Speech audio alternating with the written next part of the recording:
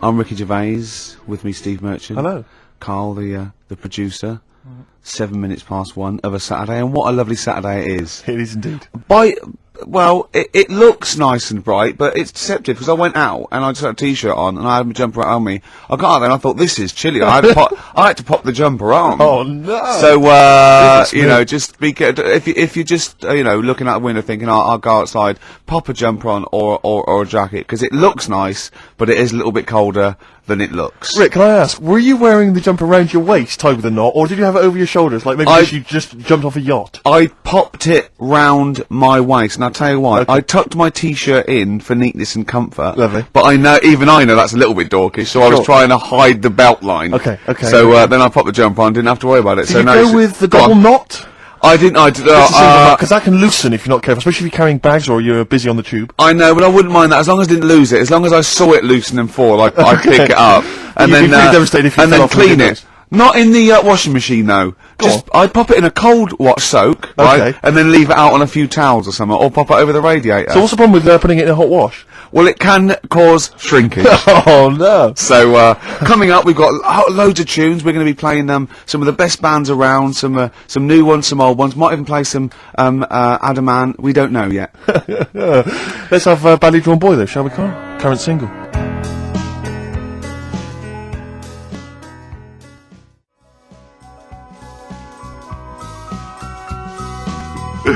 Badly Drawn Boy there.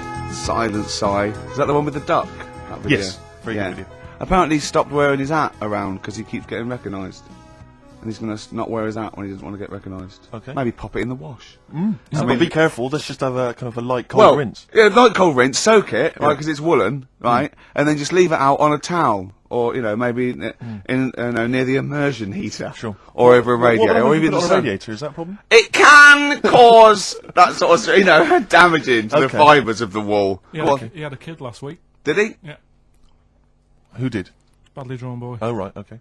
Badly Drawn Little Boy, he's going to call it, isn't he? Brilliant, Rick. Yeah. Well done. It's a sort of satire. I'd like to see that as a headline in a tabloid. And deliver, oi, money, your life. Oh. Now, going on. Oh, Carl, can we explain why that's funny? Don't panic, Carl. I'm a professional. Don't worry. What's your concern, Carl? What's your concern? Nothing. Tell us. No. You can say. I can't. You can. This is so unprofessional. It's what? What have we done?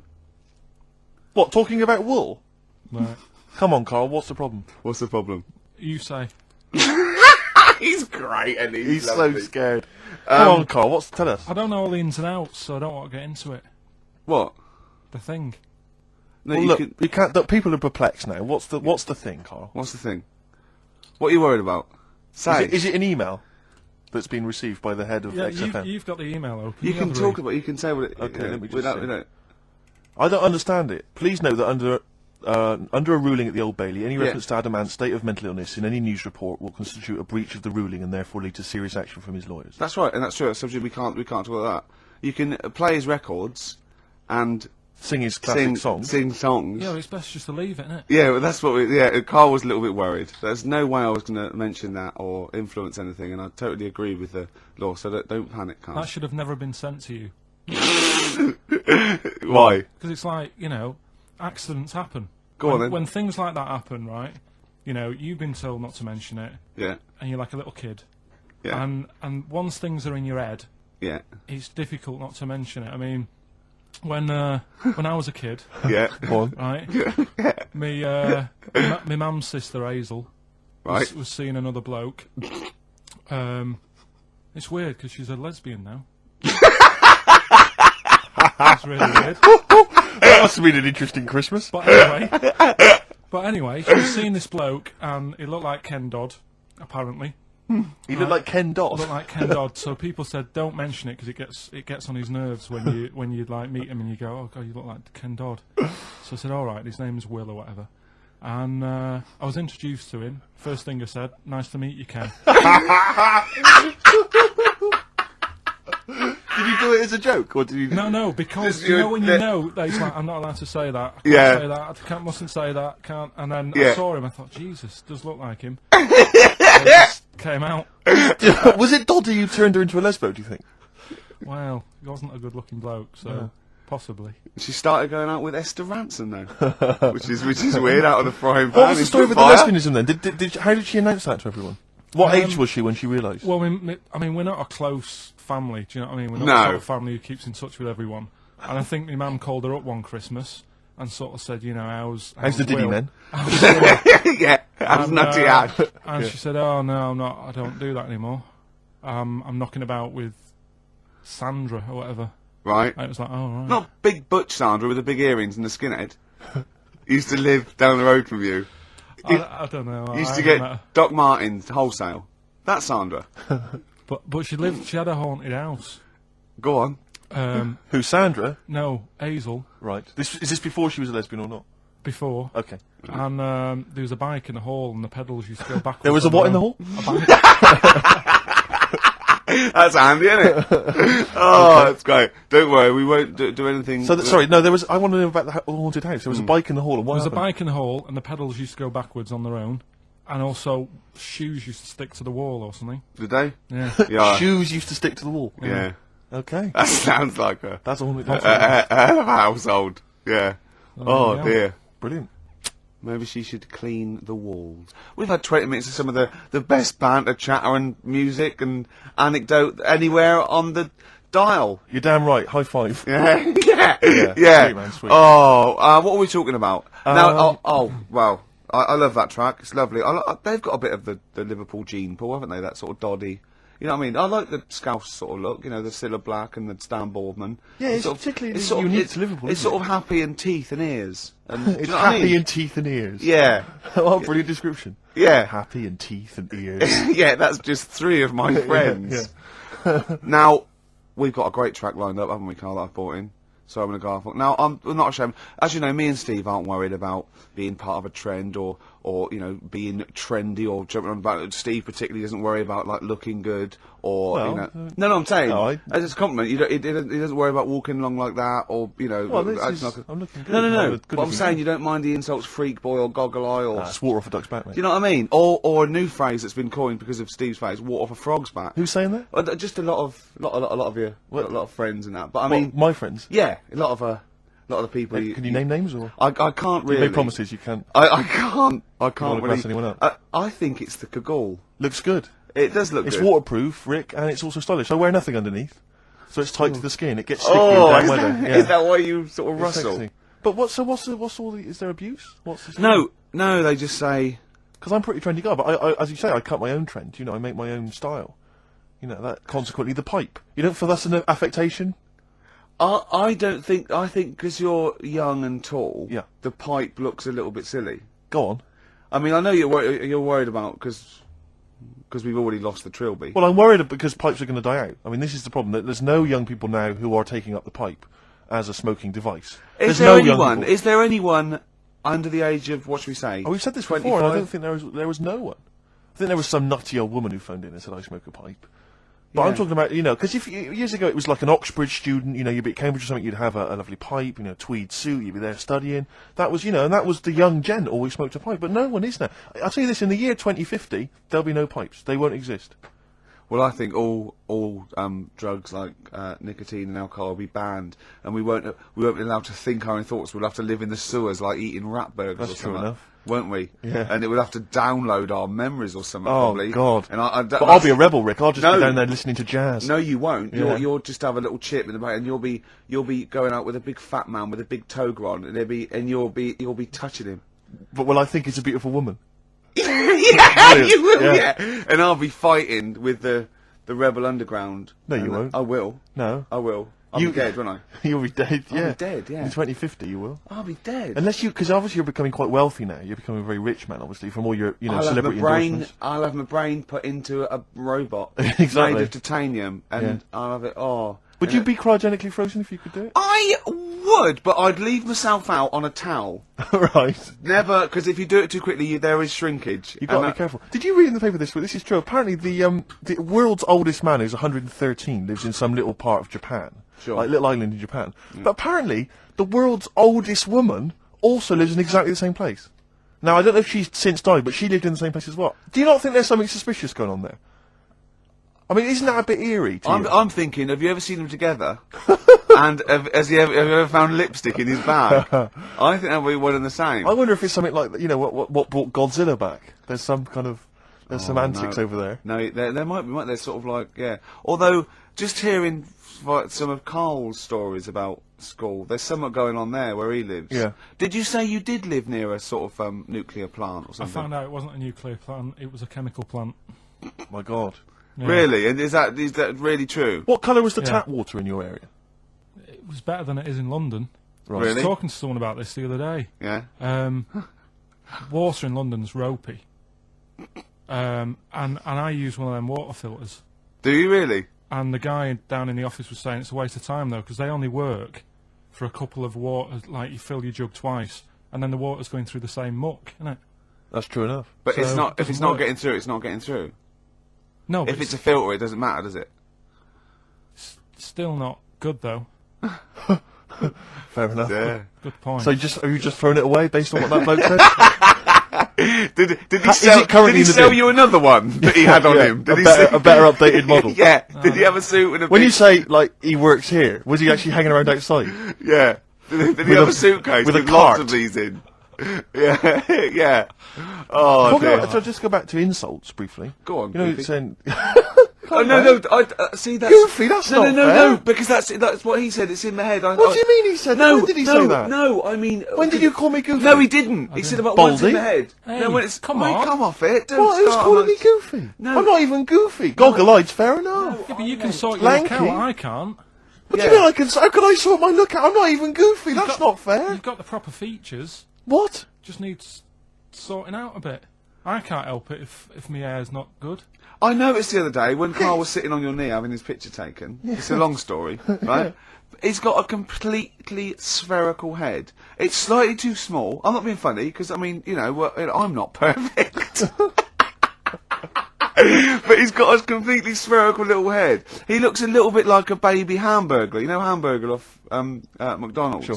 He looks like a little baby hamburger, and it's sort of quite put upon. It's Suzanne thinks I look like that thing in that Dulux advert. Do you know when the woman pulls the head off that? That little plasticine Yeah, morph type and then they creature. make a new head for it. And it's like a little head. really. And that's your girlfriend saying it. I know.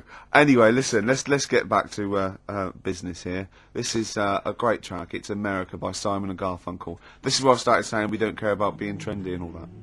Last night, XFM 104.9, we're flying now, 35 minutes into it. No real hiccups. I don't think that Not so far. And that, it's just going really well. My name's Ricky Gervais. With me, Steve. Hello there. Carl. All right. Coming up soon, White Van Man, White Van Carl. We ask Carl the questions that the Sun asked someone else. Exactly. This is a good feature. It's a great feature. I'll be testing Carl on the new re-education of Carl. As you know, he got a GCSE It's the last one, isn't it? this in week? history. It was the last heavy sort of one, yeah. No. And so Winston Churchill. Because we're going on to more sort of metaphorical and metaphysical sort of pursuits, aren't we? Not that book. Yeah, that's the Aesop's Can't read fables. that in a week. You don't have to read Oh, it. right, Just that's choose right. out. Just choose the ones about the foxes eating penguins. You'll like that. Steve, over to you. Thanks very much. I wonder if... I don't think we've made much progress yet on sending Carl into sort of into the air with the No, balloon. this has gone a bit ballistic. I've Actually, gone off the idea. oh no, shut No, up! don't. You haven't gone But off yet, have you? we've inflamed the imagination of the capital. There's people offering left, right, and centre, and I think it's a good idea. But I think we should you know, make a day of it. I think we should send you up in some balloons, right? Maybe you know. Well, hang on, Rick, I'll before we compare a carry on, show. let's explain what happened, because people might not have listened last week. I don't believe that. There are one or two, Rick. I don't believe that. People who were Name ill or them. maybe out of the country. Okay. Yeah, so last week we discovered, was it that 623... is it 6,000? No, I read that 6,000 balloons filled with helium can lift a bloke off the floor. I think that's too many. I think we could do it for less. Certainly. Well, with anyway, you. listen, there are various organisations which actually exist already that can provide this kind of entertainment, this kind of fun. I mean, I didn't realise there was a whole kind of market for this already, but apparently there Nor is. did I know. Incredible. Anyway, so we're going to try and track one of them down. We're going to see if they can organise it so that you, Carl, can float into the air. We need to get you, is it at least 11 feet up? Yeah, if it's and just I think certainly higher. I mean, I can't remember what the record is, but it's quite a long way. 11,000. 11,000 feet. Yeah, but I think they're all official. I want to do it with like those little balloons you get for a £1 at the zoo. Or I don't think that can be right, health and safety wise. I don't think that can be healthy. I think if we get him to sign something, which I will. Okay. I think we'll cover ourselves. But yeah, certainly we're thinking of maybe making it a bit like is it Tea in the Park? The, yeah, Capital FM. Event, the big event. We could get sort of Steps. At least H from Steps can come down and host the event. I mean, I don't mind comparing it. Steve's going to do. Steve's learning to sort of like scratch and mix and beat match, and you're getting pretty. I'm making a lot of progress. Yeah, you are going to be a turntablist. Steve never learnt an instrument, which he regrets. And he's a modern lad, and he's using turntables as his instrument. I just got 2 turntables and a microphone, and so far, seriously, I'm cutting it up big style. No, don't laugh, because it is mental, the sort of kind of stuff I'm coming out with. And I'm scratching, I've got the beats, matching. Can you imagine that? Shut up! It's that. No. If look at the Chemical Brothers, for goodness sake. If you're talking about freaks, look at those weirdos. Man alive! At least you cut your hair at Gavin. You know that whatever it's called. Because they used to kind of at least faintly appear in their videos. The next one is just some shots of like what you see from outside a train. To them, that is more glamorous and exciting, apparently, than seeing the lads themselves in the video. Who do you think's cooler to look at, Steve or the Chemical Brothers? Steve. Definitely, yes. You're absolutely right, Carl, and that's the first sensible thing you've said for a long time. If I was to work with Steve on some music, if I had the choice, I think Steve would look better on an album cover. Really? Yeah. What would you do? Would you change him at all? What would you do with his image? I'd put him in the distance, so I can't believe this is... No, just so you don't look as tall, that's doing you a favour. I was on the... This is true, I was on the on the tube, right, coming in to meet Gervais the other day, and I was wearing a suit, and my mobile phone slipped out of my pocket, and it landed on the seat, and I didn't realise this, and as I was about to get off, some bloke who was sat there like an old guy, he picked up the phone, he went, "Oi! Lanky, you dropped your mobile phone." And I was like, well, I thank you for pointing out I dropped my phone, but did you have to do the lanky? But you knew what he meant. I bet you turned round straight away. It worked. Knew what he meant, Steve. But he's done you again. But I was the only person stood up. It was a fairly empty train. Was there any other lanky people there? No. What then? No, but my point was there was no one else at all who was about to exit the train. Okay, so he didn't need lanky. He could have got "excuse me, sir," or "oi you," anything, but "oi lanky." I know. It's that thing, though, isn't it? That's what I'm talking about. You say the thing that you don't want to say. It's like me with Ken Dodd and Will. I think he wanted to say this. Oh, well. I think he took pleasure in it. I think he went, "That bloke's lanky. I shouldn't say that." Yeah, I should. Oi, lanky. What's he going to do? Yeah. Do you want your phone back or not? But this balloon thing, anyway, it's got a bit out of hand. Why has it got out of hand? What are you worried it's about? Funny. I just want to. I want to sort of like tie them all to the back of your belt. So as you go up there, you sort of tip forward slightly, so you're going up slightly upside down. We could paint some advertising on your bald head. Oh, that'd be great. Yeah, we'll do that, Lanky. That'd be great. Here he comes. No, I mean, last week it was just a bit of fun about going like just lifting my feet off the ground. No, and that's a big difference to what it's got now. No, okay. I'll tell you what. We'll do 100 feet in the air, and I'll hold on to the rope. But we'll do it at Wembley Arena. And we'll sell tickets. But it'll be for charity, Carl. No, it'll be for charity. No, we'll have lots of underprivileged kids coming along to see it. It's got out of hand. It's like, I like karaoke, but I wouldn't want to go on Stars in the Rise. Sure. And it's got out of hand. That's how it's it's grown too big. I don't. Who would you do if you were on Stars in the Rise? I'd do that. Moby. That Jack the Knife song. I love Jack the Knife. Old Mac Heath. That one, yeah. Is Mac the Knife? That's what I do. But which he'd do a hip hop version. But which of the many singers would you impersonate? You can't. It's not the song, is it? It's the singer. You could do Jimmy Somerville, I think, quite well. Yeah, Somerville you'd be good at. Moby. Did Morph bring out a single? I don't think Morph did.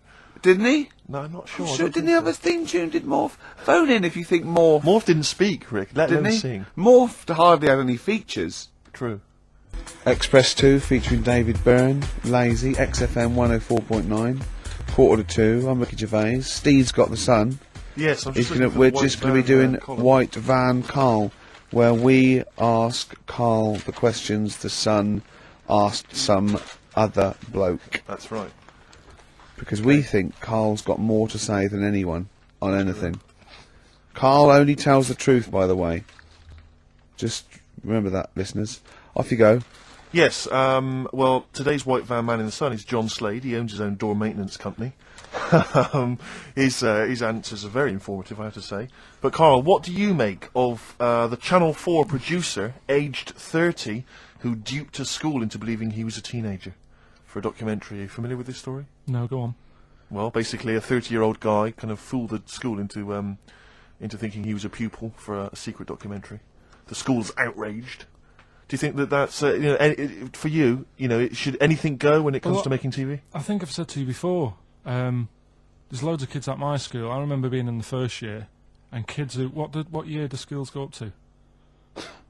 I was in the first year. What is it? 11. 5? Oh, sorry, first year of infants and juniors. No, secondary school. 11. Right, year 11. Kids have beards and no, stuff. not year 11. They're 11 when they first go to secondary school. Right. Well, I'm 11. The kids at the older end. Well, there's the Well, it fifth depends. form, and then there's you the can leave sixth when form, you can Right. leave when you're 16, I think, can't you now? Right. Well, kids who were 16 Yeah. looked old. They did have beards. I remember going there and thinking some of them were teachers. I think he's answered that. Next one. What's the next one? Tattoos and everything. I think they're Uh, kids in the earlier years even. what do you make of the fact that Mariah Carey's £38 million payoff has cost EMI staff their jobs, and we're talking 1,800 EMI staff who have lost their jobs? What do you think of that?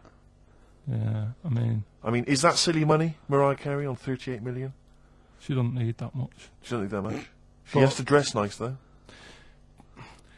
It's not her fault. I'd say it's bad business. Okay. Because EMI, did you say? Yes. Right. They've got rid of them staff. Yeah. Mariah Carey's left. Who's going to do the work? do you think Mariah should come back and do some temping? Well, they should have got a loan and paid her. Okay. Do you know what I mean? Vicious circle, that. Right. Have you done a business degree, only, have you? Commerce. You did commerce. Where did you do that? What did you do with that? At school, I'd learned how to fill out a cheque, pay a bill, and I think I had a trip round Kellogg's. Did you get an O level or a GCSE? We know he didn't. You know. But was there a commerce exam, or was it just a division of Can't maths? remember. What did you do? Fill out a Was it check. a subset of It was maths? an option. It was like, if you want to do it, you can. What do was it? Fill out a check. Fill Pay out a bill. check, Pay a bill. Have a visit round and Kellogg's. round Kellogg's, and I saw my sister's boyfriend there at the time. He sorted me out with some variety packs. Really? What was in them? You know, Rice Krispies and Good stuff. Cocoa Pops. Space Dust or whatever it is. Space Dust. So, sorry, that wasn't Ken Dodd, though. That was someone else. That was an aunt. Yeah, that wasn't Special K. Oh dear. What about this then? Home Secretary David Blunkett admits that muggers rule some streets.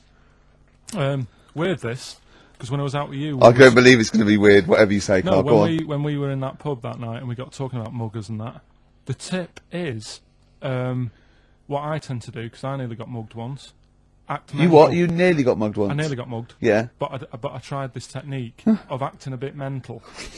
Right, and how did you act mental? Well, this guy wanted me trainers. And I was in Piccadilly Gardens in Manchester. It was quite late one night. And he come up, he said, I want them trainers. I said, you want them? I said, I worked hard for these. I said, how dare you come to me asking? And I got a bit livid. And he looked at me like, oh my God, he's got a right one here. And he left me. Were you acting mental, or were you just mental? No, I put it on a bit. Were you not petrified, though? Well, you don't think about it, do you, when you're sort of in the eyes of danger? Well, not you. Clearly, you're a brave man. So, what did you say? I just went a bit mad. I just kind of, because he said he wanted the trainers and they were dear ones at the time, and I just, no, you're not having these. I said, I've crafted you. I said, I wanted these trainers. Yeah. And went on to tell him how I work at printers and I don't enjoy it, and I put in all these hours and that, and I have to cycle home for about 5 miles. And Did he give you his trainers? Yeah. Did he have a knife or I anything? just left. No, it didn't get that violent. Well, that's very brave of you, Carl. Yeah, it's That's good good. advice, though. Just act mental. See, Watts actually tried it the other night. Oh, Liza Minnelli. Yeah. Well, she says, I've worked hard for these diamonds. Yeah. It's not easy being the daughter of Judy Garland. You don't know what it's like. Finally, apparently there was a crook that got a security job at Heathrow. right? He was a crook and he got a job at Heathrow. As robbers steal another £2 million. Apparently security down there is lax. Yeah. Is that a concern for you? Is this another Yeah. 2 million? Yeah. Why is all this money at the airport? It's those sandwich shops. You know how they're really expensive, the sandwiches in, like, when you're in a plane? They're like £2.50 for tuna, which is ludicrous. Yeah. That's basically the reason. What do you mean, why is all this money at airports? What is it doing there? Why? Have a go. No, have a go answering this yourself. Why is anything at an airport? It's going somewhere. Or coming in from somewhere? Yeah, but money, you can sort it out through the bank, like phone banks and that. Have you done commerce? You know a lot about paying bills and writing out checks. Yeah. Tell us about Kellogg's. What was it like? What was in the factory? Was it just like squashing bits of corn? Pretty boring, really. Just loads of conveyor belts, boxes of cornflakes everywhere. Just what you imagine. Yeah. So is it more, this is where you might be working? This is where you're likely to work? Possibly. There was 2 trips. There was that and the trip to Manchester Evening News. Okay. And I left that early because I had a job in Cordon Bleu. In Kellogg's. Cordon Bleu, what's that? It's like a supermarket. Yeah? And I had to leave the trip early, and the teacher went mad saying they thought I'd got lost on the, in the building and stuff. What, you didn't tell anyone? No, because it was like day 2 of working in this supermarket, and I couldn't be late. I thought by the time I explain where I've got to go and everything, I'll be even later. Sure. So I just left, and then apparently they were searching the building and everything for me. How old were you? Stuck in a printer. Don't know. Stuck in a printer? I don't know. What was the printer's name? You worked at a supermarket called Cordon Bleu. Yeah. Cordon Bleu! Brilliant. That's great, isn't it? It's rubbish. Oh. Got sacked. What did you get sacked for? Messing about in a back in the car park round the back. Yeah. Right, there was a grid, and all the concrete had gone funny. So when it rains, you got like a big lake. Oh yeah. Right, and I got in. Do you know those big metal trolleys you get to like put all the food in whilst? Oh yeah. And I got in one of them, and pushed myself out into this lake. Of cement. No, of it water. was full of water because it had been raining. Right. And I got stuck in the middle, right? And the boss was like, "Where's Carl? He's meant to be doing, facing up the beans." And I was like, and you were surrounded in a lake. So someone said, "Oh, I saw him messing about out the back." He came out and saw me stuck in the middle of this lake in a trolley, and he said, "Get back in." I said, "Would you say no? I'm filming sharks." I said, "It's too deep. I can't get out. You'll have to pass me something." And he said, "I'm not passing you nothing." He said, "You can get out of there and walk through it." I said, "I'm not. I've got my trainers on, probably the same ones." Yeah, you've risked your life for them. Yeah. I said, "I'm not getting these wet." I said, he said, "What are you going to do?" I said, "I'm going to wait for the water to go down the grid." He said, "The grid's blocked. Now get out or you're sacked." I said, "Well, I'm not getting out." He said, "Right, you're sacked." So you were sacked? How long did you have to wait for the water to go down the grid? In the end, I did get bored, and I sort of did a bit of a leap and a jump and got 1 foot wet. How long were you waiting? Maybe about half an hour. Just think of it. Just think. I mean, how did he get himself into that situation? That's fantastic. Should we play a record? Oh, definitely. That's a joy. Oh, you're an absolute pleasure. More White Van Man next time on the show. Electric Soft Parade. I keep trying to get the album for free from you, Carl. You've not sorted me out yet. I have to rely on other people to give me different copies. No, of I did different try. tracks. I'll keep trying. Please do. This is one called There's a Silence. Electric Soft Parade.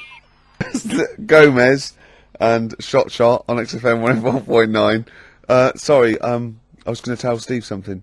Talk amongst yourselves. When you were out there, Johnny Mango phoned up and said to Carl, "Come on, when are we going to do this thing?" And Carl got all nervous, right? And he went, "You don't want to do it, do you?" He said, "Well, it's going to get out of hand. I just wanted to go as high as a tree." And he went, "Well, you can. I'll hold you down with a rope." He went, "Yeah," but he said, "But when the crowd are there and they're all screaming higher, I'll feel the pressure and have to go along with it." What crowd? What crowd is this? Higher! No, higher! We don't live in a medieval era. There's not going to be dancing bears and tumbling midgets. Well, I don't know. That's an idea. Hold on. If there's anyone got any of those, tumbling midgets would be amazing. Yeah, definitely. Less balloons, cheaper to do. Oh, you're going up. No, you're going up with them. No, you're going up with them. Not just no. With a midget under either arm. It's brilliant. Yeah. Oh dear. Oh, it's time for the re-education of Carl Pilkington. This week, Carl was studying the life and times of Winston Churchill. What did you make of it, Carl? What did Churchill do for you? Right. Last week I made a bit of an error with Hitler. Yeah, you Go on, just why? tried tried to remember too much, and it was way too much for me. Sure. So what I've done this week, sort of flicked through, got a few of the basic facts. Yeah. And what I've learned, right, bit weird the way all these people have something in common, that they're all a bit weird when they're younger. Okay. They've Go got on, some sort of illness. Go on. Well, you know, Rasputin, he wasn't well as a kid. Yeah. Che Guevara. Oh, this is Rasputin, the mad monk, wasn't well. Yeah. Yeah. Che Guevara. Yeah. Asthma, really bad asthma. Hitler, he was Only a one ball. bit mental. Yeah. His mother. He was what? A bit mental. That could be libelous. Yeah. And who've we done? And Churchill. Yeah. Very got lost weak, there. very weak child. Was he? He only spoke to his dad 4 times in his whole lifetime. Really? Yeah, didn't get on with his dad. Right. And I think one of the times when his dad spoke to him, he was having a go, saying he didn't do as well in the army as he wanted him to. Right. So that's pretty sad bit I picked up of it. Yeah. Yeah. Anyway, So that spurred him on, anyway. yeah. I'm not going in all the ins and outs. Very important bloke. Okay. No, seriously. I mean, Yeah. your dad bought the tapes, didn't he? Yes. And I can understand why. Because he did change a lot for us. You know what I mean? We wouldn't be sat here now talking like this. Why? We could have been German. Yep. He didn't let that happen. No. Everyone had a go at him, right? When like I think it was Chamberlain who was in power, Yeah. and he was like saying, "Don't be trusting that Hitler," Yeah. you know. And everyone was like, "Look, stop causing trouble." Chamberlain sorted it out. You know, he sorted out a peace agreement, Yeah. and he was like, "No, I don't trust him." And everyone's like, "Oh, you know, you're just causing trouble." You know, everyone else is happy. Then it turned out that Hitler did actually do the dirty, Yeah. and try and come over. I remember he didn't he do some? He started a war. Or So there was a something, conflict of some kind. Yeah, Yeah. started a problem, and everyone went, "Hang on a minute, that Churchill knew what he was talking about. Yeah. Yeah. Get him back in charge." Sure. And they got him in, and Hitler was scared of him because he knew that he wasn't going to be having any lies or anything. He couldn't try it on with Churchill. Yeah. And, Especially when he was a little bit pissed up and coked and with Who a big was? cigar. Churchill. He wasn't he wasn't doing that.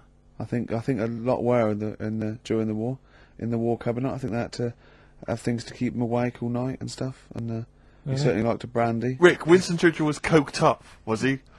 I mean, sorry, this is something I wasn't aware of. If there are any historians listening, if I'm wrong, I'm Was that very in the sorry. World at War? No, I don't Winston think so. Churchill was Any I don't think he did. historians or experts on war? Did Churchill and not some of the other people during I think the First and Second World War take a little bit of cocaine? So when it said that Hitler, Doctors certainly used to. Hitler liked cakes, would they be like the funny sort of cakes? No, he probably did like a little bit of Madeira cake. Right. Yeah, there's probably nothing like that. Sorry, carry on. So anyway, He beat the Bosch. yeah, did all Oh, that. that's steady on. His personal life's nothing to do with it. And the most amazing bit is, right, he wasn't fit, and he had a couple of Well, strokes. he's a good-looking bloke in many ways. Go No, on. he had a couple of strokes, but he had a stroke on, say... We've had that. He We've beat had- the we- Bosch. He we likes to talked have a about couple of beating the Bosch, strokes. Let's not get into innuendo, Carl. It's stupid. Right, say he had like a stroke on a Tuesday. He was up and fighting again on a Wednesday. Really? He was a strong bloke. Yeah. And then he died at about the age of 86 or something. He's a good lad, wasn't he? He was really good. Yeah. Is So he the one you favour most of all the I'd ones? say you out of all... I mean, Rasputin, I don't understand why he got... Like I said, I don't know why they made a book on him. no, He just didn't deserve it. no. Che Guevara, you know, he had his time, I suppose, and Yeah. did a bit good for certain people. Sure. Sorted Cuba out. Yeah. Doesn't really affect me. No. Hitler, I mean, enough said. Yeah. Yeah. Bad bloke. Churchill sorted it all out. Yeah. And like I So said, your favourite out of the four of them, the of all those four, is Churchill. yeah, I think he's Brilliant. brilliant. I agree. I agree with you. I think. What I love with your kind of sort of summary of these people's incredible lives is the way that it's almost like I remember in Looking magazine I just remember looking. It was the Junior TV Times. looking. They used to have half a page, which was a comic strip, summarising someone's life. You might have, say, 5 Star, the story of 5 Star, and you'd have a picture. I always remember the Roger Moore one was a picture of like Roger's parents. It was like Roger Moore was born in 1930. Picture of Roger's parents. Roger grew up during the war. Picture of Roger running down the street, right? This is a school kid with a Spitfire coming behind him like it was going to try and shoot him. Mr. Smith, surely. Exactly, Mr. Smith. Yeah, Roger took up acting. Picture of Roger like acting. Yeah. Roger became James Bond. Roger's now a popular, star in his own right, and does a lot of work for charity. Brilliant. It summed up the whole thing in kind of. I think they pictures. used to have that in one of the TV Times or the Sun. I think they may have I remember sort of when it was Tina Turner. What's it? Born Sarah May Bullock. Then it was Nutbush City Limits. Stop hitting me, Ike. And then simply the best, and that was it. It was, it was great. And that's very much what how your summary of great events is. But I'd say if you didn't know about Churchill, you've learnt a bit today. I thought so. Can people call in to all these fellas taking cocaine? I think I'm right. It's 08 700 800 1234. Yeah. Give us a call, XFM 104.9. Did Winston Churchill and various other dignitaries take coke during the war? During the war, saying up for the war effort, the emergency summits and meetings. I think it was. I think it's been documented. I could be wrong, and let me tell you now, it's not happening today. Wow. Pete, you're on there. He's there, isn't he, to save me for Nancy. XFM 104.9. I'm Ricky Gervais, with me Steve Merchant and Carl Fielder. I'm getting excited now because we've had loads of calls and emails, not only backing me up, but going a little bit further. Apparently, Johnny Mango called in again. He's become our sort of official researcher on this show. There is evidence that Queen Victoria in Balmoral, with a young house guest, Winston Churchill, used to consume cocaine-filled lozenges. So, there you go. Also, MDMA was a precursor of sort of ecstasy, a derivative, and that was big in the day, giving soldiers, a little pick-me-up. So, it's not so mad, is it? It sort of Winston makes Churchill sense, taking because he was into his speeches and that, and they say that coke gives you sort of... the balls to stand up and say, like... Not that that's a good thing. And no, it's not. No. Definitely not. No. Right? But apparently it makes you confident, doesn't it? So you can stand up and say, we're going to fight them on the beaches. Yeah. And all that. And sound like you mean it. Exactly, yeah. When he was sort of like, a little bit pissed up with his cigar on, coked off his tits, he wanted to fight. He didn't care where it was. He'd fight on a beach. He didn't care. He didn't care if he got sand in his new trainers. Exactly. He was boozed up. Yeah. You want to fight? yeah. That's why he was coming hard. He was very much. You got to think of him as the Liam Gallagher of his day. Yeah. Oh dear. Bad. Are we allowed to talk about this? I mean, I don't mean in terms of referencing drugs, but are we allowed to, is this like libelous to Winston Churchill? One, you can't libel the dead. Yeah, but two, it's a lot is that of only in America? I'm asking, and we're not saying, two, I think you'd probably going to do also a fair comment. Three, we say we were joking. Yeah. 4, it's a satire. Yeah. 5, we love him. 5, we're not condoning drugs in any way. 6, this is Dermot O'Leary's show. I didn't have a go at him anyway. I said he's alright. If there's any law against Rasputin, we might be in trouble. Law against Rasputin. You did willfully Raspute. Yeah. All over you the airwaves. You did slag off Russia's greatest love machine. Yeah. You didn't shoot him till he was dead, did you? Put some poison into his I'll tell you wine. this, if there's any other historical questions that people want answered, then we're the men. Because really, with the three of us, our knowledge of the fact that the Hindenburg was filled with helium, the kind of coke habits and various drug habits of Britain's most famous political leader, we've got the answers to all of it. Einstein. Go on. I found out in the week that he didn't talk till he was 6. See, it's all these people who are weird. Churchill couldn't read, could he, till he was 8 or 9? Really? Yeah. So there you go. He got a D in history apparently, GCSE. Just one better. No, but Carl called me in the week, and he was a little bit stressed because he's had a bad week now. He's got stressed about Hitler and Churchill, and I said, well, we're chill out a little bit, and I'll teach him something a little bit cosier. And I said, like, what about animals? No, not frightening other animals. You're interested in animals, aren't you? Yeah. And he went, all right then. And then he went, okay, here's a question for you, Clever. So there's 3 animals without ears. He said, and I've told you one. And I went, well, that's the snake, because he was talking about the snake. I went, hold on, Carl, there's loads of animals without ears. He went, there's not, there's 3. I went, there's loads. I said, jellyfish, worms, single-cell protozoa, peripherous. But he went, oh, what are you talking about? What are you talking about? Animals, proper animals. I went, they are animals. He went, no, proper animals. And I went, do you mean mammals? He went, what are you on about? I said, are these animals, have they got legs, and are they fur-bearing, right? And he went, one is. They've got legs. I went, I don't know, I give up. He went, right, the turtle. I went, right, yeah. And he went, and the bumblebee. He said, that's the one with fur. That's the one with fur. The one, what are you thinking? What is in your head, Carl? Which has got the most fur, a bee or a turtle? It's not fur. What is it? Well, it's you know. He's done you there, Gervais. Pseudo hairs, isn't it? It's like it's a hair. It's a keratin thing. It's not like we have, like mammals grow fur. Do you know what I mean? Yeah. He's not convinced. So when we say like fur, mammals are warm-blooded creatures. Yeah. Often, usually placental. There's a few exceptions, right? That give their milk to their young, nurture their young, and they have fur. Have you heard about oysters? Oysters. They're 1 minute they're a man, then they're a woman, then they're a man again. Like Eddie Izzard. Now that's libelous.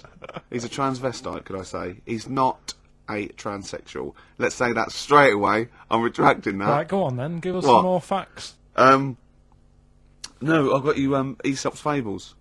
No, but you had some more facts you told me that were dead good. I just wondered if Steve knew them. What? What do you want to know?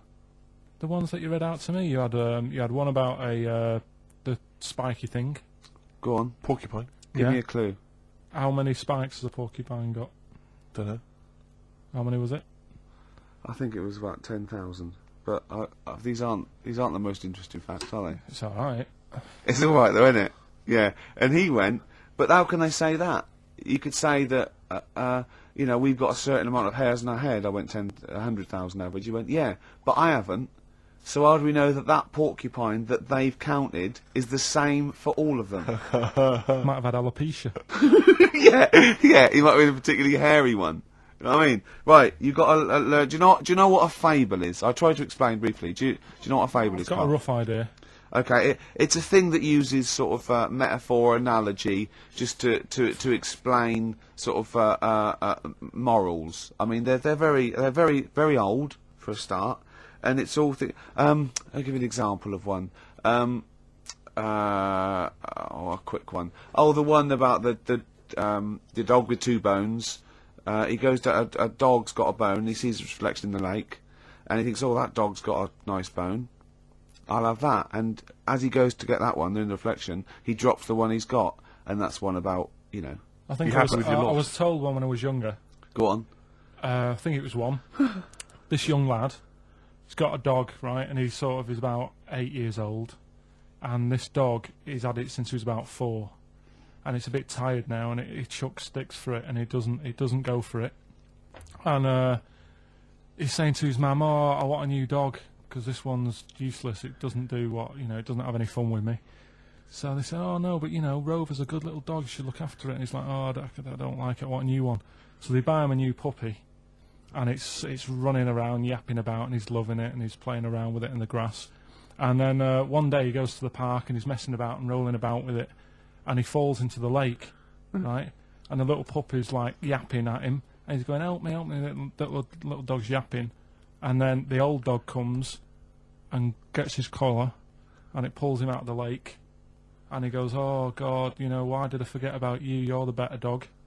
And he loved that one again rather than the puppy. I got a feeling that was Lassie. Well, yeah, that was an episode of Lassie. What's the moral? What's the moral there, Carl? What's that telling? What's that explaining through analogy? Sort of, don't forget the old. Look after old people. I remember there was one I heard once about a young boy who got trapped in a lake inside a cage. But he loved his trainers so much. He wasn't going to get them wet. But even though he had to get out there, and even though he thought that was the important thing because it's material value, he actually drowned, and the trainers were no good to him then. Obviously, me and Steve, we love Carl. This is the things we give Carl to read and talk. Is not to embarrass him or stress him out at all. We genuinely like his view of the world. Yep. In fact, we did an interview yesterday with a bloke from the Standard who really liked the show and said, "Do you like Carl? Because you take the piss out of him a lot." You know, we just like to say we love Carl.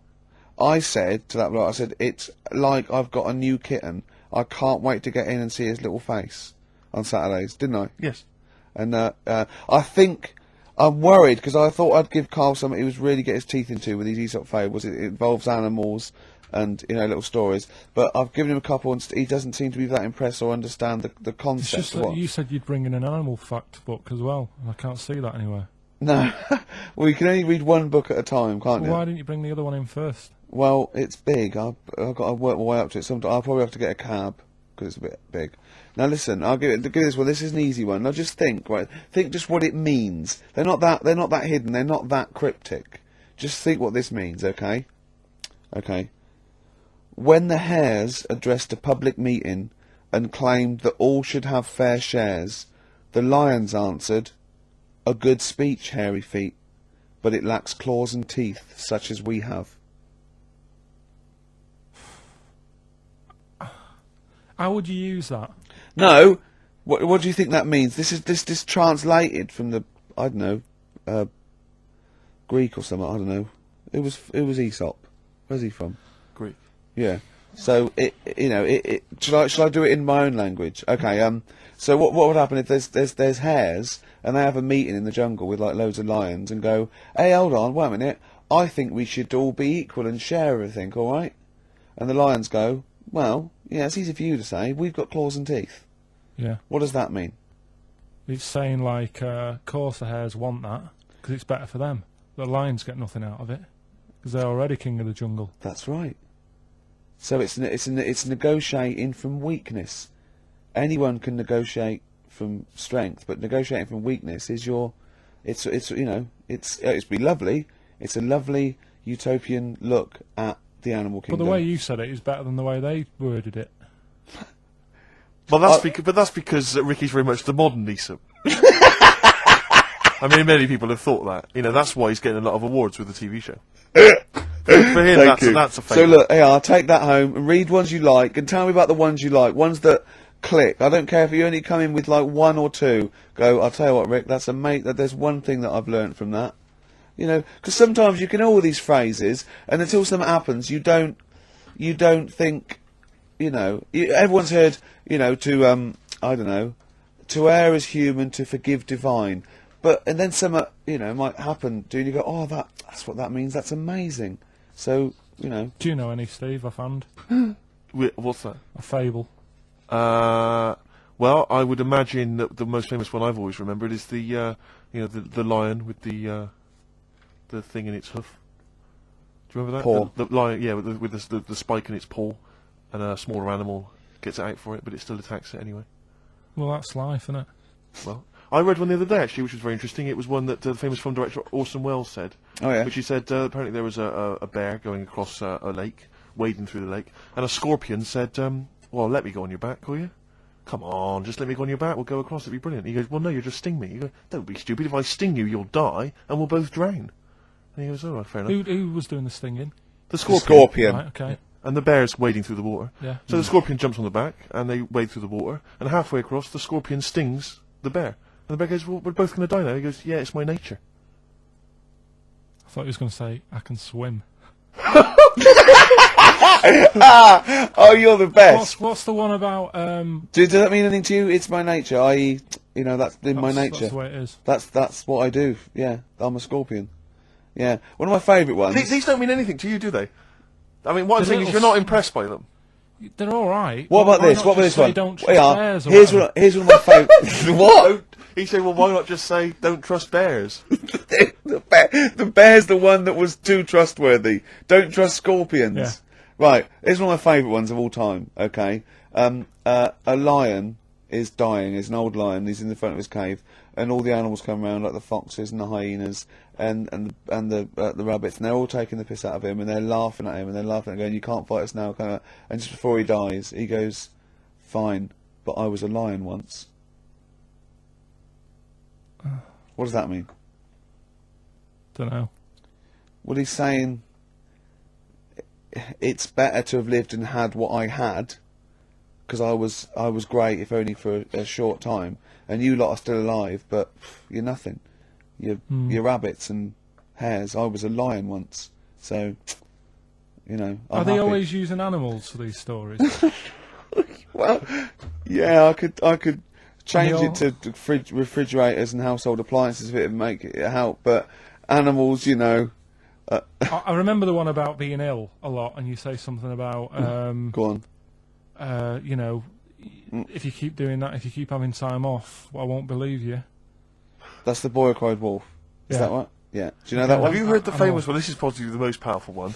When you're pulling a face, and they say, well, if you Wind keep doing that, the wind changes. I've You heard got to stay that. like that. Because you know That's that's scientifically proven. That is. That can happen. That can happen. Should we have hip hop hooray?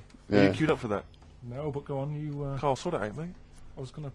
No, come on, this is what I asked you to play, mate. If you've not, you know, you're getting too big for your boots now with your showbiz lifestyle, you're not paying Yeah. attention, are you? You're not playing Yeah. the record if we want you to play it. Heat magazine's favourite. Yeah. Okay, so, Oh, you dropped that, you've CD now, embarrassed that was yourself. clumsy. Oh. You know, you're, you know, with the big I name can't DJ, believe got you're the not. props to him. Oh, fables are great. He's not impressed, is he, Rick? No, I am. I mean, you know, once I take this book home tonight and that, Yeah. have a read, I might change my mind on them next week. You're coming all stressed. and I'm not impressed with the ones you've been talking about, I must admit. Okay. Okay, Sure. this album is by this group Nerd, who are big hip-hop and R&B Oh, producers in the States. yeah. We've played a track from them in the past, Bobby James. This album's been re-recorded, I don't know why exactly, with live instruments. You don't get many R&B and hip-hop records now with live instruments, so it's pretty... It's all computers, isn't it, Steve, these Fair days, and enough. drum machines. And there is a forthcoming single. I suspect it might be this track, Rockstar. I'm not going to play that. I'm going to play track 2, Things Are Going to Get Better.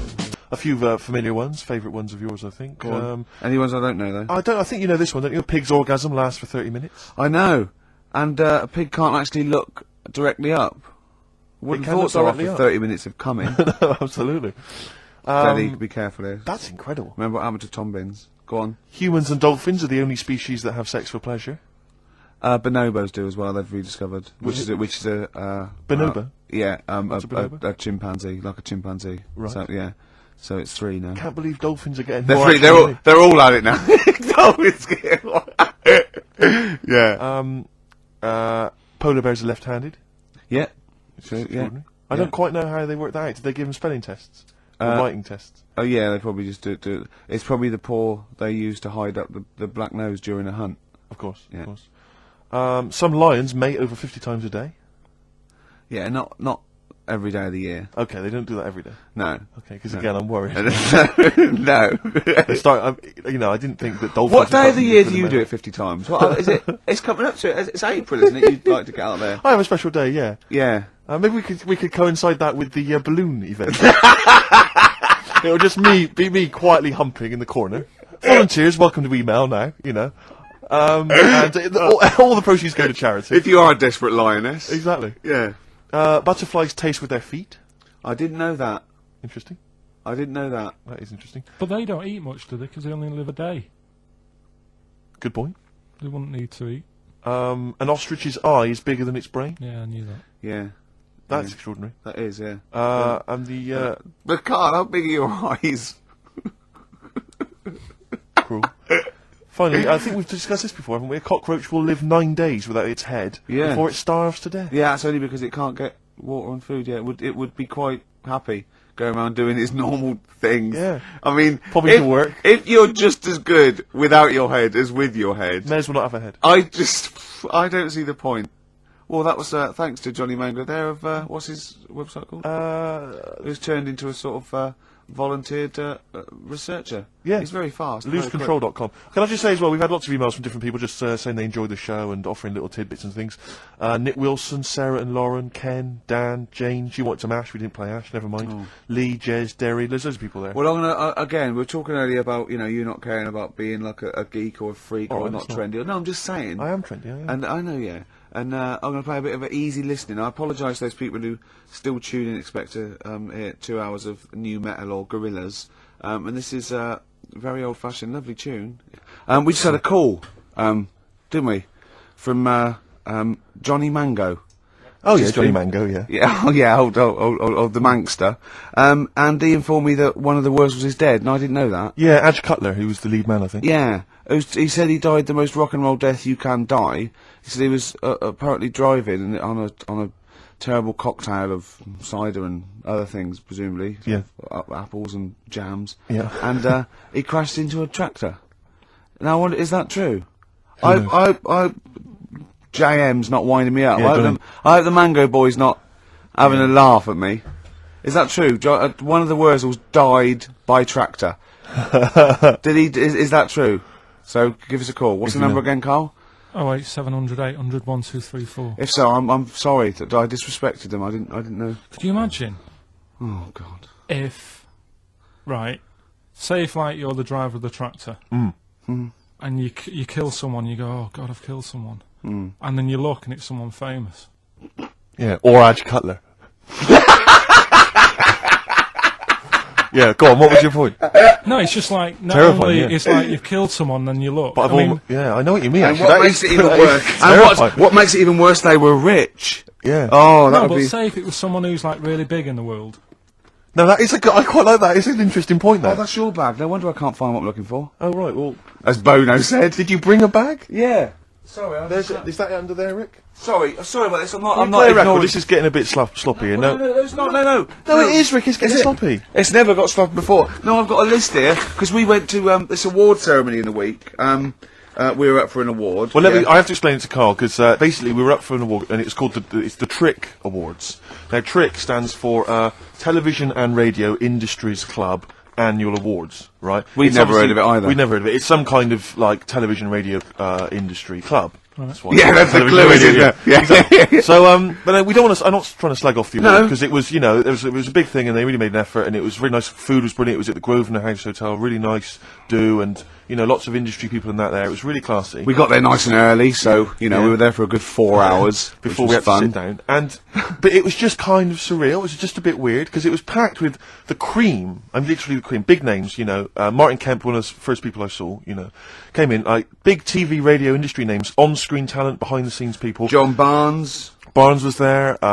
Beadle was there. Sir Cliff Richard was there. Yeah. Right.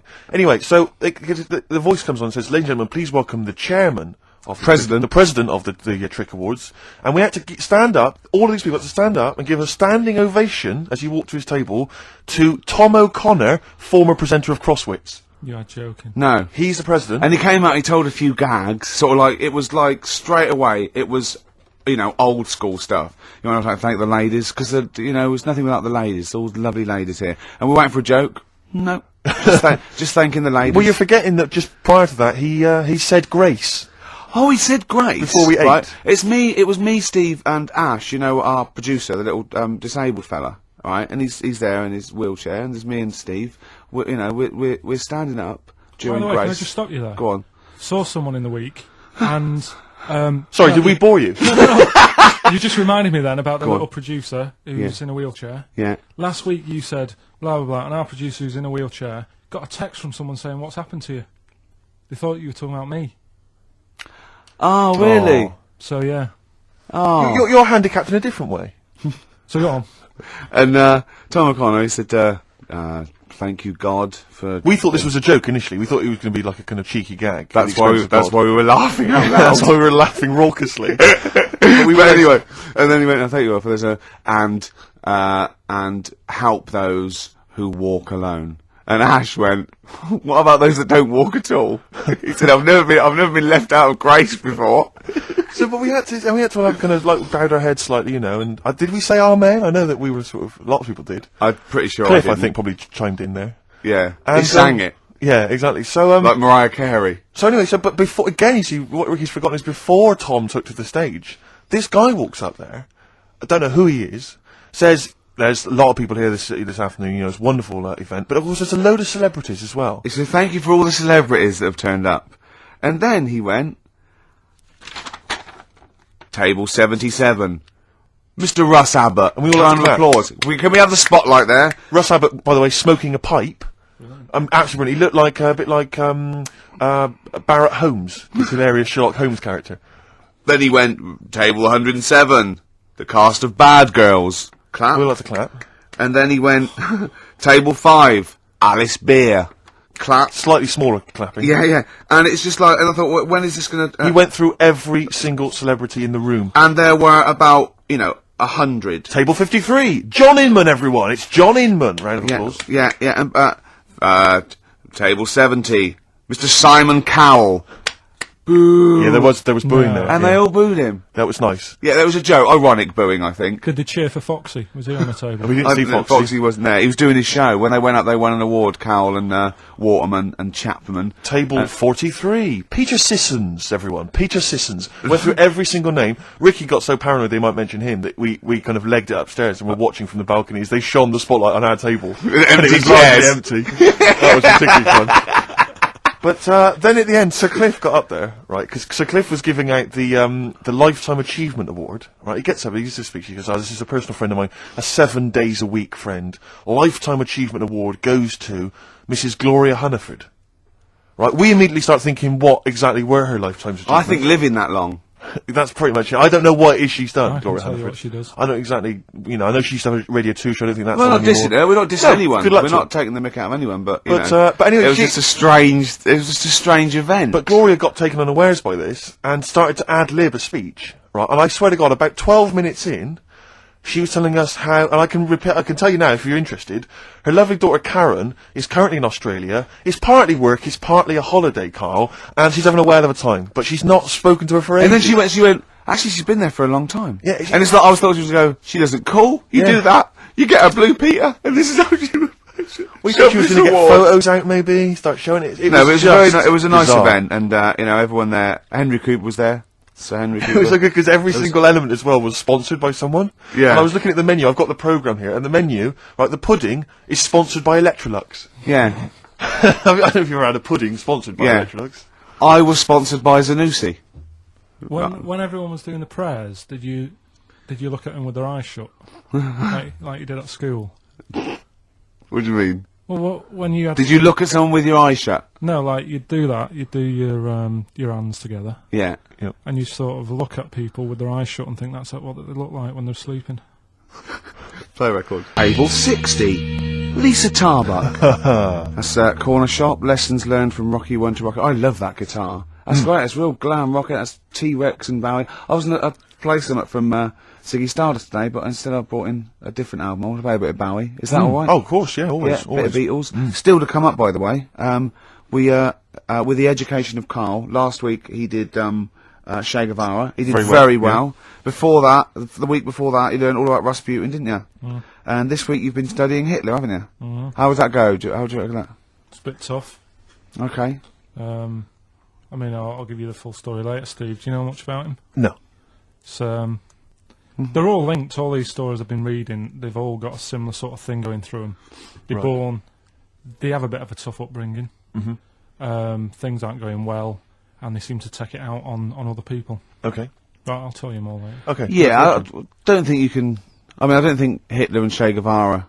It's the same thing. Che Guevara, when he was a kid, had, like, asthma, right? He wasn't an happy kid. Hitler, he only had one ball. Well, I was trying to find about that. Yeah, seriously, he phoned me up in the week. I said, how's it going? He went, I've just skimmed it. I was looking for the testicle thing. Now, I don't know if they left that out, or it's not true. Right. He was trying to look up that Hitler has only got one ball. I think they only did it to wind him up. Because it's like, you might be taking over the world, but we're all saying you've only got one testicle. Sure. And it's so did you look in the index and it's sort of Hitler, Adolf, family life, early childhood, testicles? Testicles, absence of. Sort of skimmed through, because... One of. Yeah. Mother, brackets other. Yeah. Albert Hall. Yeah. The only thing I could find was at one point in like, when he was trying to run the place, there was a meeting going on, and somebody put a bag in the meeting room and it blew up. Yes. Yeah, and but I'm the wondering table whether it was under the protected table. Yeah, but... What, you're wondering if it blew a testicle? It was the testicle was under the table. No, the bag blew off the ball. No, the ball sack was probably hanging below the protective top, and so that's where he could have lost. But why would he have only just lost the one? Because the way he was sitting. Cross-legged or something.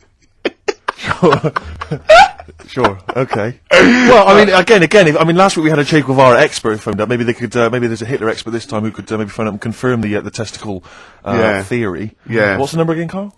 Oh wait, 700, 800, 1, 2, 3, 4. You need to have at least done a PhD or something. I don't think we should invite calls about Hitler. I think we're asking for trouble. No, I'm talking about someone who's done a study of him and who's done a PhD. Oh, okay. I'm not talking about any old nutter. And also, Carl's lottery numbers. He's a little bit more confident this week. Okay, good. He went, they're more like it. And I looked at him and I laughed. He went, no, even Suzanne said I'm on more on the right lines there.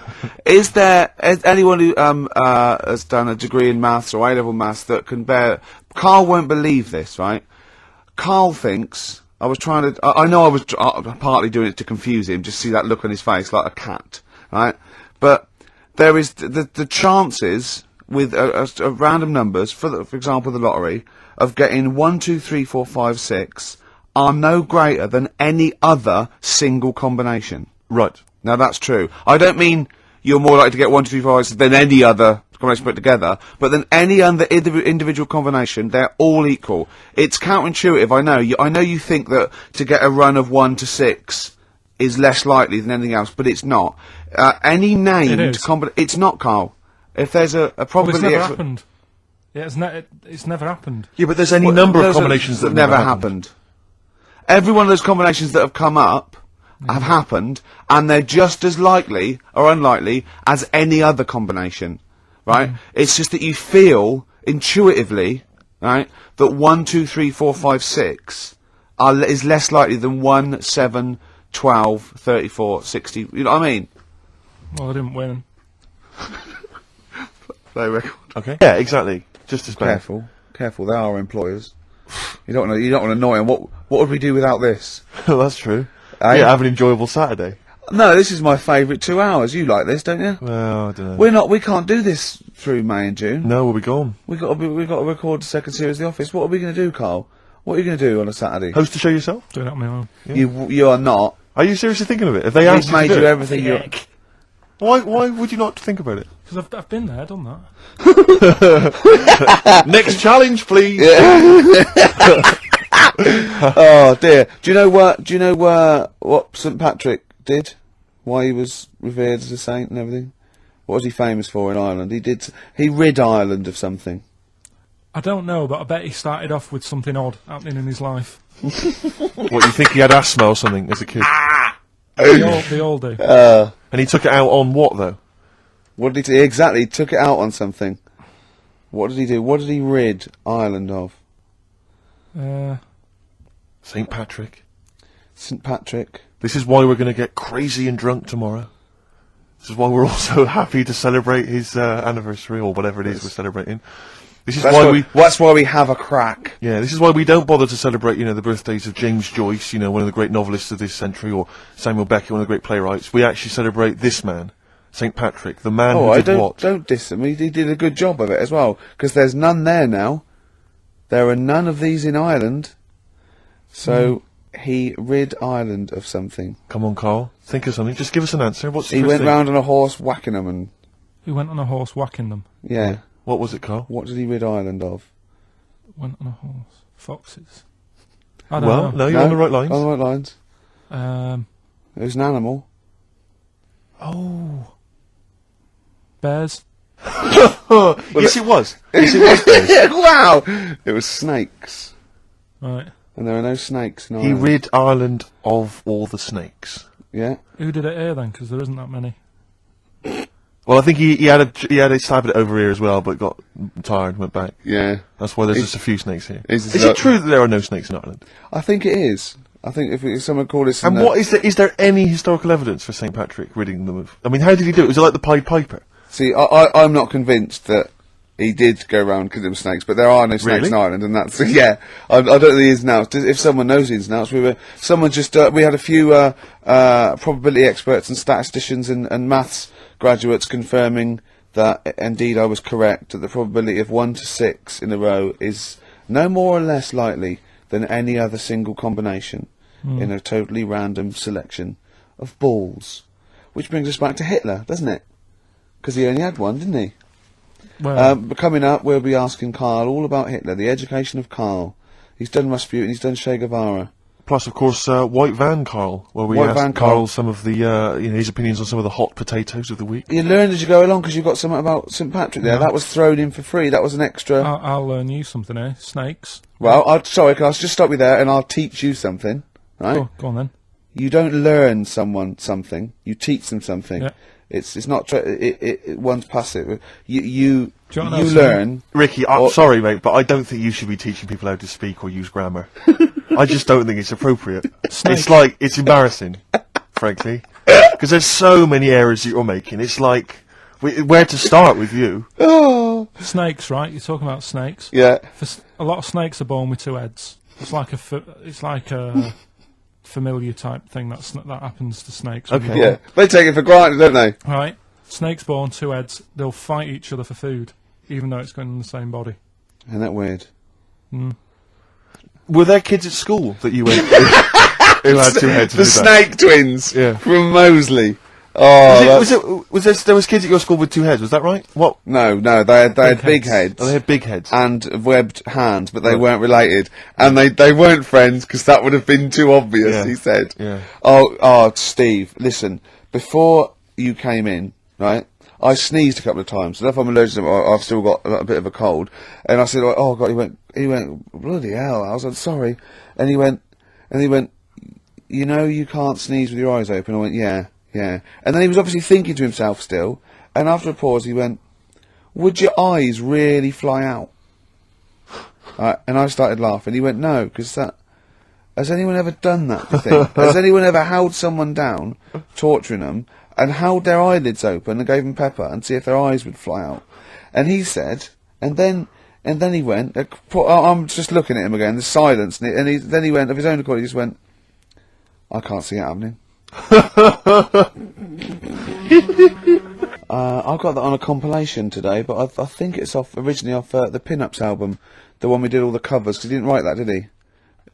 That was the one with him and Twiggy on the front cover, isn't it? Right. I haven't had that for ages. I haven't got that. So sorry, you lost me. I don't know what you're talking about. Are you reading a book there? No, I was just reading the brochure there, the programme, if you will, for the Television and Radio Industries Club Awards that we went to. Incidentally, we lost. We lost to Linda Green. Yeah, we didn't win an award. The best comedy. But you might be interested to know that Tom O'Connor is in constant demand for corporate functions both here and abroad, and his client list includes many multinational companies. No mean golfer, Tom took the literary world by surprise in 1992 when his first humorous golf book, From the Wood to the Tees, made the bestseller list. I noticed it didn't take the literary world by storm. No. It took it by surprise. They're going, we can't say storm. We've got to say by surprise, from behind. But his first humorous golf book, From the Wood to the Tees, made the bestseller list. I don't know if that's just books about golf, that bestseller list. Subsequent successful books include One Flew Over the Clubhouse. Brilliant. Genius. Take a Funny Turn. Follow Me, I'm Right Behind You. And Eat Like a Horse, Drink Like a Fish. Does it mention Celebrity Squares? Didn't he do that? No. He did, Name That Tune. Once, right, it's Crosswords. Do you remember Crosswords? It was from the 80s. It was like a crossword game show. It was often with Kate Copstick, but I saw one, right. It was on Challenge TV being repeated. And no, Andy Crane. Remember Andy Crane? Yeah. He was the link man, and he went, coming up next, Tom O'Connor with Crosswits with well, in my opinion, one of the best Crosswits players of all time, John Junkin. Oh. Who's your favourite Crosswits player? It's got to be Junkin for me as well. But Copstick was Barry alright. Cryer's bloody good. Cryer was good. I watched Call My Bluff in the week. Is this with Toxic and yeah, Colin? it was quite good. I quite enjoyed it. I imagine you could get on there if you want. I used to watch it with what's his name? Frank Miller. Yeah. Frank Miller. Yeah. Oh, that was great. You're brilliant impressions, because obviously while Bowie was playing, you were doing your infamous Bowie impression, which is the best one you do, actually. Well, that's just because Carl said, you know what, he said, I'd love to go out for a drink with David Bowie. Of all the people that come in here for sessions, I think he's really good at him. And I said, I think he'd like you as well. That's all. And I just went, hello, Carl. You're strange. You're alien. It interests me. Myself and Ian would like to put you on them.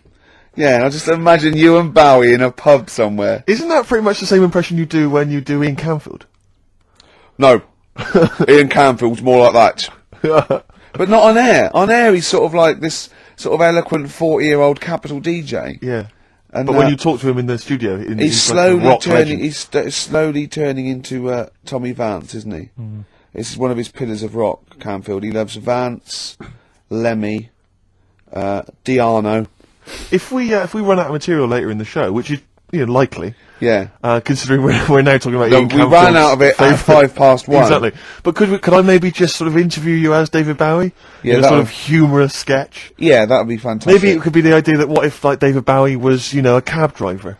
What would he say? What was some Well, of the funny things he would we say? saw that, what was that in when it said, Dead Ringers coming up? If you've ever wondered what, it would Did you sound see like... this? Dead Ringers is this impressionist show. They did it's on Radio 4 and they did a TV version. Yeah, I saw it. What did you make of it? Didn't like it.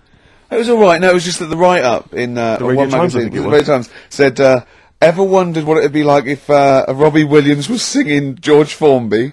Or, what would it be like if, there was an I think animal it hospital was hosted by Anne Robinson. Yeah. Yeah. I have wondered. Were those two sketches on there last night? Yeah. Yeah. What were they like? You are the weakest. You are the weakest dog or skink. something? No, what was it? It was something like they had to vote off an animal to die or something. It was something like that. Yeah, it was. This is all right. flagging. Quick, do your Bowie again.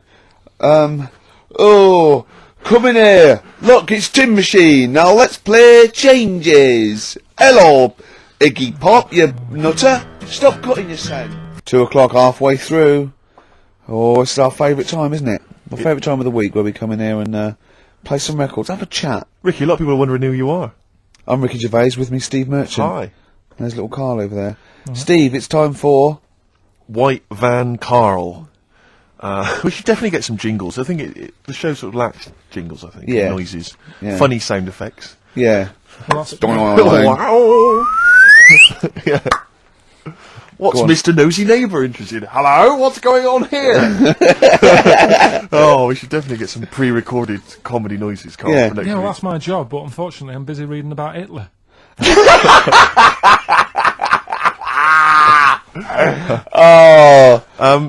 For those that don't know and aren't familiar with this feature, basically The Sun runs a White Van Man column where it asks just people who, every men and women, their views on news stories from the week, and we decided we'd just ask Carl his opinion on some of the same issues. This week... Not like us to rip off another idea and just use it for our own... No. No, but this time... The White Van Man in The Sun this week is Herbie Crossman from Harrow in Middlesex. Herbie. And he's asked his opinion, Carl, and what's yours, on pop idol Will Young admitting he is gay. Come on, Carl.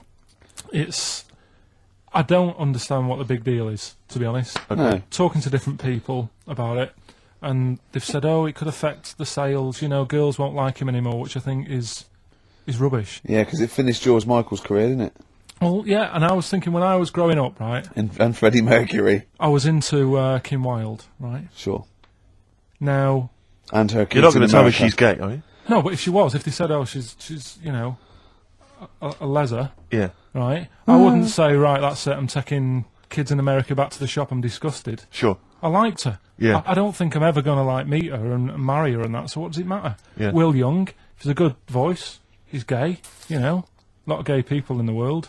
Georgie boy was gay, I guess. There you go. Nothing more and nothing less. The kindest guy I ever knew. So Do your Bowie. no big deal. That's one of your favourite songs, isn't it? Brilliant. Killing of Georgie Parts 1 and 2, isn't it? Yeah. Okay, what do you make of the police protesting to Parliament over reforms? That's not the band. Before you say. Right. What's all that about? Okay, well, the police have had various kind of gripes and grumbles which they've taken to Parliament, try and get them sorted. Like what? Well, it could take ages, basically. They don't like the pointy helmets anymore. Yeah. They want flat caps. They feel that their powers are restricted. They get a lot of bad press. They're not being paid well. They They're under resourced. They actually demonstrated, didn't they, outside? I think they may have done, yeah. Well, at least they're doing something about it instead of just sitting there moaning. You know what I mean? Okay. They're going to the top, trying to sort it out. Yeah. I admire that. Yeah. What do you make of the police generally? Are they doing a good job? They've woke me up a couple of times at about 4 a.m. when I was a kid. Right, was that because they were looking right. for your brother in his tank? Yeah! Did a Sherman tank just come through here? Yeah. No, my mates nicked cars and gave my name and all that. Right. Were they friends of yours? Yeah. Yeah. Okay. What do you make of fears that dumped Britney Spears? She's been dumped by her boyfriend. There's worries that she may be cracking up, Carl. You concerned? What are the signs? Well, I'm not entirely sure. I'm just reading from this section, but I would assume that she's obviously showed signs of depression, maybe. She'll be alright. I remember, like, you know, Zoe Harris, when she sort of got bored of me when I was a kid. Yeah. Get over it, I don't even think about it now. What, and how long did it take you, to get over Zoe? Zoe Harris. How long did it take To be honest, right, it was like one of my first girlfriends, and she was a pain. I remember I went out with her because she wouldn't stop hassling me, right? Yeah. I remember A good reason to fall in love with her. Oh, go on I then. never talked to her, and then the bit that really got me, I thought I half liked her, and then I remember, right, we were at a school party, sort of infant school. Infant school? Right. Are you sure it wasn't junior school? Well, it's on the cusp. Yeah. Like, when you're about to leave infants and go to the next one. Yeah. And she was crying because You were saying, I don't think we should move in together. She was crying. She was crying. Oh, was she? Had you She stolen must her have milk? been- She must have been nearly 6. Why didn't she grow up? No, she was crying because somebody had stood on a dress and put a bit of an hole in it. And I said, oh, for God's sake. I can't stand it. Oh, So God. you, I just think him. so you gave her a slap. I just think of him. He's like 6, like with clogs and a flat cap, going slightly bald, going for Christ's sake, woman, come on. Oh, light my pipe. That finished it because all her mates were saying, come on, Carl, she's upset. And I was like, oh, whatever. So I saw her again. Hold on, though. Wait a minute. What do you mean all the mates were saying, look, come on, Carl? They were 6, weren't they? Yeah, but they were saying, come on, she's crying. Help her out. And, Like, and look, you did nothing? I She's can't. not injured. Got a hole in her skirt. Yeah, but she was upset and you were her boyfriend. Well, So what did you do? Tell me the story. Where Oh, were it you? didn't work out. You were at some kind of school do. There was a hole in That's her why dress. it didn't work out, he said. Do you treat your current girlfriend in the same way? This callous disregard for someone's feelings? His current girlfriend does not tread on her dress. Does she? Oh, she didn't. So, tread, as far did as she? you're concerned, what was her name? Sarah? Zoe. Zoe Harris. You just felt like, well, you know, if she's going to make a whinge about, you know, a silly little hole, screw her. Yeah. You're all heart, Carl. What would you have done? I'd have gone over there and give her a lovely kiss. You wouldn't. Yes, I would. We were playing Dead Arm. In the corner. Ask him another question. Okay, very final One more. thought then. What do you say to the fact that a judge has decided that we, the general public, have a right to know about stars' flings? Basically, this is an excuse. This is basically saying, should papers be allowed to print tittle-tattle about celebrities? Oh, this is. Providing it's proven true. Oh, this is something about, isn't it, a Division 1 football or something? It's definitely out of Premiership football, it's unfair. And it is true, but he's trying to keep privacy. And the judge said, well, it's not for us to censor the press over things that are true. Right. It's up to the general public to either boycott or not, you know, that publication. What do you think, Carl? What about all this, you know, exposing, going through the, you know, the bins of celebrities? It's not right, is it? But No. people are interested in it and buy the papers to read it. Do you know what I mean? I mean, like I said to you the other week, everyone has a go at Beckham for not being that bright. But at the end of the day, he's a good footballer. Doesn't really matter what goes on Yeah. off the pitch, does it? You know what I mean? Yeah. So But what if you were I a don't celebrity really- and they sort of splashed over the front page the fact that you just, you know, didn't care That's less my for Zoe girlfriend Harris because- Yeah. and her torn dress? Zoe Harris is still upset. Yeah, they dug her out, you know. The night Carl Pilkington reduced me to tears. Nah, I haven't done anything that bad. Sure. I won't be worried. Did you win the dead arm contest? No. I was thinking about that the other day. Do you think there's a chance I could get blood clots in later life? Did you play that a lot? Yeah, a hell of a lot. Do you ever do it, but like kind of headbutting? No, Okay, because that would have explained something. dead arms. Sure. Anymore? No, that's it, Carl. And Thank you very it much was indeed. with people's blessing, was it? You had to give them a go. Yeah. And you played it with girls. No. Alright. Oh, with my mates. Right. So you were playing dead arms while she was off dancing and getting her hole ruined. Yeah. You romantic, you. That's great. And you haven't changed a bit, have you? You still do that to this day, don't you? At functions and events.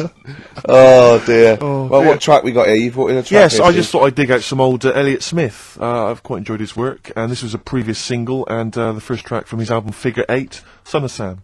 Well, I think I'd just better ask Carl a couple of quick questions about Hitler. Then we can, you know, get on with our lives. Okay, we can tick that particular box. Yeah, but that yeah. Okay, Carl. Put that particular dictator to bed. It's week 3 of his education. You've nailed Rasputin and Che Guevara. I don't want to lose complete sight of those. I'll maybe ask you a couple of those in the week just to so you keep your mind on it. But Hitler. Tell us the story. What have you learned? Do you want to ask some questions? No, not really. Just sum it up in a minute. What do you think? Can't do it in a minute. Well, can I ask some questions then? Where was he born? Austria. Tell us about his early life. Right, he was a young lad. Brilliant. What in his early life? Okay. Yeah. What's the name? His mum was his dad's second cousin, which is a bit weird. Yeah. That is weird. They had 5 kids. He's going, yeah, it's usually first cousin where I come from. Oh, that's unfair, isn't it? There's no need for that. There was 5 kids, but only 2 of them, including Hitler, including him and his sister survived. The others died at an early age. Okay. Right. Anyway, so they grew up, and the mum died and the dad died and that, and he thought, oh, what am I going to do? Because he didn't do well at school, didn't have many qualifications. No. Liked art. Did he have a GCSE in history? Liked art, right? And then, so he said, right, I'm going to go to Munich. I missed a bit out, actually. Jewish people were in Austria, he didn't really like them. Okay. He thought they got, special treatments and stuff, and just didn't like them. So he went to Munich, and he joined the army. Right. Yeah? Yeah. And he was in the army, and he got injured. Right.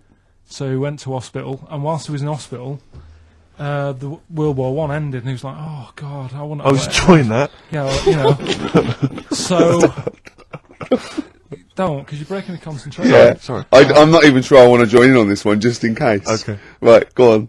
Right. So he was in hospital. World War in hospital. It gets a bit better. He's never that fit though. He's one of these blokes who was always ill. Was on something like 30 tablets a day or something. Comes out of there, joins some other army. Right. God, I knew it all this morning.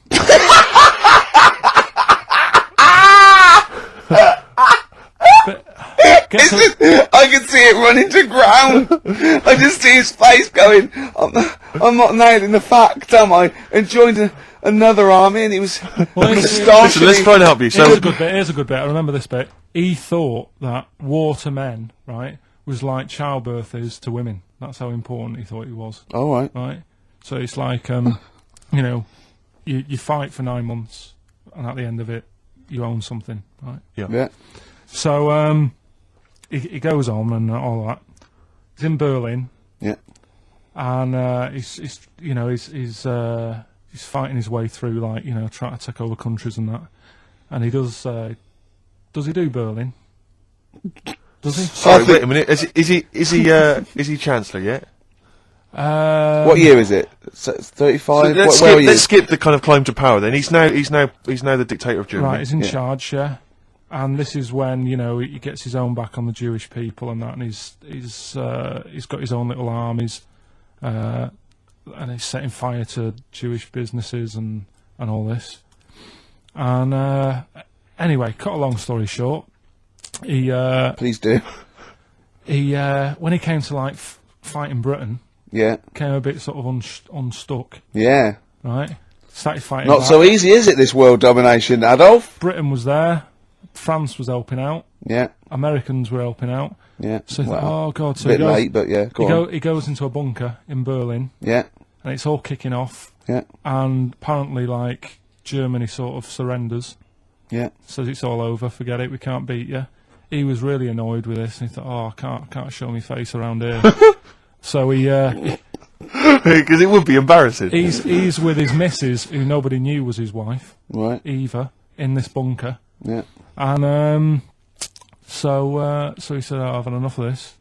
He shoots himself. Yeah. She poisons herself. And the chauffeur buries him or something, or burns him. Right. And in all the time he was in charge, 50 million people died. So that's 1918 to 1945. Yeah. between... It felt like that. Between Travis and the Red Hot Chili Peppers next week. That's fantastic. That's remarkable. I have to say that you sort of lost your grasp somewhere along the line, because you started off confidently, but you lost your way. I've had a really busy week, and last night I was like whizzing through it. Sure. And then this morning I woke up, and Suzanne had been away for about 3 days, right? Yeah. I hardly spoke to her. She's been busy, I've been busy. First thing to say when I wake up, just ask me some stuff on Hitler. You old romantic. That's great. That's how stressful it's getting. But I knew it all this morning, honestly. No, but that's fine. I think you've summed up you've done that. Right, just for a bit of balance, I've got your next week's homework. It's the same series. There's little books. There's tiny little books, just 3 inches long by 2 inches wide. Crammed with so much information. Though. Winston Churchill. There you go. You'll enjoy that. Yeah? I'm getting a bit bored now, though. This is what happened in school. Think of the listeners. Did really well in infants. Once got to secondary, lost interest. Was it the breakup between you and Harris? And Zoe? I'm wondering if you've spiralled into something there. Yeah, because it's like all these other, these men of history, they always had sort of things happen in their early childhood, didn't they? Maybe yours is the Zoe Harris dress incident. Well, let's just refer to it as the Zoe incident. Yeah. From now on. Yeah. Winston Churchill, the bit I left out in the Hitler story, Hitler was scared of this man. Yeah. And I can tell you something else about Winston Churchill. Go on. He said he can remembers being in the womb. And he was born in a public toilet. Ricky Gervais is with me, Steve Merchant, and Carl.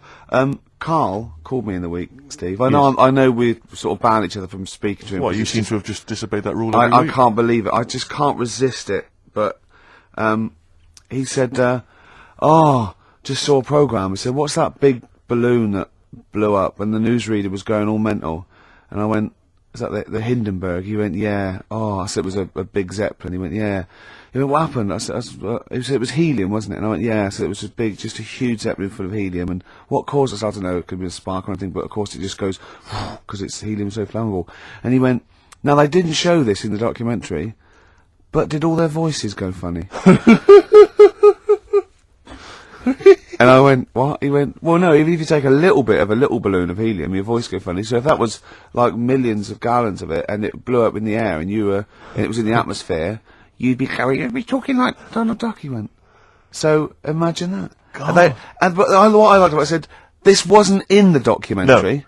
No, it's an oversight. Maybe just time was against him. They didn't have time to explain. Just like that, but that book about Hitler didn't have his one ball incident. Yeah. Yeah.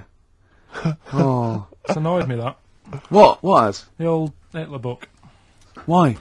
Just because I knew it all. Do you know what I mean? I was cycling in today. I was like, going through it all again. Yeah. Had it all in my head. But that's why you should know something as opposed to just cram and have a piece of trivia that's precariously sort of teetering on the edge. But what I don't understand, you know what I mean? It's well, you're not interested by it. That's what I mean. mean. It's one of the most fascinating things. You know all about things you're interested in. You never forget them, do you?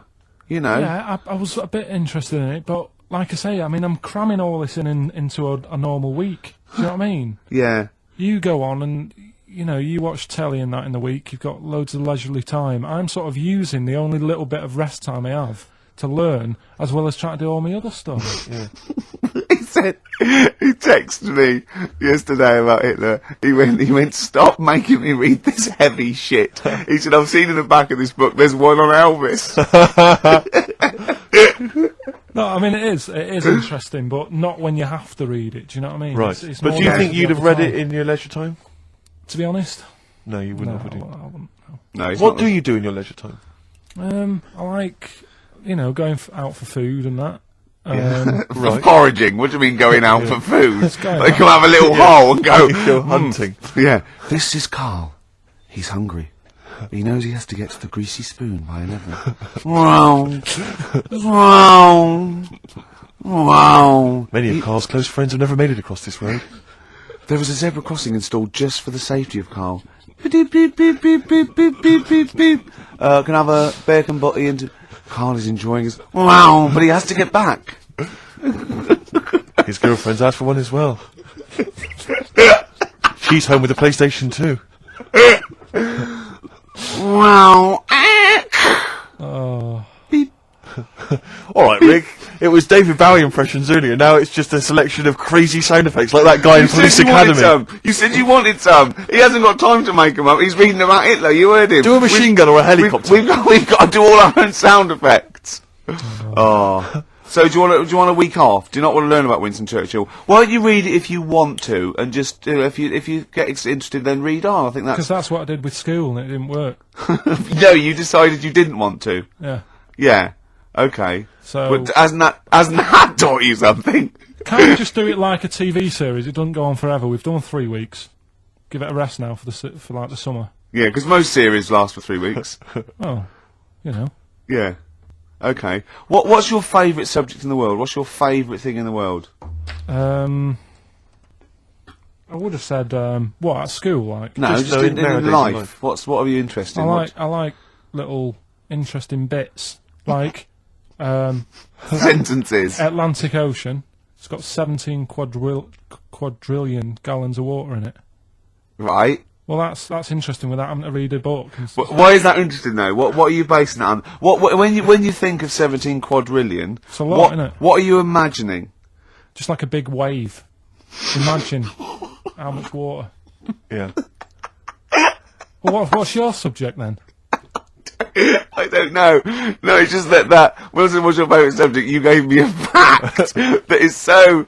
No, but that sort of thing. Like I said to you before, you were talking about monkeys, and I said, do you know that if you give a monkey a childbirth tablet, it works on it the same way because it's kitted out the same? Could I just say something? We weren't talking about monkeys. What were we talking about then? No, we were talking about something completely different, and you went, if you give a monkey a childbirth pill, it works. That's what you said. No, we were talking about monkeys. We were talking about sneezing. Yeah. Yeah, and you went, if you give a monkey childbirth pills, it works. That's. Well, we were talking about interesting things about sneezing, and I remembered an interesting fact about monkeys. So. Anyway, 2:30, brilliant. What did happen to that bloke who used to make the sound effects in Police Academy? I don't know. He was brilliant, wasn't he? Do you remember him? I don't remember Was him. he called Hightower? Yeah, he was good. Yeah? If anyone knows, give us a call. God. Well, we've had a number of calls and emails pointing out that the Hindenburg disaster was not because the Zeppelin was filled with helium, hydrogen, but filled with hydrogen. Right, okay. Well, I thought about that when he told me in the week. Yeah, but I assumed he must have got that off from the documentary. So it just went up. So that's probably why the voices didn't go. That was probably why it didn't feature in the documentary. Yeah. But it seems to me we should have thought of that. I mean, like, it's school fates and stuff where they're, like, filling little balloons with helium. Yeah. You know, there'd be all kinds of horror stories if they were just, just blowing up, left, right and centre. I don't think you can just blow helium up like that, can you? What? Isn't that the point? What I'm saying is it can't be as potentially lethal as hydrogen, helium. What, hydrogen isn't as bad as helium? No, helium's not as bad as hydrogen. I don't know what you're saying, because that Hindenburg was hydrogen. Yeah, and I'm saying, why did we think it was helium? That's crazy. You go to school fates and stuff with, like, little kids, and they're filling up little balloons with helium.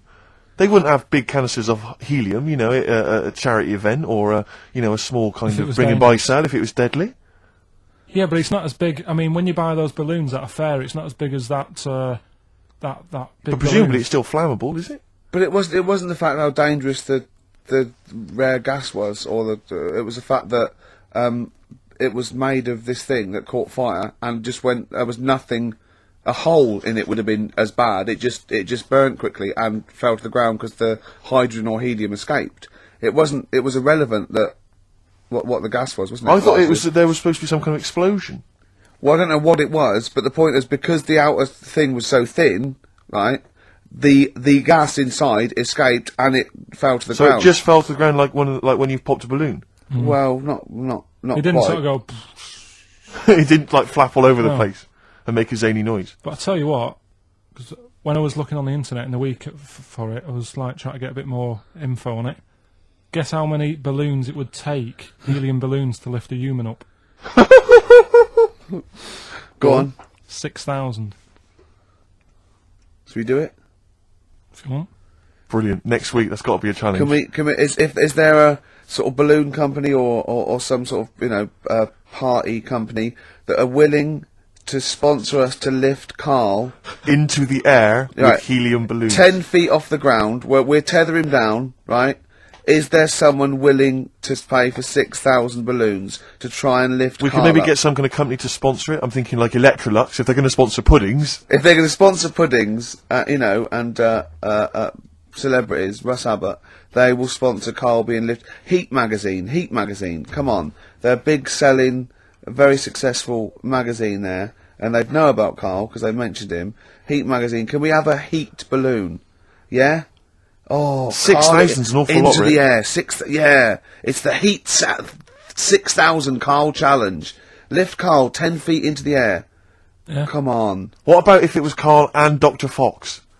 We could get 2 different balloons. I think we need a lot more than 6,000. It's a lot more for Fox, isn't it? Mix, yeah.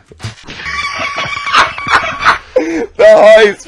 I just explained what I'm laughing at. Right? We just had a call from someone saying his company would sponsor Carl, right, to be raised by all these balloons if he could have a walk-on part in the office.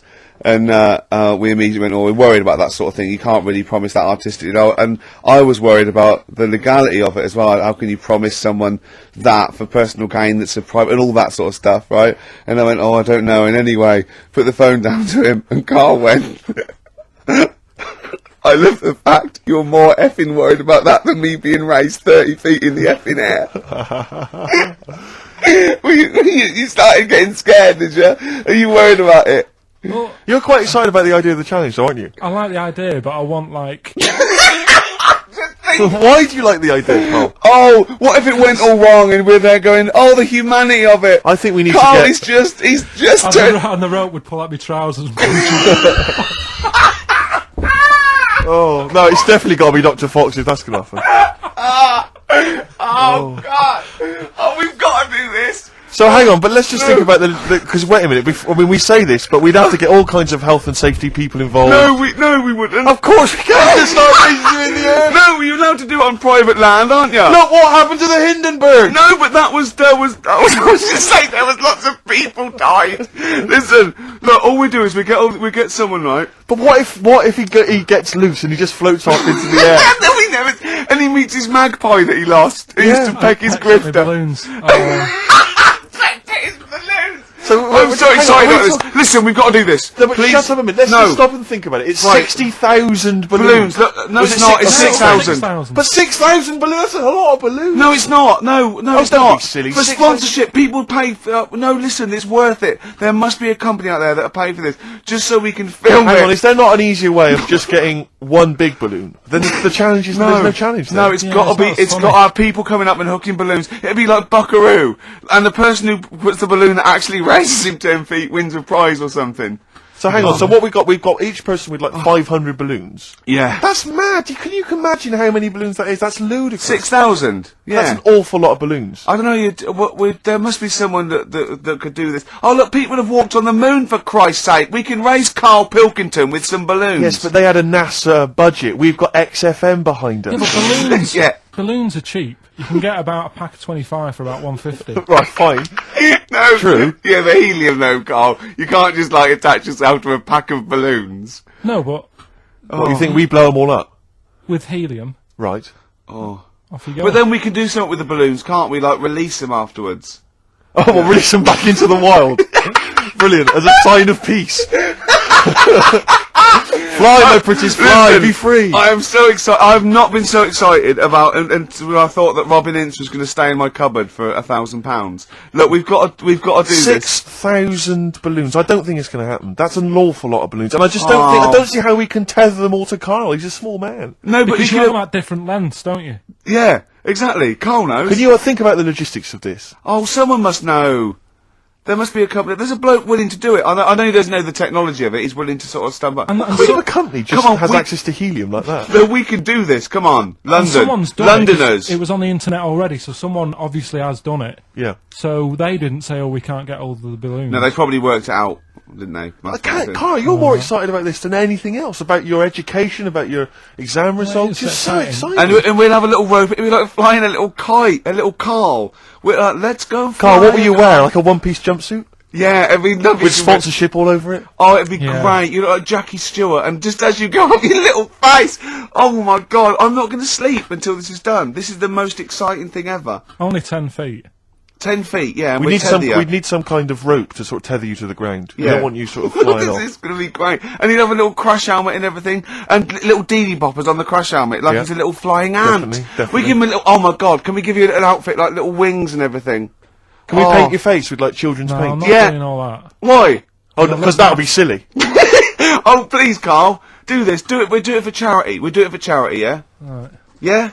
Oh, this is We'll do it for children in need. Please, just phone in if you can help us. Lift Carl up 30 feet. Let's say 30 feet. I think it has to be a decent... Yeah, it has to be a decent Well, height. is there a world record? Because we want to break that if we're going to we want to break that. What is the world record for raising a man by balloons? Yeah. Okay, so listen, let's just finalise details here. We've got... I'm so excited. Email address, ricky.gervais@xfm.co.uk. Ricky.gervais@xfm.co.uk. What's the number? What's the number? The number, Carl? 08700 800 1234. Give it again. Lift Carl. 08700 800 1234. Sponsored by Heat Magazine And or something. maybe even if you've just got an idea about how we might be able to organise it, how we might be able to get it done, if you've got contacts, anything, just get in touch, give us some information. Oh, that'd be great. I'm gonna play a Beatles track for song for the lovers. Oh man, it's off the Help album, and it's You've Got to Hide Your Love Away. Anyone that can help us, take him up with helium balloons.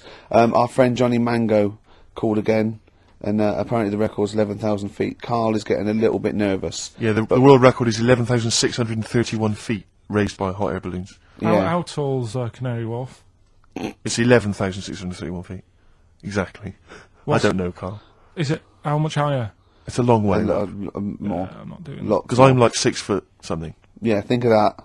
Just look at Steve. All right.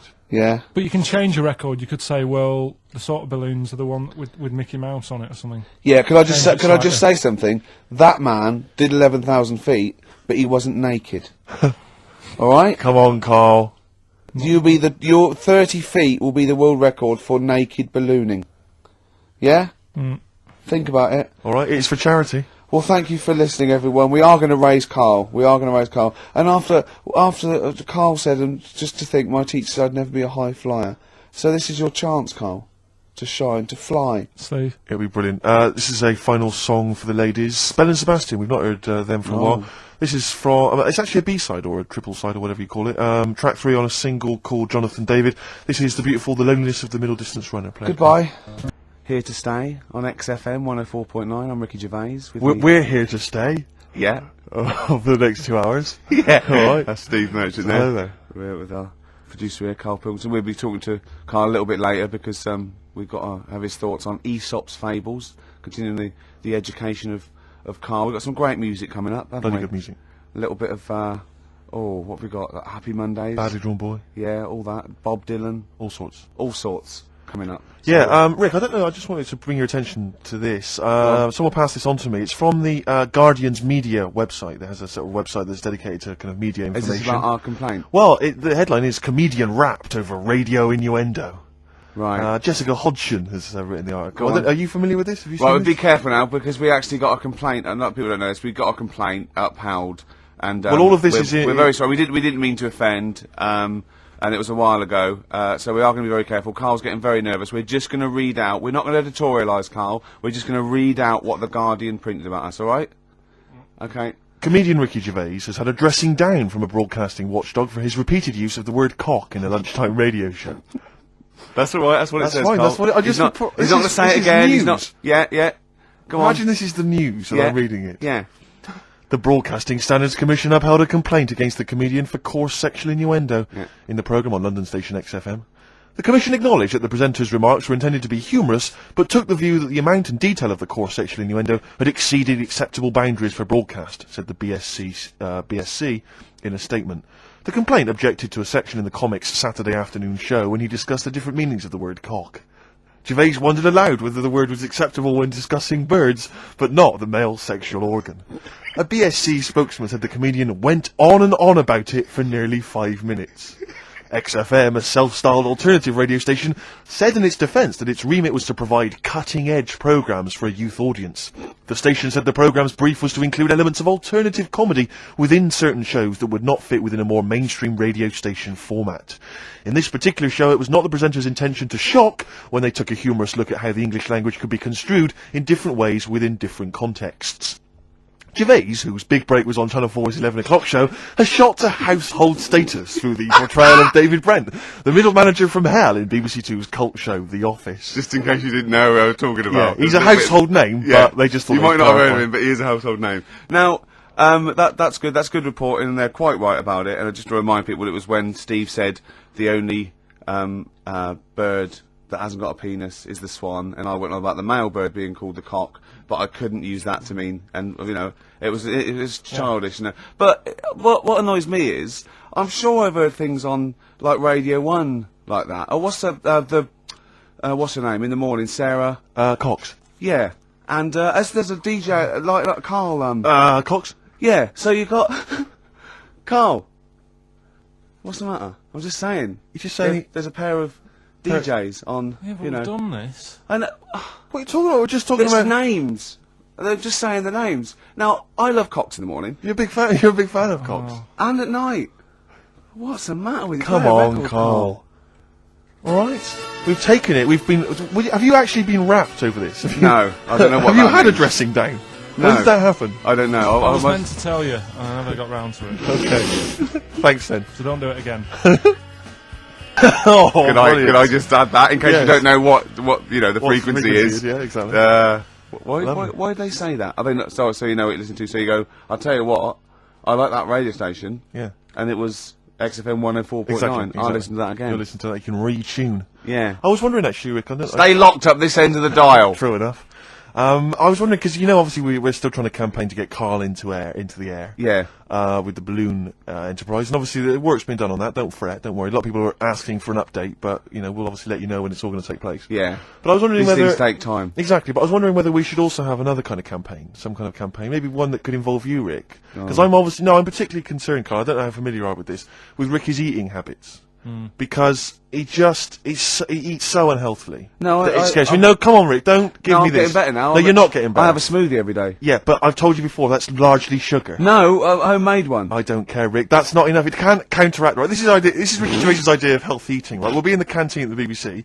He'll go, I'm going to eat healthy today, which means he'll have 2 slices of pizza instead of pizza and chips. That's basically that's his theory, right? And it's I don't know what, because he can't eat anything which basically doesn't sting the roof of his mouth with flavour. So like, for instance, he's always got headaches. He's always got a headache. Okay, that's because you just drink coffee and Coke. You never drink water. Your body is dehydrated. And I said, drink a glass of water. No, boring. It's boring, water.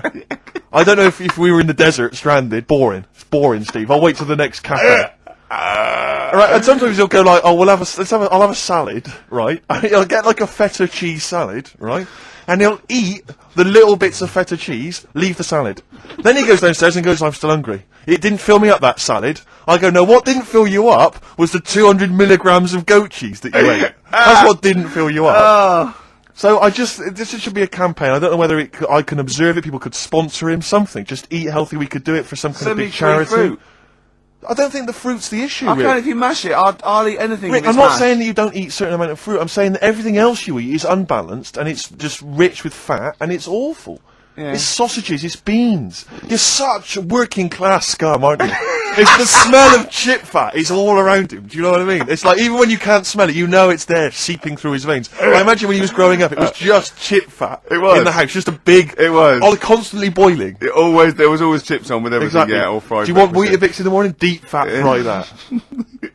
It's such scum. And now it's like, oh yeah, my palate, I can't eat anything. It's got no flavour. Everything's got to have cheese on it. Sprinkling Parmesan cheese. More Parmesan cheese. And if someone doesn't give him a whole tub of Parmesan cheese when you're in a restaurant, even though he's ordered a lobster or whatever, he sort of has a go at the waiter, or not to their face, obviously he's too much of a coward, but he'll say to me, he should have left the cheese, he's so cheap with the cheese, they don't give me any cheese. He just gave you 3 bucketfuls. Oh, it's a cheese, more cheese here. It's pathetic. So I just think we should do something because I'm panicked, I'm worried, I'm worried. I started working out a little bit. I sort of work out 2 or 3 times a week. I don't think that's going to counteract it, Rick. And I drink water through the night when I wake up, I'm dehydrated. From all the booze you've just drunk? Yeah, and I have a smoothie in the morning, don't I? You know what my views are on the smoothies. I don't think that's counteracting. You're anti-smoothie. You're anti-smoothie. Because I don't think it's counteracting all the other problems. You have got a problem. There's nothing wrong with the smoothie. Right, fine. Okay, well, if you're happy to carry on as you are. Yeah, go on. Badly Drawn Boy obviously has done the soundtrack to this new film About a Boy, which has got Hugh Grant in it, and obviously this current single, what's it called? The current one that's out, Silent Sigh. That's currently obviously that's being played on XFM. But this is another track from this album, which is the soundtrack. Lots of kind of little bits of filler, bits of musical instrumental stuff, but all of it's very nice. This is a cracking tune, track 3, Something to Talk About. Sarah and Lauren have emailed in. They said they wanted something from Elliott Smith or maybe Jimmy Webb. That's actually produced by the producer of Elliott Smith. And is that I haven't brought any Jimmy Webb into now. No, we'll maybe play that next time. I'll play some next week. That's Badly Drawn Boy, though, from the soundtrack to this film About a Boy, and that's called Something to Talk About. We've only got the stuff in the library. Do they want Four Non Blondes? Because we've got that in the library, haven't we? The best of Tony Basil. And we've got just about every song that In Excess ever recorded. Exactly. We don't play enough In Excess, I don't think we do, do we? No, I can't believe it. XFM 104.9 coming up. White Van Man, White Van Carl. I was obviously out with Carl last night. A lot of people don't realise this because we went out. There's what's the name of that evening? Marketplace, extracurricular. Extracurricular, yeah. Various XFM DJs go down there and just play an eclectic mix. Just spin some tunes off. Absolutely, and I'm thinking of doing it in a couple of weeks, Rick. And obviously, you know, my turntablist skills now are pretty something to behold.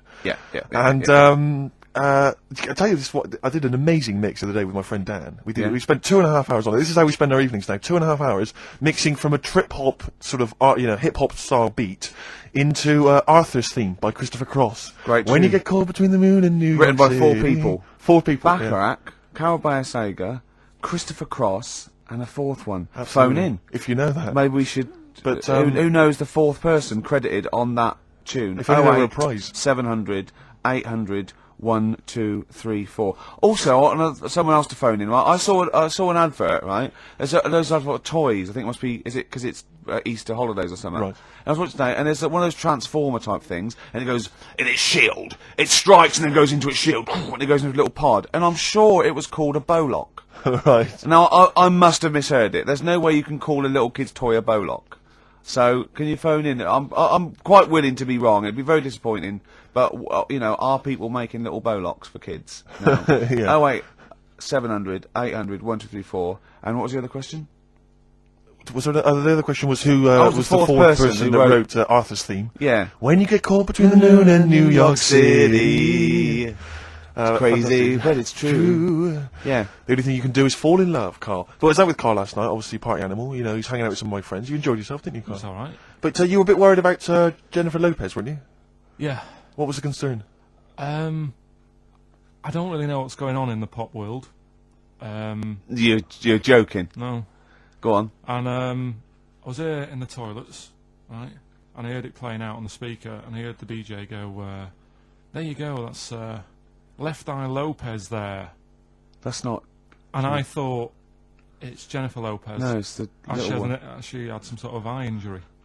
You thought he was breaking the news of Jennifer Lopez losing an eye by calling her Left Eye Lopez. Yeah. Yeah. That's genius. Don't worry, we put him right. It's okay. Yeah. You slept easy. Yeah. But you were worried for a while, weren't you? You were anxious for a while. I had no idea. And the thing is, I heard that on like Thursday, so for like 3 days I've been thinking. You've been panicking. Why she called that? Because she changed her name before, hadn't she, to J-Lo or something. Yeah. So I thought, Yeah. has she got some people after her? Does she owe someone money? Keep changing her name. That was What by Gabrielle and Rise. Anyway, more music, Rick? Oh, I'd love to. So What have you got lined up there, Carl? Beta band. Oh yeah. Steve, it's a lovely day. Yep. We're playing some great music. We're playing some great tunes, aren't we? Absolutely. We're having some great chat. Yeah. So let's carry on. Let's continue. Well, absolutely. Well, obviously, Carl was out with me last night, and he saw that he knows I'm a ladies' man, and that was obvious. Carl, you could see the vibe around me, couldn't you? When the chicks were talking to me.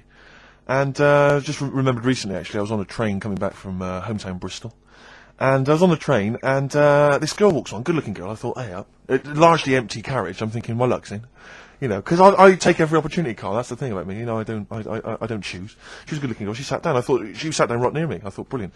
As this guy comes up behind her and says, I think it's probably a boyfriend or something. Sits down next to her, and I listened in on the conversation, obviously, because I'm pretending to read. It was very clever. I read the same page for hours. So I was pretending to listen. I was listening but pretending to read. And I realised that it's not her boyfriend or anything. It's just some guy she's met on the platform. And I'm thinking, brilliant, if she's the kind of girl who's just going to start talking to someone, on a platform, on a train, brilliant, I'm going to be in here. Because he was only going one stop. So I'm thinking, what's the worst that can happen? He'll nick off, I'll get chatting to her, and who knows, I could join the Is there a train equivalent? Foot High Club. The Foot High Club, brilliant. And so I'm excited, I'm listening in. And they're talking. It turns out that they're both kind of graduates who've just finished university, or they're coming to their finals or something. And they're chatting away, and he's making a couple of witticisms, and she's kind of tittering at his jokes. I'm thinking, well, I'll tell you this, if she's laughing at this kind of material, I am going to blow her away, with my kind of anecdotes and wry observations, 'cause it was weak stuff, I got to be honest. Really? He was coming out with nothing. He was running on empty, as far as I'm concerned. Yeah. And she was loving it. So I'm thinking, brilliant, I'm going to be right in here. And then they get moving on to higher brow things, and I think she was going to study kind of Marxism or something like that, or communism, something. And she was asking him, by way of conversation, she was asking him what he knew about Marxism, And he was fumbling for his vague knowledge of it that he had in his life. And I'm just sat there thinking, come on, love, in any given capitalist environment, the proletariat will revolt against their oppression by the bourgeoisie, and after a brief period of socialist rule, emerge as a classist society governed by community cooperation. Well, if that sort of talk wouldn't get a woman hot, I don't Come know. on, I don't Rick. know what you'd use then. If Marx and Engels is not going to get a woman sweaty down below, then nothing is. Then my name is You're not just Steve biding Merchant. your time. Exactly. Yeah? I'm just going to go in for the kill any minute. Yeah. So anyway, it comes to his stop, right? He gets up. I'm thinking, this is a piece of cake. And he gets off, and off he goes. He walks off. And I'm thinking, brilliant. And I thought, I'll wait till the train's pulled away. I'm not going to leap in straight away. No. And he comes back along the carriage. And I'm thinking, hang on a minute. He goes, listen, do you mind if I give you my email address? Oh. Right? And if you want to get in touch, email me. I'm thinking, come on, you loser. Get off now. Save your face, please, before it's too embarrassing. She accepts the email address because she obviously doesn't want to hurt his feelings, whatever. I'm thinking, fair enough. She's a good woman. I'm liking her. I'm loving her. I'm thinking, that's my kind of girl. So anyway, he gets off. I'm sat there, the train pulls away. I'm thinking, I'll wait a few minutes, I'll just, give it some time. Her phone rings. It's her friend on the phone. And she starts saying it, and I was listening in, and she was going, just met a guy on the train. I'm thinking, that's true enough. She goes, he was a good-looking guy. I thought, you're having a laugh, love. To be honest. Because I was looking at him, and she said to her friend, he looks a bit like tennis player Boris Becker. I thought, you should be so lucky.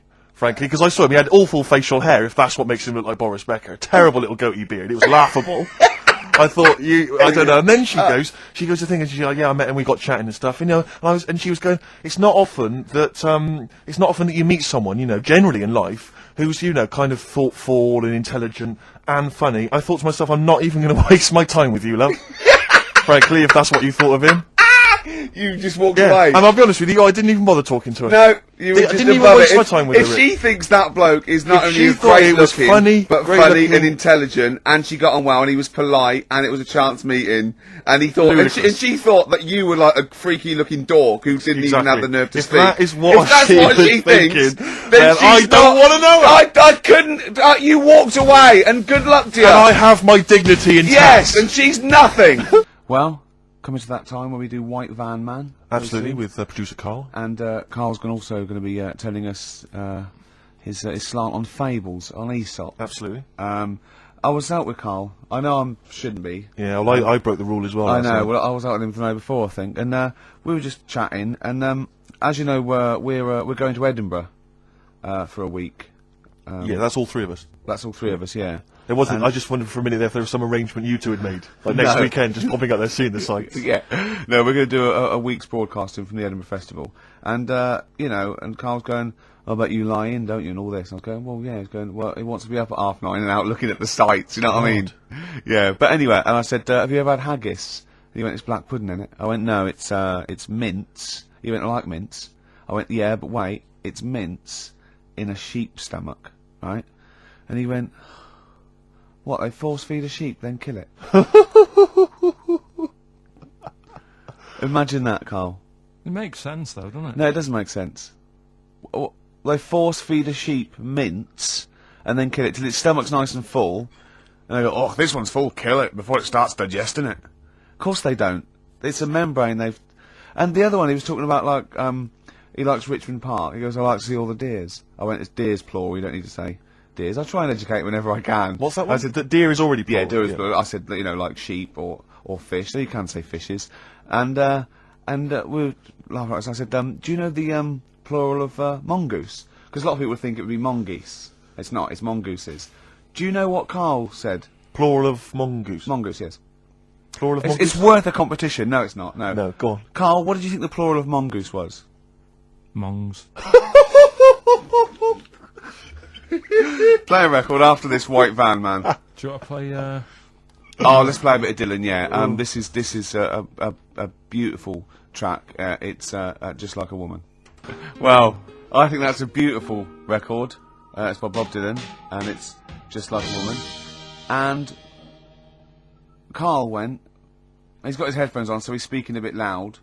The harmonica's playing. In a whiny mank accent when the harmonica's going, that's an annoying sound, that, isn't it? God. Oh, bless Bob him. Dylan there. An annoying sound there. Did you hear about The annoying sound of Bob Dylan. That could be a new album. Yeah. Just that sort of sound always reminds me of a one-man band. Yeah. Have you heard the story about Leo Sayer with his song One Man Band? No? Years ago. What year was... Oh, God. I'm in the mood for dancing. What's the song that he did about a one-man I'm a band? one-man band, it was called. Right, yeah. Funnily enough. Go Yeah, on. he did that, one-man band, and he was playing it at the Dominion Theatre. Yeah. And apparently, whenever he played, he sort of sang this song, he got the audience involved. And the line in it was, I'm a one-man band. Nobody knows or understands. Is there anybody there can lend me a hand Right. to my one-man He band? said that, and what he used to do, he used to reach out Oh, yeah. and grab people's hands, and then he'd walk down the middle. Anyway, he said, "Well, anyone lend me a hand?" And he stuck his hand out, grabbed like a hand, and was walking down. Everyone looked horrified, and some woman who had like a plastic hand, it had come off. And he was walking down the middle of like Dominion Theatre with this plastic hand in his hand. And he said, "Oh, that's a moment I won't forget." He knows how to tell a story, Leo Sayer. Right, well, it's time for White Van Man, which is where we ask Carl the questions that the Sun asks someone else. Exactly. It's an article in there where they ask them, typical man on the street, the big questions of the day, gives them their platform to the nation, and we think this is just too good to let out because we only care about one person's opinion in the country now. That's true enough. He's the K-man, and there he is. There he is. Right. Carl, your thoughts, please, on Kylie Minogue slagging off Britney Spears for ignoring her fans at her premiere. Are you aware of that story? No. She got booed at her premiere of her new film, Britney, because she'd left her fans waiting for like an hour. Some of them had travelled up from Bristol, other parts of the country. 3,000 of them. Loads of them screaming for her. She just went straight into the theatre an hour late, just gave them a quick wave and straight in. Didn't even And they bother were to shake their crying hands, and sign any slagging her autographs. So they were booing. What do you think of that, Carl? And Kylie's obviously said that was actually outrageous, and you should treat your fans with respect. What do you make of it? So she did wave. Then. Yeah, but literally as she was walking into the theatre. Was it raining? No, I don't think it was. He's like a defence lawyer, but who hasn't really read the brief. He's just winging it. Judge's first question, was it raining? No? Oh, shit, I was relying on that. It wasn't raining. Was she running late for the start of the film? Yes, but that's her own fault. I mean, the people are inside. They're not going to start the film without her. It's Britney Spears. Yeah. She could take some time out. When Tom Cruise came here, he spent like an hour and a half shaking people's hands, talking to people on their mobile phones, all sorts. That's Tom Cruise. He's a bigger name than Britney. I know, but He's a smaller person, but he's a bigger name. What do people want from people? Do you know what I mean? Yeah, An good point. autograph, things like that, a photo. This one's going nowhere, Steve. Is there another one? Fair enough. It's not bad. If she had more time, she might have done it. I bet she would have done it on another day. I mean, I'm not feeling too good today. But you're going to still take time out to sign people's autographs, surely, when you leave the building. Yeah, there's always a bit of a crowd, isn't there? Next. Go on. What do you make of New York's ex-police chief saying we need more bobbies on the beat? He's come over here. He's the guy that sorted out crime in New York City. He's come over. He said you're going all over the place here. You need more bobbies on the beat, more policemen, a visible police presence. There was something last week about some copper in London who was sat on a bench, and he was asleep or something. Oh, yeah. And people were like outraged because like he should be looking after England's people, not nodding off on a park bench, which is a bit daft because They were shouting he should be looking after England's people. Is that what they say? Looking after England's people. Was this the 16th century you went back to? What do you mean he should be looking after England's people? wherever he was, if he was in like a park somewhere, Yeah. they were like really annoyed because he was asleep. But Sure. do He's I know probably that- undercover. No, but the thing is, if there would have been any trouble, I'm sure he would have woke up. Yeah. If there was any sort of, if someone needed help and he screamed, he would have woke up. So I don't know why they were having a go at him. Yeah. And, And he might not have been there at all. So, it was, so Yeah. he probably have his radio turned on, didn't he? Yeah. listening to Heart. So you're not concerned then that there's not the crimes going up? I think there's enough. I see quite a lot of them whizzing around. Okay. You're happy then? Yeah. As long as you're happy, Carl. So you don't think it's too much crime? No. Just the right amount. Just the right amount of crime. Yeah. What about the fact that new gambling laws give Blackpool the green light to become a British Las Vegas? What do you make of that? Are you a gambler? Little bit when I go on holiday, like going in the arcade and having a little flutter. Sure. What's your favourite? I have a go on the, the fruit machines. Yeah. There's a good one called The Simpsons. Right. Is that your favourite? Yeah, it's quite good. Is that a tie-in with the TV show The Simpsons? Yeah. Okay. Will they make Blackpool the next Vegas? I don't think so. No, nor Can't do see I. it happening. No. You been to Blackpool? Yeah. What was it? It's a bit rank. Is it? It is a bit rough. Okay. Needs a lot of work doing on it. Yeah. No, that won't happen. Okay. And you're not worried about this encouraging gambling, generally? Gambling's not a vice you're concerned about? If you're a gambler, you're a gambler. Do you know what I mean? If Blackpool isn't done up, they'll go somewhere else to have a flutter. Sure. So it's not going to make any difference. Okay. No. Okay, jolly good. What do you make of the So Solid crew's Ashley Walters being jailed for 18 months? Obviously not a very good example to his young fans. He should have got more. Do you think? I had a dream about him the other night. Go on. About the group itself. Okay. I had a dream that... Were they all there? Because there's a Yeah, lot of them. all of I them. couldn't remember all their faces. The feature in a dream. I had a T-shirt on. He had etc. Exactly, He had yeah. two of them, and then he had etc. Yeah. I had a T-shirt on. You had a t-shirt on? Yeah, and it said on my T-shirt, "So Solid Poo." And I was walking down the street, and they came towards me. And they were Wow. just about to beat me up. That's and a I woke up. great dream. That's amazing. That's an amazing. I love that. dream. We've For all a had 30-year-old. We've all had that anxiety dream. Oh my goodness! What if I no. meet the So Solid crew and I'm wearing a God. t-shirt that slags them off? Oh, I don't believe it. Yeah, yeah. So what happened? Did you get beaten up in the It was dream? one of them where I woke up. Do you know I've been telling you that I keep getting them things where you feel like you're falling? Oh yeah. It was the same sort of thing. It's You like, know I'm not a real psychiatrist, don't you? You should, you know No, what I but mean? you do know a lot about a lot. Yeah, I do. Thanks very much. And, if I'm at home talking to Suzanne about something and I don't know the answer, I think, right, I'll ask Ricky that when I Yeah. see him. Yeah. Thanks. But you know that I think you might have mentioned before that apparently if you die in a dream, it means that you're dying in real life. Yeah, well, that's it. If you don't... But apparently, if you get beaten up by the So Solid crew in a dream, it means you're being beaten up by them in real life. Yeah, that is true. So you probably woke a up lot with of people have pummeling been your joking. Yeah. Terrifying. Absolutely terrifying. So, yeah, lock him up for longer. Okay. Finally, what do you make of Halle Berry becoming the first black woman to win the Best Actress Oscar? Did you see her speech? Got on my nerves. Did it? I mean, it's good that she won. It's nice for anyone to win an award. Yeah. But she did go on a bit. And, I've been in that same sort of position. What? Claiming an Oscar? Well, I got, what they used to do at school is, Okay. if you did a full month without being off, you got a gold certificate. Okay. And I did a month once without having a day off. And Sure. I went up, and I didn't make a fuss. You didn't start crying. Can't play a record, mate. Well done, though. Were you the first kid in your school to do that? I don't think anyone else got the certificate. It was only because I was never in. They tried to encourage me to come in. It was just for you. They mounted an entire ceremony just to Carl encourage Award. you. Well, I mean, it is indeed wise words, Rick. I'm worried that people are going to get out of the office now and into the sunshine, not be listening to the show. There's always the transistor radio. That's true enough. If you're thinking of heading down to the park, take one along. It is time. Keep it low, though. Don't want to irritate other people. No, I know. Yeah. And if you do want to irritate him, spit on him. It's better. Exactly. And kick them and throw little rocks. Exactly. With me, Carl Cayman Pilkington. We're into this way into the second month of the education of Carl. As you know, Carl got 1 GCSE in history and E, and we've been cramming, haven't we? Oh, And, Rick, before you mention that, can go I on. just say something? Obviously, we always do this thing with the Sun, White Van Man, where we read this thing out from the Sun and query Carl. And I was out with some friends last night, and my friend Dan always listens to the show, and he said, Carl, I love the bit when you answer the questions in the Sun. Why do you ever know what the questions are before they're asked, or is that your first answer? And Carl said, no, that is it. They don't let me see what the questions are first. They don't show them to me, and I always get really anxious and get really paranoid. And I was just wondering, have you seen the error there, Carl? Have you seen the mistake you've been making? Right? What You're worried that you don't get the questions beforehand, right? What? How could you maybe combat that? Do you think? How could you combat that if you're really nervous? Coming Maybe up you to wanted like- to sort of have some views or ideas Well, beforehand. it's your error, isn't it? Do you know what I mean? It's your show. If you want to like take a chance with me, No. So His that's point not is the this: that if you're really worried about that, how could you get hold of those questions in advance? Is there any way you could get hold of those questions in advance? Yeah, but is it always in today's? Is it always in Saturdays? Yes. So they don't do that every day of the week? They do, but I always take it from this Saturday.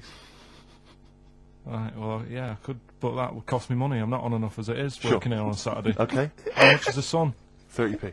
Yeah, well... You're not made of money. Yeah. I understand. Yeah. Actually, it's 40p on a Saturday. I don't know what I was thinking. Well, you were studying Aesop's fables, weren't you, this week? Now, I'm going to be very liberal here and let you talk about it. It's not a test. I'm not, hey man, just like chill out. I'm not this like rigid sort of, boxing society. Just tell us your views. Just tell us your vibe on Aesop. Tell us something. What have you learnt from his fables? He made a bit of money out of something that's quite simple. Yeah, I don't know if he did make any money out of it. I mean, I think it was published like thousands of years after his death. But go on. Yeah, they're just little stories. I mean, enjoyed them. Yeah. Didn't learn anything from them. Okay. Or did you? You see, because it's teaching through sort of like metaphor and analogy, and maybe it all seeps in and it's all subliminal, and maybe in a way your but subconscious it's is silly. teaching you. No, it's silly, Rick. It is silly. If the stories were done in like a real way, that there's like a man and a woman, and it's a little story that something happened to them in life, then you learn something. But it's all about, a gorilla and a fox are walking through the woods. How often does that happen? Sure. So you're saying if it was more like If it was more true to life, If it was that more you like, knew, maybe, if it was maybe more mates like of yours. real stories, like a kid on his grifter and a magpie pecking at his head, or two frog boys with webbed hands. I mean, if it was real stories from real life that people could believe, Yeah, actually that- happened. maybe it would teach us something. but why not do that? Like, take a real situation, say like the So Solid Crew guy Yes. going down for carrying a gun. Use that in some way. Do you know what I mean? As a warning, maybe about carrying guns. What about something like if you carry guns and that is illegal, you could have some sort of punishment? Yeah, that's Good. So Yeah, that's what you it doesn't mean, bother yeah. you then that the fact that these fables have been used for many, many generations to educate maybe young children or even older people, the fact that they've served a brilliant function and they've become classics, that doesn't bother you? You've seen through them? Well, they don't always work. Okay. When I was out with Rick the other day, he brought one up. Oh, I told him the one about the two mice, the industrious mouse who, throughout the summer, he would be storing berries, nuts and berries, and he'd be storing it, and the other mice would just be eating off the trees and running around and having a laugh. And they go, well, you're going to become hungry. They go, oh, I'll worry about that when it comes to it. And they'd do that, and he'd be storing his nuts and berries, and autumn came, and the mouse was still playing and not doing anything. And then winter came, and the silly mouse was like shivering, and he went and knocked on the mouse's door and went, I'm freezing and I'm starving. And the clever mouse said, well, I told you, didn't I? You should have been storing your nuts through winter like I did. Come in and share mine. And what did you say, Carl? Well, and the moral of that is whatever. Just be careful. But my thing is that it's not very good, because the moral of that is do what you want, and there's always a do-gooder, a share there. Sure. Yeah. But the way I think, which is more sort of 2002, the ending should have been, the guy with all the berries should have been going, oh, I'll be all right come the winter. I've got loads of food. I'll be safe. But then, as he's going into his little hut at the beginning of the winter, some sort of bus or something comes and kills him, Right. and it's like, You should have partied hard because you yeah, might die. Yeah, enjoy life whilst you've got it. Yeah. Okay, and if winter comes, just starve to death. Well, worry about tomorrow. Okay. That's See, my I'm little wondering fable. if there's a new book here. I really am wondering if there's a Carl's Fables. He's been coming out with some all week. He keeps going, well, that's a fable, isn't it? Yeah. So what's your favourite fable in there? Have you learned anything from this book? Is there one fable you liked? Yeah, I mean, What they're did you all, like? they're all alright. What did you like? You've thrown it on me now, there. Didn't you like one about a crab, you said? No, that was the one about messing about on a cliff edge or something. Don't What- mess about on a cliff edge. Well, What was that? I don't know. There's not many around here, so I didn't take much interest in that one. You know what I mean? God. Um, I'm doing my best here. I'm You don't dying. remember yeah, any? here's one. Go on. Yeah, here's one that was quite nice. There was a belly, like your stomach, Yeah. and it's this belly on a pair of legs, and the legs was saying, "I'm more important than you because I carry you around," and the belly said, "Yeah, but if it weren't for me holding all this food, you wouldn't have the energy to walk around." Yeah. And that means, rather than working on your own, it's best to work in a team. Yeah. So, Well, the one similar to that I was taught when I was little was a vision of heaven and hell, and it went down to hell, and in hell, right, there was these people had like 20-foot long chopsticks, yeah. and they were eating their food, and they couldn't get the chopsticks into the food and get it round to their mouth because they were just too long. Right. Right, that was hell. And in heaven, they had exactly the same thing, but they were feeding each other. What? Right. You don't like Chinese food? Is that what you're thinking? Is that what your concern is, Carl? No, I'm just... The one I remember, and I can't remember the ending of it, it's about two nuns in a bath. Yeah, oh, I know. I can't remember what it is. Yeah, Remember that's that it, one? yeah. Or are they on a bike? That's two adventures. It's the same nuns, but they go to all sorts of adventures. They're normally quite erotic adventures. Well, they are. But there was one when they're driving down a cobbled street, I remember. I'm Ricky Gervais. With me, Steve Merchant. Hello and there. Carl. Well, Carl, I really don't think you got your teeth into the fables, really. I don't think you... There wasn't anything to learn. I read a couple, thought, yeah, that's alright, and put it down again. There wasn't anything to learn. It was all stuff I knew already. But made up with nice little foxes and bears and stuff. So... Yeah. But that one about, like...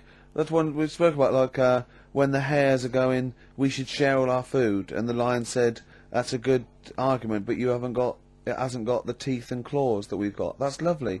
Because it's sort of like, you know, that's an indictment on... Sort of, you know, you could say it's an anti-equality almost. You know, you could get really sort of deep into that. You know what I mean? You could, no. Big All right. philosophical ideas in a nutshell. Not interesting. No, not really. Okay. Okay then. Well, you're going to hate this. Then I've brought in the concise Oxford Dictionary of Quotations.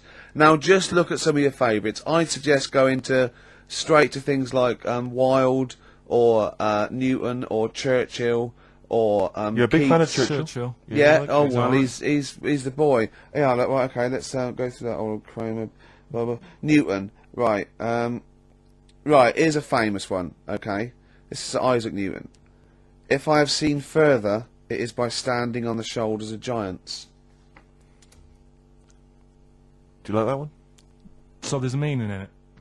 Yeah. Yeah. Well, he hasn't actually stood on the shoulders of giants. So remember, he's an amazing inventor and mathematician, and he discovered the incredible laws of the universe. And he's saying, yeah, okay. If you want a good view, move into a multi-story.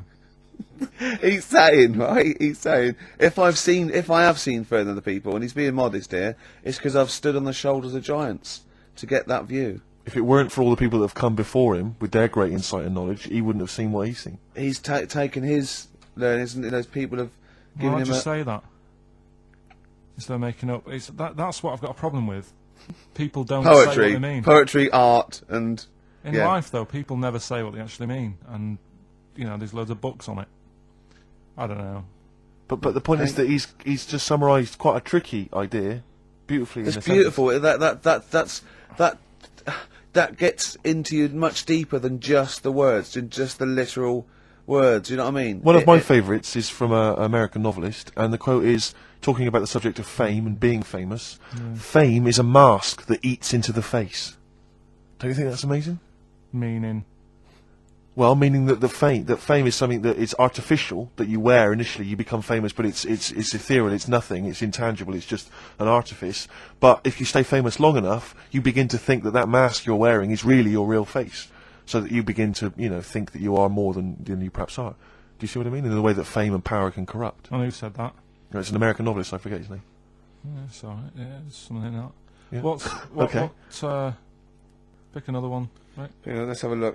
Bernard Shaw, he's no slouch. I think maybe when you take this book of quotations home, Carl, you should maybe just draw up maybe a list of 3 or 4 of your favourites and tell them next week. I want to do Shaw, Wilde.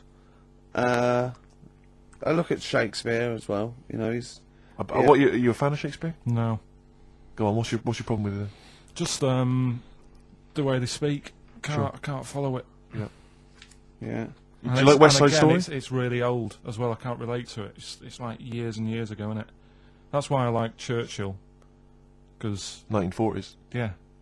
Not long Look at ago. this. Look at this. This is Shaw. Okay. There are two tragedies in life. One is not to get your heart's desire, the other is to get it. Again, how would you see that in your little... Well, that's one homework then. I'll mark that. That's your homework.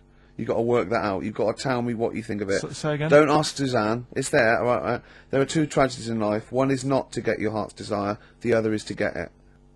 Okay? Take that home with you. And we'll be hearing Carl come up with some amazing quotations next week. Yeah, pick out your favourites. Now I'd like to play a song for the lovers while he's thinking. No, I don't think we've got the lovers lined up. Oh, what have we got? Bit of hip-hop. It's hip-hop hooray. Oh, is it? Yeah, everyone's a big fan. I played something from this last week. It's this new album from Nerd, In Search Of. It's been re-recorded by the lads. I don't know why. And anyway, it's particularly good. We played last week Things Are Getting Better. This is the one we have played with in the past, actually. Bobby James. Well, just read that book anyway. Can I just say, this is one of a beautiful. It's Keats, right? What do you think of this? A thing of beauty is a joy forever. Its loveliness increases. It will never pass into nothingness. See, this is just like how it was at school now. The last couple of weeks I've been quite interested in what you've been giving me. Now it's really like... Okay. I really don't care. Now, what about this? Now, I'm not I did interested. philosophy, and philosophy is obviously the quest for knowledge. And look. Listen to this though. This is what Keats came out with. Philosophy will clip an angel's wings. Isn't that beautiful? Yeah. Don't be constrained by what's dream a little. You know what I mean? Just go beyond. I don't agree with it, but it's a lovely bit of poetry. Yes. Yeah. So you're going to read that for me, are you, Carl? Yeah. Yeah. Just pick out 5 of your favourites. Yeah. The ones that mean something to you. And then next week I'll bring you in pictures of animals. Brilliant. Okay. We'll do it. Okay, and some sweets. Rick, I've had a word with some of the top brass here. Or they had a word with me in the corridor. If you remember when Did we they started... say, who are you? Pretty much, yeah. Yeah. Oi, 4 Eyes. Yeah. And, no, they said they were saying that, obviously enjoy the show, they love it. And, they're just worried though that in the early days when we started the show, remember we were a lot more informative. We used to do the film reviews, there was things like the gig guide and stuff like that. Sure. Which we've kind of let go by the sort of wayside. Yeah, they want us to bring that. Well, No. exactly, so I just want No, the gig guide, I was worried that, funnily enough, the XFM gig guide does not include some of the biggest bands in the world. Okay, all right. Or some of the best venues. That's what worried me. Look, Rick, But- just do what you're told, all Oh, right? is it better? Has it got- the gig guide. It's Has got it got some big, better? It's got a Am lot I of big gonna be names on it. impressed? You're going to love the gig guide I this need a week. bet if this is going to be pretty Now, impressive. let's play the proper jingle. Okay. Tonight, if you want to see these two bands in a small venue, get down to the Metro Bar on Oxford Street. Doors are at 8 p.m. and tickets are only £6 to see 10 Benson and Beach Buggy. Alright? Now, if you missed Long Wave, supporting the Strokes at Brixton Academy last night, you can catch them headlining Casino Royale at the Monarch. Rick, I missed them last night. How much will I be paying for that? You'll only be paying £5, right? But listen, they're also supported by Shelby and I Remember Nothing. Brilliant. Now, people know about the Brixton Academy, but a little-known venue in Brixton is the Windmill. And you're going to see 3 great bands there tonight. Guapo, Plonques, and Mechanical Beatles Never Quite Warm. So, Orange Goblin and Grand Magus play the garage. And, Diefenbach and Sudden play the Rotar sessions at Nine Hills Arts Club. So that's the gig guide on XFM. What a load of rubbish. I mean, switch off the jingle. Look at this. We've discussed this before, haven't we? Names for bands that will never be anything. Ladies and gentlemen. Please welcome to the stage, Mechanical Beatles Never Quite Warm. Please welcome to the stage, Plankweth. Please welcome to the stage, Orange Goblin. Oh, goodness me. Look at it. Oh, God. Orange Goblin. Orange Goblin. It's so rubbish. What's his name? Got a fake town, hasn't he? That one of his supermarket suite. What's his name? Dale. Dale Winton. Yeah. Supporting REM. I Remember Nothing. Never going to happen. I mean, please. Come on, people. Think. Hey, here's a band that plays big venues. Doesn't make them better, sure. But this is Radiohead. Apparently we missed a gig on that gig guide. Drip Feed are playing the Rock Garden on the 21st of this month. Excellent. So the lead singer just called in with that. He also left a quote with me. Apparently, Coleridge said of Keats, wasn't it? He's like an archangel, slightly damaged. Rick, I'm worried we're getting a little bit highbrow. Do you reckon? Have you got any knob gags you could do quickly? Because I'm just thinking we're switching. There's a lot of people who are going to be turning off. I mean, currently on Capital FM, Chris Tarrant and Dr. Neil Fox together at last. The partnership we've always wanted. They said it would never happen. Do you know what I'd like to see together? That breakfast DJ, Sarah Cox. And who's the dance? Carl. That'll be Carl Cox. Carl, please, why are you suddenly saying these rude words? We've been reprimanded once, don't Carl, say please. that, and don't say it so aggressively, because it sounds like you're saying Cox aggressively. Come on, we've been reprimanded. Yeah. Alright? Just don't use language like that. It's annoying me. Come on. Why is it annoying you? Because We're talking about DJs, that's their names. But you try to be clever. I hardly think that's clever. You've given me Yeah, if that's my best attempt at being clever. I've got rubbish homework this week. Okay, he's really upset about really this. upset. He was looking forward to animal fat. You said you were going to bring in that big book, 500 It's animal so... I got it off one of those bargain books. So I thought what? it'd be easy, right? Cause it's too elementary. No, but that's more useful than that to me. But it's things like the tortoise has a shell to protect it. That's good. Yeah, but you know... Because you thought it was there just to be painted on with Oh, have you ever peeled a tortoise? They fly. They go about 400 miles an hour. It's to weigh them down because they're the fastest lizards known to man. Exactly. Honestly, they run so fast they can go through walls. Yeah. And so their shells put on them in the hospital, in the maternity ward, at a very early age, just slow them down. You let a tortoise shell and you won't catch it. Steve, do you know that turtles can breathe out of the bum? Turtles can breathe out of their bum. I know someone who can talk out of it, but didn't realise that. That is Tell us about that. Tell us about that. And how do they do that? That's all I know. They when they go swimming, they can sort of, if they don't want to stick their head out, they can just stick their arse out. Why don't they want to stick their head out?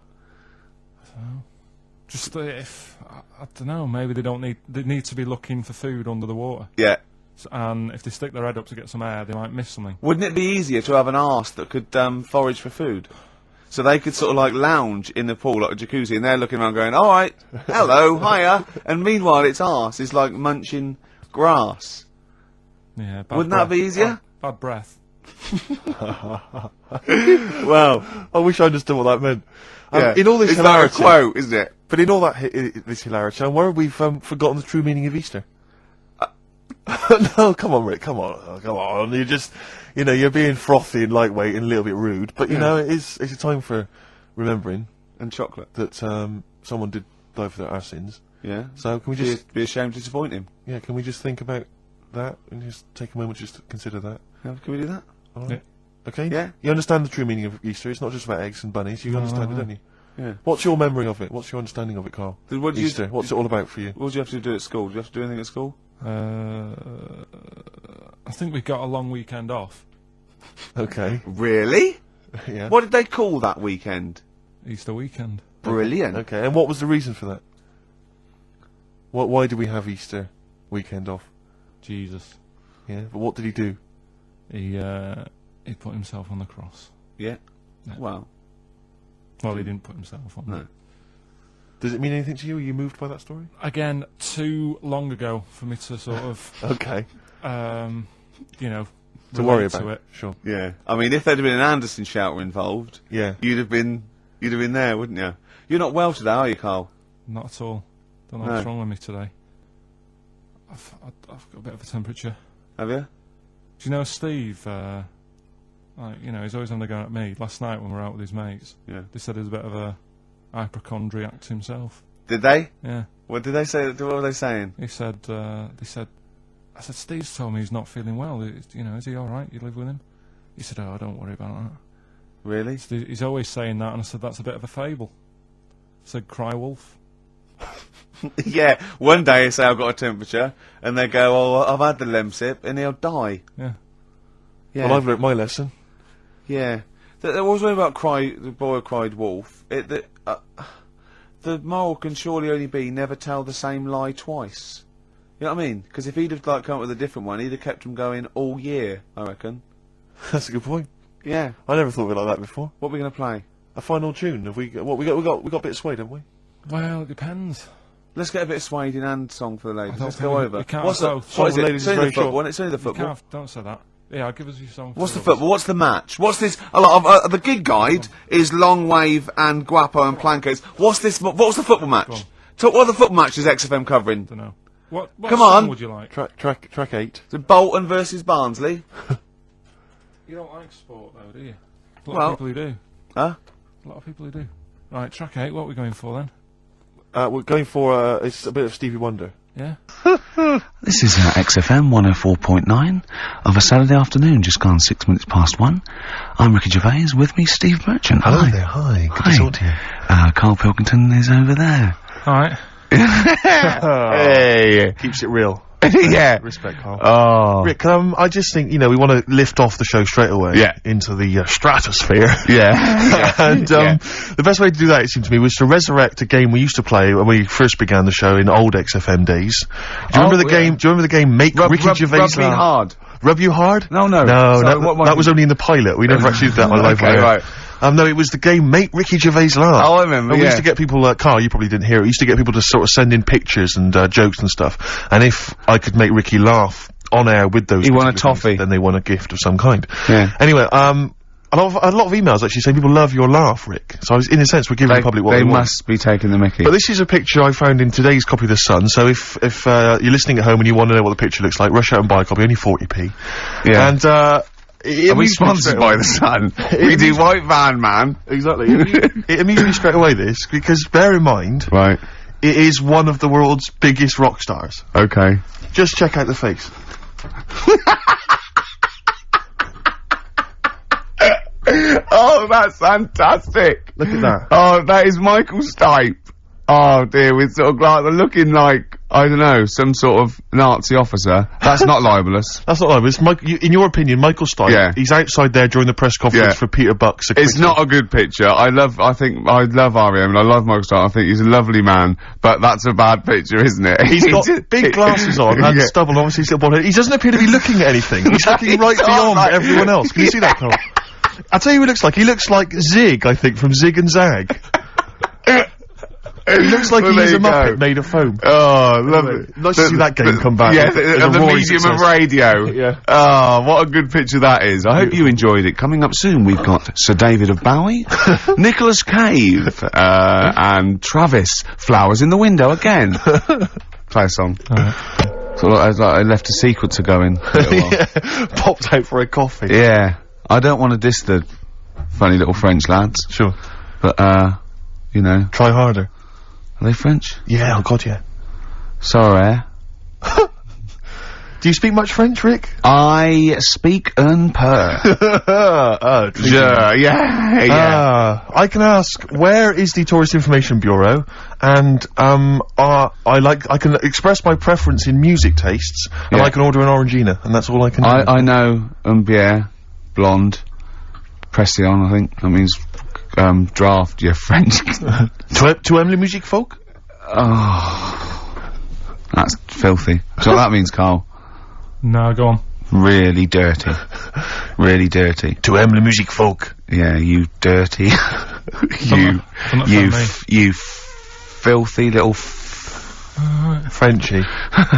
Alright. But, Do you know much French, Carl? Have you got any fromage? that'd work. Cheese or fish? It's cheese or fish? It's cheese. Would you not care which one you were given? You like both? I think That's a when whole different kettle of poisson. Yeah. I just think when you're in a country, you should have a little go. Yeah, well, That's a very little go. yeah. You mean like football hooligans have a little go? What do you mean? You know, try and have a go at their Yeah. their language. And Well, what I do is I go in there and I point and talk a bit louder than usual in perfect English, and if they don't get it, I go mental, Exactly. securing the fact that I've tried my best and they're having a laugh. And that is the prerogative of all Englishmen. or just Yeah. point. Point and shout. Yeah, point and shout. Don't forget, you know, because you can never be foreign if you're English anywhere. Yeah. No, they're speaking funny. Just remember that. Yeah? Yeah. God save us. Sorry, go on then. You were going to say something else. Yeah. That picture you were showing me. Yeah. I wish we could post one on the website of Carl. Remember we won an award ages ago. What was it called? The British Radio Authority Award. Yeah. And we made Carl get in the picture, and he was a bit reticent, but it came nice. But his head is perfectly circular. I put a coin on it, and only the ears popped out from behind the coin.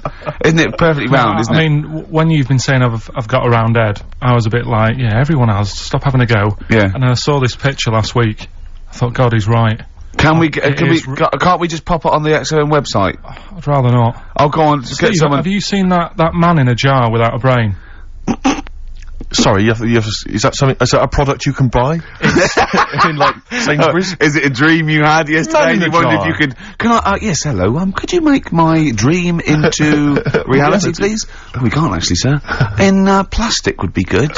Sorry, what do you mean? In the future, you'll be able to download your dreams and then just, like, act them out again, probably, in the year 2000 or something.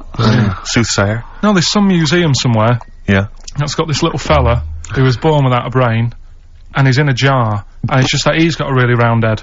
Right. And when I saw this picture, I thought, God, it just reminded me of this little fella in a jar. Oh, and what do you mean he's born without a brain? He was born without a brain. So it's a baby?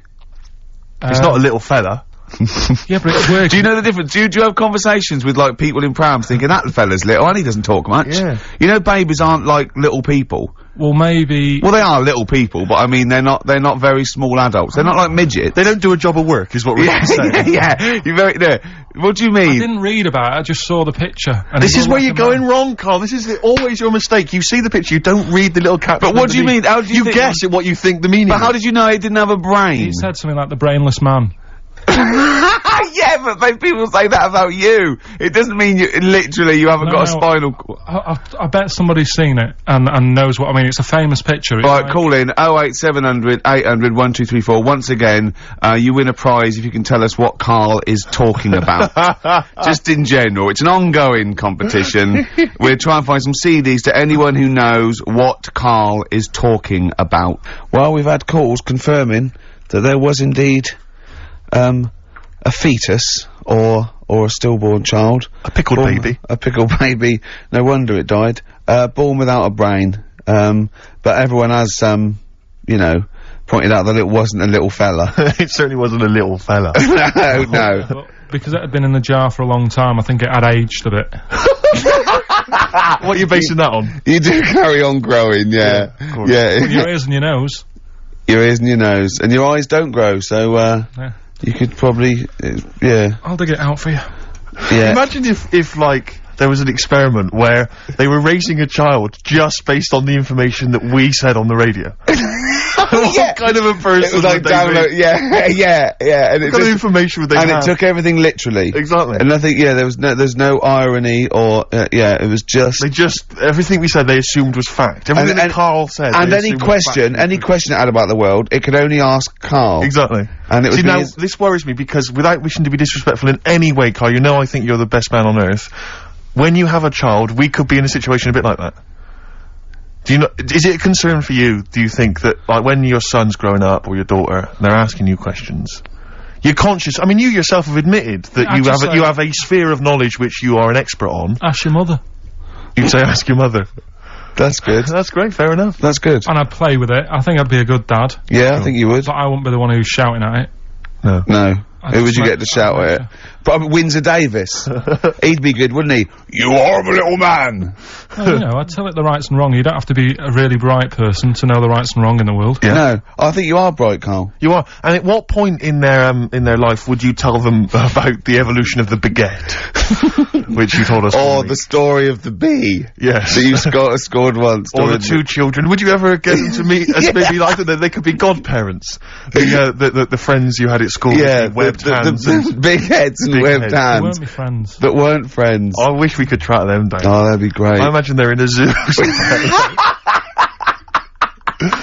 Oh, wow. Oh, yeah. Two big jars. Yeah. Two big jars. Industrial strength jars. Oh, dear. Man. Guess what? Go on. This is one of our last shows. We're going away, I'm afraid, on the 4th of May, isn't it? I can't remember. That's our last show, the 4th of May. Yeah, not forever. I brought a downer on the whole thing then, didn't I? There's people cheering. Well, guess who's taken over from us? And I found this out. I was watching Liquid News the other night. Right. No one had called me. Zoe Ball. Well, she's a good presenter, but is this confirmed? I don't know. Should I have said that? Is this true? Yeah, I think so. Well, Yeah, you've done it now. Yeah. She was in the other day, you watched it on the telly, so... Yeah. But what annoys me is, this is rather like when we got, according to last week's Media Guardian, we got rapped for saying the word cock on the radio. And, what we never did we? That was, we had to read that on the internet. No one ever told us that just slipped out your mouth, didn't it? What's that, cock? Yeah. Yeah. Yeah, so anyway... And, now we don't even get told face to face that Zoe Ball's gonna take over. Yeah, but it was only, like, sorted out the other day, and then when I saw you... We're allowed to say ball, aren't we? Yeah. When I saw you yesterday, I said, yeah, it's... So we're not allowed to say... Oh. No, I'm not gonna say the word, and we're not gonna say... we're not allowed to say the... We are allowed to say the male bird is a cock, we're not allowed to say the other one, but we are allowed to say ball. Yeah. What if her and her dad, Bobby, would we be able to say a pair of balls? Would we be able to say that? And I don't know. I don't think he's part of the deal. So you don't need to. In fact, if she's listening, call in and confirm it. We'd let her on the air, won't we? As long as she doesn't swear. Yeah, don't be rude. Yeah, don't be rude, Zoe. Blue. Yeah. Don't be cheap, basically. Better warn as well not to leave too much, nothing lying around. Because it'll be gone. Especially if it's skag. Again? Yes. On XFM 104.9. Who are you? I'm Ricky Gervais, who are you? Steve Merchant. Who's that funny little round-headed fellow over Carl Pilkington. Pilky. Pilkers. Well, she ain't called, so mustn't be true. I just didn't think we were, being disrespectful to her, because we both think she's a fine presenter, and I think she'd do very well on there, and I think it's a good move as well. Yeah, but can you just say it's not forever? Isn't it? No, I think she'll become more popular than us. And I think that'll be the end of us, to be honest. Well, she can string a sentence together. I think she'll get lots of PR and everything. And she goes out with Big Boy Slim. Big Boy Slim. Who's, you know... A good DJ. He's a good DJ. And, is her name Zoe Slim now? Yeah. Right. And, you know, there will be nothing. It's 3 months, isn't it, she's taken over for? Is she getting paid the same as us? I don't know. We'll find out. I bet it's a hell of a lot more. I'll go mental. I bet it's good money. It's good work. I'll go mental. Yeah, well, there you go. What are you gonna do? I'm, for 3 months. I'm gonna have Saturdays off. Is she, are you gonna present with her? Are you gonna come on and press the buttons? He's not allowed. No, I hope not, because, you know, you're our whipping boy, co-presenter. Yeah. You're like our little fella in a jar. Yeah. In fact, that's what we should do with you over those 3 months. Keep it in a jar, and we can have it in alternate weeks. Like step-parents or whatever. Yeah, that'd be great, wouldn't it? Brilliant, just you can me and Steve will fight for custody. Yeah, it'll be a big jar though, you can put stuff in there. You can have, it won't be like, full of water or vinegar or whatever they do, or you won't become Pickled Carl. No. It'd be like big air chamber, and you're sat there, and it'd be like a little, what would he be in, an armchair or something? It'd be in an armchair, and we'd have stuff in there, and we'd bring your girlfriend like once a week, and she'd go, and we put a blanket over the top so we wouldn't, you know, see anything. But like the Big Brother household. Exactly. Yeah. Now that's a hell of a documentary. Oh, that'd be amazing, wouldn't it? Carl in a jar. But anyway, that's what, so we're going away on the 4th of May for 12 weeks. It's a long time, isn't it? We were doing the second series of The Office, so we can't be around, I'm afraid. And Zoe Ball's standing in for us. And, that can't be right. She's not I don't think you can say standing in for us. Isn't that right? Taking over the show, I think, would be fair to say. I don't know. I can't say anything now, can you? I'm worried about that. Just because he goes up with Big Boy Slim, you gotta be careful what you say. Yeah. Oh, you look upset. Are you starting to think that you're getting melancholy now that you're just gonna sit at home? What are you gonna do every Saturday? Dunno. Go shopping. Let's sort out a jar. We've got to do the balloons before then as well. You've got to send you up in a balloon. Maybe we can send you up in a balloon and you come straight down into a big jar. Yeah. And they put a giant cork in straight away.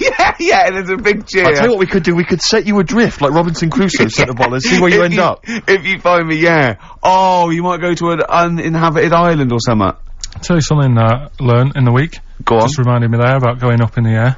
Go on. Right, if cars could drive up, it'd only take an hour to get into space. Which is great. Going how fast? About 50 miles an hour. You just made that up, didn't you? You just guessed that. You just guessed it. You just said about 50. Yeah, see, this is what worries me. If you have a son or a daughter, age 50, he's gonna be out in the street with a ramp pointing into the sky. Dad, how long does elephants live? About 1,000 years. 1,000 or something. I wouldn't say. Dad, how much can an ant lift? About a quarter of a kilogram, probably. About 2 bags of sugar. If you guess, it's not fact. Yeah.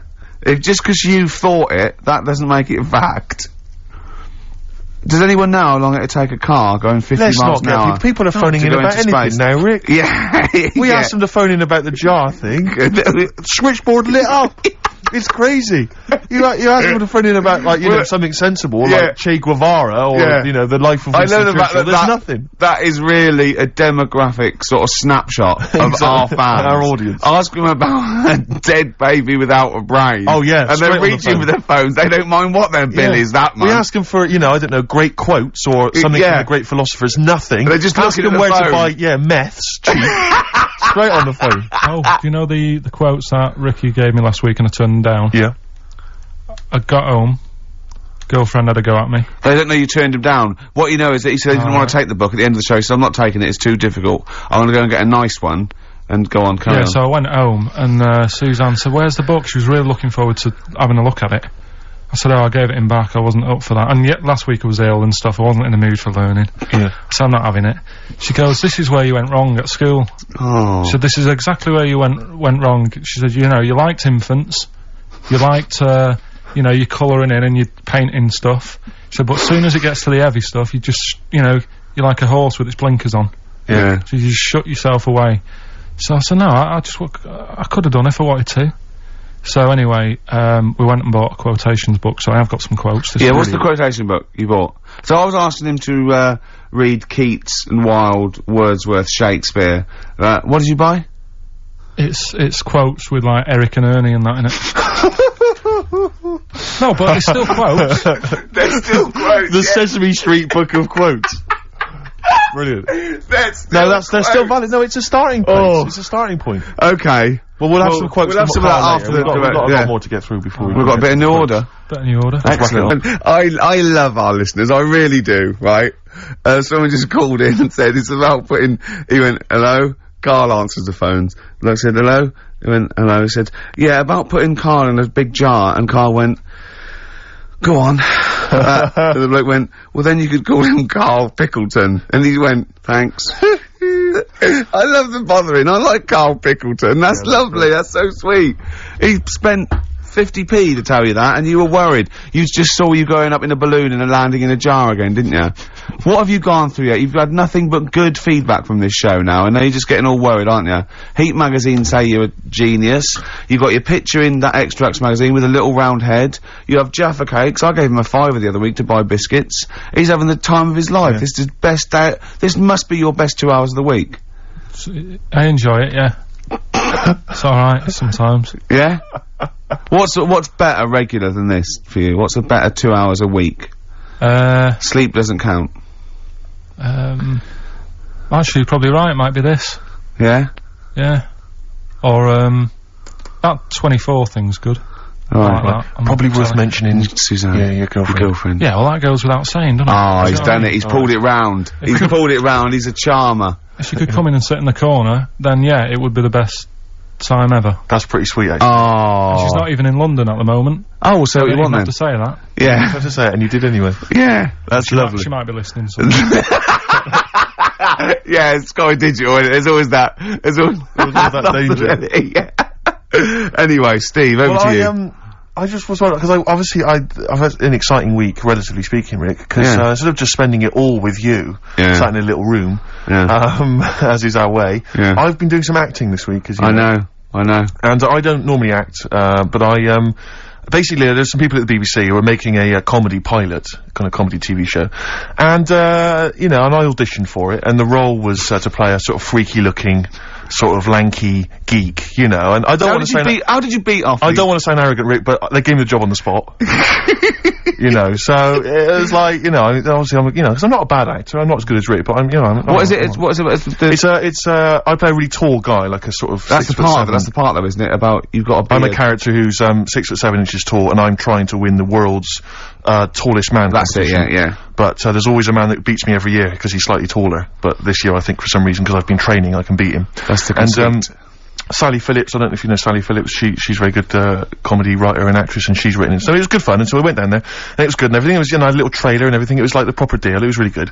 And, the problem was yesterday, I had to dance. One of the sequences had me dancing. Now, as you know, I think I'm a pretty groovy dancer. I'm a bit of a mover. Yeah. And I have to tell you this, Rick. Do you have anyone's eye out with your elbow? I have come to some serious realizations about my dancing. Really? I was moving round like a Shire horse dancing. Really? It was terrible. I was just like quick, and they had this choreographer trying to show me some moves, and it was just... He was just like crying by the end of it. It was they were yeah. It was so bad, but the worst thing about it is, today, my whole body is ravaged with pain and agony. I'm utterly devastated by the agony of it. Trying to get down the stairs this morning, I swear to God, I looked like Thor Hurd. Trying to hobble that. It was mad. I was like I'd had several hip replacements. I was like, I had to go down at an angle, going down the stairs. It was ludicrous, and I was really worried. Suddenly I'm thinking, because I thought I was pretty fit and pretty groovy and everything, and I had been discussing with, this mate of mine, my housemate, that we should maybe start doing some exercise, because I'm putting on a little bit of weight, right? He's quite a thin, tall guy. He has a belly. I don't know how to summarise it. Have you ever seen the film Junior with Arnold Schwarzenegger? Yeah. It looks like that. Really? It's slightly grotesque. So the two of us, so we decided that we were going to do some exercise together, right? This is what we're going to do. Each morning we were going to get up, we were going to exercise together. That won't happen. Right, well, no, but wait, Rick. You see, you're wrong, because a couple of days ago I said to him, listen, what we should do is get one of those, like, health videos, you know, those kind of training videos, what they called, like, I don't know, they might have an aerobics thing, or a sort of hour-long workout. And I said to him, get one of the ones that's hosted by, like, Pauline Quirk. Elle Macpherson or Cindy Crawford, you know, someone like that, someone sexy, right? So, I swear to God, we went down this morning, we put it on, right? Just want you to picture this scene, right? It's me and my mate in our shorts, right? 9 o'clock in the morning, working out. You didn't actually do it. To Helen from Big Brother's video, right? It was the cheapest one, Steve, he told me. Thanks very much, mate. We saw that advertised as well. Working out, right? And the two of us in our shorts, she's there, like, you know, she's the closest there is to a living Homer Simpson, right, shouting out and stuff. I just wanted to be reassured, Rick. There's nothing gay about that, is there? There's nothing a touch kind of fruity about that image. No, I mean, the ones you do avoid would be sort of Liza Minnelli workout. Cher. Graham Norton, obviously. Yeah. Dale Winton. Gay Byrne. Right, sure. He's not gay. No. But, I mean, the name's a little bit gay, isn't it? Yeah. So I think Helen from Big Brother, you're probably safe. Mm-hmm. Who else? I don't know what else to tell you, really. But I mean, because I know you've got a personal trainer, I'm obviously not in that kind of stakes, there's kind of stakes at the moment, I don't have that kind of cash. No. But, you know, I'm obviously quite excited. What have I got to look forward to? Do I go through a pain barrier? My trainer, Pink Eric, we call him. Yeah. No, I sort of box a little bit. But what I'm saying is, do you go through a pain barrier? No, I stop way before that. Right. And I sit down and have a beer. Right. There's no point in going through pain, because it'd just put you off. Sure. So, if you know, start feeling any sort of pain, or any, breathlessness, or any aches, sit down immediately. Now, is it right that he's worked out a special routine for you where you don't have to get up? Yeah, well, he actually said, I remember the first, I got my food diary, and he was looking at it, and I could see he sort of feared it. He feared taking on this challenge. And this is a true quote. At one point, he said, right, okay, cut cheese down to 5 times a week then. I must have haggled from 4. Cheese down to 5 times a week. And it's sort of like, I'm my own worst enemy. Because if I cut out cheese and beer, I would just lose weight. Like, it would drop off me in a month. So what I'm doing, I'm fighting it all the time. I haven't changed my sort of eating and drinking habits, but I now work out 3 times a week. It is an uphill struggle, Steve. Yeah, of course. It's just, so you're just keeping an even keel. I know, well, yeah, so I can live longer to eat more cheese and beer. Do you exercise, Carl? Do you do any exercise whatsoever? I used to go to a gym in town, but it wasn't the sort of, the hard work of doing the, you know, the stuff. It was just like, it was like 60 quid a month. Yeah. I thought, well... Crazy, isn't it? That's not good. So I just got out of my way to sort of walk everywhere. Do you know what I mean? Instead of jumping on a bus, like a nice day like today, walk into work. Or, you know, run up the stairs. You're skinny though. You run up the stairs? What? You're really skinny though. No, but I do eat a lot of, like, crappy food, so I reckon, I mean, what did they say? When you get to 30, it all just, you go mental, don't you? Yeah, they say that, play a record. That's the philosophers, isn't it? When you get to 30, you go mental. No, Descartes. Yeah, I think so. Yeah, play a record. Well, listen. Obviously, still got plenty to come. We've obviously got some great music, Rick, and that's. Well, I've got a bit of Nick Cave and the Bad Seeds. Actually, an album you introduced me to, and I'm going to play Into My Arms. Looking forward. And you know how beautiful that song is. That's true enough. Yeah. But I was talking about this little bit of acting I was doing yesterday, and not wishing to be disrespectful to anyone that was involved, but there was obviously some extras or supporting artists, as I believe they're known, and you know, all good, lovely people, really putting the effort in, doing good work and everything. But there's just one guy I was stood next to, and you know, he's quite a tall guy, not quite as tall as me, but tall guy, you know, quite a good-looking bloke or whatever. And I just sat there, and he obviously gets quite boring because there's a lot of just hanging around and people waiting and stuff, fixing lights. I just stood next to him, and he just went, oh, he was looking for something to say to me, obviously, and he went, looking forward to the new Guns N' Roses album? And I went, I didn't realise there was one on the way, actually. He went, yeah, obviously they, Slash won't be in it, because obviously Slash is no longer with them, but, bloody a sweet child of mine, one of my favourites, just started singing some of the songs. I went, okay, great. Without irony, I assume. Without irony. He was just wanting to get onto a discussion of Guns N' Roses, but I'll tell you this, he did not look like a rocker in any way. He looked like a bloke who would work in sort of an accountancy, agency, or Barclays, behind the counter, something like that. Very well scrubbed, well groomed. So there's nothing wrong with Barclays or the people who work therein. That's true enough. Okay. So he goes, yeah, I mean, I got into them with Appetite for Destruction, the classic first album, but I even, you know, I enjoyed the Spaghetti Incident as well. I mean, I like all of them. Yeah. And I'm like, right, okay.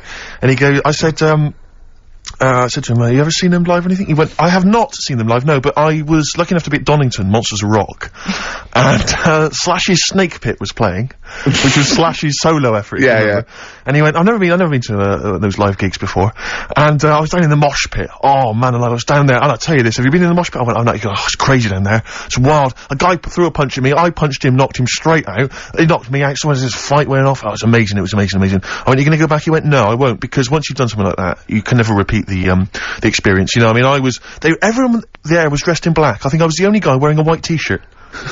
I was like, okay, I could just imagine him tucked in as well. That's why I attacked him. Exactly. It's like ants. Yeah. They slash himself, so yeah, there's a termite in the nest. Exactly. And they just turned on him. But so I'm going, okay, so do you go to gigs often? He went, no, I don't think I'm ever gonna go to another rock gig.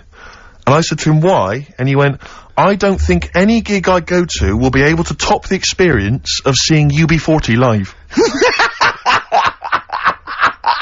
And do you know what I mean? And I almost did what you did. That's why I've never seen him live, because I don't want to end my life. But I almost laughed. I thought it was a joke. I thought he was making a joke, and I was about to laugh, and I realised he was deadly serious, and I went, UB40. Oh, good were they? He went absolutely blinding. One of the most incredible live experiences I've ever seen. I imagine. Did they do songs in a sort of mock reggae style? Apparently for 2 hours. And then he began to tell me which of his favourite. He went, I don't know if I said, have they done anything recently or put anything out? He went, I don't think they're going to be able to top those classic albums, Bag o' Riddim and Rat in the Kitchen. I remember once when I went to sign on. Okay, and I don't know what year it was, must have been like 1979 or something, and, I left school, and, tell me if I'm wrong if it wasn't out then, but this bloke was at the back with sort of like a ghetto blaster, and he was playing 1 in 10. Right. Obviously making a point, he was in the dole office. Everyone ignored him, and when it finished playing, he turned it down. And he took a number and queued. The days when they were a protest. When was that? What year was that? What year did someone can pinpoint that for me. Phone in 08700 800 1234. I know it had just come out. But what was amazing is when he said that about UB40 being the best live experience you've ever seen, it was one of those moments where you thought, I never thought I'd hear someone say that. Yeah. Do you know what I mean? I don't know why I can't understand what kind of person you are. I suddenly realised at that moment there was such a chasm between us. Is there anyone out there whose favourite band is UB40? Red Wine, maybe. UB40, yeah. Oh, they're a great bunch of blokes though. You see them, they crack me up when I see them interviewed. They're really funny. But, once you've heard one, that's pretty much it, isn't it? Absolutely. I imagine. I mean, I don't know. Maybe I'm a Philistine. Maybe there's some hidden depths to them that we don't understand. Maybe some great tracks that you could point out if you're a big fan. Well, I'm never gonna go and see him because why? No. Why sort of like top your experiences? Exactly. You know, because you're never going to better it. When I know I'm definitely dying, I'm gonna go. You'll summon them to play for you. Get me, get me Labour of Love live. Do Right in the Kitchen. Now, again, I broke the rules in the week. I met up with Carl. I had lunch with him. And, we were chatting, and having a cup of tea. And it got onto one of Carl's favourite programmes, was the Tales of the Unexpected. Ah, of course. And all I can think is that he's probably the only person in Britain where they were unexpected. I mean, to him, when that twist came in, and you go, gee, I can't... Yeah. Oh, God. Can't believe So it was the tree that did it. I mean, he was probably the only... And we were telling all these stories of horror, and he liked horror stories. And I told him this story. And I don't know if this had come across the radio, but I told him this story. It was a short. It was a horror short. This was a film you saw, was it? Yeah, yeah. And, what it was, it started off, just there'd been a car crash. You see this horrendous wreck. And you saw it from the point of view of the person in the car. And he was calling for his mate, and he was going, Dave... And he sort of looked over and saw a body without a head that had been thrown at. He goes, oh no, Dave. And then into the field of view came Dave, his mate, and looked at him with a look of horror, and then it sort of went black, and you realised that he was just a head, and it had been his body. Oh, wow. Right? Yeah. And I said, then it came up at the end, at the, executions in the French Revolution, people experience consciousness for, you know, and he went, oh, no, he said, it wouldn't be for that long. And then he went, if it was a chicken, it would work. Imagine remaking that film, but it's two chickens in horrendous car crash. Their own fault for driving. It would work. No, he wasn't having that. Yeah. No, it was too long. I think he said, how long was this film? Went, 5 minutes. He went, no. It would work if it was a chicken. I like the way that Carlin is something like, when you relate an incident like that, he's appalled and offended and annoyed by the people that made it, even though he's never seen it. Oh, he's annoyed, yeah. Like, I want to see it. I think it's a good idea. Yeah. But they should have thought it through a bit more. Yeah. Do you have a favourite, Tales of the Unexpected, one that you remember particularly that shook you up? Yeah, we were talking about the one on, where, there's some woman in prison. Have you seen that one? No, I can't remember them all. Right. This woman's in prison. Yeah. And, she gets a bit friendly with the guy who takes the dead bodies out. Right. And, he said, I can get you out of here. He said, what you've got to do, right? You've got to, I don't know, at midnight... When you hear the bell toll, that means there's been a dead body. Yeah, there's been a dead body. So what you got to do is go into like the place where all the dead bodies are, get in the first coffin on the right, and then I'll come along and carry you out, and you can run away and escape. Yeah. Right. So she goes, yeah, all right then. So she hears the bell go. I'll bury you, right? And then I'll come back later and dig you up. Right. Yeah, but that's the point. It doesn't matter. It does matter. Trust me, Carl, it really matters. Okay. Listen, I don't know if I'm going to ruin this for people at home. Yeah. Can I just skip to the end? I would imagine that she gets buried and he doesn't come back, and she has to get buried alive. Better than that. Okay. Yeah, she does it. She gets into the coffin. Yeah, shh. Go on. Right. So she gets in the coffin, and she's lying there for ages. She's buried. She can feel a bit of movement going on, so she's obviously, you know, being carried somewhere, so she's thinking, this is it, I'm getting out. And she's lying there for ages and thinking, why isn't someone coming and lifting the lid off this? Do you know what I mean? Letting me get out. So she's really bored. She gets a lighter out, right? Lights it to have a look at who she's lying on. It's only the fella who said he'd help escape. Oh. How bad is that? That is... How bad is that? So it is quite important that she's buried alive then, isn't it? In retrospect, you realise that the jeopardy is that she's buried alive and can't get out. Yeah. Makes it so much worse, doesn't it, than just like lying in the morgue and going, actually, I'm getting out of here. Yeah. This isn't gonna work. Look at Carl's face. Having told that, he's so pleased. His face is lit up. He's beaming like a child. Have you seen any? Is that your favourite horror thing ever? That's a good one. And let's see if anyone knows what the finger is. When that bloke was under the ground, wiggling his finger. We were talking about one with some fella who's stuck in the ground or something. This is a motif I noticed in your particular favourite ones. Yeah. Right. People stuck in the ground. Go on. Right. So it's a fella, is it? Yeah, a fella stuck. Now, I seem to remember it just being his foot, to be honest, being stuck in a hole. No, he was under the ground and he got a little thing out of the pavement and he put his finger up and wiggled it to try and attract attention. Then you see a woman come along and her stiletto heel just knocks his finger off. You see, I'm wondering whether it's the same one as I saw. Yeah, it could be two like that, couldn't there? It's a they were running out of ideas by the last series. It's a big theme in Hollywood. Or, What was that one you told me about with the porn? That was a good one. Oh, this was fantastic, right? Right. There was this, Sorry, can I just check now? We're just remembering classic episodes of the Tales of no, Unexpected this is important. Well, I saw one, right? I saw one, on Tales of Unexpected, right? And it was, these two gents, what they used to do, they look down the obituaries, and they'd blackmail, the wife or the son of a dead eminent person, like might be a priest or a doctor, something like that, and they'd go and they'd say, he bought some, erotic, stuff from us, before he died, and he owes, 100 guineas and all this sort of stuff, and they'd pay up because it'd be so embarrassing, they just didn't want them, so they'd just pay him, right? And this one bloke said, who are these people? I'll meet with them. And he goes round there, and he goes round, and, they go, your father, he goes, my father could not have bought any erotic material from you. They did it, he goes, he couldn't have, he's blind. Right, and that was the twist. And Carl went, so it was magazines, not videos then.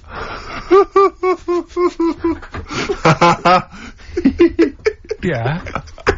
Now think about it, Steve. Is that so stupid? Well, presumably it was set in olden times because people, professional pornographers don't tend to call it, you know, erotic material. Yeah. They tend to call it, you know, juicy jugs or whatever. But more than that, I don't understand how a video is going to be any use to a blind person either. I know that you can hear the sound, Carl. Look at him nodding like he's caught me out. Yeah, what sound will you hear? Do do do do do do do do. Your meter needs looking at? Yes. Cut. What's then? What's that? Then it's just noises, isn't occasional groans. Yeah. Right. You could listen through the wall at your neighbours. He does. I mean, that's why I save a lot of money. But I thought you were going to point out, Carl, that they could have had a Braille porno. Now, have you thought of that? Look, feel the lumps on that. Exactly. Think about it, Carl. Think about it. You're excited now. Yeah. Your girlfriend's away, Carl. Yeah, the cheese grate is only under the cupboard. No, she's a good-looking lady. Yeah. Well, it's time. Well, go on. That time, innit? Yeah. Play the jingle. Yeah. White van man, Carl. Brilliant. Recorded at great expense, that jingle. Yeah, this is where we just hijack an idea from The Sun, which is White Van Man, where The Sun asks, in this instance, a cabbie by the look of it. Oh no, a fruit and veg shop owner. Ours is slightly different because The Sun sort of like, pick on a perfectly normal member of the public. Exactly. So that's where we've got the upper twist. hand. Yeah. And, they ask him about the, you know, the hot potatoes. This week, Carl, my first question to you, well, your thoughts, please, on the criticism of the BBC over their coverage of the Queen Mum's death.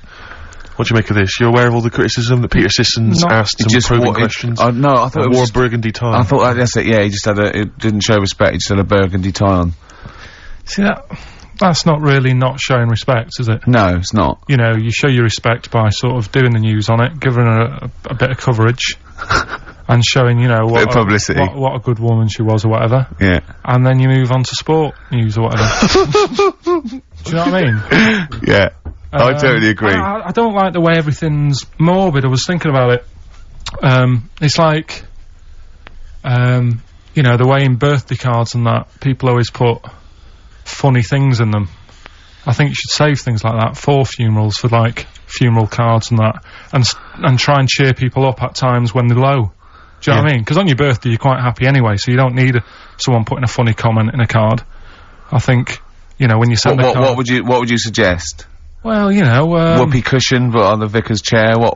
How would you liven up the funeral? Just little things in the card. I mean, you're just writing stuff like, well, you know, at least you're still alive or whatever. So as you're giving the eulogy, that'd be good. So suppose someone's husband's killed in a car crash, you go around with some flowers and a little card, and it says, "At least you're still alive." Well, maybe something funnier than that. Well, maybe, like, if you got up to give the eulogy during a funeral, just wear a pair of comedy tits. Yeah, or those glasses that are eyes on sort of springs. But why has everyone got to be so sad about someone dying? No, what annoys me is that when you see the people on television, the sort of members of the public, and they're crying about the Queen Mother, who was sad when anyone dies, sad when anyone nan dies. She was 102. And, you know, I mean, it's sort of like, I think they should cry. Well, there's a picture in the paper today. I don't understand it. There's a picture in the paper today of various people who were lining the funeral kind of route yesterday, and there's a picture of a very young child, maybe sort of 5 or 6, on the arms of her dad, and her head bowed, and it says a young girl there weeps for the Queen Mother. And I was looking at it, and you can tell she's just tired. Well, she's just tired and bored. It's so transparent that it's not crying. It's most just, what are we doing when their nan dies? Exactly. You know, it's sort of like. But what is a 5-year-old girl going to be? Why is she going to be crying? The Queen Mum said, "Oh, I can't believe it." Yeah. Teletubbies? No. The Queen Mum. Oh, not the Tweenies. No, it's on in a minute. Yeah. It's just like. Oh dear. I mean, I know. I'm sure. I don't know much about her. I don't know if she was a great woman, and obviously, it's always sad when someone dies. But it's like, it's interesting that there was a lot of tourists in that long line of people that are now queuing from hours upon hours to see her dying in state, because it's clearly just people who want to be a part of history. Must be gutting if you're over from Sweden and you find out that. The Queen Mum's died. Oh, you must be devastated. You probably don't want to carry on with your visit. Exactly. Really. Okay, listen, Carl. I think we've covered that. What do you make of the? What do you make of the first genetically modified baby? Oh. Are you worried about this? Do you know what did they do? What? Let me see what it says here. It says, isn't it just choosing the eye colour? Well, this is the concern, isn't it? That in the future you'll be able to decide whether it's a boy or a girl, how intelligent it is, what it looks like, is it handsome, is it ugly? Obviously, no one will choose an ugly baby, and so on and so on and so on. And so it means that where will it lead? Where will it end, Carl? Are you concerned? I've thought about this a lot. What will us three look like in the future if they're being, genetically modified beautiful people? What will we be like? How will we be considered in society? True, yeah. But we've talked about this before, haven't we? About the cloning thing. Yeah. That's a bit weird. Yeah. But I don't think it matters, because at the end of the day, right, you might look like some other kid, but it's the way you're brought up that will change your features and the way you are, your personality. If you lie, you get a long nose, don't you? Well, no, but listen, right, because I remember when we, I was growing up on this estate. This is going to be good. Go on. No, it's not. It's just an example of how this doesn't work. Go on. So we don't need to worry, sort of thing. Sure. Right? Okay. So, growing up on this estate, and there was this woman about 4 houses down, right, who's a bit rough. Alright? Didn't fancy her. Oh, God, no. Right, but she had a baby. Well, tell me about her first. I'm interested in this woman. Why was she? It was a very... Was it like a man in a dress? I mean, I didn't grow up in a posh house or anything, and I'm not saying that if you live in a bit of a rough house, you're a bad person. What did she look like? But anyone can tattoos? Clean up. Looked like Tony Green with a fag on. They didn't clean up much, right? Oh. Which, even if you've not got a lot of money, you can still try and make a place look nice. Yeah. Right? But she didn't, and a kid used to take a horse into the house. Sorry. Whoa, Neddy. What do you mean a kid used to take a horse into the house? Where did he get a horse? Must have nicked it from somewhere. Must have done. You've seen a horse in it? No. What, is that from outside the saloon round the corner? Yeah, was it just tied up with a bit of... Right?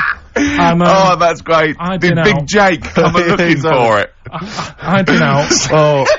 Sorry, let me get this. This was before the lynching stopped or after.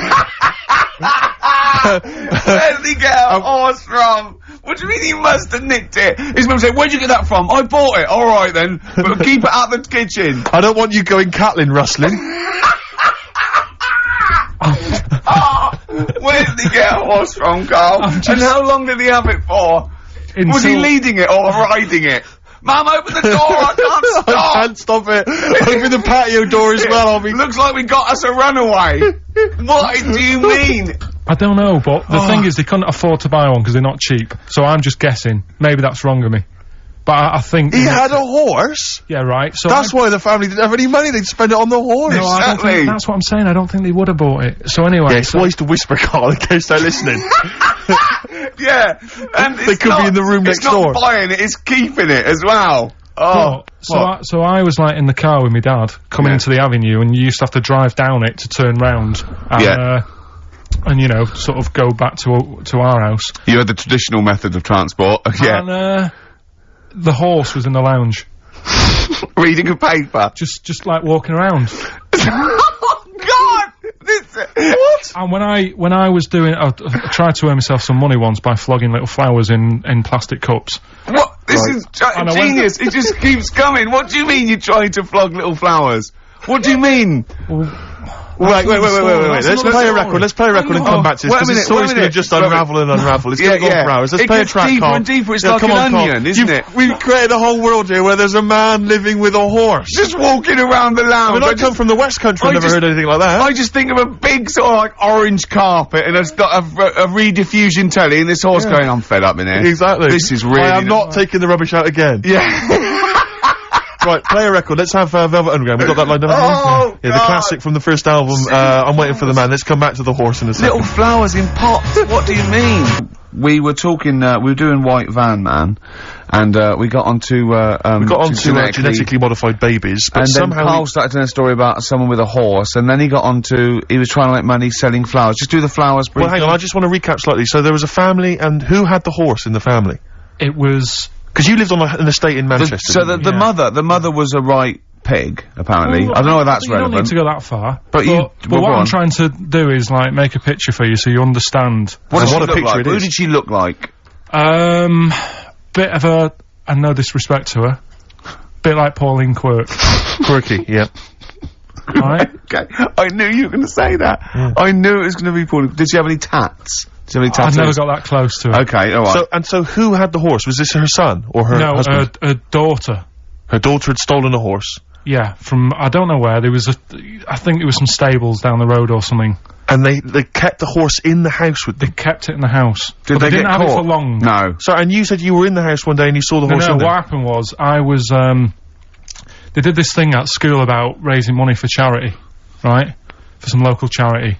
And they said, you can do anything to raise money, and they came out with all these ideas, and I thought, that's good. What was the charity? Well, I don't know, I thought, forget the charity. Yeah, that's just a good money-making idea. So, you're a charity. So, so I asked my mum for some, because she used to have a lot of flowers around the house. Sure. I said, can I just take some snippings off them?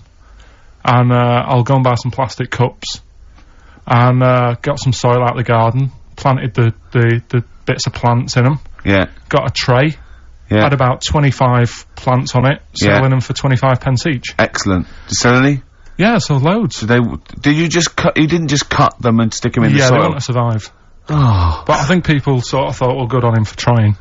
But anyway, so I went round to theirs, because I thought their house could do with a bit of colour and stuff. Yeah. So it's a bit rough. So as I went The horse went, thank God for that breakfast. They've been feeding me kitty cat. So I got up to the door, and they opened the door, and it was one of them houses where no carpet. Yeah, a horse in the living room. You know. We've all been there. And the horse was walking around the living room. Oh. I looked quite happy and everything, because I always say that about animals. Black Beauty was on. Yeah. Well, think about it, right? If you were a horse, where would you rather be? In a little wooden hut with a load of hay, or in like a house with a central heating, 3-piece suite, and a telly and that? Telly and that. No, but I was saying this the other day. And an Atari, right? I was walking through London. Commodore 64, rubbish. Exactly. Walking through London with Suzanne, right? Yeah. And you know, like homeless people always have dogs. And she said, oh, I hope she looks after it. I said, that dog is happier than most dogs. Right. Because people always walk past and give it a pat on the head. Yeah. It's with its owner all the time. Yeah. It's out in the open, it's not locked up in a house. Yeah. It doesn't eat, but other than that. No, it does eat, though. They're always alright. So that's what I was saying. I think this horse was doing alright for itself. Do you know? Well, not many horses have got their own house. Exactly. For a start, yeah. But anyway, that's by the by. Yeah, so anyway, this family, who's a bit, what we were talking about, it was about cloning. Genetically modified kids and all that stuff, Right, now what I'm saying is, you could say, you know, right, Steve, you could have a baby, right? And Ricky could see it and say, God, I want one that looks like that. Yeah. Right? It could happen, Rick. So come on, work with him. So you take it to the doctors, and I don't know what they do. They inject it with something or whatever. Yep, that's how it's done. Yeah. And get a little baby, and there it is. It looks the same. Now the thing is, you separate. You both go off and do your own things. Yep. Right. Now, you look at Stephen. You look after your baby. Yeah. You treat it well. You give it good food and I'm a good dad. all the vitamins and stuff. Yeah. Ricky just gives it cheese. Right. So then it changes its looks. It goes a bit fat. You know, it gets tired easily, and that sort of thing. Now, when this family... Why am I just feeding a baby cheese? Right, this family had a horse in their house. Yeah. They had a little baby, and my mum went round and said, "You're not going to believe this, but it's a beautiful looking baby," right? Yeah. And I was like, well, you know. And the weird thing is, it was a good-looking kid, but as time went on, they didn't really look after it. And I'm not saying, like, abusing it, but it used to run around, it used to play out till, like, 10 at night. Yeah. It used to chase cars. Right. It was a bit... Did it have hooves? Yeah, no. Chase cars! Right. What sort of kid chases cars? Oh, God. No. Was it called Rover? The weird Did it catch stick? It's Liam, it was called, right? Right. Now, the weird thing is, it was a good-looking kid, but as time went on, and all that, like, not eating properly and its hair was all patchy. It's not Liam Gallagher, is it? And chasing cars and that, and it became an ugly kid. It's definitely Liam Gallagher. And that's what I'm saying, right? You can clone all you like, but at the end of the day, it's how you brought up. Brilliant. Wow. Whoa. Alive. Wow. That was a hell of a point. Oh, God. But am I right? Oh, you're always right, Carl. Finally, White Van Man, what do you make of the fact that Sainsbury's are bringing in square tins? Is that a true? concern for you? Is that true? Apparently so. Why? Because Dunno. like it's easier to stack. This is what the guy in the Sun has said. That should be interesting for... That should be... His comment on Sainsbury's are bringing in square tins is that should be interesting for meatballs.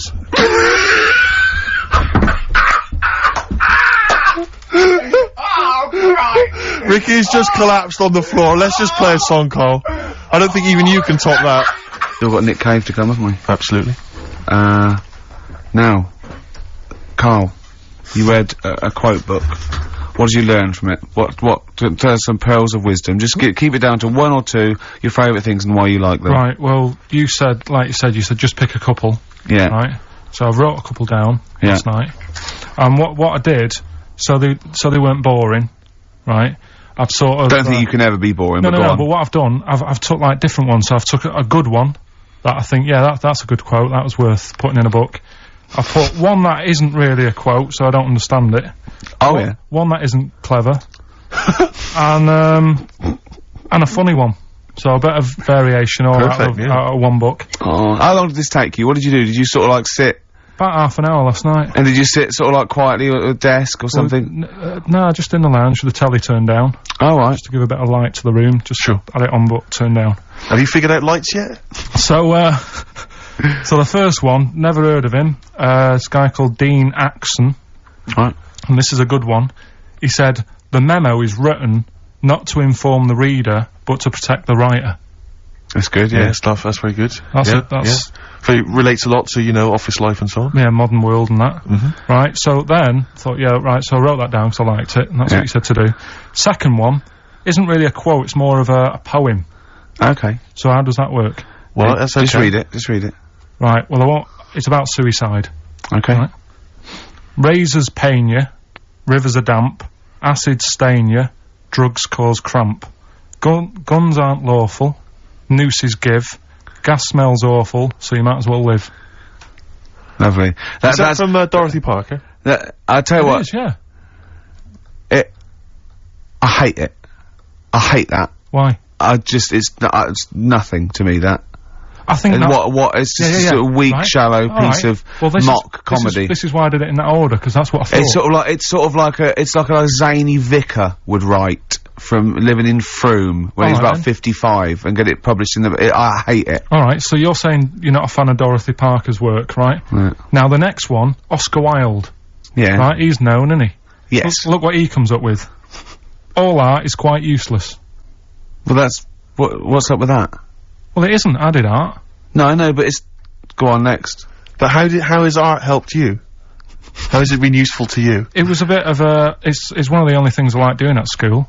Right. Do you know what I mean? When I made that little clay man, fixing a car. Yeah. You made a clay man fixing a car, I forgot about that. How can he... I think that's stupid. And especially that it's gone in a book. Sure. Do you know what I mean? Okay. It's easy to diss things. Yeah, it's harder to do things out, you're right. I don't think art is useless, by the way. But then you don't have to agree or disagree with some of these things. Some of them are, sometimes it's just their thoughts put eloquently or poetically, isn't it? And it's just, just to provoke a reaction as much as anything. Yeah. Well, And the good one, Ozzy Osbourne. I mean, sorry, but just go back there. The irony is that is art. That he was an artist, wasn't he? So. But okay, so you don't like Oscar Wilde, but you prefer Ozzy Osbourne. Yeah, go on. Ozzy Osbourne, cracking one this. Funny and educational. I bit a head off a bat the other night. It was like eating a crunchy wrapped in a chamois leather. Genius. Oh, you're right, Carl. Yeah. So, there's... What do you like about that? The way he's described what it is like? I think, yeah, if someone... I mean, you can imagine what it's like.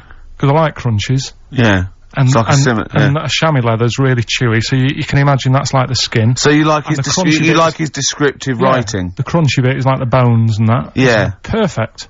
But you know, Carl, it's interesting because you've analysed Ozzy there, and in a way, that is the first step on maybe doing a new English GCSE. Yeah, you know, being able to study you said why you liked it. And you said because it describes what you've never eaten about yourself. Yeah, but my teacher, Mrs. Kane, if I would have come into school with, you know, a quote by Ozzy Osbourne, she wouldn't have been happy. Really? Do you know what I mean? And that's the difference between... She'd go, right, Carl, get your horse and go home. Well, listen though, we were talking about other quotes. Yeah. Neil Armstrong. Yeah. Do you know his one? Yeah. What, one giant leap for mankind? Do you know it wasn't meant to be that? You know, it says, it's one small step for man, one giant leap for mankind, right? Yep. It was meant to be, this is one small step for a man. Right. I.e. me, the individual, on a microcosmic level, one giant leap for mankind. And he mucked it up, because if you say, this is one small step for man, one giant leap for mankind, man there means mankind. I know, it's embarrassing. So you shouldn't give people... He's not a trained actor. That's true. He's more of an astronaut, to be honest. Has he won any awards, Rick? No, there are no awards. Is he BAFTA nominated? Don't think so. But listen, right, he said another quote as he got back into the rocket. Have you heard about it? Go on. Well, we run out of time, and I'm just wondering whether it's worth saving as a bit of a teaser for next week. What did Neil Armstrong say as he got back into the rocket? Yeah. Is it gonna be away? Something like, that was boring, wasn't it? The mic's not still on, is it? Yeah. They're not still listening. Well, that's what I was saying to you. He could have said that, and it would have still gone down. Cheese. It would have still gone down as an amazing quote, wouldn't it? Well, listen, I think you should save it, Carl. You tosser, I was meant to go first. No, I'll tell you what we'll do, Carl. We'll squeeze it in before the end of the show, because, Ricky, you got to play your song for the lovers. Oh, we should play this. I don't think we'll fit it in. We might have to save it. Don't worry, we'll see what we can do. Well, next week, by the way, you've got happiness quotations, a collection of thoughtful words and beautiful paintings. I'll just give you an example of one. Happiness is a perfume you can pour on others you cannot pour on others without getting a few drops on yourself. It's lovely, that, isn't it? Brilliant. You can't be happy with that. Oh. Well, that's it. We've run out of time. We have indeed. So no time for Carl's quote. That'll have to come next week. Yeah, we'll save that for next Neil time.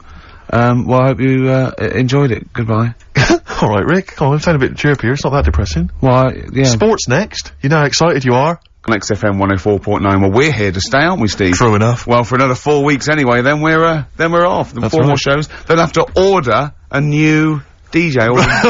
Alright? That was genius. Hey? Oh, wow, I'm it's as simple as that. I'm Ricky Gervais, Steve Mitchell, and Carl Pilkington. Oh, man. Did anyone read the Guardian yesterday? It was Steve's big... we were interviewed together. I've never been interviewed before in the paper. I've certainly never had my photo in a national... We were very excited. We loved the interview. It was talking about our top 10 albums between us. We loved it. We talked really fast, like school kids. We were excited. It was a great interview, and all the way through, it was Ricky Gervais with his writing partner, Steve Mitchell. Stephen Mitchell. It's not even like Merchant. He phoned me up the night before and he was gutted, and I know it's awful. And it was big letters and just all the way through, and the caption, and it's just like, oh, God. But it's embarrassing, do you know what I mean? It's embarrassing because it's like I was trying to get in the paper, I couldn't believe my luck. And then that just draws attention to the fact that I'm not a celebrity, and consequently they can't even remember my name. But the worst thing was that, one of my favourite albums of all time, I said in there, was, Blood on the Tracks by Bob Dylan. And I said, because, you know, I think one of the most beautiful songs ever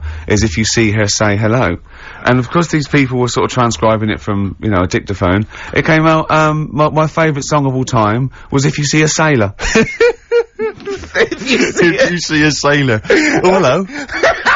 Fruity. Oh, Bob Drillboyd's, up on the trab with, where's the sailor gone to? With Ricky Gervais and Steve Mitchellings. Oh. I don't know. They must have thought my name was Mitchell all along. They obviously never knew. The evidence is there. But I don't know why. It was like they reported in the paper that we'd been nominated for a Sony, and it said, Ricky Gervais, who hosts the breakfast show on XFM, and it's that sort of, it's just guessing. It's like, presumably someone's gone, does he host the breakfast show? And someone's gone, yeah. And that's their research done. Yeah, but there was a thing about, The Office set in Swindon. That's someone going, just write an article about The Office. Where's it set? Swindon, I think. Is it? Yeah. Okay, that'll do. Yeah. Yeah. Even we research the show now and again, don't we? Yeah. Even we look things up. Well, actually, people phone in. Usually that fella. What's that fella's name that calls in who's not got the website? He's got a funny name. Oh. Gilwell or something. James. Phone in if you remember what his name is. Yeah. James at Lose Control. Yeah, what's his surname though? Oh, for goodness sake, this is just going to be interesting to him. Yeah. And his friends. Oh, yeah. Oh, yeah. You remember? We better play another record. Yes. I'll tell you what, if Johnny you like Mango.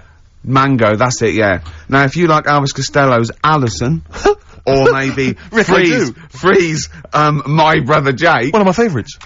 Wow, you're really getting into the DJ patter today. Yeah. Brilliant. Yeah, it was good. Yeah. Slick It's only links. taken, what is it, 5 years? Yeah. Now you're finally as good as Foxy. Coming up, Yes. that anecdote that Carl didn't get to last week about Neil Armstrong. Oh, right. I can't wait. It's because he took 3 links telling us about the horse. Yes, of course. The horse. Think of that. Wow. I went out with Carl on Thursday night. Right. Right. It was one of the most enjoyable nights. I went out for about, 5 or 6 pints, a little crawl, and adventures happened around Carl. Yeah. And just me sitting talking to him was just incredible. I'm thinking that a competition would be win a pint with Carl. Yes. That'd be a hell they of a just gig. have to go for a pint and they can ask him anything they want. Yeah. He's just great. We met my friend, didn't we? Tell him all about that. Oh, yeah. Yeah? What? Did you enjoy it as much as Ricky, Carl? Yeah, there was things I learned as well, like, which was good. Okay. You know his mate Robin, don't you? Yeah, yeah. You'll discuss that later. I'll tell you later about. He's got all his near-death experiences to come. Win a pint, and of course coming up, Carl's homework was the quotes, and Carl's come up with a great idea to show that anyone can do quotes. He's invented a thing like faking it, where he's got 2 real quotes, Right. and he's made one up. Okay. And he's going to fool us. I bet we won't be able to. Brilliant. Sorry, what was the challenge last Look at him looking at us. What's the matter with you? It's just that before you were like, no, this is good for you, but What? now it's turned into a game. At your expense? Yeah. Has it only just dawned on you? Carl, well, I'm joking. It's great, honestly. It's really good. What was the Carl challenge last week? You said I thought we did the quotes last week. No, but I gave him a book on Happiness. happiness. It's all about happiness Right. and what the pursuit of happiness, and it's in sort of like quote form and everything. But Carl's gonna do a couple of ones and faking it just to show. I mean, because he's been coming up with fables all week as well. Now he comes up with something, he goes, "That's a fable, isn't it?" And he tells me so he's getting good. Now, To it all. If you play another track, what have you got? You got something fresh? I haven't brought you? in I saw Elvis Costello and Jonathan Ross a couple of weeks ago, and he did just an acoustic version of Alison, and I forgot what an amazing song it is. Steve Mitchell here and Carl Pilkington. Oh, It's going all right. It's going all right. I obviously been doing some acting, as you know. I mentioned it last week, doing this this sort of comedy pilot. This week, Carl, you're going to be loving this. I've been doing stunts. I swear to God, I've been doing my own stunts with the guy that once made Christopher Reeve fly as Superman, right? And I was doing stunts. I had to do a thing where my character has to commit suicide. Don't think we didn't bring that up. Were you anywhere near that horse? No? Fine, let's carry on. And, my character has to commit suicide, and he has to sort of, leap off a building. So the first shot. That's for something for comedy. Well, we were up on a roof, and obviously they had the crash mats and stuff, and I had to kind of leap off, and land on the mats and stuff. And obviously I was petrified the whole time because I was wearing my glasses. Petrified that they might get broken. So I was like not really doing it properly, and kind of leaping like what, you know, people when they can't dive into a swimming pool, and so they put that one foot out first to sort of break their fall. Was it you that told me that you could never get into fights? No, I can never get into fights or go in a mosh pit because of my glasses. I've missed out in life because I can't. Because if I was in a fight and I say, "Come on, then you are," you know, and I was in a pub or something, they just have to whiff off the glasses, just knock them off. I'm done for. I got nothing. Really bad short-sighted, are you? Yeah, but anything's an advantage in a fight, isn't it? And the fact that they're just a blur is bound to hamper my otherwise brilliant, ninja skills. So yeah, I've never got into a fight, never been in a fight at all. I've never, as I say, been in the mosh pit. On the wire. So this was making me sort of a bit worried, and anyway, so then I think, well fine, I've done my stunt, and I did it, and everyone clapped, they were pleased with it, and the guy said I was very good. So then they drive us to the next location, right, I'm thinking I've done my stunts now. There's a crane, I think, what's going on here? Now they need to shoot me, like, I've already done the stunt where I've sort of leapt off the building, now they've got to actually see me falling, right? So I have to get strapped in with this huge belt, and they clip wires onto me, and they hoist me about 30, 40 foot into the air on this wire, and I have to, and then they drop me at great speed, and I have to scream and shout. It was partly acting. And, glasses on? Glasses, by this time I'd managed to get some wire fixed to my glasses so they wouldn't come off my head. I assured them. They were stunt glasses. They were doing their own stunts. Exactly. Yeah, okay. So they hoist me into there on this thing. They do a couple of sort of demo versions, and just gradually ease me up higher and higher so I kind of become acclimatized to it. And, they get me about 30 feet up, and they got these huge crash mats, like those great big ones you always see kind of stunt people have. And they set up the camera and stuff down below, and while I'm up in the air dangling there, they remove those crash mats, and they replace them with those really thin ones that you always see, like, teenage gymnasts using on Blue Peter. Do you know what I mean? The really thin ones they used to have at school, right? And I'm looking down at this, and I'm thinking now, they may as well have shouted up, if you fall, you're done for, but we might be able to protect the equipment. Do you know what I mean? It was so rubbish. But you weren't going to land on the floor, presumably? Well, the idea was that the wire would stop that. Oh, I see, but there was no that was their safety. That was the safety net. Why did they not leave the real ones in? Because they had to, I don't know, for the shot and stuff, they had to be able to do it. But anyway, what was particularly joyful is one of the other actors pointed this out, right? This is the, this is the health and safety statement from the stunt guys, right? And they obviously have to write up this health and safety statement about how they do it. And it says, we confirm that we have proper safety policies, procedures to comply with the Health and Safety Act 1974, and that we will not do anything which compromises the health, safety and welfare of your production crew, actors or members of the public. If the above situation changes, we'll advise you immediately. I mean, if they think that maybe they do want to hurt members of the public, look at that fat one over there, just try and hit her and bring him down. Don't worry about that one. Don't worry. She can take it. She can take it. But, so that reassured me, obviously, and, now my whole body's racked with pain. Limbs, arms, head, neck. Unbelievable. Well, is the shot worth having? Probably not. You'll wish you Do you know what the cameraman whispered to me? The cameraman whispered to me, he'd probably never use it. Yeah, Steve, you'll wish you hadn't told that wimpy tale when you hear just three random tales of near-death experiences that Carl told me. Right. Coming up. I mean, honestly. Really? At least you had stunt people and crash mats. Yeah. And you got paid. Yeah. The things that he got up to, just through stupidity, will put you what? What one of them wasn't through stupidity? Cakes. I'm already excited. The cake one? Yeah. Which one's that? Sorry, you had a near-death experience involving a cake? Hold on, I've got three. I've got the paper round, the Nicking Slate, and the Mr. Freeze. What's the cake one? Yeah, I suppose. The cream cake. Oh! Yeah. Right, now you're talking in riddles. Can we have these next? Yeah. Cooper Temple Claws. Who needs enemies? Good question, lads. Nobody. This is XFM 104.9. I'm Ricky Gervais. Oh, they should print a little book of those. They're great. Oh, how you can relate any song or artist to anything else. Easy. Joyful. Easy. Well, yeah, so, me and Carl went out, for a beer, and it was great, wasn't it? Yeah, enjoyed myself. We started off, and you met my mate, Robin, didn't you? Yeah. And, some of the stories. Do you want to tell Steve some things about Robin that you learned? Do you know him well? Yes. Well, do you know about his worm problem as a kid? Go on. Right. What I can remember is he had worms as a kid. Not sure how you get them. He never answered me. He was getting a bit touchy about it. Right. This is like the second time I met him. I think he was a bit annoyed that Ricky told me about his problem. What now straight away, you not being there, instinctively, what do you think went on with this story about worms? My suspicion is rather like when you told a group of people that Robin had once suckled milk from a cow's udder. Yeah. Yeah? Did he mention that as well? Yeah. Yeah. My suspicion is that, like the cow story, the worm story is not true. But why would he get so sort of uppity about it. Well, Because it's not true. imagine if that wasn't the first time he'd done it. Imagine if he did that every single time he was with somebody for the first time and Robin was just met them. He will tell that story to anyone. But they do say there's no smoke without fire.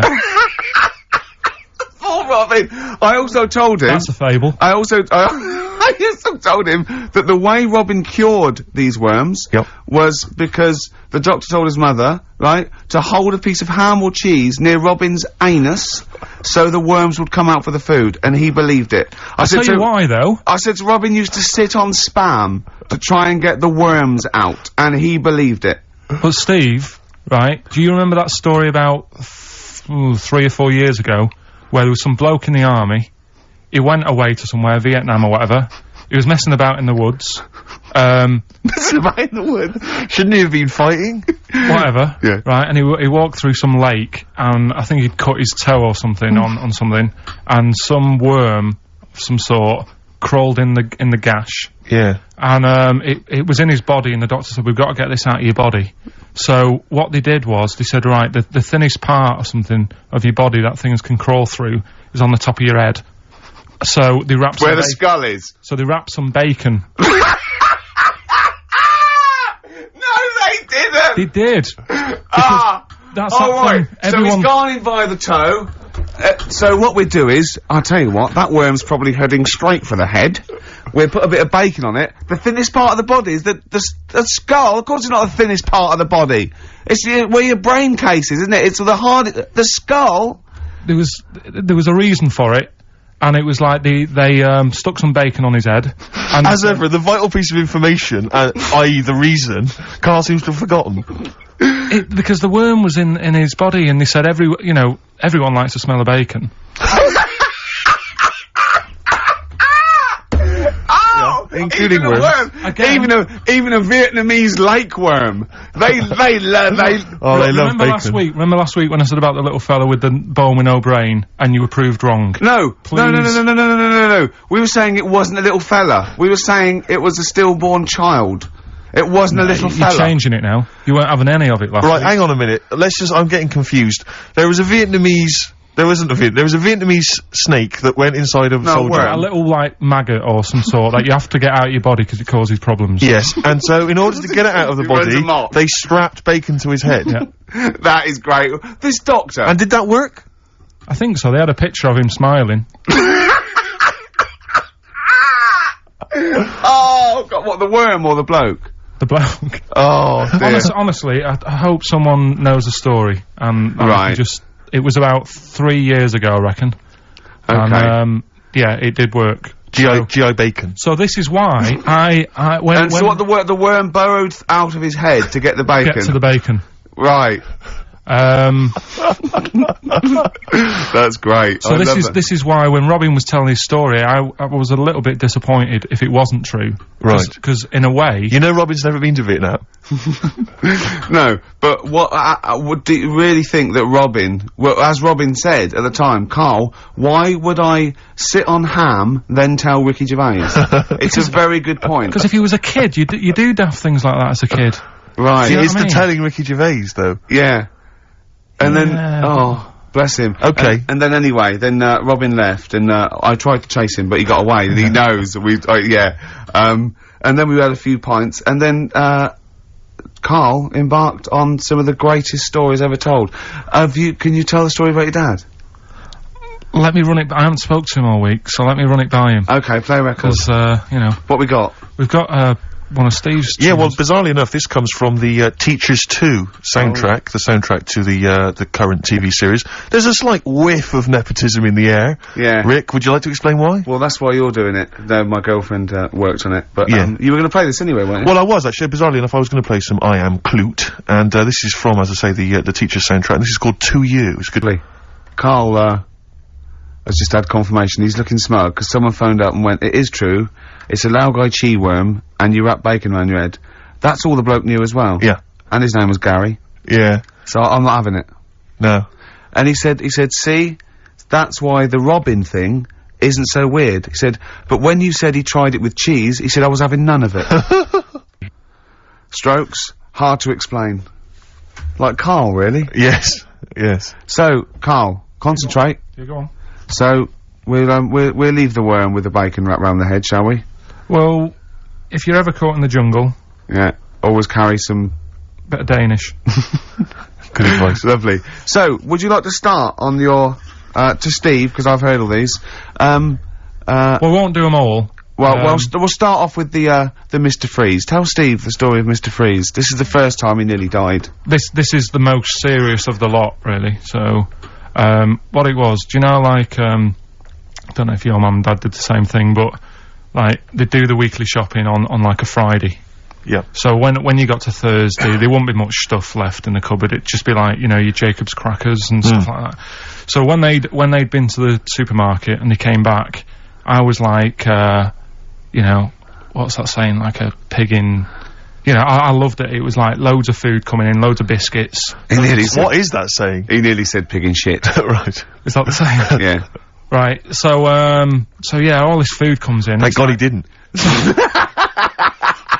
Otherwise he'd have been in trouble. That's true enough. Because he's culpable for our actions, because he's the producer.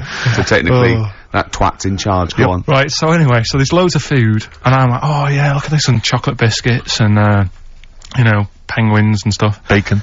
And bacon. Just in case, you never know. So anyway, my mum and dad's putting the food away. Me and our kid are like, he's already grabbed something, gone back upstairs. It's like feral children. it's like a quest for fire. And then they run upstairs. What did you sit under the bed, gnawing at some sort of pig's trotter? So I saw, do you remember Mr. Freeze Pops? I do, yes. Well, they're kind of like popsicles, icicles. Yeah, but really long, like a foot long, right? Yeah. So I thought, I'll have one of them, so I grabbed it. Went for the nutritious stuff first. Absolutely. And like my mum and dad are putting this stuff away and what have you. And I rip it open and knock it back. Right, straight away, just right back like Swallow that. It straight away, yeah. But it went down the wrong way, right? So what, down your shirt? So I was like, oh God, I can't breathe. And my mum and dad didn't even know what I'd ate. Do you know what I mean? I ate it so quick. Yeah.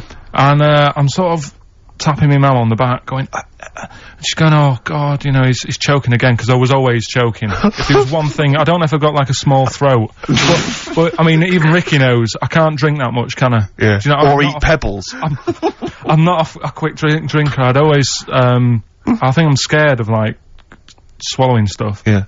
And it was like bottle tops and mint imperials and stuff. I was always choking on stuff. Oh, jeez. So anyway, she's going, oh God, what's he picked up on it now? Drop it. So and hit his nose with a stick. So I was going, I'm choking. At this point, my dad had like, I think he'd put his share away, you know, his food away, and he'd gone. His share, I love it. Yeah.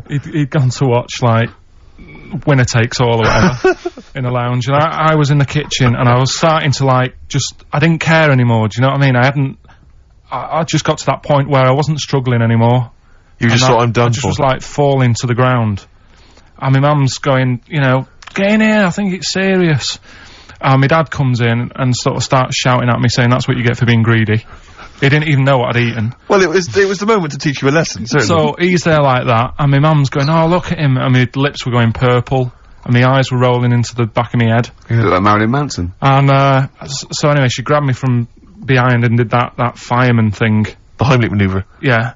And, you know, winded me. And it came up, and I was alright. What, the whole popsicle came flying back out? You see, that's what I don't understand.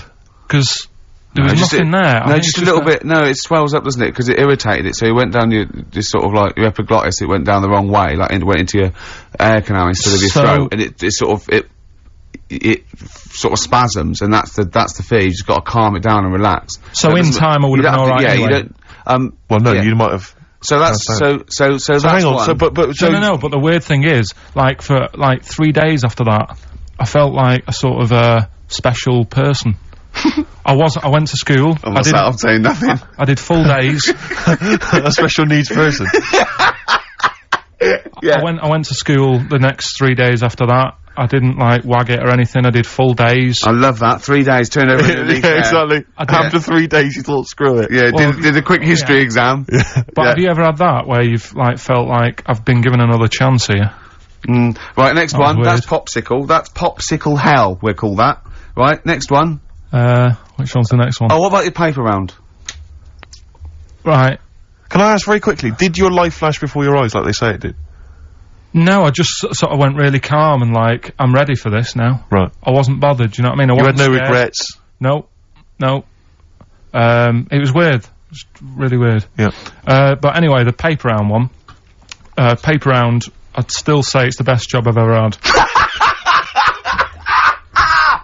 And he means it! No, I really enjoyed it. It's like, you know, you don't have to work with anyone else, right? So you make your own rules. Just think of that. You know, you sort of You're around spreading information to people, vital information. giving a service, and no one else is around, you know, you can just do what you want and think about stuff whilst you're cycling around on your bike. It's really good. Yeah. So anyway. Imagine the stuff he's thinking about when he's riding around his bike. So getting in the head of a salamander. So anyway, I loved it, and even though I only got like 50p a day, right, no matter what the weather was like and stuff, I used to get up at 4:30 and go and do the round. And why'd you get up at 4:30? Because I wanted to watch the Pink Panther at 5:30, so I wanted to get me paper round done. I said, why didn't you watch the Pink Panther? And then did the paper. He went, I can't sit there thinking I've got my paper round to do. It'll ruin it for him. Yeah. So is it a good job or not? So 4:30 I was up and about, and this morning it was like winter, really bad winter, bad snow, you know, freezing cold, really windy and all that. And my mum said to me before I went to bed, she said, don't be getting up tomorrow, I'll give you the 50p. I said, it's not about the 50p. So, you know, people want the papers and stuff. So, conscientious. So anyway, I went to bed thinking, you know, that's it, I've told her I'm still going, so, you know, whatever. Go to sleep, get up in the morning, and put all my kit on. And I used to have layers of clothing on because it was really cold. They had like a big anorak on with the fur on. I had like waterproof pants, and I got my paper round bag. And I went downstairs to get out, and tried to open the door, and it was locked. I thought, oh, God. So she'd locked it so I couldn't go out. So I'm searching around the house looking for the keys. She must have hid them somewhere. I thought, oh, God, you know, I've got the papers to do. So I thought, how can I get out? So I went upstairs, climbed out of the bathroom window. God. Right, and to try and jump out of the bathroom window onto the porch. But the problem was, I had so much gear on, I was like the Michelin Man. So I could hardly move as it is. Yeah. And I'm trying to get out the window, and I'm like, trying to stretch down like that, get my foot on the porch, and my bag got caught on like the hook of, do you know, like how you have a hook so you can put the window open? Right, yeah, the little arm goes on. My bag had got caught on that. I was holding on to the wall and my foot on the thing, so I couldn't sort of pull it away in case I pulled it away and then fell on my head. Yeah. So I'm stuck there. Dangling. My dad comes back from working nights. Yeah. He thinks I'm a burglar. Gets out his gun. So he's shouting and stuff, going mad and going, Dad, it's me. And he had to give us a hand using a... He's heard that wily trick in Manchester before. He had to help me using a washing prop thing. A big stick. What did he do? Well, he said, just hold on for your dear life, and I'll sort of push the paper bag off the hook. Why didn't you go upstairs and sort it out? It was at that point where I was in the middle, there was nothing you could do, do you know what I mean? It's at that point where you've just got to make a decision. Yeah. And by the time you go upstairs, who knows what might have happened. Sure. Do you know what I mean? You've got to act there and then, no messing around. Yeah. So... And you could hear downstairs, now here he is, the Pink Panther. Yeah. Dad! Hurry up! Panther, ever so pink. Oh. So that was close to death, because I must have been about 30 foot in the air. Yeah. And I would have, you know, that would have been nasty if I fell to the concrete paving, so... Well, there's more to come. Should we play a record and come back to this? Because he's got more. Oh, yeah, no, there must be one of them where you did fall on your head. This is the one I'm waiting for. There's got to be one. That would explain so much. Yeah. I nearly broke my back. Jeez. Once. My dad said I better can't kick me out. And I said I better can. And, I don't remember this. You didn't tell me this one. I bet it can't, what? I was in the garden summer's day, and it was that era when, like, doing kung fu and all that was really popular. Sure. And I was, like, messing about in the garden, punching the tree and stuff. And my dad said... What a kid he must have been. My dad said, I bet you can't kick your height. Kick your height? What, you mean kick as high as yourself? Yeah, so I must have been, like, 5 foot or something then. And I said, of course I can. So I bet you can't. But instead of doing it on the grass, I did it on, like, the concrete bit. Kicked it, actually did it. I went, there you go. But didn't, like, get my foot down quick enough and land on my back. You paused to forced to say, there, I've done it. Yeah. As opposed to putting your foot back on the ground. And landed on my back, and I'd still get back trouble now. Do you? Because they say that, don't they? So, to cut a long story short, he gave me about 4 or 5 near-death experiences, and he went, and the whole point of this, he went, so that's why I think I'm gonna die of something horrible, like cancer. And I went, why? He went, right, you ready for this? Yeah. He said, well, I don't check my balls. Wait. He said, I don't like the feel. Carl, always check your balls. Do you I check don't yours? like the feel. Why don't you like the feel of your own balls? They just... I mean, you know that I don't like bodies anyway. Right. Do you know what I mean? It worries me a bit that you've got all that going on in your body, right, and your skin's keeping it all in place. Stop. We're going down a whole other avenue of discussion. Let's play a track, let's come back to it. Oh, right, I've brought in this, this is, free, you'll know, from the jeans commercials. Yeah, All Right Now Long time and ago, everything, All Right Now, yeah. But this is a great little track. This is, My Brother Jack. Stereophonics, Vegas 2 times, XFM 104.9, into the last hour. Yeah. And then 3 shows to go. That's true enough. Until we're off the air. I'm Ricky Gervais. With him, Steve Merchant. Carl. Oh, yeah. Alright? Yeah. Let's go on, tell you, we cut short last week, weren't we? You had an amazing story about Neil Armstrong, didn't you? Well, we've been doing quotes, haven't we, like famous quotes. Sure. Yes. I've, gone down in history. Yeah. And, I was saying, quotes don't really matter. It's more the situation that you're in than the quote itself. Go on. So, like, Neil Armstrong, Yeah. if he'd have said, Tie bacon round your head. I'm as happy as a pig in dust. yeah, that would have still gone down in history as, like, being the thing that Neil Armstrong said, wouldn't it? Yeah. Yeah. But... Space is driven in mental, probably would have been But he chose to say something profound and Yeah. meaningful, to was- befit the situation. It's, well, he got it wrong, actually. It's, a small step for man, one giant leap for mankind, but he was meant to say... Yeah, we discussed this last week, Rick. Stop showing off. Well, no, but people might not have listened last week. Yeah, it doesn't matter. I can't imagine Well, people we not- better tell him every week then. Yeah, but he said, he should have said, this is one, small step for a man. Yeah. But anyway, he had a good effort, and that's quite... And that's quite an example profound of what I'm saying. The fact Yeah. that he got it wrong, but it still went down in history. Right. But anyway, the bit that... and it didn't happen anyway, did it? What do you mean it didn't happen anyway? That's what a lot of people say. That no one's actually been on the moon. Ah, yes, of course.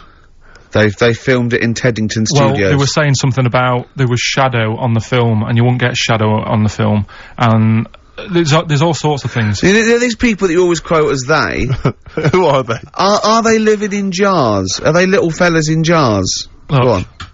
Do they appear to you in dreams? I've spoken to different people about it, and there's loads of little things that if you watch that programme, of them being on the moon, there is no way they could have done it. Right. Done. Fine. Yeah. Done. Anyway. That's put to bed. Yeah. But Good. anyway, as he was getting back in the spaceship on the moon, or whether it be a TV studio, Yep. he said, good luck, Mr. Croucher. Right. Have you heard this? No. And the reason he said that was because when he was a young kid, and he was I think it was Croucher, but when he was playing as a young kid in his garden, he was playing baseball with his mate, and he chucked the ball to his mate, and his mate hit the ball, and the ball went over the fence to the next door neighbour, right? So he goes, right, I'll just nip over and get the ball. And as he was getting the ball, the window was open to his neighbour's house, and he heard, like, the woman shouting at her husband, saying, I'm not going to be giving you, a bit rude, so if you've got a kid in the car or whatever, turn it down. What, yeah, that's covered that, yeah. Right, Genius. I'm not, no matter how many times you ask me, I'm not going to be giving you oral sex. The day I do that, man would have walked on the moon. Right? Yeah. He grows up, he gets on the moon, and he remembers all that story, and as he gets back in the spaceship, he says, good luck, Mr. Croucher. Now, do you know, we'll have to say, I've heard that story before, but when I heard it, the woman said, the day I give you a blowjob is the day the boy next door walks on the moon. Which makes it all the more profane. Impossible. And enjoyable. Yeah, and unlikely. Yeah. But yeah, no, I've heard the same story, Carl. Yeah. Look how pleased he is. I love that. Right, so not only have you remembered that anecdote, which may or may not be true, but of course you've also proven The that, day I give you a blowjob, that kid in the garden's probably going to walk on the moon and say something about giant leaps. Exactly. But, you must have heard the thing that it never actually happened. Yes, we've all heard it. We've all dismissed it as nonsense. And moved on. Yeah. And got on with our lives. Right, Carl. What? Should we do, White Van Man? Oh, you didn't prepare me for that. We better play a track and then I'll I'll fish out the newspaper and stuff. This is a good little bootleg track here from Meats and Poultry here. They've mixed A with Outcast. Right. Chorus is great. Is it highly illegal? It is. So people shouldn't rush to their tape machines now and press play and Okay, so record. whatever you do, don't record this now if you're recording it. Hold on, don't say anything. Well, that bootleg's going under the name of Nothing Miss Jackson, I think, by Meats and Poultry. So there you go. I do love these bootleg things because they're so pointless, but they're so enjoyable. Yeah, it's great. It's fun to dance. Yeah, exactly. they're Really good they're fun. great. But not as much fun as White Van Carl. White Van Carl, absolutely. Do you want to explain the premise? Well, we take the Sun asked someone else and asked Carl. It's as simple as that. That's The it. Sun have just taken a normal person. We flipped it. We're going to ask Carl the same questions about the week's news. Yeah, just basically your opinions, Carl, as ever. What do you make of, well, obviously the big news, David Beckham's broken foot? Is this a big concern for you? No, I mean, it's sad. You know, it's sadder for him more than anyone, because, you know, to like, be in the World Cup is, like, the main thing for him, innit? Yeah. But he's still a young lad, and, I don't think he'll give up. I reckon he'll still turn up. He'll be alright. And, yeah, good luck to the lad. You know I like David, I'm not gonna slag him off. Wise words. He says that like he knows him. Like he's popping round for drinks later. Yeah, like we tried to stitch you up. Go on. But, obviously yesterday, was it yesterday, I think maybe Thursday, the Sun printed a big picture of, David's, foot, and encouraged everyone to touch it at midday, because hoping that this would somehow, if we all thought and prayed together, somehow that would help his foot heal. Do you believe in that? No. Do you get any belief in that? No, you're going down the old, like, Geller route, aren't you? Sure. And it's stupid. Yeah. I'm sure, I mean, it's nice effort and everything, it sort of cheers everyone up. Hold on, you believe in ghosts and warlocks and licking toads. Why is that any more stupid than all those things? It's not gonna work, is it? Alright. Fine. It's rubbish. Okay. Okay, what about this then? There's, apparently now available £1.5 million apartments available on an exclusive ship which sails around the world. Yeah, it's like, What do you make of that? it's a huge thing, and you live on it, and it's, I mean, in theory, How big is it? it's mental. Do you know It's when- like Huge a luxury town liner. centre. Do you know how, Because- like, people said that the Titanic was the biggest ship? Was that only then? They've got Yes. bigger ones now, haven't they? Yeah. A lot bigger. Oil tankers are much bigger, and, yeah. No, but actual Liners are bigger. Yeah, it was the biggest then, yeah. Because my mum told me that there was one that was that big that it had, like, rough areas on it.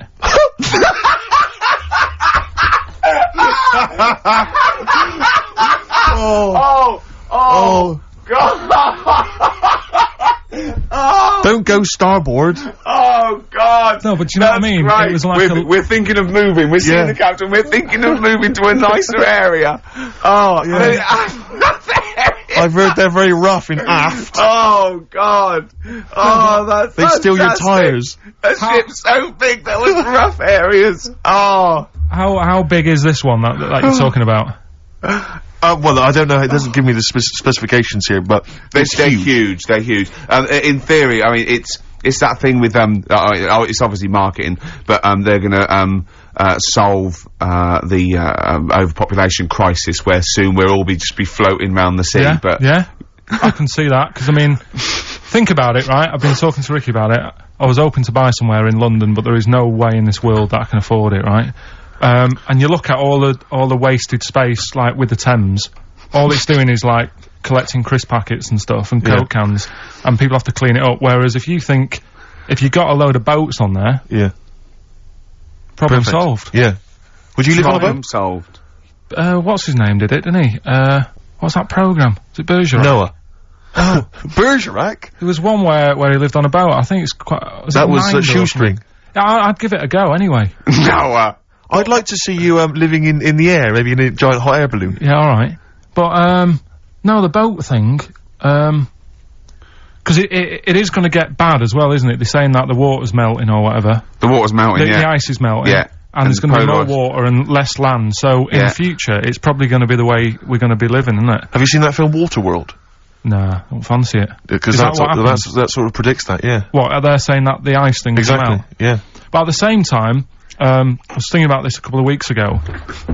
If you get, I think I read that, like, a big chunk of ice, fell off one of the ice, what do you call them? Caps. Ice caps. Something like I think they said it's the size of the Empire State Building or something. Right. It snapped off and went into the water, and it's melted.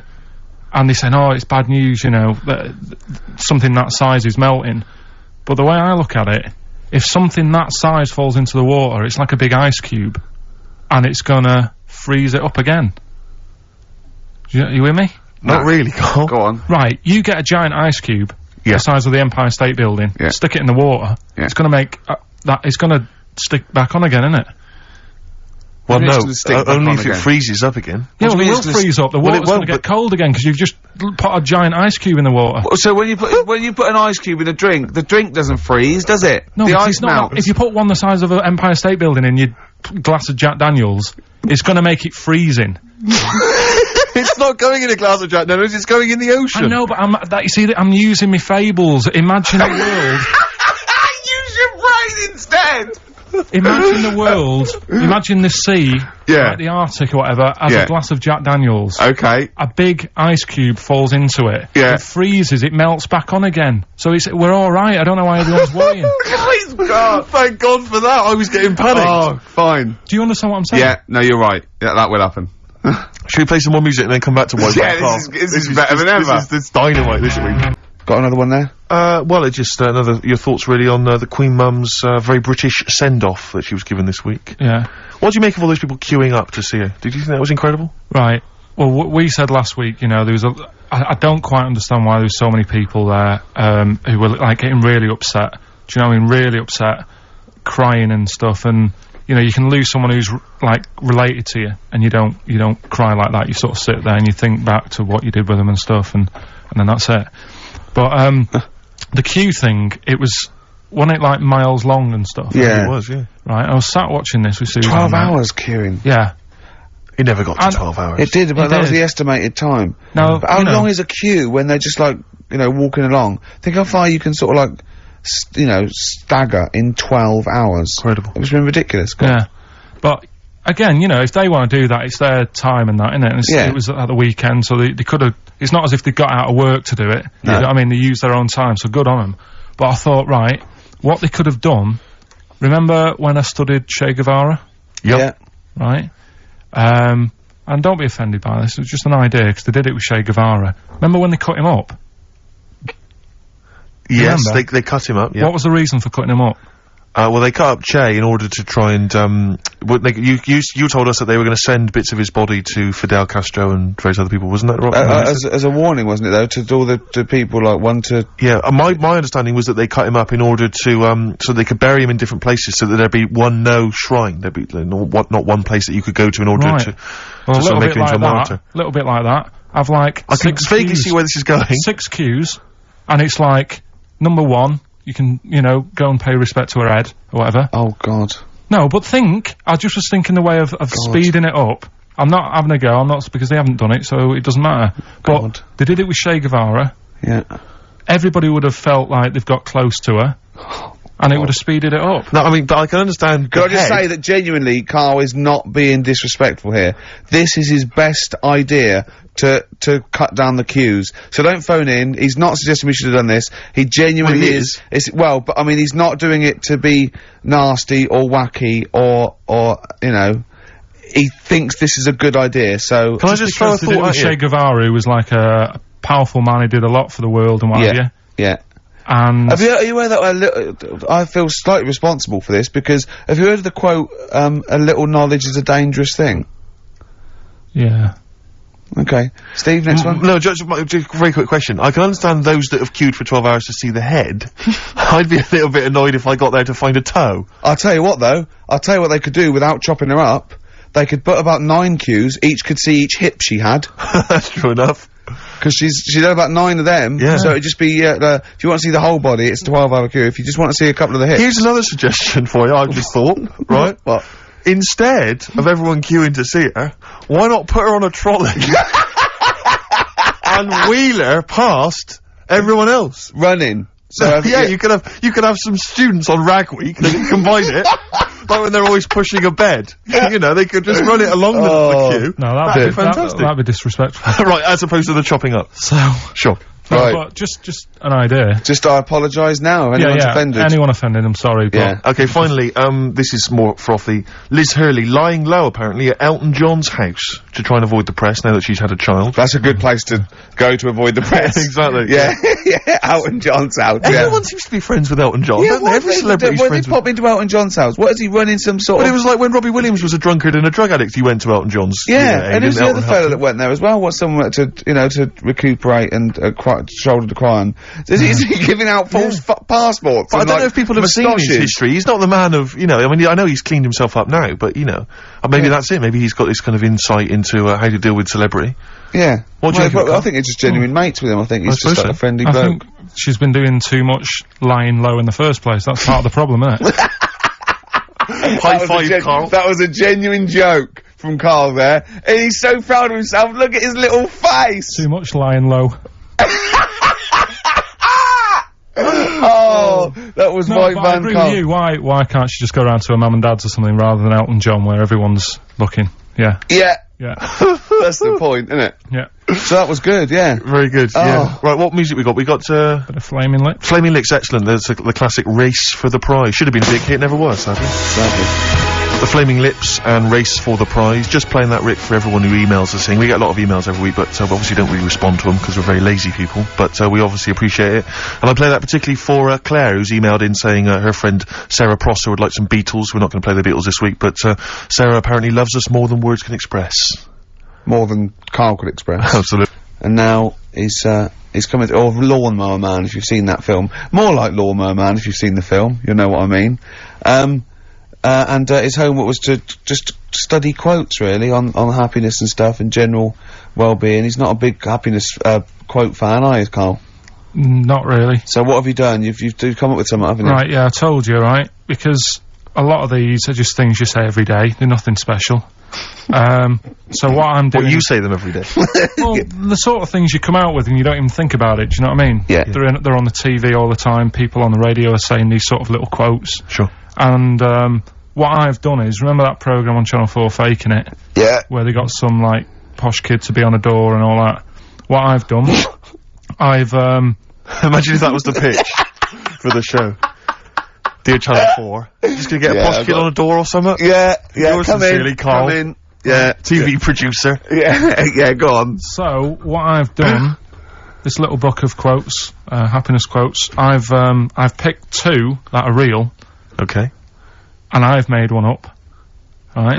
And we've got a guess. And you've got to guess. Okay, which then, one it is. go on. Well, I'll tell you what, Rick, why don't we, when we've heard them, we won't confer. No. You'll write down yours, Yeah. A, B, or C, and I'll Yeah. write down mine, and we'll Sure. see how it Okay, goes. Carl, off you go. Right, and just because I'm looking at this book, it doesn't mean I'm actually reading. No, I know, Don't no, worry, I know. we're clever. No, no, we know, we can't see, Don't like yeah. call my bluff. Yeah, go on then. Nothing is worth more than this day. Okay. Yeah.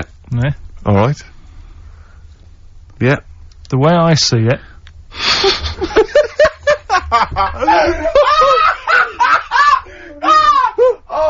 Oh God, my head's gonna burst. no, hang on. My head's gonna burst. No, Hang no, on. this might not be Carl's. Oh, it might not be. How do you know I haven't tweaked them a little bit? Yeah, good Okay, point. fair Good enough. point. No, good point. The way I see it, if you want the rainbow, you got to put with the rain. Yeah. Okay. Alright? Alright, yeah. Okay, hang on. It's not here. Come on.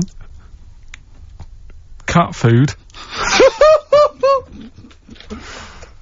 Cat food, go on. it stinks a bit, but if you don't put up with the smell, the little kitten will die. Steve, I don't know what to say. I don't know what to say. Imagine this in faking it. Imagine their faces when he says that, and they're going, "Oh my God." Oh. Carl, play a song, mate. We'll have to confer on this one. By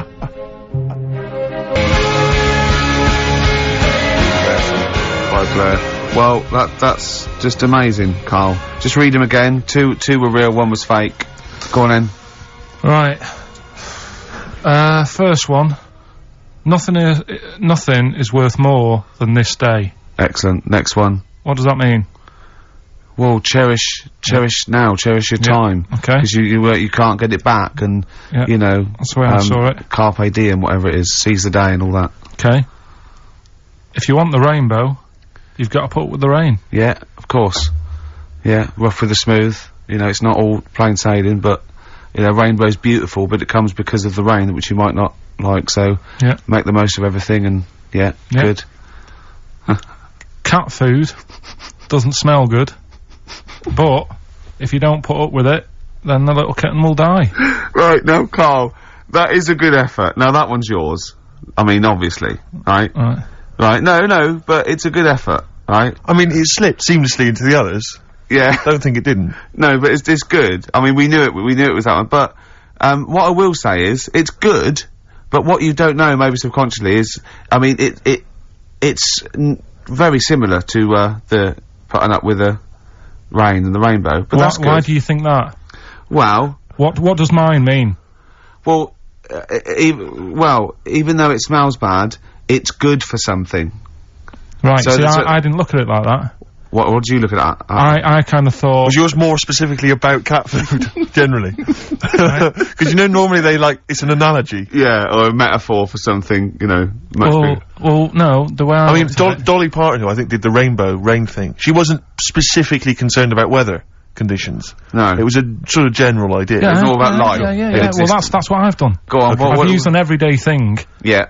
And put it with today's problems, right? Go on. So, like, my girlfriend, she might like to go shopping for clothes. I hate it. Right. But because I love her, I put up with it. Ah, that's nice. Yeah? Yeah. So, you love that little kitten. You can't stand the smell of the stuff you got to feed it. But because you love it, you go, well, you know, I'll put up with this just for a few minutes, and then I can, like, squeeze its head later and give it a little... Sorry, can we go back? You know, stroke its head and stuff. Oh, right. Yeah. Sorry, it was a bit of a slip, was it? Squeeze its little head. No, yeah. Well, that's just the thing that I do with cats. Put it in a bag and drown it in a lake. I can feed it and then I can throw it against the wall.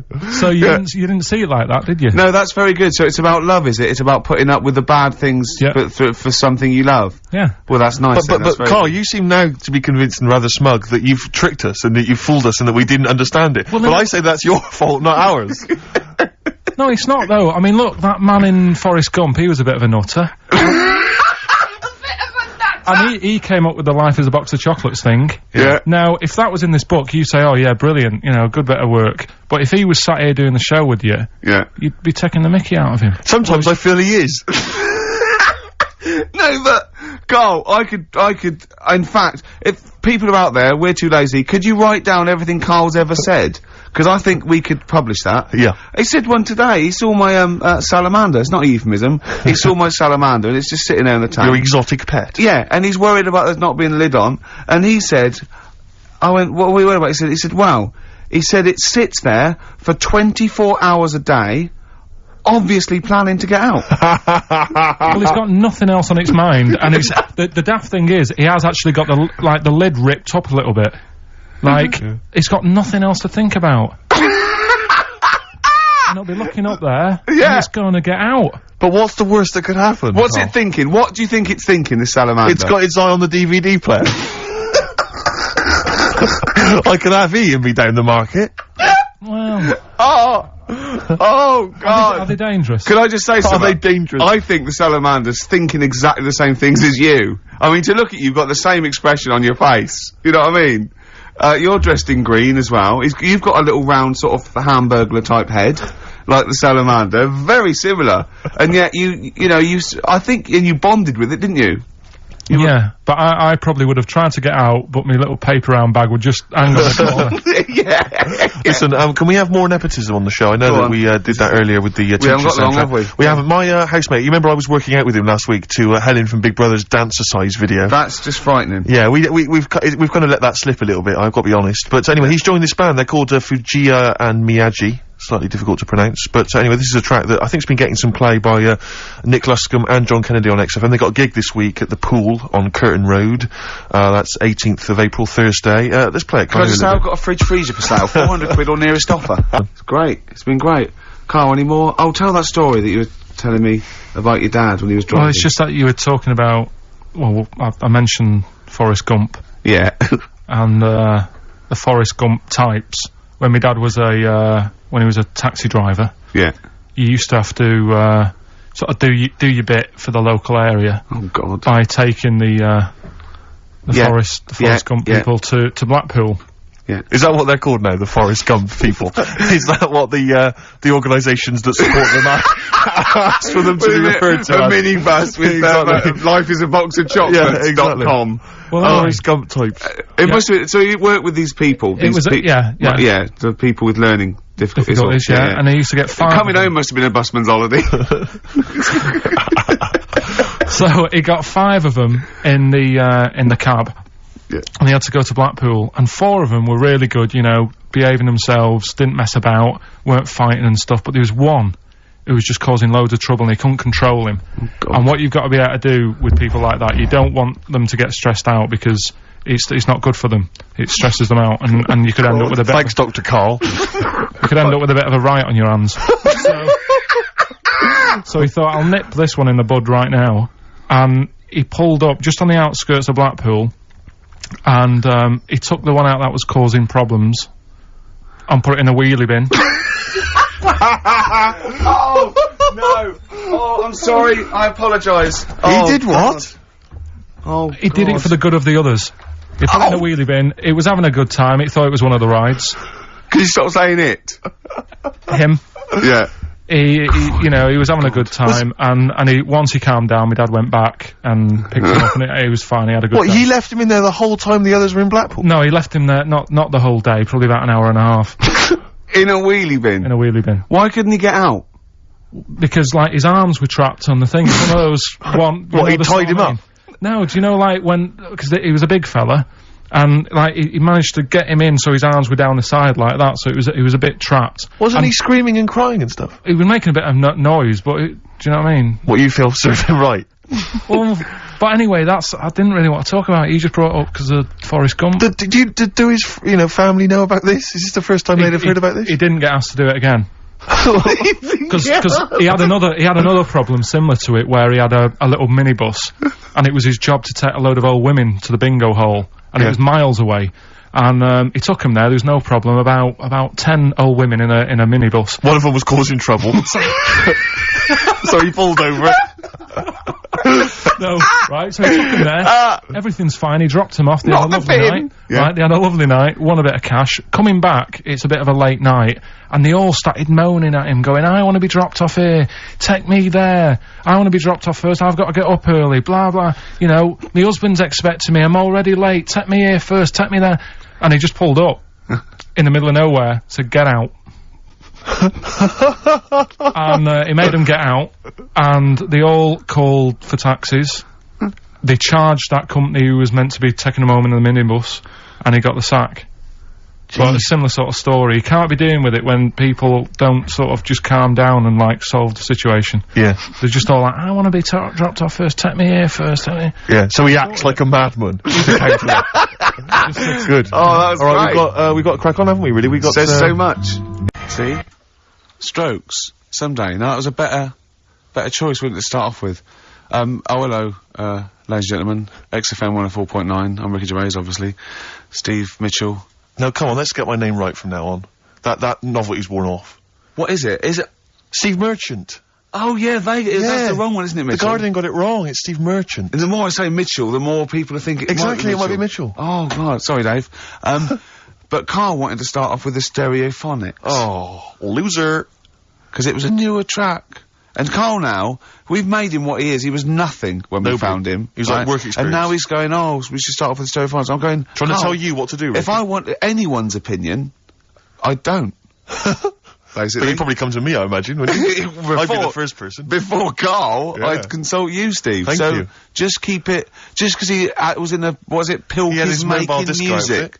Pilkins Making, I bet you never pleased a crowd once. Did. Loads of times. Go on then, what did you play? What's your biggest gig you ever played? I did, like a social club gig.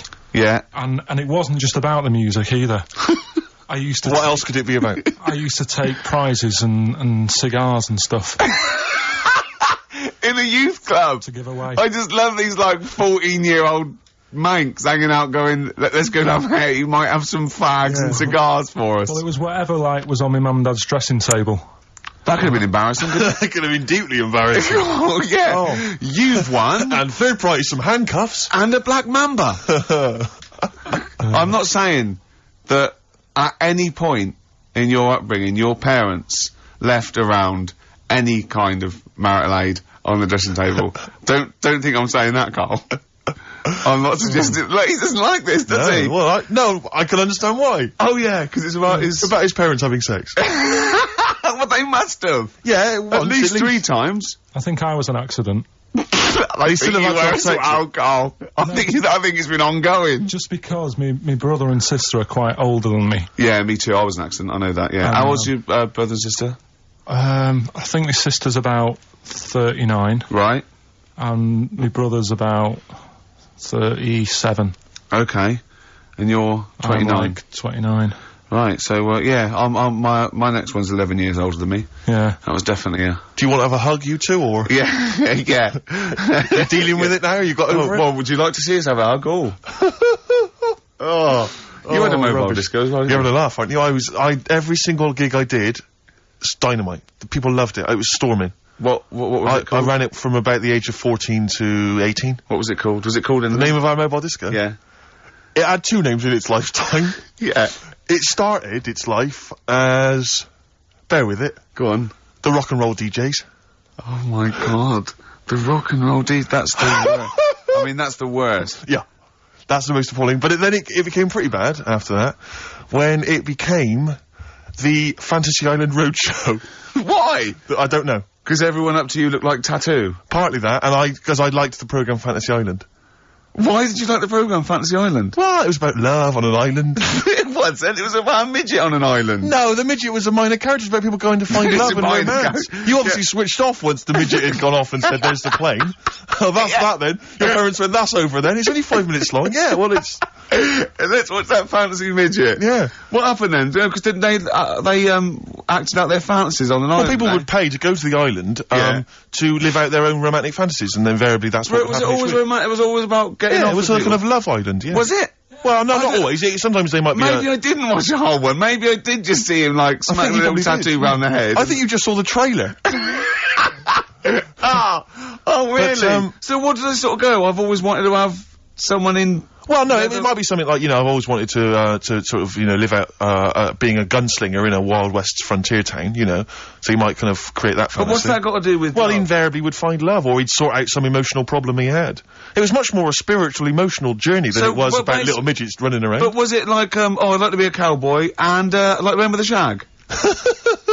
Yeah, it was like Jim will Fix It. Like those letters you wrote to Jim will Fix It. I'd like to meet 5 Star, and if something happens, so be it. Well, but no, I have to just say once though, this is my DJing credentials. I was once playing music at a Scout Jamboree. Yeah. When I was about 16, 17. Big gig. There was 1,000 scouts there. Yeah. Right, and I'll tell you this, we were playing on stuff, they were loving it, they were dancing, it was in a big marquee, right?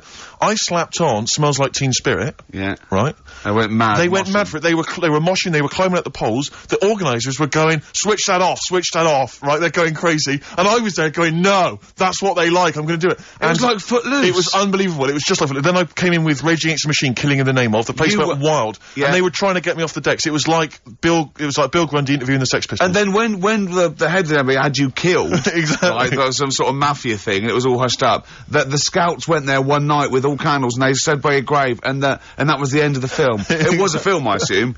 No, this genuinely happened. I assume this didn't really happen. Yes, it did. I swear to God, I was playing Smells Like Teen Spirit, and it went wild, and the organisers were going, switch that off, they're going crazy, and I was going, no, it's what they want. Can I say something? It was brilliant. That, to me, I've known you for about 4 years, and I've heard all those things. That must be the highlight of your life. Unbelievably so, yeah. You've never had anything that good or exciting since, have you? One day I hope to sleep with a lady, and hopefully it'll slide into second place. Rock the Casbah. I love the fact you had at least 3 minutes to get that right. I know. Prepare and get that right. I know, but my mouth was full of Maryland cookies. Yeah. You know, last week, this would blow your mind. He came in, do you know what he bought? For himself, about 10 penguins. Who buys penguins still? I know. Or wagon wheels. Oh, I've never liked wagon wheels. You've not been a fan? No, but I'm sorry about that. It's The Clash and Rock the Casbah. Talking about records, have I told you that time my brother-in-law, he was moving out of his place, and I think moving in with my sister, and I was about, like, I don't know, 13, and so he was about, 30, and I moved in, and, he brought round all, his records when he was storage to leave them at our house, right, and he had all these old sort of records, 50s and 60s records, right, and they, put them upstairs, and I was looking through them, and, it's just all like Elvis stuff and Beatles stuff. And there was a mate of mine who loved Elvis, okay? And he had, loads of chemicals, yeah. He had loads of chemicals, and I was into chemistry. And, he said, let's swap me some chemicals for them. So I sort of nicked about 5 Elvis singles, and I got all these chemicals. And then, just guilt. What sort of chemicals? Just things like, you know, just things like from a chemistry set, just, you know, crystals and metals and manganese, all that sort of stuff that I just like to muck around with. And then the guilt just hit me. I just thought, well, he's gonna notice that. And one night, I just came downstairs and I confessed to my mum, and she went, alright, well, I won't tell him, but you've got to be good. And it's sort of like I was just really, really good for a year. And then I was, have I told you this? And No, you haven't. You've just reminded me of something. And then I remember, when I was about 18, my brother was talking about it, and he said, did you ever, play those records I left for you? Brilliant. He told my mum, he said, these are for Ricky. She just didn't tell me. She was sharp, wasn't she? She used opportunism there. Oh, that's genius. And, that was it.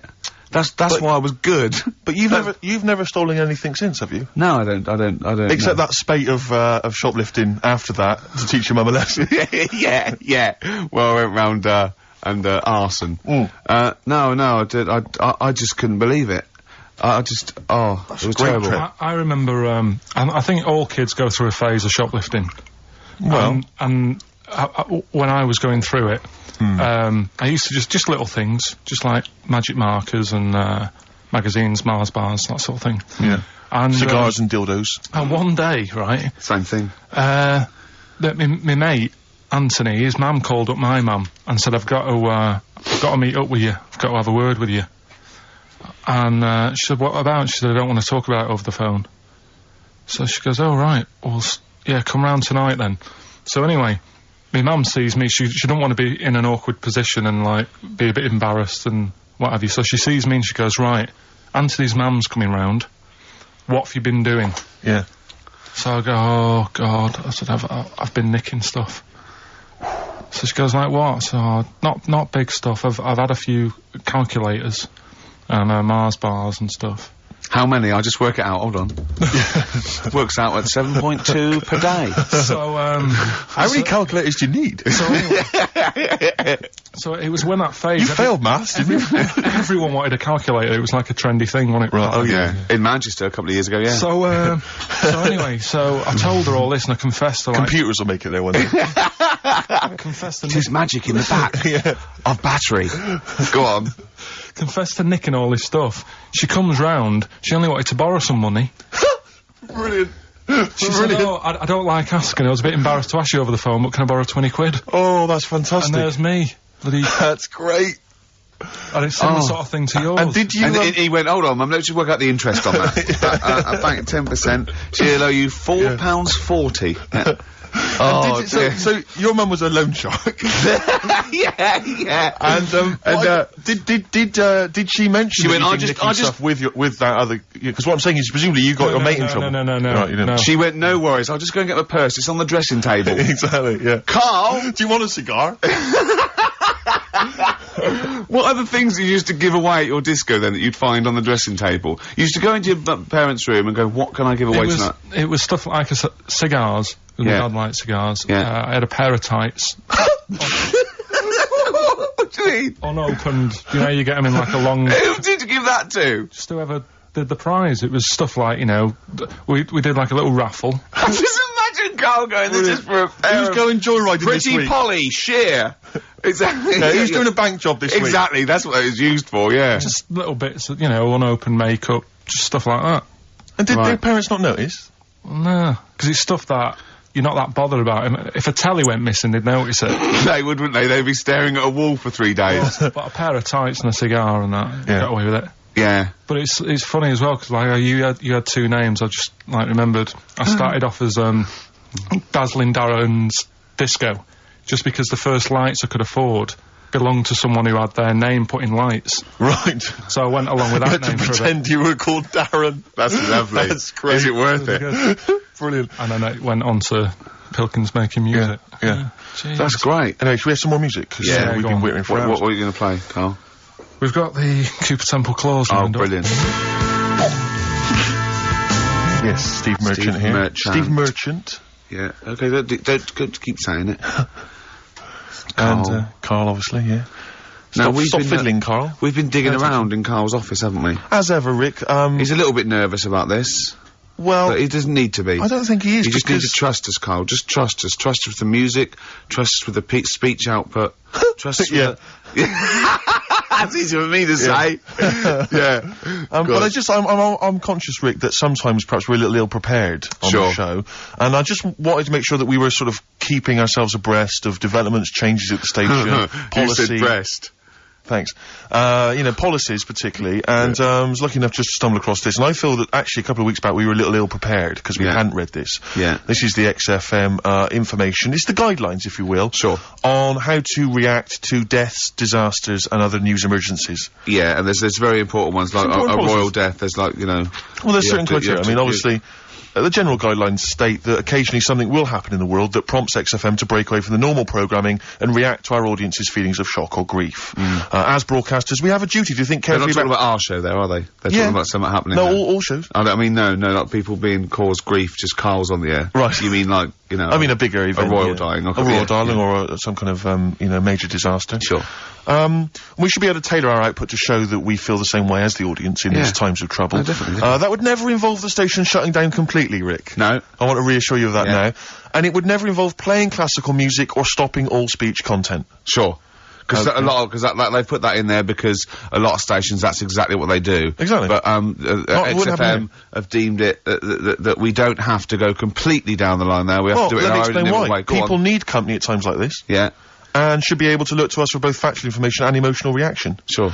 We simply have to change our tone and our playlist to show that we're all feeling the same thing. Right. Be it, oh my god, I can't believe this is happening, or, well, it's pretty sad, but she was 101 after all. And that's actually in that document, That's what it actually says in the general guidelines. That's as they are stated. If you should hear about the death of a major royal, this is information that... You're actually reading this, by the way, Yeah, aren't I'm you? reading this out. What you should do is say nothing about this on air under any circumstances. Drop all the ads and promos from your schedule.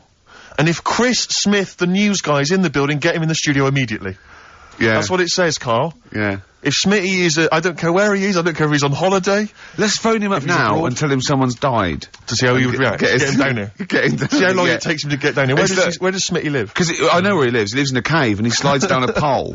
And he gets into a car. His butler is up there and he sorts things out. I suppose the approach there is that only Chris can deliver this tragic news. Yeah. If it was you or I... Yeah, it wouldn't have the same. I remember, do you remember the XFM, as it first started, it launched the day after, Princess Diana died? I know. and I'd never done radio before. I was nervous enough, and it was launched, and it was because was it the first night? Because what I've forgotten actually until you mentioned that then is of course you used to host your own phone-in show.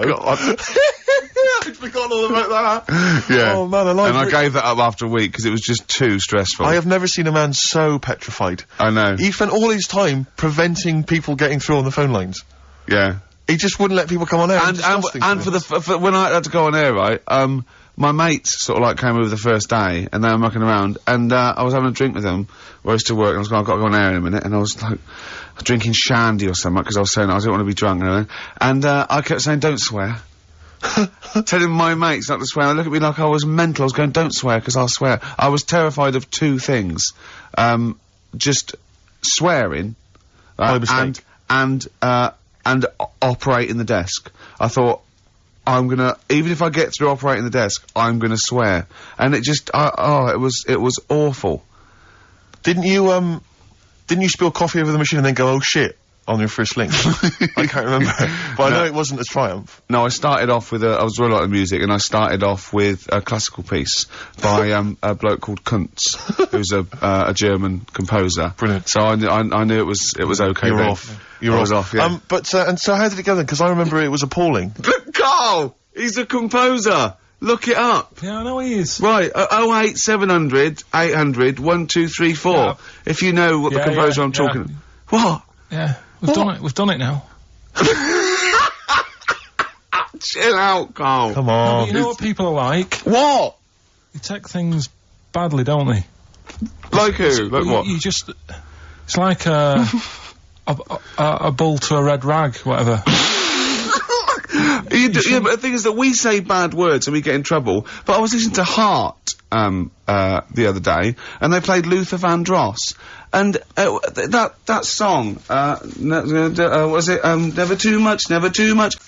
Woke up today, looked at your picture just to get me started. That's filth. That is depraved. Filthy. What a filth. What is he doing? Just saying like that. Imagine that. He's got a young girl's picture, and he's going, oh, thanks for that. And he phones her up and goes, what did it say? You know that picture you gave me? She goes, yeah. He goes, well, I looked at it just to get me started. That poor young woman must be... I imagine more that, like, she's sleeping, and he just sneaks in and he's got to put her on camera, she wakes up, he goes, what are you doing? She goes, what are you up to? He goes, no, I'm just taking a picture. Well, what? I'm gonna write a song about tomorrow, will you? Yeah, you're going on holiday tomorrow, aren't you? Yeah, well, I need that. I just need something to get me started. What do you mean, get you started? Yeah, you know, in the morning. And then that's on Heart. Alright. 6.2. So don't come on air and tell us what we can and cannot say. We can't say classical composers' names or philosophers like Kant. Exactly. So don't tell us that, Carl. Alright? Just play a record. What you got, Steve? Some Ride, Steve. Yeah, I just think it's time that we listen to some Ride, Rick. We haven't listened to them, I don't know about you and I, but I haven't listened to any for about 6-7 weeks. Yeah. Just thought it'd be good to have them on the air again. Yeah. And it's a tragedy they split up. This is the classic Chelsea girl playing. A wall of sound and... They weren't... Were they shoegazers? Do you think they were, weren't they? Well, that's what they thought of, because there was a lot of nude lead guitar. But, good melodies as well, Rick, and that's always important. It is to me. I don't know about you, Carl, but it is important to us. Yeah. We've just had a couple of people, Sarah and Claire, call up and wish us luck for the BAFTAs, but for some reason, they want one of us to do an impression of Leslie Phillips. Can't do it. Doesn't he say ding dong? And hello, and all that. That's not bad. But I want Carl to do it, though. Yeah, go on, Carl. Go on. Hello. Well done. Say ding dong. Ding dong. Nice. Yeah. Do we do any other impressions? No. I Go. think of any. Hello. Do that. Hello. Yeah. You look like a ventriloquist dummy. Hello. Brilliant. Oh, Carl. Do, my name is Bond, James Bond, as though it were Sean Connery. My name's Bond. James Bond. Do that. Go on. My name's Bond. No, do it as though you were doing an impression. Sean. So I'm trying to be Scottish? Well, yeah. Well, yeah, sort of. Perhaps a bit more specific than that. Sean Connery. My name's Bond. Keep going. My name's Bond, James Bond. Look, Jimmy Stewart. It's not like this. This is the best fun. It's like having your very own Fisher-Price toy for 2 hours a week. It's great. Do Roger Moore. Do that. Roger Moore. Phyllis Pierce, Percy Sugden, I'm licensed to kill. Anyway, she just said... No, this is a great game. No, that's enough of we'll come back to this another time. Yeah, anything you want Carl to do. Carl's homework today was come up with those, you know those, lateral thinking things? Go on. Those stupid... Oh, I hate them. They're ridiculous, aren't they? Like they, a man went into a field and died, and you're meant to ask questions like, oh, was it... And it turns out his parachute didn't open. So it's basically, it's not logic, it's what am I thinking? Yeah. Well, there's that one where there's a man in... This is the worst I've ever heard. Yeah. A man is found dead lying in a phone box, right? His wrists are cut, he's bled to death, and there's glass everywhere. Yeah. Right? And the phone's hanging off the hook, right? Yeah. What happened to him? I know this, yeah. Right? Do you know what the answer is, Carl? It's ridiculous. He was a fisherman. Yeah. He was on the phone. Someone asked him how big his fish was. He did that gesture like fishermen always do to say it was much bigger than it actually Put was. his arms out. His arms went through the glass, and he slashed his wrists, and he died. Why would you do that with someone on the phone when they can't see how big you're actually saying? Well, that's one of the many problems with that, that conundrum. Yeah, not the point we were making, but again, good. I mean, you're there. That is good thinking. Yeah. Yeah. But, so what, you had to come up with some of these? I didn't know this was his challenge. Yeah. Have you come up with one? I came up with 3, and they're all belters. Are we gonna... Oh, oh, wow. If it's as good as your quote about happiness that we had to guess which was yours and which was the real ones, like faking it, I cannot wait. I'm looking forward to this. I mean, I literally can't wait. Should we do it now? Well, I'm tempted to save it, because I just want to mention to people, that, they should be very excited, because, it's gonna be Carl's special night tomorrow. You excited, Carl? Oh, yeah. Oh, this is, me and Steve, because we were nominated, we get a guest. For the BAFTA Awards. And it's, it doesn't say guest, it actually says, partner. So I'm taking, my partner. And, Steve's taking Carl. Yeah. But what Carl doesn't realise is, you will have to pretend you're his partner, otherwise you wouldn't be able to... We'll have to hold hands when we go on the red carpet. Is this really your partner? It's not just a guest. That's how it is, and either we go in like that or we can't get in. You just have to be with him when you go up there. I mean, you have to, does he have to... We should hold hands, but I think what we should do is, just to make sure that there's nothing at all that, like, it's gonna go wrong, we should just do a little kiss. Just like, or be seen sort of like cheek to cheek, just to show them that, you know, you're not, he's like not Elton John and David he's not just Finnish. getting his mates in for a free meal, you are actually partners. No, I'm not up for that. Why not? Well, because we know we're not actually gay. No, but so it's not a problem. You've come out of it looking quite good, because you've got a good-looking fella. But I'm meant to look like, you know, I mean, I'm not gay, but if I was, I don't think I'd go for your thing. Oh, he's done you, Steve! It's turned on you again! I cannot believe... We were trying to get in. Wait a minute. I have got the cream of London's totty phoning me up, trying to get an invite to the BAFTAs, right? We have very graciously asked you if you would like to come along. Well, that worries me even more, that you've got women calling you up. Carl, I can't choose between them.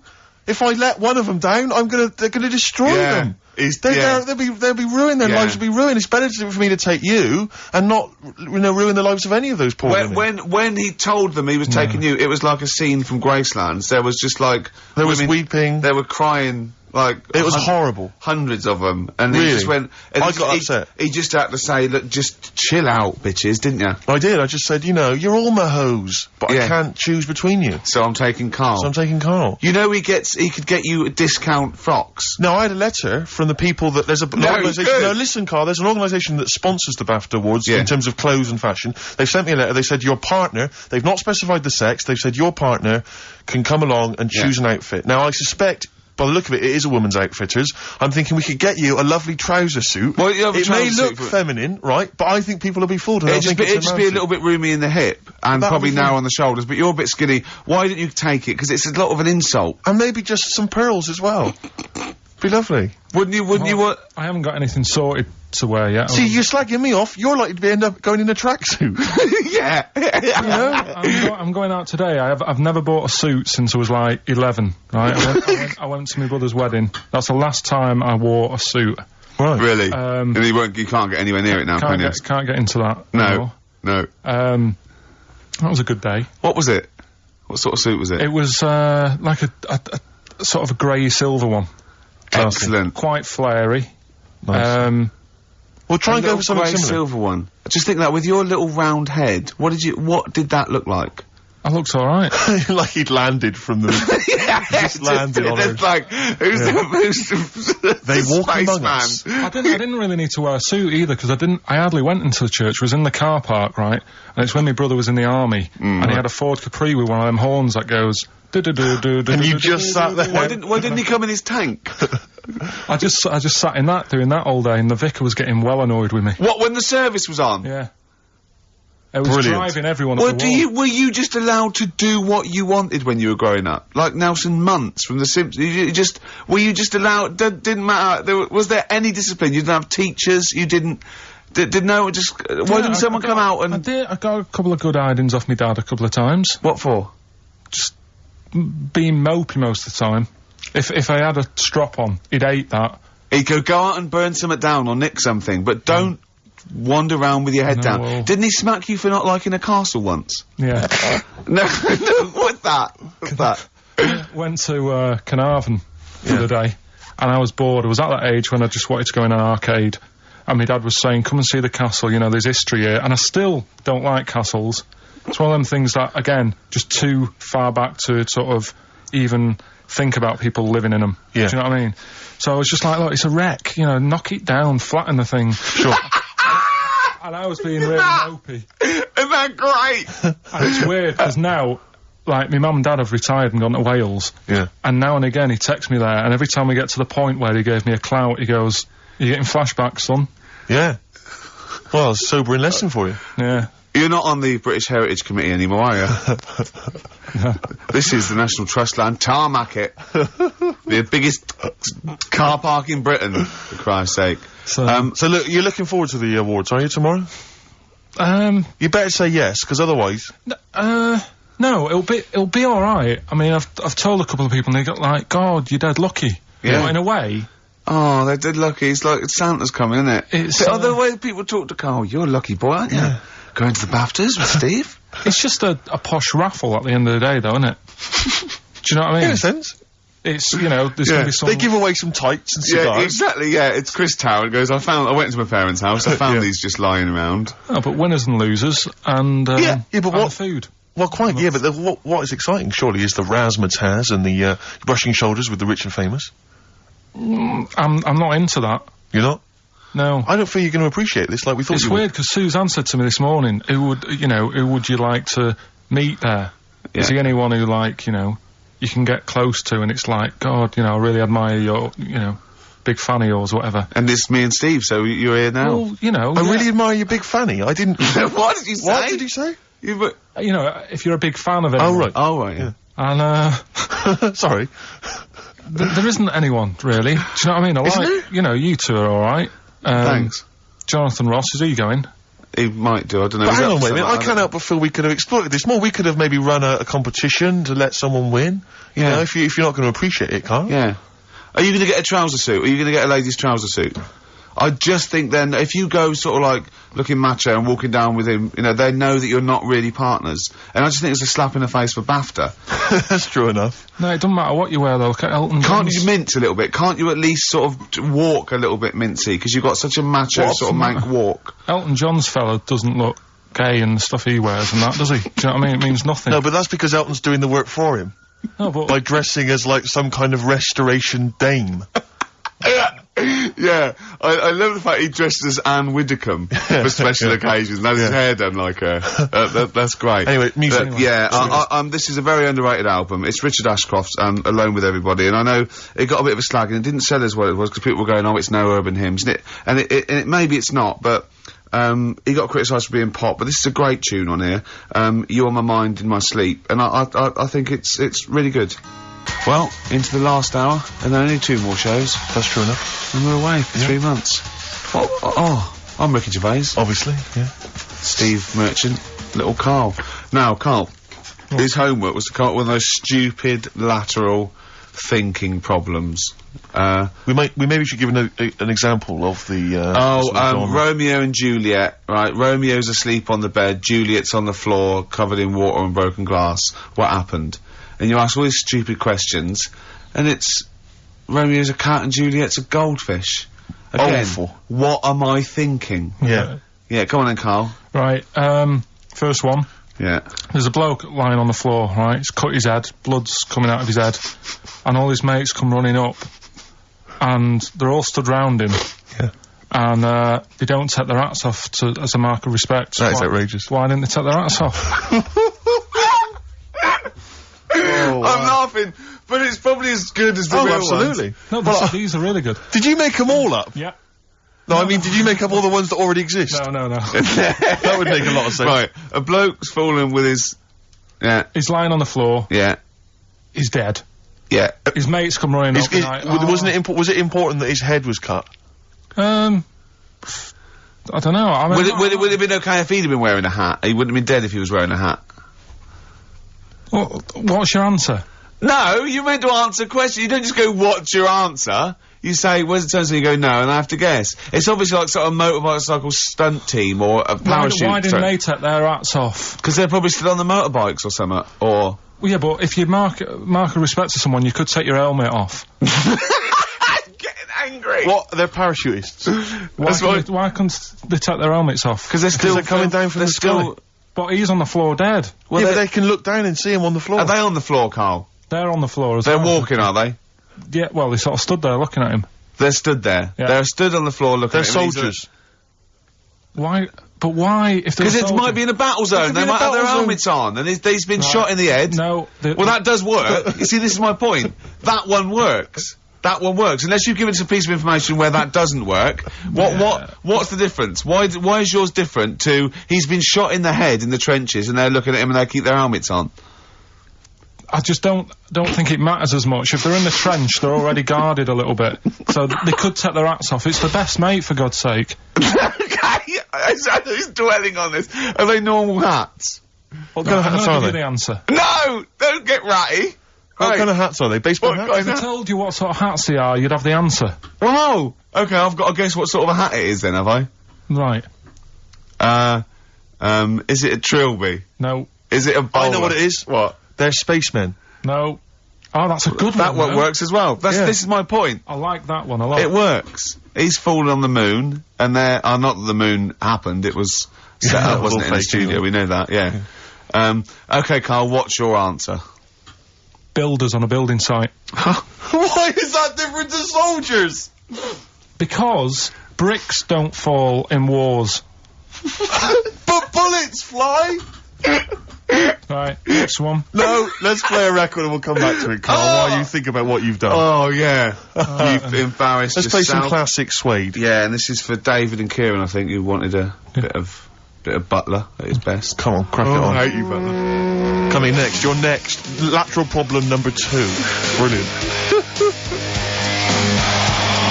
Suede there. Indeed. I think their second or third single. Brilliant. All the way back. 10 years ago. Absolutely. You know what I mean? Metal Mickey. On XFM 104.9. Was it 10 years ago? Must have been, mustn't it? Wow. I think, was Drowners 91? I think so. Crumbs. Yeah. Go on. Right. Go on then, Carl. Second one then. This is a bit easier, but I still think it's a good one. So this is, we should explain what this is if you've just tuned in. It's one of those stupid lateral thinking problems. That Carl himself has created. Yeah. That was his homework. Right, this one. It's a fella. He has a normal day doing stuff. Nothing wrong with him. Right. And it's the twist in the tale. It's just like Tales of the Unexpected. Yeah. Just a normal day, nothing wrong with him. Hold on, though, he's got the legs of a fish. Go on. So that's why he's been hiding his legs. So Go on. He does his the legs of a fish. Sorry, Carl, carry on. He has his working day and that, and then he gets a bit tired. Goes to bed. He puts the light on, leaves it on, goes to bed. Oh, that's crazy. That's mental. I can't think what's happened. Anyway, here's Radiohead. Right, okay. What? The question is, why does he put the light on when he's going to bed? He's had a normal day, he's come home from work. Is that right? He's come home from work, or he's not been working? Yeah, he's just been out? No, he's been working and stuff, I think. You think? You've made it up, Carl, you can decide. So, the question is, why has he put the light on when he's asleep? There's a reason that he's put the light on when he's asleep. Has he gone to sleep? No, Carl, don't shrug. You're meant to answer these questions. He put the light on before he went to bed. Yeah, and the question you're asking me is why? What's the scenario? And the light's on and that, but he's gone to sleep. Yeah. He started reading and then he fell asleep. No. Did he so he intentionally, for some reason, put the light on? Every night. It's mad. Sounds mad. That's Carl, doesn't it? Every night he does it. Yeah. He puts the light on. Carl, is the point of this, he puts the light on for a very good reason. Not for us, but for some people. He's blind, and it's always been on, and he thinks he's turning it off, but it was on in the day, and he thinks he's turning it off, but he's turning it on, because he's blind. That'd be stupid. That works. No, that works great, Rick. Yeah. Thank you, Carl. So you've got to come up with what... Hang on. If you're blind, why would you put a light on? No, he thinks it's off. Yeah. But why would he turn it on anyway? To think so he doesn't get burgled, so people know he's in, because he can't see him. So he just, like, he puts the light on when he's there, then he turns the light off when he goes to bed, so people think it's fine. But he's got it out of kilter, and actually he's walking around in the dark all day. I don't believe that if you're blind you turn your light on. I don't think you'd be living on your own, would you? I'm not having that for a second. Do blind people live on their own? I'm not having that for a second. Well, some people do. Lonely blind people live on their own. No, if you got bad eyes. Any of them women? Are there any blind women who are living on their own? Rick?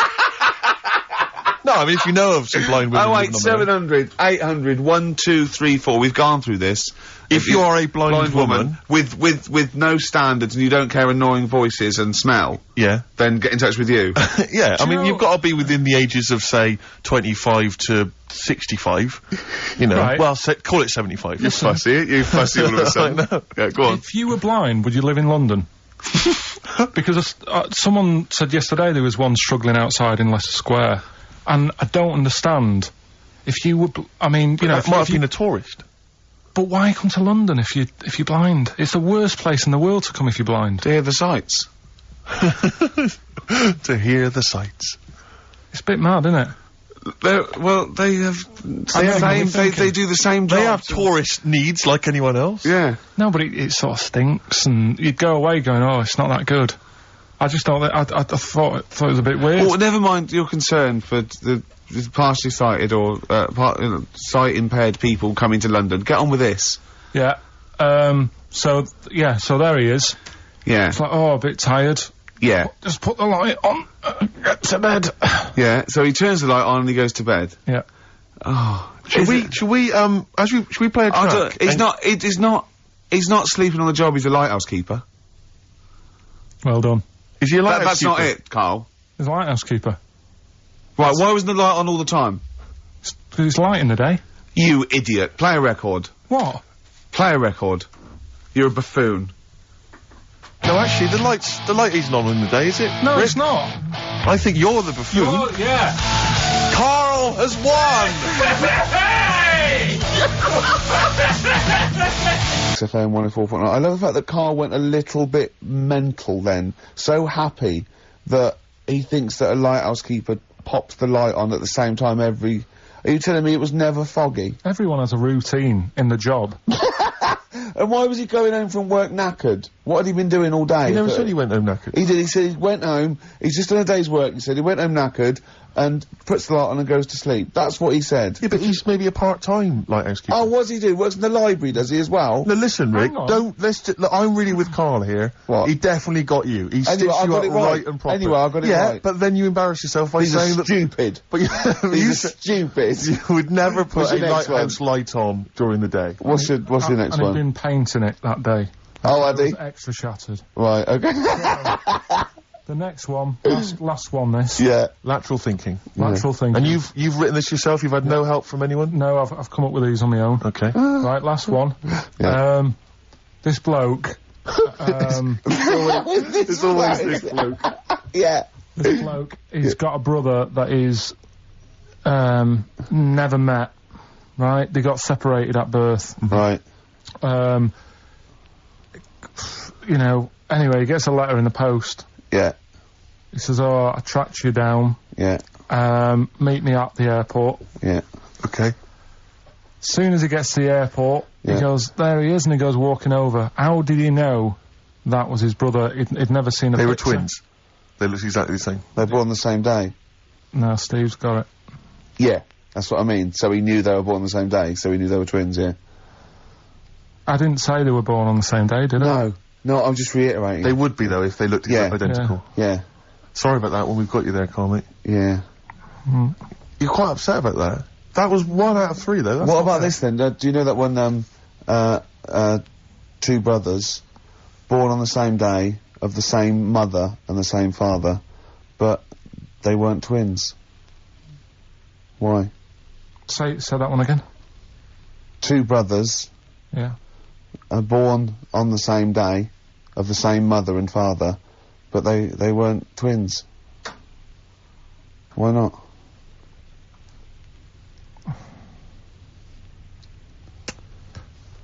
This is good radio. You see, the problem is, I heard you saying to Steve, I'm going to do that one about the shark in the pool, so I'm trying to think. This has nothing to do with that one, though, is it? Clearly. Give him the answer, Rick. I don't know. The answer is they were two of triplets. Right. I had another brother. So do you want to do the one about the shark in the Yeah, go swimming on. pool? Yeah. Okay. A bloke, just in his swimming trunks, walks into a swimming pool full of man-eating sharks. He walks around for a bit and slowly gets out the other side, and he's not bitten or anything. Why not? Because they'd already eaten. No, they're starving hungry. He walked through the water. Yeah. He wasn't like a bridge. No, he actually was in the water, soaking wet, the sharks. He had like a metal suit on. No, naked apart from swimming trunks. There were real sharks. Real sharks. Swimming about. Swimming sharks, man-eating, hungry, They yeah. were really hungry. Yeah, This fella gets into the same pool. yeah, It's the same pool. exactly. He walks right. He gets in the steps. Yeah. He walks down. He walks Yeah, across. yeah, He's in the water. yeah, Up to his neck. yeah, And the sharks are near him. yeah, they're attacking him. They're attacking him. They're actually attacking him. But he still gets out. Okay. Yeah, walks out the other side. And hasn't got a mark on him. I don't know. Go on, Rick, what's the answer? Yeah, I was lying about the sharks. There weren't any sharks No, I there. was lying about the sharks, completely lying, just made it up. Just an empty pool. That's just stupid. That's our point! They're rubbish. Oh, dear. Oh. Oh, That's dear. rubbish. Right. Look at his face! He's so offended. Oh! Offended and confused. Come on, play a song. No, go on then. Good Fortune, PJ Harvey on XFM 104.9. I'm Ricky Gervais, obviously. Steve, Carl. I've got a real one for you. This is a logic question, not a stupid one.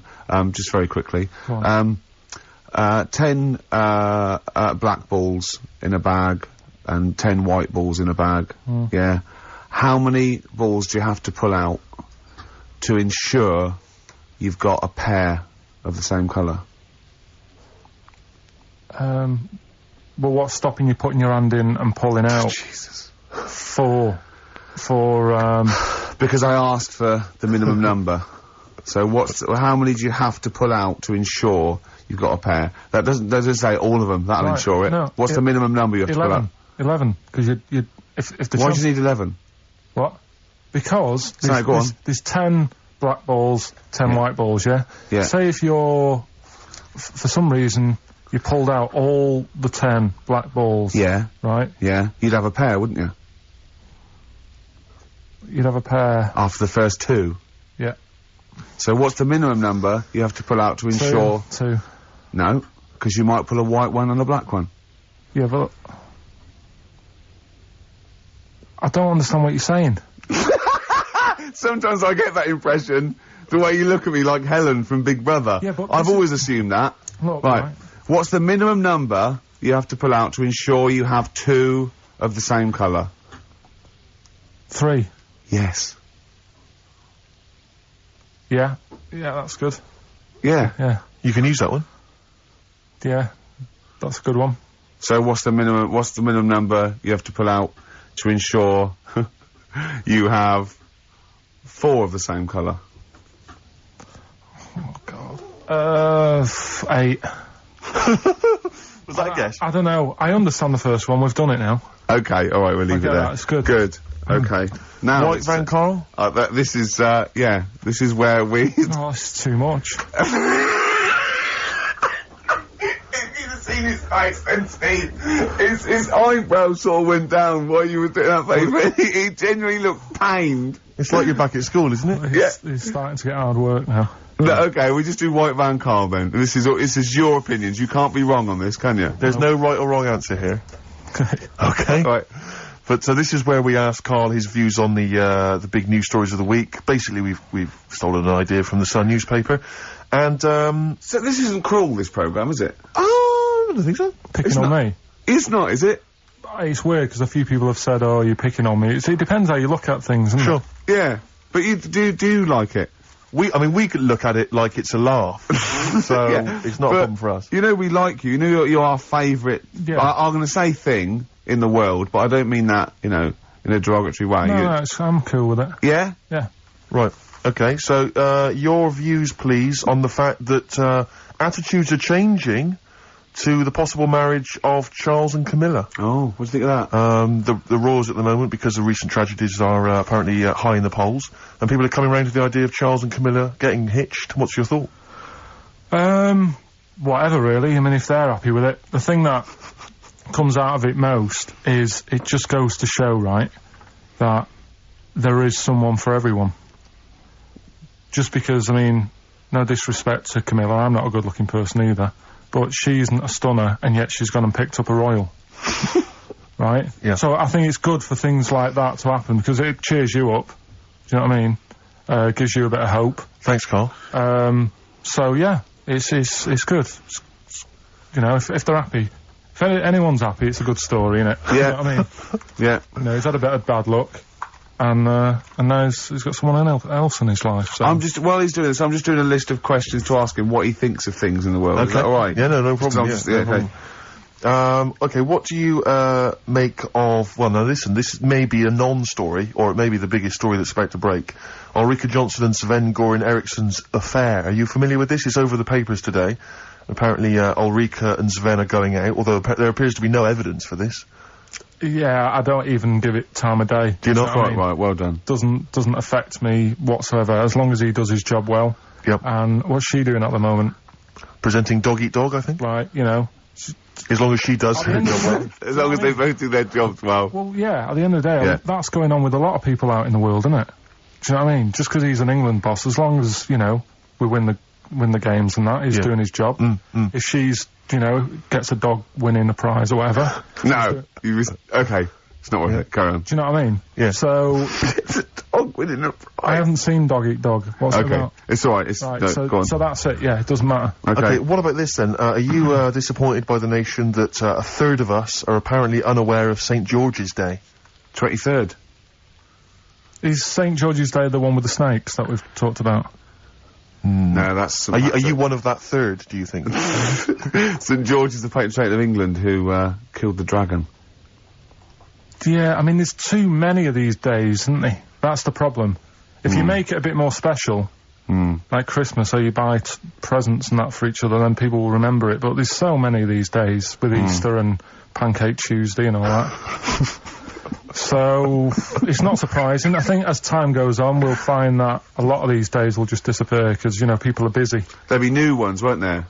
I don't know, people There'll are be that like busy. Gareth Gates Day in 50 years' time. It's just weird. I mean, I remember being a kid, right, going out on a Sunday and shops would be shut, because it was like, the day of rest and all that.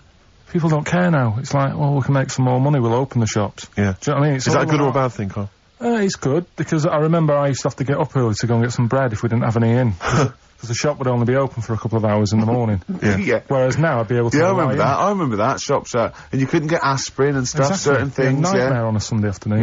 Yeah, So- that's right, yeah. And pubs didn't open until 12. Do you remember space operas? Yeah.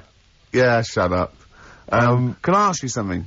Go on. Okay, I've got a little list of things. What do you think of, like, those pug dogs that are bred and they can hardly breathe? Evil. Yeah. What do you think of, gays? They're alright. Do you know what I mean? Just like straight people, you get bad ones, you get good ones. Exactly.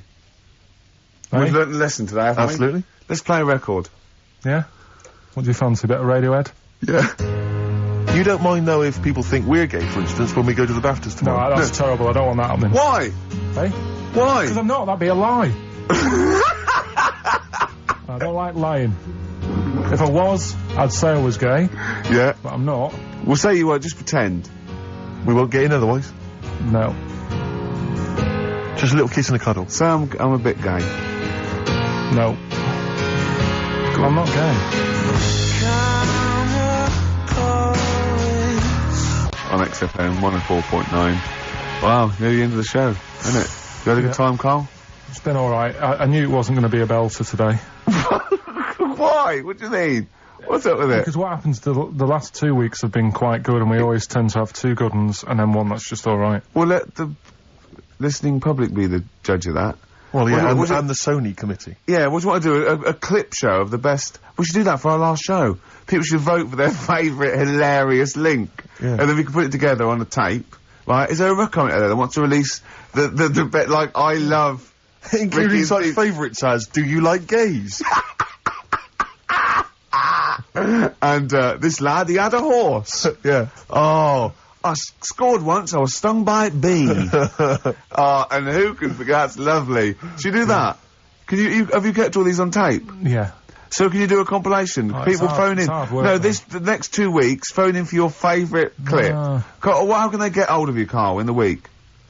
What's your direct email? What's your mobile email? number? What's your email? It's my name with xfm.co.uk. So, Carl Pilkington. Carl.Pilkington. Carl With dot... a K. Carl with a K. Yeah. Carl.Pilkington at xfm.co.uk. Yeah. Vote your favourite link of the last 3 months. We should make a little compilation and sell it. And we get like Radiohead. They'd love to be on the compilation with us, wouldn't they? Wouldn't they? Oh, wow. Anyway, Yeah. right, do you know, like, you're always giving me questions in the week, you're always saying things like, if I put you in this situation, what would you do? Like what? Like what? It'd be bizarre things. Like what though? Say one. If you had to lick Barbara Cartland's face, Yeah. would it be the right cheek or the left cheek? Or Sorry, does Barbara want her face being licked? No, I'm just saying if that's what she's into, then I don't She's mind dead. popping... She's dead. Yeah. So, Isn't she? Isn't she? I don't think she Just is. be careful, because you can't libel the dead, so I want to make sure she's dead before we start saying horrendous things. But I don't know, I don't think she is dead. I'm almost certain she's not. I don't think so. No, she's not. Phone, is Barbara Cartland dead? 08700 800 1234. We'll have to get Chris in. So listen, right? So anyway, he always calls up with, like, bizarre stuff like that. And I was watching a programme the other night about, snakes. Right. And, it was like, don't walk through a river that's full of snakes because Good work, good advice. they, if you've got a kid in the car or in the house, turn your radio down if you don't want them to hear stuff like this. But, yeah, they go for your tackle. Why? I don't know, they just do. They think it's another little snake. Maybe. With swollen cheeks. Earrings. With earrings, yeah. So, Or an anaconda in my case. With one eye. so, I'm really joking. So yeah, Yeah. and I said to Ricky, what would you do, right? Although it's very scaly. You two in the woods. You're having a wander, Steve. Having having a wander. Oh, yeah. Oh, yeah. You walk through the river. What, me? And yeah, Okay. because you're tall, so it's like you can check out how deep it is before Ricky goes through. Right. Yeah. Which you do That sounds right. You do that sometimes, don't you? Yeah. But a snake bites your tackle, Yep. Yeah. and Say penis. yeah, It's the correct word for it. It's not but I don't- offensive. it doesn't sound nice. Say it. Say Yeah, it. penis, but I don't. Oh, like you the sound of it. dirty little... No, You no. dirty little slut, Carl. You're a dirty It's just, little... it's just one of those words. Right, Yeah. carry on with the... Let's carry on. What's the story? I'm wandering through a river. Yeah, Yeah. and the snake Bites. your penis. Yeah. Right. And You know Ricky, like, doesn't leave, like, WC1. Why on earth we're going to be anywhere near a river where there's sort of... Well, anyway. Snakes. Yeah. anyway, Yeah. you are in this situation. Yeah. Okay. The snake bites you, and I said to Ricky, if it was a matter of life or death, would you suck out the poison? What do you think he said? Oh, and the bit I made, because he was thinking about it, and, you know, like, oh God, well, he's my best mate and everything, what will I do? And I said, and then Steve starts sort of groaning like he's enjoying it. I'm just trying to remember what I did do. What did happen in that instant? Okay. So I've been bitten on the penis by a snake. Yeah, there's poison in it. There's no poison in it. Yeah. I've had a go at trying to suck it out myself. Yeah. Yeah, but you've never mastered that I've one never been yet. able to master that. Yeah. It's just such a long spine and such a short, stubby knob that he's got no chance. Yeah. So, I have to get... He's even had lip extensions, haven't you? Yeah, go on. And would Ricky suck it out? Almost certainly not. Yeah, that's the answer. Yeah, he'd let me die a hideous, horrible I'd death. go, is there anyone you want a towel? Do you want me to call your mum and dad? Yeah. How should I tell him you died? Is they tell him I died taking a bullet for a lady? Yeah. Yeah, I was beating up some nasty people. Yeah. Would you at least run into the woods and try and find some kind of animal that could do it for me? Some of those monkeys look like they got a good technique. Right. Stop it. One more song. Yeah. Only time for song for the what's it? Oh, we got to share this one then. But we're doing this I thought there was two. No, we've run out of time. Well, this is in the Guardian because they print my favourite song is "If You See a Sailor." It's "If You See a Say Hello" by Bob Dylan. Okay. It's a song for the ladies and lovers. Right, that's it. And I can't believe we weren't allowed to talk about monkeys giving blowjobs. Since when is that taboo? It's nature, Carl. They go absolutely mental. They love it. I don't believe this. He's got one day. He's got it. Carl's really grumpy and all stressed because he didn't have the record. We didn't want to play so I won't say it. We didn't want to play a certain record he had lined up because it's rubbish. I know, but you do this every week. Because the most of them are rubbish. So that's why we choose up. No, but 30 seconds to go on the track and you're saying don't want to play that. And you're going, oh, stress me out. You're meant to be at our beck and call. We've made you. We got you out the gutter, and now you're getting greatest mind in the world and all that. That doesn't mean you can mess me about. If you were a doctor and you saved me life, yeah, right? There comes a point. In a way, we have, Carl. Yeah. Where were you going? What were you saying? What was he going to say? He was going to say something wise then. No, I was going to say, right? If you were a doctor, yeah, and you'd saved me life, yeah, there's only so much that I could give back to you, right? Okay. What would be unreasonable? What would be unreasonable? Well, you know. Forget doctor. Don't forget because no, the doctor's that's its job, right? Supposing I was just walking along and I saved your life, I gave you a kidney, or I resuscitated you, or I dived into icy water. What could I hope from you then before you started going? Hold on. What would you be willing to do for me until you sort of got lost your rag a little bit because I was asking too much? So didn't I know you before you've sorted a lung out for me? No, I just gave you a lung, for example. Well, I'd be a bit I'd be thinking, why has he done that? Suspicious! But what I love though, Rick, is the idea of you jumping in icy water to save someone, giving them a lung. I can guarantee if someone was lying on the floor screaming they needed your help, you'd affect a foreign accent and go, I know, understand, and run off. Do you know what I did once, right? We went out a few weeks ago, right? And some woman had her handbag nicked, and she was all distressed. He said, chase the fella, Carl. You stood there. Let's be honest. Imagine Ricky chasing a criminal. Look at his little legs. He'd never get anywhere. I mean, he started to run, and then he passed Starbucks or something and nicked it for a short How did this turn on me? Oh, I'm a bad man because I don't give lungs away. No, because no one would want my kidneys or my lungs for a start. Hello. Oh, did you chase the criminal then? I did for a bit. He walked. No, you didn't, did you? No, I did a little bit. Yeah, we sort of spread out.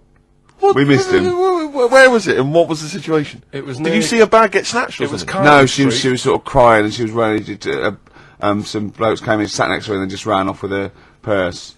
And you walked after them. No, they'd gone, Steve. They'd actually gone, but it was just like a bit distressing because she was devastated. I know how she feels as well because I had a jacket, and you think, I've just got to find them now. Yeah. Where are they? Who are they? So she was really off her head with sort of like she was angry and sort of crying. Yeah. And it was horrible. It was horrible, wasn't it? Wasn't it, Carl? He's broken his mic now. Oh, right, play record. This is Carl, what are you pathetic. doing, mate? I don't believe this. There's only 2 weeks to go. These should be special. Who are Ricky you? Gervais, who are you? Obviously, Steve Merchant. And who's that little fella over there? Little round fella. Tiny little Carl Pilkington. The funny little thing from the Smash adverts. Say, then they smash them with their metal knives. Oh, You do? Yeah, you're right. He does. He does, doesn't he? Yeah. Yeah. I was asking if I've seen a rounder head than him, and that's the only one someone come up with. That is the only thing they come up with. Oh look, you're actually a little bit stressed today, aren't you? Because you had to drink last night, didn't you? I had a couple of drinks. Yeah. I was down at Steve's night. He was doing a bit of DJ. Yeah. Went down the store. And that's why you're all grumpy. What? Do you hear what he just said? What? I was DJing last night, obviously that So- XFM evening. Yeah. Hour and a half. My friend and I split the time on the decks. Yeah. What was the word you just used? He went down a storm. We went down a storm. Right, 3 girls. I was walking to the toilets during my set. 3 girls went, "You are a genius." Right? What's his name? Dane Bowers, Zane Lowe. Because you played records in a certain order. Yes. Sorry, Rick, if you can't deal with that. Sorry if you're a little bit jealous, because this time you can't share the award. Alright? Dear. But it was my credit this You time. can tell he hasn't been a DJ. Because it's not just about It's not just about that. the songs you choreography. play, it's the way you play them. Oh, The yeah. way you play them, whether Right. it's 33 or 45, very important. Yeah, But the point- leave your hand on Exactly. them as they're trying to go round. But so 3 girls there, Yeah. charmed by me, they loved it. Yeah. Zane Lowe, XFM DJ and MTV presenter, probably one of the coolest blokes alive. He came up, gave us massive respect. He said, "I'm loving your set." He actually used those words, right? There were people coming up, they couldn't believe their luck. It was roaring. We'd stick on a track, people would cheer as it came on, right? My particular favourite, Carl, I think you'll agree, my particular triumvirate, LL Cool J, Mama Said Knock You Out, leading straight into House of Pain, Jump Around, then straight into that current Elvis track that's been re-released, remixed by Junkie XL. I played the original, which I'd already played on XFM before. I'm already there, cutting edge, Yeah. right? Three, And- what, 3 old tracks, you mean? 3 old tracks. In a row? Yep. And, what I think the words that would best sum it up are, "I kicked ass." Great. Rick. Alright? Well, I'm going to be kicking some ass today because I I'm look forward to it. going to be shamelessly self-indulgent. And we've only got 2 shows to go, so I'm playing some of the most beauteous tunes in the world. And I was just telling Carl, lined up a Simon and Garfunkel track, Only Living Boy in New York. He went, "Why is he the only living boy in New York?" I went, "What?" He went, "What does that mean then?" I went, "I don't know." He went, "Well, what's it about?" I said, I don't care. I said, it's lovely something. He goes, "No, but what's it?" I said, "I don't go into that." I said, he went, I like a story." I said, "Like what?" I said, "Killing of Georgie, no trickery." Killing of Georgie. I think we should play that at the last. It's good, I heard it the other day on Radio 2, it was cracking. It Yeah. sounds like, well. It's really good. Tell them what it's about again. It's about little girl, gay fella. A little what? A little gay fella? Yeah. Right. Who I mean, I haven't heard it for a bit, so it's all off memory. This, but Yeah. gay bloke. Is he from Scotland? I have no idea. But he's from somewhere where gays aren't liked. Okay. Right? No. No, he is, kind Georgie of. Boy was Garga's nothing more than the kindest guy I ever knew, right? Now, all he did was, right, his father said, "How can my son not be straight?" Kicked him out, right? Goes to America. Yeah, but you can handle Yeah. all that. You can handle your dad not getting on with you if other people around you are into the same scene. Yeah. But That's he right. was like, he was left on his own, he didn't know what to do. Yeah. He was getting stressed out. Yeah. So he goes... And this I was don't know, before, I mean, this is, when did this record come out? Must have been the 78, 7? 77 Yeah. years, something like that. Right. And he's During punk. Right, oh, I Yeah. see, yeah. Yeah. so You know, the village people had come along and made gay cool. Yeah. That had already happened, Yeah, but it go on. wasn't respected.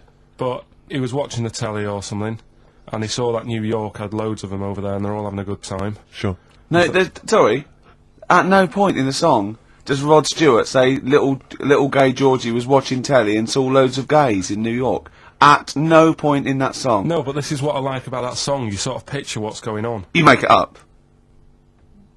Yeah. Okay, so the little gay fella was watching telly, and there was presumably the and now from New York, the gay show. Yeah. Or whatever, because there was a big scene over there, wasn't he, in the 70s? Yeah. Okay. Go on. So he goes over there, and he's having a great time and that. He's meeting... Went to New York Town, meeting- very quickly settled down, soon loads became of- the toast of the Great White Way. Yeah, they loved him. Went All the down. old queens blew a fuse. Yeah. Yeah. And then, I don't know, he was out late one night, Yeah. and he's walking home, Yeah. and gets attacked, gets killed, Yeah. and he's lying in the They gutter. didn't intend to take his life. They just pushed their luck a little too far that night. Yeah. You see.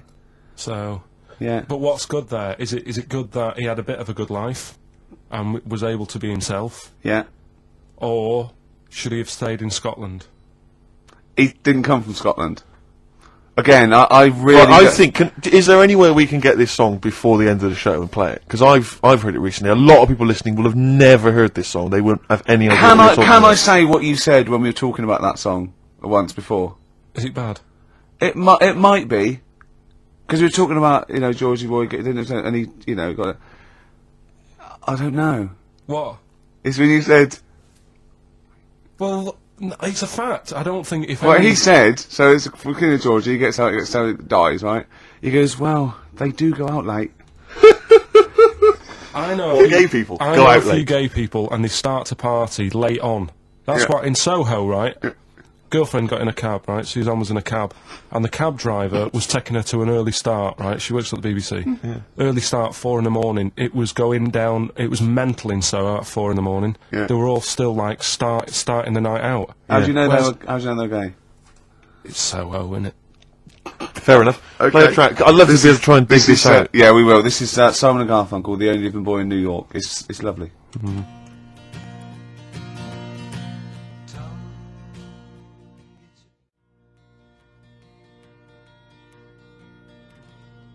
Only Living Boy in New York. Do you like that? It's got a nice feel to it. Simon & Garfunkel. Yeah. Lovely. A bit later I'm going to be playing a Cat Stevens track. It's one of the most beautiful tracks ever written. It's called Lily White off Mona Bone Jack On. Look forward to that. We've got Eminem coming up. We've got the new Eminem single as well, and a big giveaway, Rick, lest we forget. I think we should tell them what that is. Do you think so? Yeah, well, we all went to the BAFTAs, as you know, and we thought we could get a good prize out of this, so we got some celebs to sign the BAFTA bag they gave away. It's just a nice big chunky sort of cardboard carrier bag, It's not the value that counts. This is what values it. Read out the sort of names we got, These are the kind of celebrity names that have signed that bag. Obviously us three, plus Graham Norton. Yeah. Angus Staton signed it. Alan Davis, Jonathan Creek, Jamie Theakston, Paul Whitehouse. A lot of comedians, you'll notice. Helen Baxendale from Cold Feet, who's also been in Friends, right? I don't know why that's so exciting. Steve Phil Mitchell McFadden. Yeah. It's an eclectic bag. I noticed actually that Steve's signature is also mentioned. I think he says Steve, aka Phil Mitchell. Which is very nice of him. Yeah. Peter Davison, former Doctor Who. I noticed also that when you gave him the pen to sign it, he put the pen away. Yeah, he pocketed we had it. to say, Yeah. whoa. Just his wily Cockney ways. You're not Phil Mitchell now, man. Exactly. Give us the pen back. Exactly. Yeah. Simon Pegg, and of course, one of broadcasting's biggest legends, Steve Wright. Oh, Steve Wright, got him to sign it as well. Yeah. Yeah. But that's, you're not going to find that. That's quite an eclectic and kooky mixture of celebrity names. Yeah. Autographs on one bag. And then maybe we photocopy it, and it's just, you can't We make can that explain who they are. We can explain who they are. But we can give that away. And there's, it's a little commemorative thing of the BAFTA. It's got a big BAFTA logo on there and everything. It's pretty classy. Did I mention this? That our agent, who was there, he ran around getting a few of these autographs, and I think Helen Baxter, he went up to them and told him it was for charity. And that was why they signed it. Which I think's, a little bit cheeky, but that's what agents are like, Carl. You've got to But then again, he understand didn't get anything from them. It's not like he said, give us £1. No, he just got. They just got their well, he said that signature. as well. he made 42 yeah, quid. yeah, exactly. So anyway, we're going to give that away. Is that a good prize? I think that's a nice prize, isn't it? It's a little commemorative thing. Carl, you're turning your nose up on it. No, it's all right. I wouldn't want it. Didn't he? Do people get you to sort of do campaigns on the radio, like drink Fosters? I wouldn't, but you can. Yeah, but look, I noticed on the big board here, it tells us that you can win signed and framed Chemical Brothers album covers on Sunday. Right, that's just 2 geeks who've signed that. We've got 3 alone in this room. Exactly. Plus, we've got some of the cream of Britain's light entertainment who've signed that bag. No, I'm appalled by you that you're just so disrespectful of us. No, but it's like how when I went to the BAFTAs with you, and I wasn't really enjoying it. You were I like, can't. He said what? No, you you didn't are tell such us an this. ungrateful. There are so many people. You're like a little charity case. You're like, I God. had chicks queuing up around the block. You'd wanting to usually come. have to. I know, but I Someone told like you you. would have to write to Jim or Fix It or Esther Ransom to get to meet us sort of people. And now it's on your doorstep. I'm amazed that you didn't enjoy it. Why didn't you God. enjoy it? You got to walk down the red carpet. You went in. There was George Best, one of your footballing heroes, was there. A load of was other good. big names. You sat there, you had prime position. You came backstage with a load of other big names. Hey, you had a lovely bit of You were grub. filming this thing for the DVD we're making. That's you, a cameraman on our DVD. And yet you think, now you look grumpy because you had a couple of pints and I can't believe So it. tell us why you didn't enjoy it, because the ceremony, what didn't you enjoy about that? It was interminable, wasn't it? Far too long. Wasn't it awful? 3 boring. hours. Sorry. I thought you were going to say something. Really? Sorry. 3 hours. Yeah. I mean, I suppose for you two, at least, you know, you were going to get something. Sure. Yeah. But with me, it's like, I mean, I've never graduated or anything, so Have you not? I'm trying to think of sort of a situation. Basically, I sat there for 3 hours knowing that I'm not going to get anything out of the night. Yeah. Right? Now, Did you, sorry, when we invited you and you said yes, did you think you were up for an award? No, but I thought we were going to be sat round tables, having a nice bit of food, whilst people are going up there winning awards. Yeah. But 3 hours of the same thing over and over again. I mean, if a film's 3 hours in the cinema, you go, well, it's long, but, you know, I wonder how it's going to end. Yeah. But this was just like the same thing over and over again. Some guy going up, thanks a lot, cheers for the bit of brass. And then going down, sitting down, the same thing over and over again. I wouldn't, honestly, right? I'd say it was one of the worst things I've ever had to do. No, I enjoyed the night afterwards when we did have a bit of lamb and a nice bit of veg and that. That was alright, and I went home and I was happy, and I got the little freebie bag that you're talking about that we're giving away.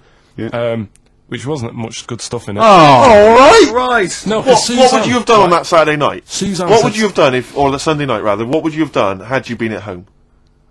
I would have stayed in with Suzanne, right, watching telly, having a nice bit of pate on toast or something, cup of tea, watching 24. But instead, I had to buy an expensive suit so I didn't show you up, right? Yeah. How much did you spend on your suit? Well, in total, right, because, you know, the shoes and the suit and the shirt and the tie, it was about 600 quid. That's the most expensive evening ever. That's what I'm saying to you. And the daft thing is, it's dark in there. I don't know why you've got to wear a nice suit. You can't wear a tracksuit, for goodness sake. It's dark in there! No, just the shirt and that. It doesn't make you a better person wearing a suit. No, doesn't You make you know a what I better mean? person, no. We're not claiming it made you a better person. No, but that annoyed me. Yeah. I mean, it was an experience, innit? That's why I went, because you think, if I didn't go, if I would have said to you when you invited me, no, Steve, I don't want to go, then I would have never known, right? Yeah. And that's my sort of thing in life, right? If Yeah. something comes up, you should take it, even if you're not going to like it. It's a bit of an experience. Right. You know what he said to me? I phoned him up because we had to meet up, and obviously he had to pose as my gay lover. Yeah. To get in, right? Yeah. He phoned, he said something to me like, "I bought a suit. I'm looking good." He said, "I'm looking good." People will think, "How on earth did he end up with that good-looking guy?" So he got into the role. That was what he said to me. Started getting into it. Such an insight. Play a record. I just must say that we've had an email from Daryl Foss. Lots of people have emailed in and said, well done on the BAFTAs and well done on your Room 101. They really liked that. Thank you. There's one guy, and it's Daryl says, Ricky, has your dad only got one D-Mob suit?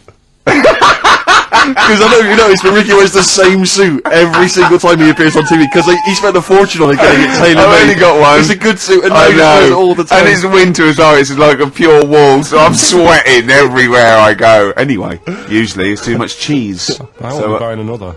Huh? I won't be buying another one. Ever. now. That's it. Yeah. Yeah. And Suzanne told me today, right, because I've handed it in today to have the trousers turned up a bit. Why? Because it was a bit of a bodge job for the night. Yeah. Right. It was just some pins sort of holding it up the other night, but you didn't notice, and I didn't tell you because I thought you'd be getting on the stage and saying, "Look at that freak over there with his pants hemmed up." But I took it to the place to get it done. Suzanne tells me that I'm going to start shrinking now and getting to that age where you start going smaller. I know that must have been a revelation to you and a worry. Like, how small do you get? How small do you get? Of course, you must have been excited at the BAFTAs, because we did bump into Dr. Fox. Oh yeah. Pleased with that. Yeah. What was the challenge again? I think the challenge was you had to shout Foxy. Yeah, the challenge was, it's sort of like Jackass, but wimpy Jackass. Carl was our cameraman for the night, because we were doing the making of sort of series 2, where we've filmed ourselves sort of writing it and doing bits and pieces and going to awards and that. And it's on me, and my challenge, which I think, was it me that set my own challenge? You did. I had to shout Foxy and get him over. Yeah. And I bottled out about 5 times. I just thought he was talking to someone. Yeah. I just thought, and then I did it, and where's the victory in that? Yeah. I shouted Foxy, and he came over and went, alright. I think, where's the victory? I remember Just they dive off buildings and things. I was a little bit taken aback that, because even though he was joking and mucking around, he was swearing. You don't expect that from Foxy. Oh, behave. He was off Oh, duty. no, he And was, I mean, he's more than wrong, but he didn't expect it to, because he seemed like a lovely bloke there, but he has got an enormous head. I mean, I'm not disrespecting him, I think he's a lovely guy, but his head is huge. But it's in proportion with his big body as well. He's a chunky wombat of a man. True enough. And so am I. It was a problem getting him on screen. Sure, because of the huge head. Yeah. I was struggling. No. I know, well, I know that Popeye people had worries about that. They had to get special lenses. Yeah. I love the fact that us three freaks can take this out of anyone. Stop there though, Rick, because I was on TV briefly. There was a thing about The Office on Top 10 TV Bastards on Channel 4, and I appeared on there briefly talking about the show. And there's this girl who's a girlfriend of a friend of mine, and she's like, I saw you on TV last night. I went, yeah. She went, I'll tell you this, you're better looking on TV than you are in real life, and that's good for you. And I was like, oh, I don't know if that was a compliment, because it's like... Definitely not. Well, I'm not on TV, so it's not beneficial in any way. Yeah. But that's like... I'm too right, you have to step out of the TV. That's like saying, I normally find you pretty repulsive. Yeah. My opinion changed slightly last night because you were on the box. Yeah. And I didn't know, it sounded like it was a compliment. through the aid of a different... Through the aid of lighting and appearing like for 12 seconds on screen in small doses. God. You thought I wasn't as bad looking as I am in real A lot life. of people have phoned in and wondered if you are Morph grown up, because they've seen a picture of you on the website. Do you mean me or Carl? Carl. Right. Yeah. What do you mean? No, because people have seen you next to a picture of Morph, and it is if you draw around... Honestly, Carl, if you lay you down and draw around you, it's exactly the same shape as Morph. Yeah. Or the Pillsbury Doughboy. Or, yeah, a gingerbread man. You do look like a gingerbread man. That's great. Oh! I love... Carl, we think you're brilliant. We like looking at you, talking to you, hearing what you've got to say. We think of you, don't we, in the week sometimes? Rick, I had a bit of good news this morning. Go on. And I don't mean this in any way. I'm sure it's an emotional thing for her. But in The Sun it says that Dido, her wedding's off. Right. Just thinking, ding dong. Because for some reason, I don't know what it is, I was having a chat with my mates. I've always been under the assumption I could pull Dido. Because she's quite ordinary. Do you know what I mean? She looks a bit ordinary. She's quite an attractive one, but like... Would that be your opening chat-up line? You look quite ordinary. Dido, I don't think you could probably get anything better than me, because you're not too hot yourself. Exactly. My name's Steve Merchant. I'd wear actually, what I'd do is I'd go, right, I'm not going to meet you in the flesh, but I'm going to send a picture of you on video. Yeah, this I is look me on great. Top TV Bastards. What do you think? See what you think. Yeah, and if you think it's good, well, I'm certainly no worse without the lighting and makeup, so don't worry about that. Exactly. Oh, Dido. Have a little bit of Bowie. Have a little bit of Bowie. What was your thing about Dido? That she's like a kind of... She's a bit like a receptionist. Who got up and sang once, because she didn't know karaoke. tunes, and a bloke came up, hi, I'm Gridlin Records, I'm thinking of releasing a CD, and it just goes mental. Exactly. Everyone buys it. Yeah. Which is good though, isn't it? But she should be doing photocopying or filing, do you not think? Just the way she looks. She's got that very kind of suburban the whole look. look thing annoys me. Do you know there's another pop stars thing starting? Yeah. Like, it's going on in Ireland. Apparently it's Ireland's version of it. Okay. And today it was like, you saw all these kids rushing in, there was fat ones there and ugly kids, and you're thinking, it's sad and everything, they might have a good voice, but they've no chance, right?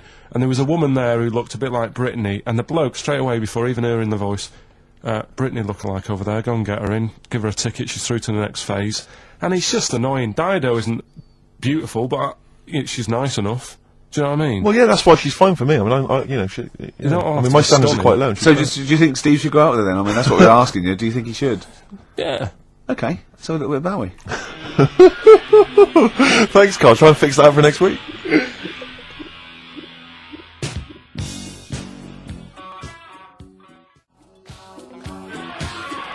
Fashion, David Bowie. We were doing a bit of voguing, sort of cross with body popping there, weren't we, Carl?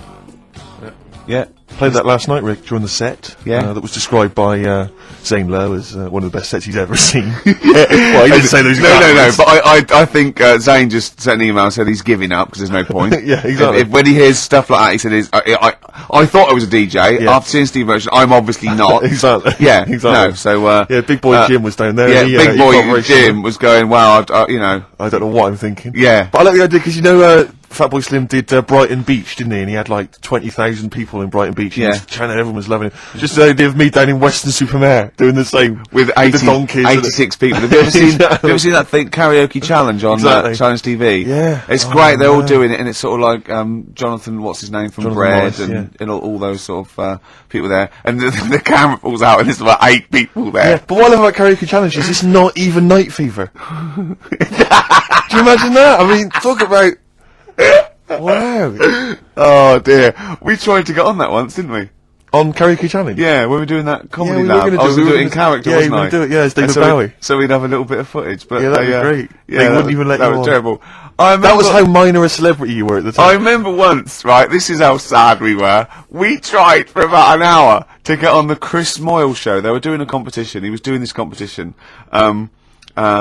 It was about golf, wasn't it? So it was like things with, It was, you had to think of a song title, but you had to make it into a golfing pun. and people were calling up and going, "Now, what about Drive by the Cars?" He was going, "Drive by the Cars," very good. And it was like things like, you know what I mean, things like something T and that. And I wanted to phone up and go, "Hello, Chris Miles. Yeah, you know, what about Spandau Ballet Golfy?" Just me, and I was just like, we tried. I was just about 30 quid just to get on and do something stupid. How pathetic! And they wouldn't even let us on. What were the others? It's a good game, that.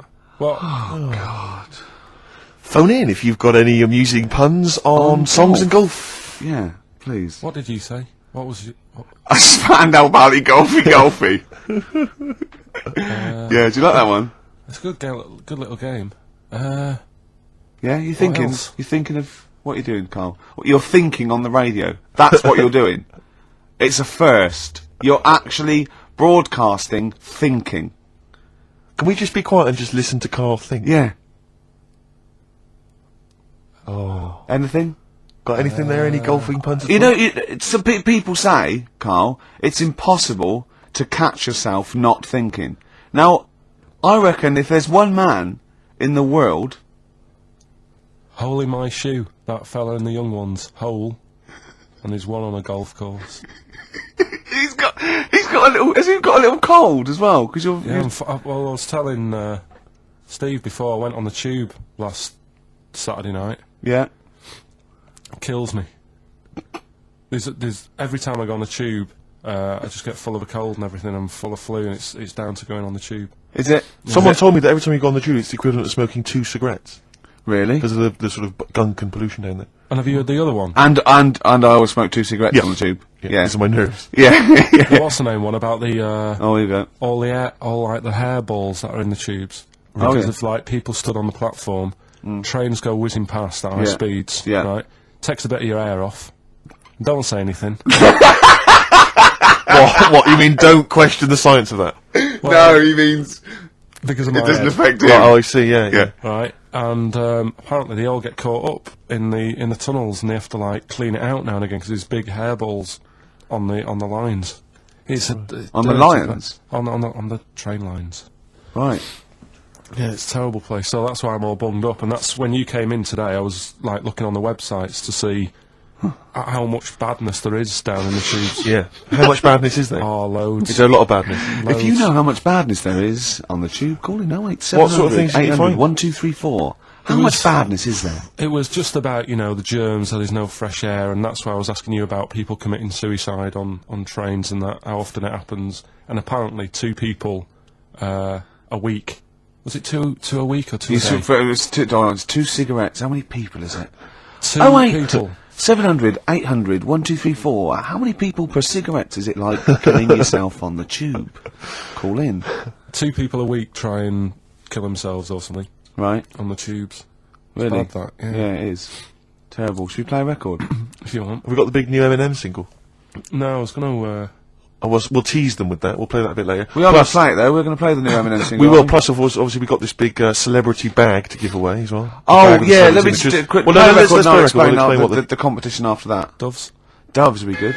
Because you'll obviously still be working here. You have a day job, don't you? What is it you do exactly?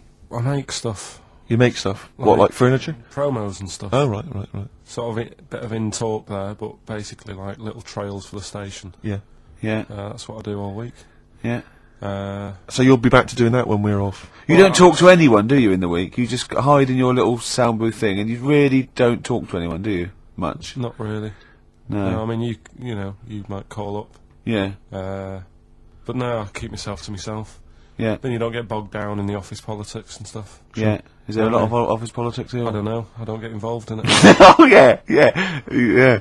Proved your point. So when we're away and we're like out of action, who other than Suzanne, who will you talk to of the day? How will you get a sort of feedback from the world? How will you get sort of like input and... I always, if ever I've got like a question on anything, the internet's sat there and I can just go online and find out. The internet is good. It's brilliant.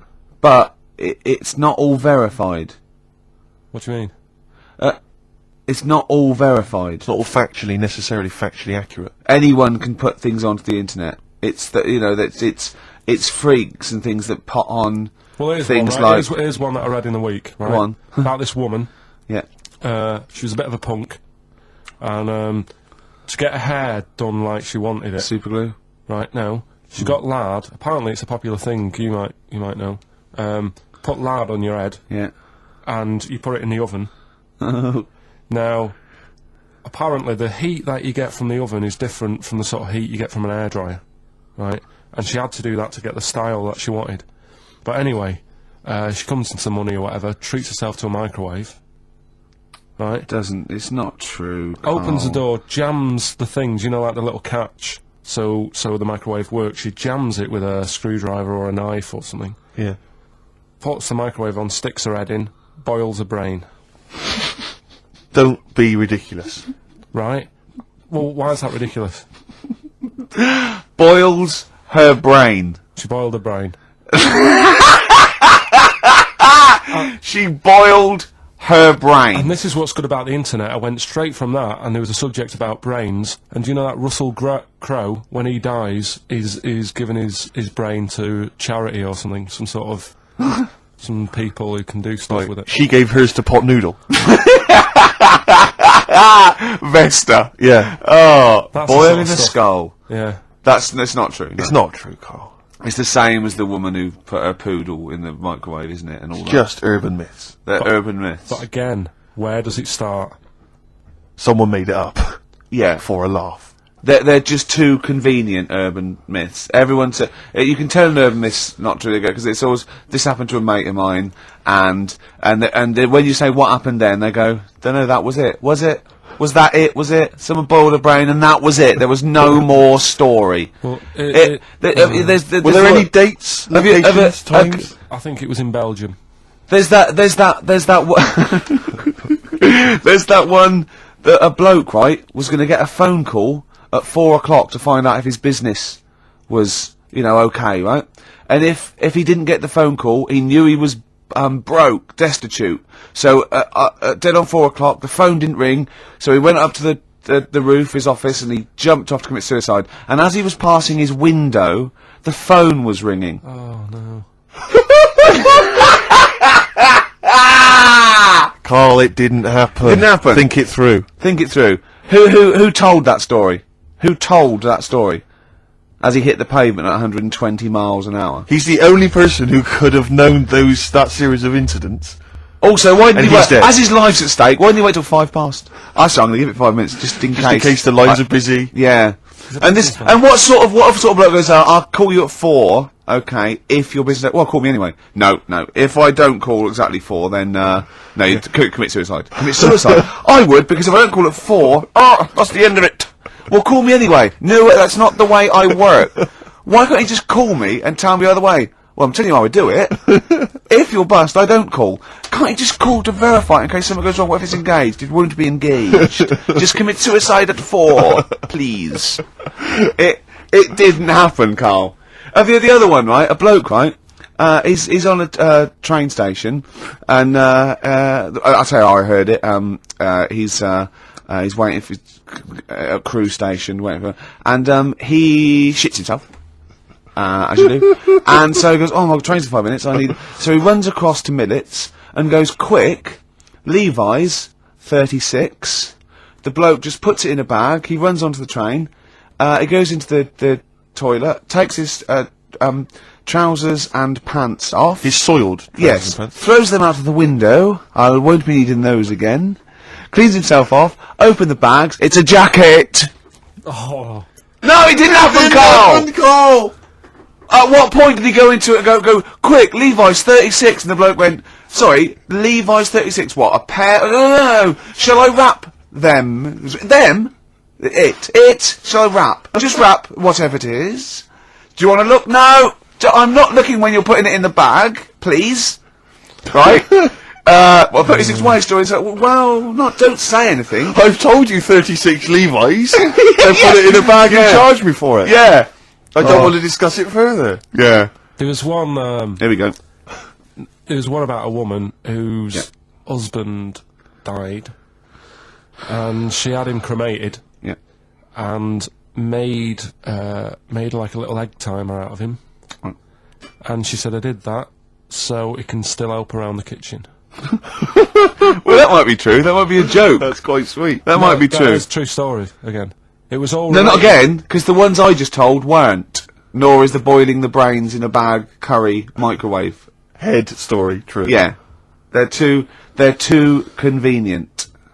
Will you be buried or cremated? What? Will you be buried or cremated? I don't know. Cremated. I imagine. Like you, Steve? I don't know, it's out of my hands. Yeah, I haven't thought about I've it. not thought it through, and No, to I be don't honest. care either way. Have you heard the one So about... Sorry. I'm just worried that we're getting into a macabre world now of ashes, boiled heads. I think we should play some music, let people just calm down. Levi's. Just think about some of the urban myths they've maybe heard, assess them, maybe they are absolute bollocks, Yeah. and they can move on from it. Well, Yeah. it's just that the death thing, right? Yeah.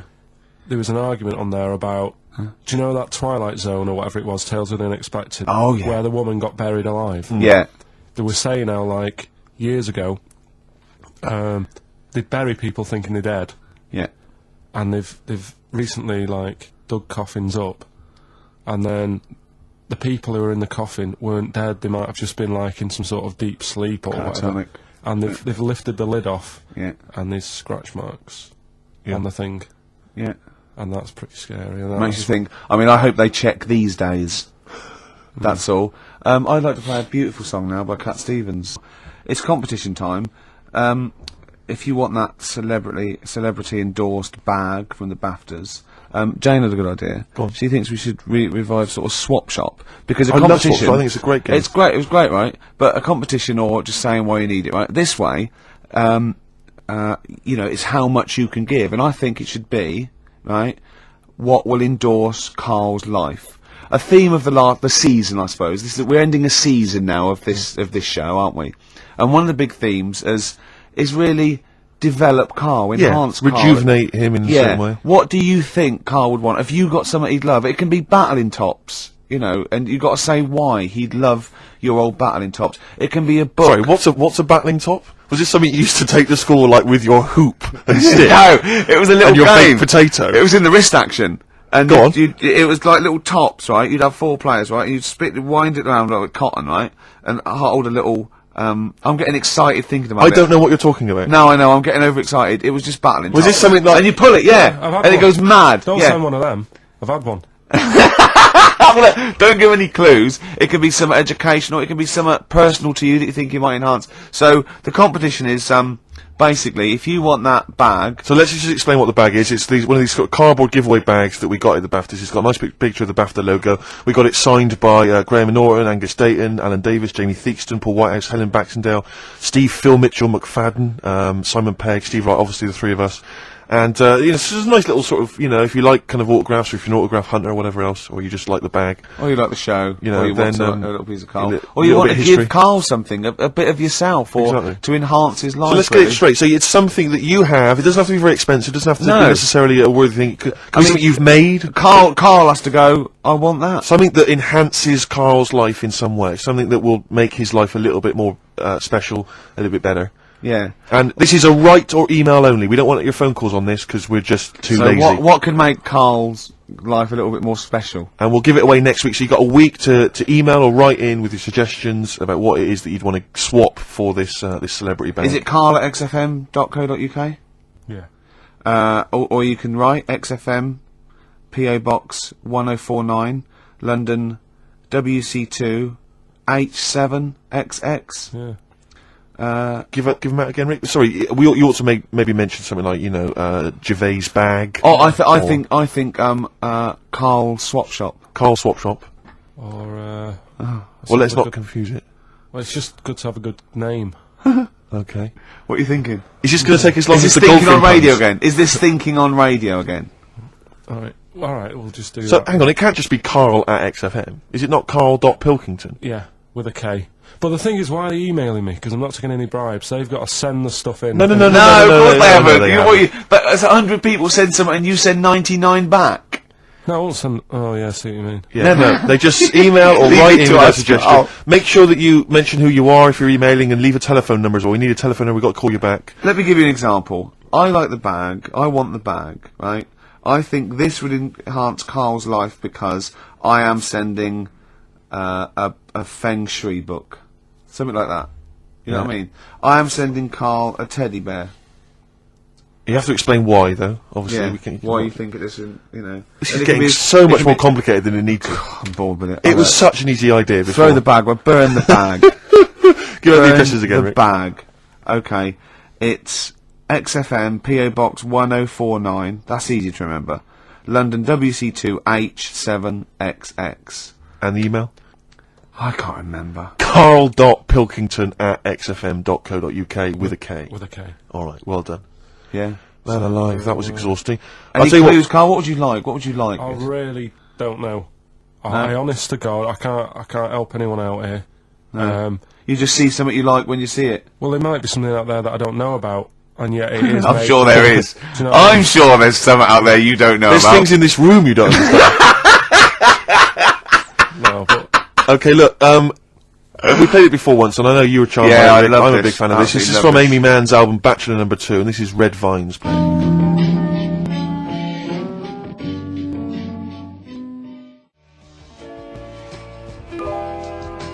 It's beautiful. I know Carl's not impressed, as ever. I don't know what your criteria for music appreciation is at all, Carl. it's just like you build them up as being something really good, and then I hear it, and it's like. Oh, But I don't know what it is that you're expecting to hear. What we meant to means say? it's really good. What we meant to say? Oh, this is This is all- a mediocre track. This is all right. Listen, Go on. when you played Simon and Garfunkel, Yeah. right, they've got their own unique sound. You know Yeah. it's them when they sing. Yeah. That could have been loads of women who I know. It could have been loads of women who you know. You only know your girlfriend. What I mean, Sheryl Crow sounded like Sheryl Crow to me. Yeah, but Well, only superficially. But Man's been around longer than Crow. Who knows what, influences she may have had. That sounds like a fable, doesn't it? Man's been around longer than Crow. Eh? But, see, no, I mean, that's just, there's a number... Let's be honest, Rick. I mean, there's not that many great female artists, are there? Oh, hey, be careful there, Steve. Some of the sisters out there will be disagreeing with I'm you. not saying that they can't sing a beautiful song. I'm just worried they can't write the material. I'm thinking of Bush. I'm thinking of... Aren't we all, Rick? Aren't we I'm all? thinking of arm trading. That's true enough. I am thinking of... Anastasia.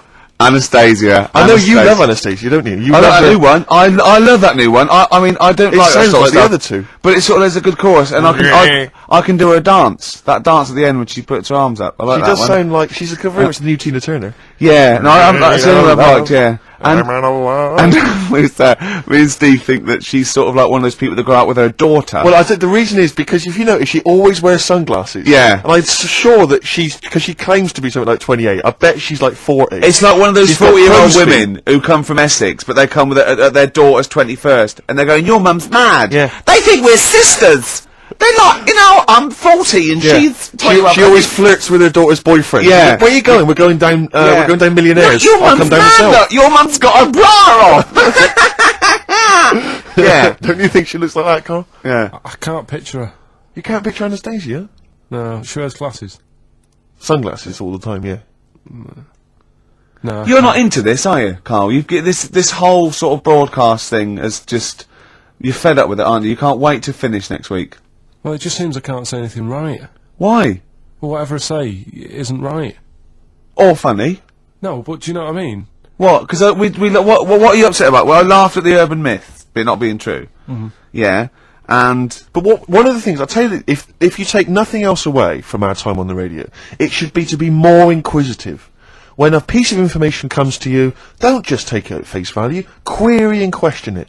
That is what has made Ricky Gervais one of the premier thinkers in this country. He will not accept anything on face value. He queries everything. Anastasia, she looks glamorous and wait a minute, those glasses, what do they suggest? Actually, she's 40, I'm not going to buy her records. And that's and that's libelous. That's potentially libelous. So, hang on a minute.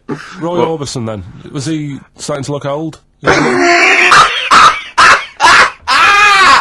We're not saying everyone who wears sunglasses is necessarily older than their years. No, we're not even saying about Anastasia, we're just doing about an image, one of those sort of like ravers that goes to their daughter. It was a little bit of like observational comedy, to be honest, Carl. You've seen through it, mate. Yeah. You torn it to shreds. She's not 40. You know what I mean? She doesn't hang out round with much younger people, chatting at their boyfriends. It wasn't true. What do you want? What do you want in life, Carl? Tell me now, because me and Steve can probably sort it out. That is true enough. Come on. What do you want? What's the best thing? What would make your life song? happy? If you could play any song now, what would it be? Well, we're going to be spinning one of my favourites later on. Killing a Georgie. Killing a We've Georgie. sorted that out. You've probably got a lovely few gifts you can choose from, just because we got a few signatures on a piece of paper. Do you know what I mean? Yeah. What more do you want out of life? I always find that... Do you want a cat? You want a cat, don't you? It's the things that you don't think you're going to get that you enjoy the most, right? Go on, like what? No. Well, like, when you go out for a night and you're expecting just to have a simple little drink and it turns out to be a really nice night, you see people you haven't seen for ages. Yeah. Now, the BAFTAs, so sort of, you expect so much. He's having a go, isn't he? That when you get there, you get that little bit of veg as a starter. And you think, look at it, they've tried to make it look good.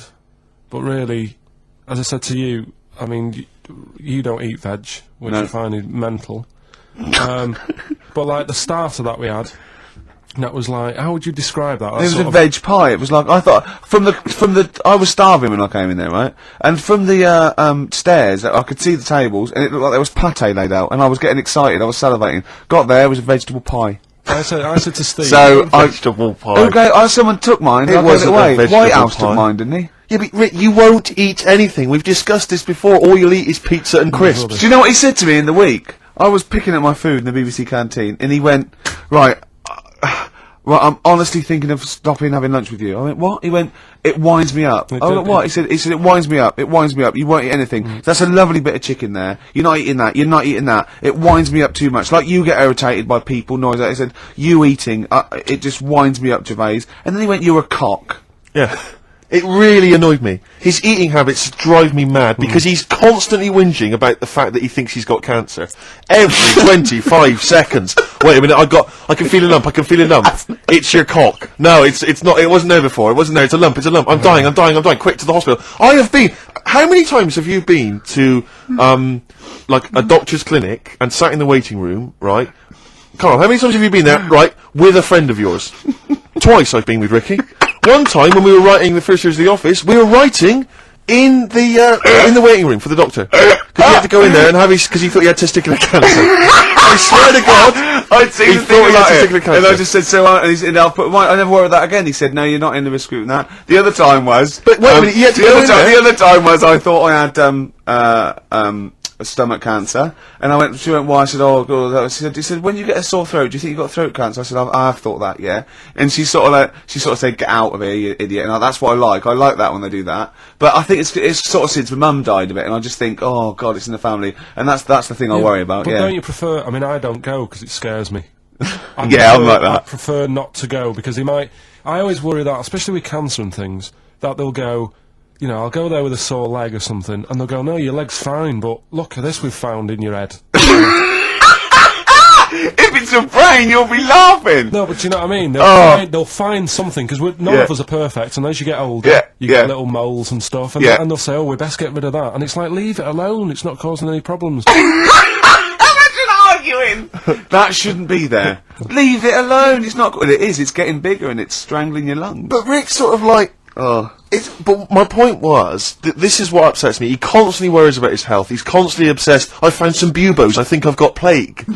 every 10 minutes he's got something. I started choking once because I thought it was some dust, didn't I? Yeah, he swallowed some dust. He started choking like he'd swallowed a fishbone, right? He was literally. I thought he was going to die. And he from panicked dust. and he shouted, right? I'm choking, I'm going blue, and I'm trying to hit me, and he's hitting me on the back. And he shouted, "I don't know the Heimlich manoeuvre." Yeah. And I was choking and dying, but then I wanted to laugh. Because he panicked, going, it's like, if he's going to die, I want him to know that I didn't know the Heimlich manoeuvre. I did everything I could, but I didn't know the Heimlich manoeuvre, so that was why I couldn't have saved it. Dear. But my point is this, he worries about his health, and yet he eats like a child. He eats crisps, constantly, Coke. He keeps going, oh, I've got a headache, drink some water. Yeah. No, boring, hate it. Say that, yeah. Chips, pizza, sausages, beans and chips. I have never seen someone eat so much. Sausage. I don't know how he's not bored of it yet. Sausage, chips and beans. Everything that's got to have cheese on it. Parmesan cheese, please. On anything. Why don't they leave it in a restaurant as well? Seriously, why don't they leave the Parmesan cheese? It's like it's gold dust or something. The salt, have as much salt as you want, but they come along, and I found myself sneaking. I've said to Jane, look out, is the waiter looking? And I've leant over and did some more Parmesan. I feel really guilty. Just leave it. It was on a trifle. You don't need cheese on dessert. I've explained it to you. Oh dear. So this is why I get angry, and that's why I got. And I'll tell you this. What if I had to be on? I mean, Ricky was on Room 101. If I had to be on there, I'll tell you this. Ricky Gervais would be the first person in there.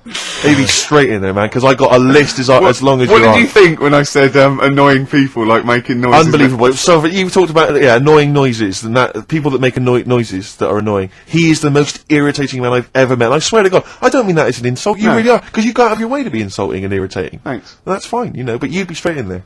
Yeah. In fact, we should do this next week for Carl. We should draw up a list of Carl's hates, what he'd put in Room 101. Oh, Think about that next week, That Carl. is genius. Next week, so we got the competition, we've got Carl. I'll tell you what, let's play a record and do White Van Carl. White Van Carl. Carl. It's you, White Van Carl.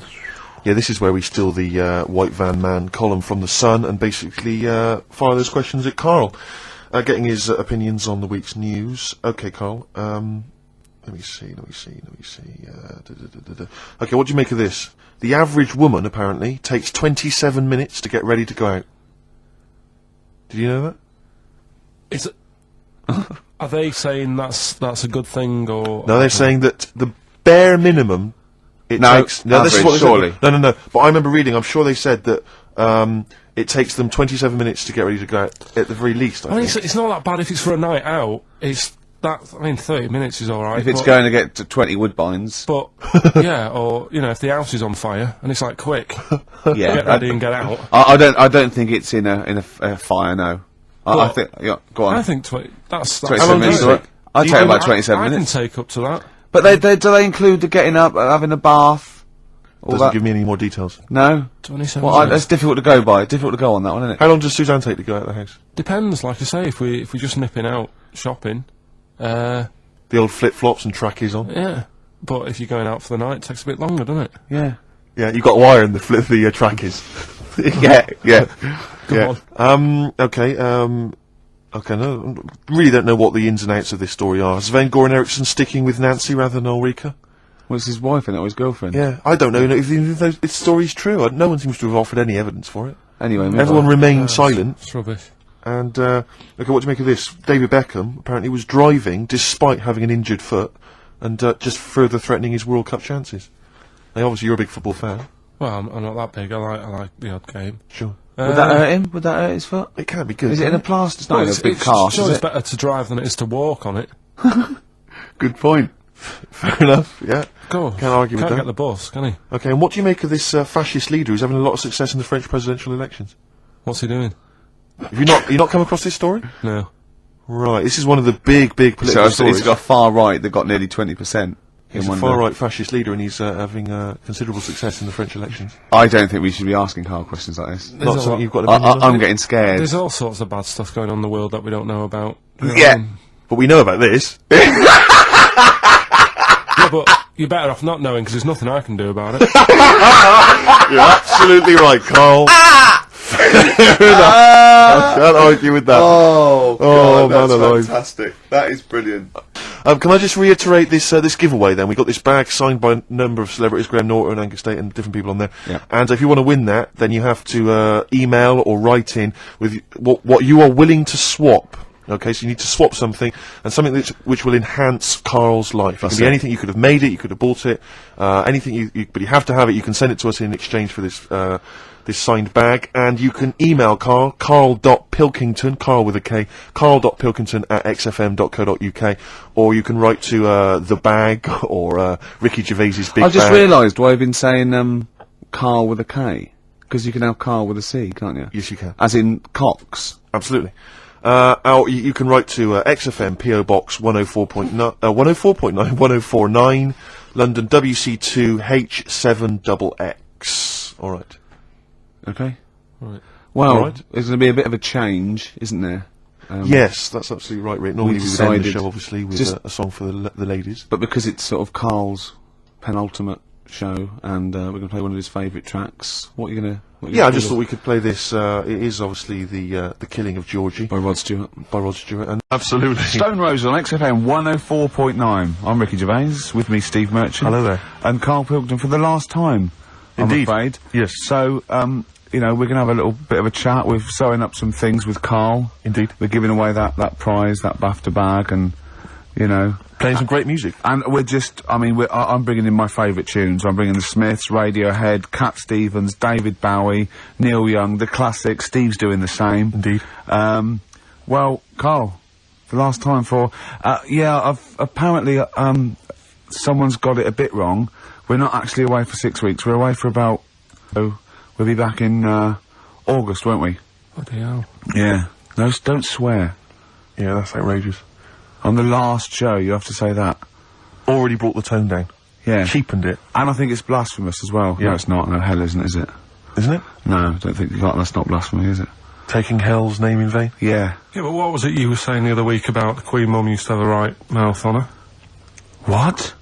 I don't think we said that on air, Carl. What? No, but last week you Yeah. were saying about bad language, and I was saying, there'll come a time when bad language isn't, doesn't matter anymore. You can F and Jeff and stuff. Oh, I know what he's talking about, Steve. Really? Right, let me explain to you, the listener at home. Carl was worried about swearing, and as a joke, off air, it was last week, we were saying that in the 1940s and 50s, the Queen Mum used to say things like, and we were quoting things she'd said, like, sounding like, but putting F's and C's in there, and you believed us. What, so this whole week you've believed that we somehow had knowledge that the Queen Mum used to swear say- like a trooper? We were doing fake quotes from her in her voice, but putting in F's and C's, and you believed us. I mean, I didn't even think, I thought you were going along with a joke, but it obviously made an impact. Carl, on it. we've said this. You've got to question and query everything. You can't take things at face value. Certainly not if they come out of the mouths of Ricky Gervais. Yeah. Alright. Yeah, sorry about that, Carl. It was a little trick. Is there any other things now that, as Is you there look back anything over we've the said that time you've been we've thinking played about with that us? I can tell you now that was a lie? Anything you've maybe queried or questioned? You've thought, that doesn't seem right. That maybe Ricky's told you. Something might come to me Okay. later on, but Okay. Well, what about Carl? I mean, we love you, right? Obviously, we know that. We've got great affection for you. We look forward to this. I'm going to miss you, really. And I'll tell you what, you've got a heart of gold. Now, wait till you see what the record is, Steve. You'll see what I've done. Is it Heart of Gold? Yeah. Brilliant. Brilliant. Alright, that's why he's a bronze award winner at the Sonys. I don't get up for bronze. I don't get out of bed for bronze. No, that's a waste of our time. Carl Pilkington over there on XFM 104.9, winner of a bronze award At the Sonys Radio Awards. the Radio Oscars. So Man Phil alive. Jupiter said. That's what he called them on Liquid News. I'll tell you this, Rick. I'm not used to being on a table with losers at an award ceremony. No, I don't. I'm glad I didn't want to come in to do the final show. No. You know, I went straight over and sat with Pete and Jeff, didn't I? Yeah. I went And over Radio to the, 4. I went over with Paul Gambaccini. I went over That's to it. BBC World Service. Yeah. It's a lot funkier. A lot cooler. Won an award. Yeah, won an they award. swept the boards. Yeah. I don't. Bronze is nowhere. What was the mood? What was the mood here? Silver's. What was the mood here? Because the day after, because people were, I mean, let me tell you now, I think XFM deserved an award, and I thought it was criminal, actually. But what I did like about that we certainly had the room, because Pete and Jeff said good luck to us and Christian, that was really nice. And then someone else mentioned it, James Nesbitt. James Nesbitt said, XFM and stuff, so it certainly had the... He said something about it. Yeah, Did so he? it certainly, it certainly had the room. And for a local, you've got to realise it's a local radio station, you know, and it's good. You can't compete really with Radio 2 and Radio 4 and But what was the mood the day after, here at XFM? It was alright. I mean, I think we expected a few more, But you shouldn't take these things seriously anyway. But what I didn't never realise, take Rick, awards seriously. But what I didn't realise is you have to pay thousands of pounds just to nominate. Just to get into the running for an award. So you've already, you know, they've squandered thousands of pounds. No, just it's not thousands, is it? Well, it mounts up because you pay to enter. And then the table. You've got to buy, like, mini-discs and that to send your stuff in on. Which adds up with Sony mini-discs. Oh, I see what you're saying, Carl. I'm not saying anything. No. And also then you've got to pay for the table. Right. And the food and the drink. I mean, it's a few grand. I swore on live television as well that night. Yeah. But I've never done that before. I mean, I've sworn before, but never accidentally. And we were being interviewed for, and Christian was sort of like, quite, you know, being a bit boisterous, and he must have brought out the worst in me, and I just accidentally said the F word, and I apologised straight away. I didn't want to embarrass Phil Dupas. He was doing a good job. He does that himself, yeah. but I was thinking about yesterday, and you're saying a bronze isn't worth having, right? Yeah. But, say like... We're only joking, none of them are worth having, but they're very nice. They're very nice to win. Bronze is pointless. But you say that, because, like, bronze is, like, coming last, isn't it? Yeah. Yeah. Right. Yeah. Can you tell me the name of the person who won the marathon this year? No? Yeah, but that's because we're not sporty. I'm sure there's lots that can. But then, the guy who came last, who was in the swimsuit, people remember him. And No, I don't remember his name either. No, what's his name? No, but he was 6 days late. I mean, he was really Yeah, but bad. what's his name then? You see, no one's remembering either. No, but if someone said who won the marathon, I'd go, I don't know, but there was that guy in the swimsuit. Well, I'd say I don't know, it was a woman. Yeah. She had shorts on and trainers. I'm just trying to make... My point is, what they will remember is that we were losers. That's what they remember. They may not remember our names. Yeah. They'll just point and shout losers. We're all winners, though, aren't we? We're all winners, really. For taking part, sure. Yeah. And it's all subjective as well, isn't it? Go on. I mean, I'm not going to moan about awards because you've won a lot of them. It's like saying they don't mean jack. But at the end of the day, right, there's some shows that won awards and you go, yeah, that's, you know, that's worth an award. I think you've got to treat it... I mean, some awards actually boost your profile or career or your cachet or everything like that. Some it's just a nice night out when it's nice to win, but I don't think you should really take any award that seriously. What worries me, though, Rick, as I mentioned on the night, is that when I was at school, I mean, you look at me now, you probably think he's an athletic kind of guy, he's a sporty dude, you know, but at school, bizarrely, that was not the case. No? What, were you a bit of a lanky beanbag? It turns out. You're joking? Yeah. Oh, right, okay. So, and yet I got a silver, in the high jump.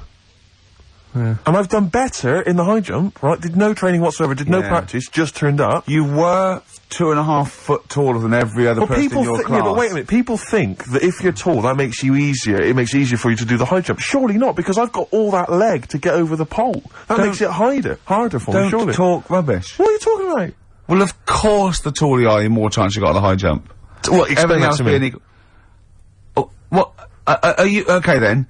So, is it harder for a 6-foot man to step over a matchbox or a baby midget? A baby midget? That is tiny, Rick. Hang on. Here's something I've learnt, remember? Go on. Back to, like, show 4 or whatever. Go on. What is it? 4? The flea can jump over the London Eye? No! No, it can jump the equivalent of, if it was a 6-foot man, it can jump about 6 inches high. A flea cannot jump over the London Eye. Yes, it can. Yeah, it can. And tell your kids that. God. Well, remember. Oh, a flea can jump over the London Eye. And an ant can lift 3 Volvos. But you're talking about fitness people and that. Remember when we were in the pub, right? Yeah. And your mate Johnny was in there. Yeah. I think it was. Yeah. And he was talking about that guy who got done, right? Because he entered a wheelchair race. Yeah. And and there was nothing wrong with him. His legs were alright. Yeah. Now, he got done because he shouldn't have been involved in it. Yeah. But don't you think that really, he's really good for doing that, because he's not normally in a wheelchair. Sure. So he's not used to how they move about. Yeah. His arms aren't as strong as the other fellas who are always in the wheelchair. Sure. He had his mate pushing him, that was the problem. Yeah, it was motorised. Yeah. I'd give him a gold plus. You know, you're taking a bloke who's not used to doing something. He does it the first time and beats the people who are at it. What about that woman, though, that was disqualified in the shooting, because she was in a wheelchair, and she was just in the normal, able-bodied Olympics, it was just she entered, right? But she wasn't allowed to rest her elbow on the arm of her chair, because that was something disadvantage. She was in a wheelchair, and she's shooting, but she was getting unfair advantage, and they said, you cannot put your elbow on the arm of your Sneaky, wheelchair. aren't they? No, they are. You gotta be careful. You gotta be careful. Do you want to play Some of them aren't even disabled, it turns out. Hold on, though. We're talking about athletes, aren't we? What record should we play next? I'd love to hear that single that was out a couple of months back by Athlete. Athlete. Let's have Athlete. Man alive.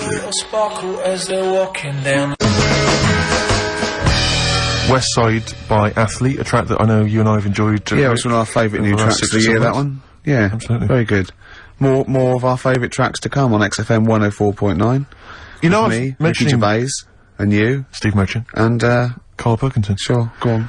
You know, I was mentioning Shoot. the high jump. That Yeah. high jump. Do you know the reason I didn't get the gold?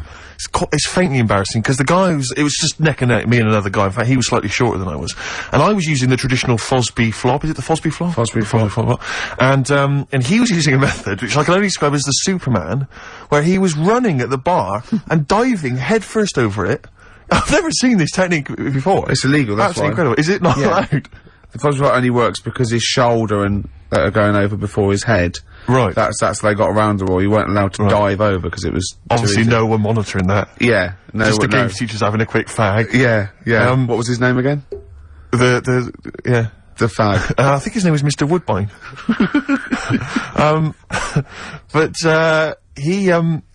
Anyway, so he's using this method, right, and it gets neck and neck, and I don't know how many chances you get to knock down the bar, but anyway, it got to the point where basically I had to get over the bar, or I was going to come second. Sure. And I decided at that point to use his method.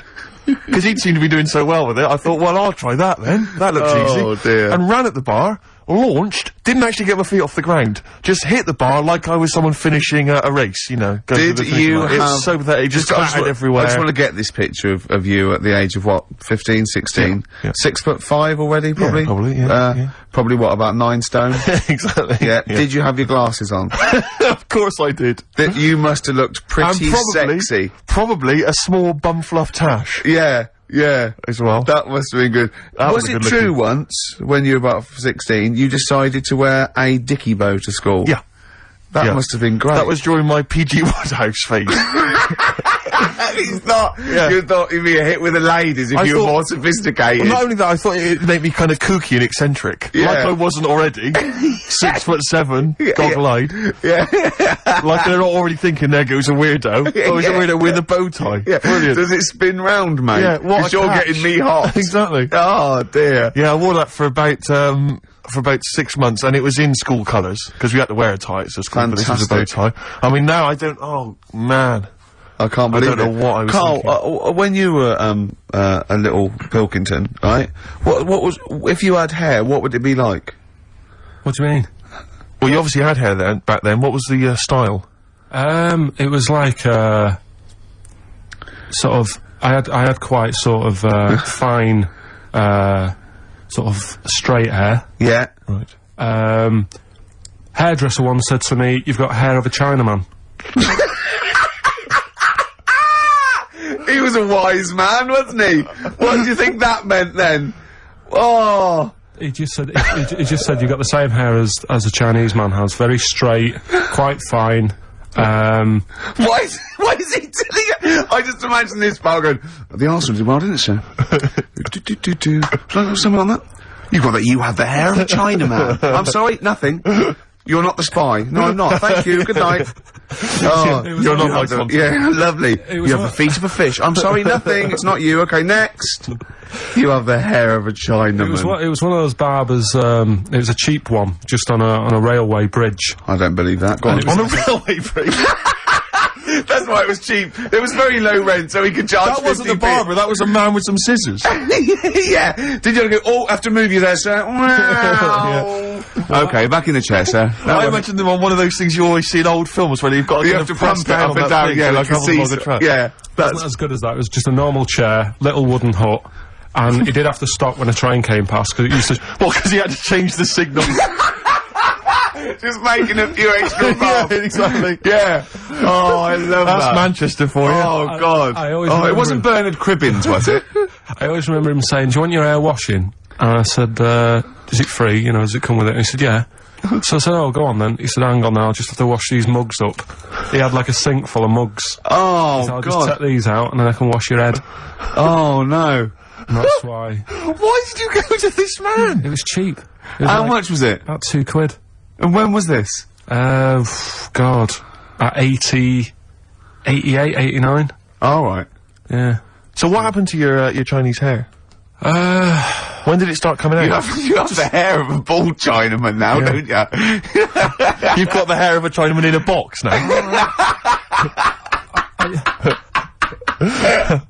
I used to just work a lot of hours, and I think, That's what made it fall out. yeah, of course. No, it's like not. It's genetic. You can't stop It's it. not can you? genetic. Of course it is. Is your dad bald? No, it's got more hair than me now, I think. Is your mum? Kojak's got more hair than you, Carl. Anyway, Don't have a go at Carl's hair. That's a bit harsh. Oh, look at his little what face. did it say before in that book about going bald? It said, it had a little tip, didn't it? We'll go over them later. It says, if you're going thin, doesn't it say, cut your hair short and something like So that it too? makes you look thicker. Yeah. Oh yeah, we got people are offering Carl lots of. We're coming up to that. In Yeah, a well, few we'll go through that. minutes So obviously we to win that BAFTA bag. Shall I remind people what the competition was? Yeah. Last week we were giving away this bag that we got signed by various celebrities at the BAFTAs, and we asked you to email or write in with your suggestions as to what you have that you could swap for the bag, and it has to be something that will enhance Carl's life. We've had quite a lot of suggestions. I'll go through those a bit later, but they're some of them are quite eccentric. Meanwhile, I'm going to play one of my favourite songs off one of my favourite albums. I look forward to hearing it. It's Radiohead. It's the Bends, and this is Black Star. Go for it. Sugar Cubes. Hit. Yeah, on XFM 104.9. Our last show till August. Absolutely. Sorry about that. We'll miss it. We can't avoid it really. We've got to go away and do some filming, and they're only going to miss you anyway, Carl. They can do without us now. Zoe Ball's on. Yeah, Zoe Ball. And who else is after her? She's not doing the whole run, is she? Yeah, I think so. Is she doing the whole 3 months, is she? Yeah. Tell her not to get too comfortable. Alright. Right? Don't let her feet... And don't let Big Boy Slim come in with her, because he mixes up the records, doesn't he? And ruins them. Yeah. Hey, talking of DJing, Go on. you know I did that storming set the other night Well, yeah. for XFM. Yeah, sure, yeah. Go on. This was down at a little club, in case you weren't aware of it. Yeah. Anyway, I went to the Sony's the other night. Yeah. Carl Pilkington sidles up to me, slips me an envelope. Go on. Oh, 200 big ones in there. Did he get paid cash for that? Yeah. £200. Taxman won't know about that. Cash in hand. No, the tax won't know, because, I mean, obviously no one who ever works in tax is listening to local radio. Oh. Yeah. Well, so... No, the taxman will know about it, Yeah. because I'll declare it. I would. Put it, yeah, it's going straight down. I'll do it when I get home. Do it when I get in later on. And don't write off rubbish that you buy anyway, like, you know... No, I Yeah. won't. No. I'll do it all above board officially. Fill it all in correctly. And so I'll send it now, I'll send it tomorrow so that you get it early. So it's not too busy for you, sir. Oh, never mind. Oh, yeah, also, did you see, Liquid News last night? No. What was, is Liquid News? I don't really watch It's the Liquid thing News. on, Choice, right, and it's, sort of celebrity news, yeah? And, Julian Clary, was on, and, they were talking about the Sony Awards the night before, which we went to, and they said, something like, a relatively unknown had won the entertainment award that we were up for, and Christian and Chris Moyles and Jonathan Ross said, beating off bigger people. Not he was beating off bigger people. They weren't suggesting he was... Was Julian Clary beaten off at the heart? Yeah. And it said, so, the people who didn't win resorted to silliness. And it cut right? Then, I don't know where the camera was, it must have been miles away, because it wasn't us. Cut to me making a little hat for you out of a Budweiser box, a little dark thing, and then forcing it on your head, and you sort of struggling. Do you remember that? I do remember it. Yeah. They're always watching. They were filming us? They were filming it, yeah. Scary. So, yeah. That's really scary, because some of the things we were doing... Because I was tying scarves round your head, wasn't I? We were touching Carl in an intimate way. We were gaying him up. To make him feel all uncomfortable and everything. Because he doesn't like that sort of thing, do you? Can't stand it. We're going to be giving you a cuddle about 5 to 3, seriously. Yeah, we are going to... On the way out. And I've got roaming hands. Yeah. Do you know them girls who came up from the radio academy and sort of said, "Oh, so you're Carl then?" Right, yeah. A couple of fans went up to Carl. Yeah. Just on the way out, I said to him again, I said, "Look, I'm not gay." Because they were convinced I was. That's because if you remember a couple of weeks ago, we teased Carl that he had to go as Steve's partner, to the BAFTAs, and they really meant partners. You know, after the show, when he was walking home, he was gonna go buy his suit, I actually said, they will ask you. He went, well, what if they say, and as we walk in, Steve Merchant and his boyfriend Carl, I went, well, they won't say that as you walk in, they might overdub it on the television, so he was going, well, what about my mates in Manchester? And he said, I'm not going.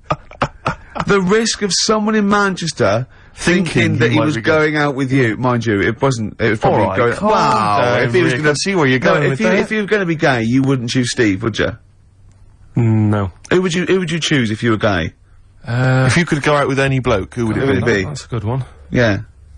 That's a good one. He's thought about it before. Go on. No, of course not. No, who would it be? If, you know, if you were gay, what bloke would you go out with? God, probably, Jonathan Ross is alright. You gay! You fancy Jonathan Ross, you Bender! Oh, Bender! Rossi! Bender. Oh, you've got his number, haven't you? We should get contact. Love you, Jonathan, you! Another one of my favourite tracks. Cracking. Great track, isn't it? Well, it's time for, Carl's Room 101.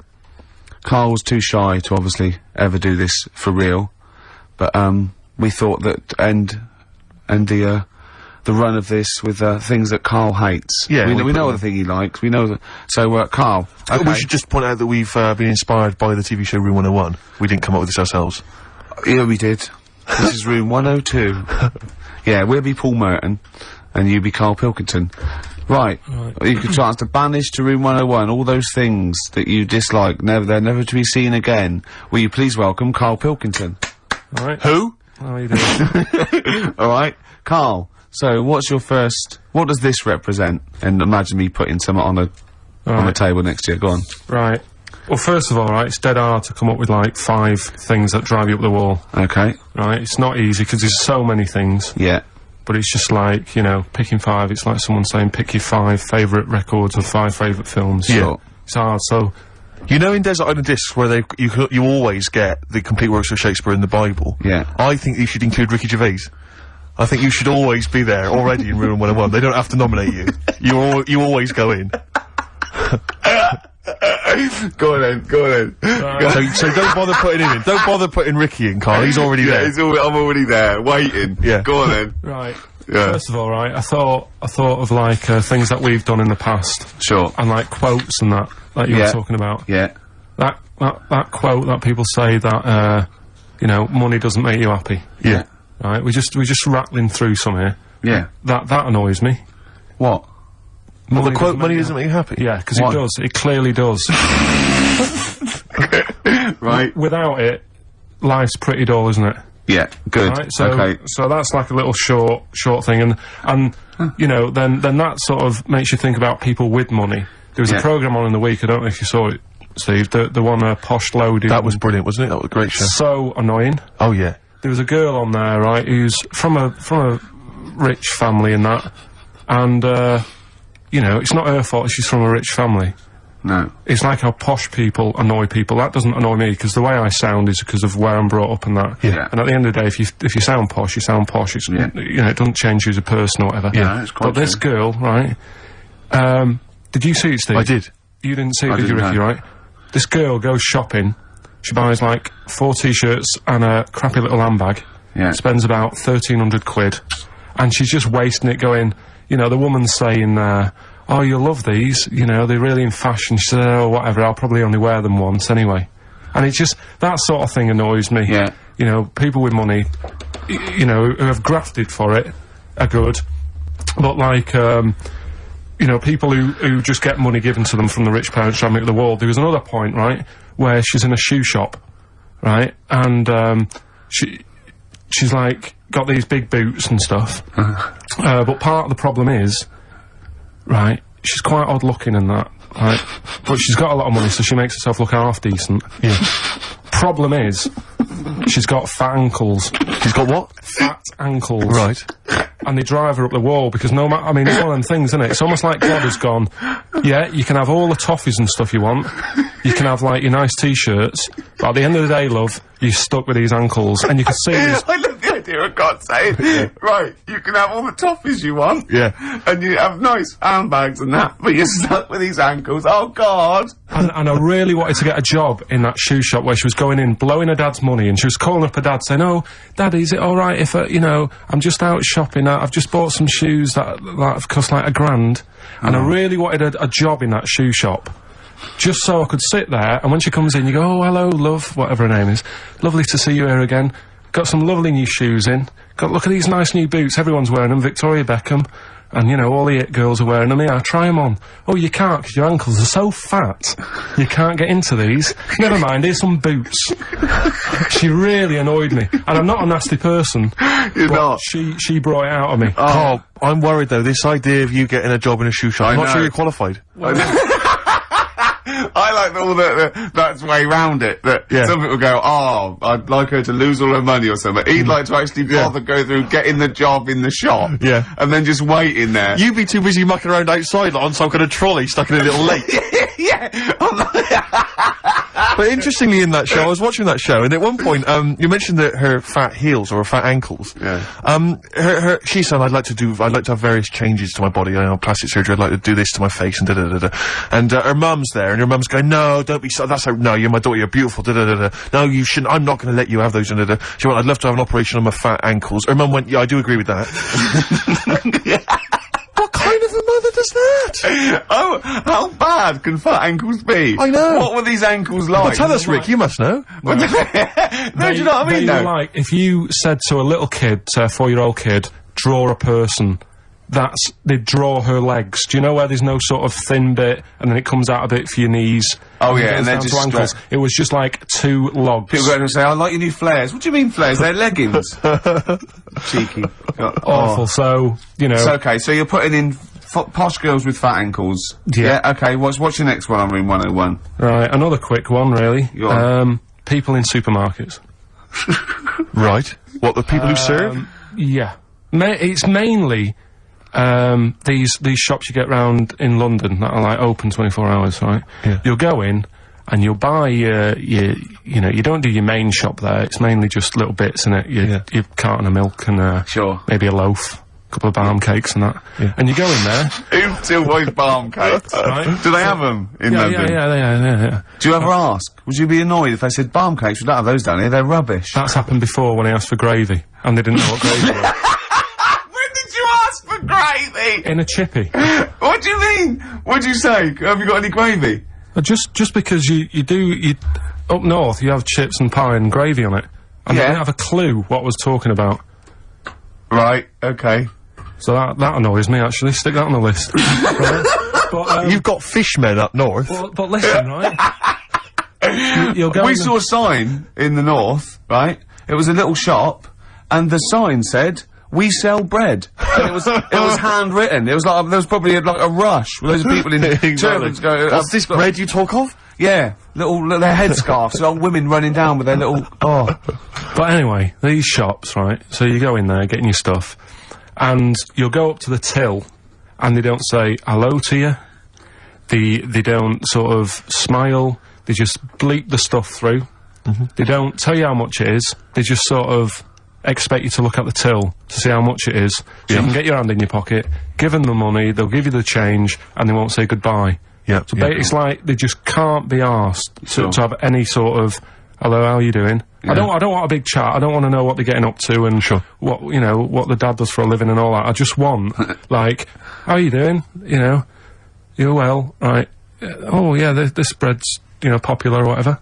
Right, that'll be £5. You need to keep abreast of which bread you're selling well. Oh, Mother's Pride, that's a good choice. It's 70% of our whole stock is worth. So that really, even though, you know, it is a 24-hour I'll be honest, I would err on the side of silence. Not rudeness. I hate rudeness if they do that, but I would rather, I'd start to go, £1.50 please. And that'll be fine for me. Any more... What about, hello and goodbye, have a good day? Not in an American way. It doesn't bother me. I prefer people who say have a nice day and don't mean it to people who don't say it at all and don't mean it, to be honest. I don't worry about that mock sincerity, because I think it... No, it's just normal, isn't it? I'm saying, I like people who say, I don't care, they say, oh, nice to see you, come again, have a nice day. It doesn't bother me. But a chat... I hate people who think they're the life and soul. No, I don't mean like that. I mean, like, nuts. You know, if you go through a door, you hold it open, you go, there you go. You know what I mean? You expect a thank you. Yeah, that's all. Yeah, and also, when do you come in at, like a narrow walkway and you're both walking there, and, I stop, we'll get out of the way, and they tut. Like... I should have. I want to go, hold on, look, we're both in the same boat here. Yeah. Why is it me? That annoys me, where people think tutting when they're in the wrong. They own the street, or if two people aren't looking where they're going, it's one person's fault. That really annoys me, So that's it, really. I mean, I know the 24-hour shops and they're knackered and stuff, but politeness, just to say... Well, it costs nothing, does it? No. So those are your little quick ones, then we get on to your big three, don't we? The big one. Yeah, do you play a record and come back to that? I know what you want. I'm talking to Carl Pilkington on room 101 on XFM 104.9. Yeah? What? Mad. We were shouting at you then. How loud are those headphones? Pretty loud, but I'm always wearing headphones, so... Yeah, but look what I'm doing. This is an old radio trick. You put one earphone over your ear and the other one off, so you can hear people in the room. Hives on XFM 104.9. What did you want to say? Doesn't matter, Carl. It does. The point is, it could have been important. It could have been a fire, anything. When we shout anything, you jump. Yeah. Do you know what I mean? Come on, Carl. Get with the programme, alright? Hey? Right, what other things you want to put in 101? Other than us. Spiders. Right, go on. I know Ricky will be agreeing with this. All spiders, yeah? Just, I mean, not all spiders, because there's some spiders that are on the planet that don't do any harm. They clean up stuff, don't they? What, I got little brushes. Do you mean janitors spiders? Yeah. No, there's some that, you know... Hong Kong leggy. Just get on with stuff, but I'm talking about the spiders that are deadly. And spiders that are massive. I mean, Johnny's mate, Ricky's mate, Johnny, I mean. Yeah. He was talking about how, he was in Australia. Yeah. And he was sharing a room with a mate or whatever. And his mate was having a shower. And said, Johnny, just come in here a minute. And he went in, and there was a spider on the side of the bath that he said was the size of your hand. 2 hands width. It's sort of like a size track, just like 8 inches across. That big, right? And the daft thing with that one is that can't kill you. It's massive. It's got no purpose. It's a huntsman. Yeah, but what? Something you said it does, right? If you sort of walk around it and it thinks you're going to try and trap it, it hisses at you and jumps at you and jumps on you, and it sort of clings on. That's terrifying. You'd be sort of running around trying to get it off, and it's just gripping on like the old stag beetle thing again. Yeah. It's clinging on to you. But there is no... What I don't understand is, why is that spider that big? Right. Because no doubt it only eats stuff like normal spiders do, but it needs to eat more of them because it's a bigger lad. Right? Yeah. It doesn't actually do anything. It's not like... I just don't doesn't get track, it. Doesn't paint, doesn't do anything. It's just getting in the way, and it's one of those things that are so big you couldn't kill it, because can you imagine like the mess that would make if something that size if you stamped on it? Yeah. Which I'm not, you know, again, I'm not a fan of. Yeah. But I don't get that. And then there was a programme on a few weeks ago on BBC about spiders, and there was this one, right, it was going, you know, there's so many spiders in the world, and apparently there's so many of them they can't give them all names. right? What they're saying is, once one dies out, they'll actually introduce another one. Because there's so many different breeds of them that it's impossible to sort of make a book and list them all. Right. Well, It's like the a book would be queue. infinitely long. Well, yeah. Yeah. It's like a queue. They They're say, not right, trying to name it individually, are they? No. That's their problem. No, Yeah, seriously. yeah. Just keep it down to the species. Go on. This is true. This. Go on, yeah. So they'll sort of go give us a spider, the Black Widow, right? Black Widow, they've all died. So who's next? And they'll say, here's a redback. Yeah. And that's how they introduce them. So this programme was going on about this. Right? No, they do it. Okay. Your point Okay, being. alright. Right, so anyway, there's this little one, right, in Australia, and it shows you some kids being dead happy and playing around in the sun, loving it, all healthy and that, and, love being in the sun. They're playing around the pool, and, there's a couple of them there playing swing ball and that, dead happy, not a care in the world. And, like, the one of them goes, I'll go swimming, because I've been playing swing ball for an hour, got a bit of a sweat. Sure. Go for a little breaststroke or whatever. And they get in the pool, and they can't wait to have a swim about, and then it pans to the bottom of the pool. Yeah. And there's this little spider just sat there dead still. Right? Sat at the bottom of the pool holding its breath. Holding its breath! Okay. Cheeks going up red, eyes bulging. yeah. Oh, 8 pairs of goggles on. One goes by with a snorkel. You should have thought of this. 4 pairs of flippers. Yeah. Oh. He's sat there in the deep end, right? And then it pans back to the kids having a good time, chucking a ball to each other. I can see what's going to happen here. And it pans back. It's not going to join in the game, is it? No. And what happens is, the kid starts bouncing up and down on the floor. Sure. Goes and sticks the kid goes and puts a foot on the spider. Bites the kid, and apparently, if you're not seen to, you can be dead in 15 minutes. Sorry, why does this spider sit at the bottom of the pool? That's what it likes to do. Animals don't do things they like to do. Animals do things for a reason. Waiting for a kid to come along, so... No! It doesn't make any sense. It doesn't make any sense. Well, that's what it does. It doesn't go out to murder kids. That's not what it does. No, there must be a reason. I mean, if you just stopped when you watch these programs and don't get involved with the music and, like, the odd... Why does it sit at the bottom of the pool? There must be a reason. It either goes there for protection, food, to cool... It does it for a reason. It doesn't go there to wind up swimmers. Yeah. There must be a reason. This is it. If anyone's watching, please, if you're watching that program, I don't know about this spider. What's the name of the spider? I'm not sure. Okay. Well, it did say- 08700 800 123. Is it the Duncan Goodhue? Is it Paul? I mean, I don't know, maybe it does go into other things like ponds and that, and maybe it does the same for ducks, if a duck stands on it. But why? The duck stands on it! Why? Oh, I love your brain. Probably because eventually, a kid can get, like, saved if it's seen to in 15 minutes, but a duck is just gonna, like, wander around and go, God, I don't feel well, and what have you.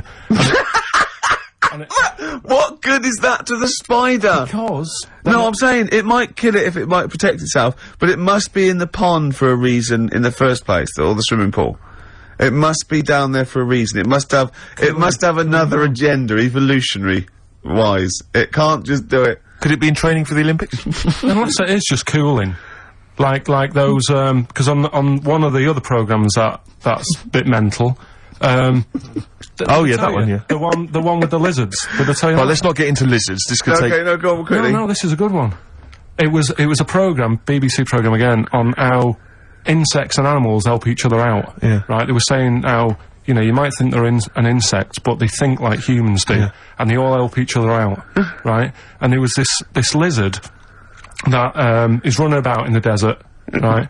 And it's going, God, it's roasting. And what it does, it makes a little hole in the sand, and it goes under the ground and it cools down, right? Yeah. And then you see one of the locals, I think it was in Egypt or something, and the Egypt bloke comes walking along. Egypt bloke. And, Is he walking like an Egypt bloke?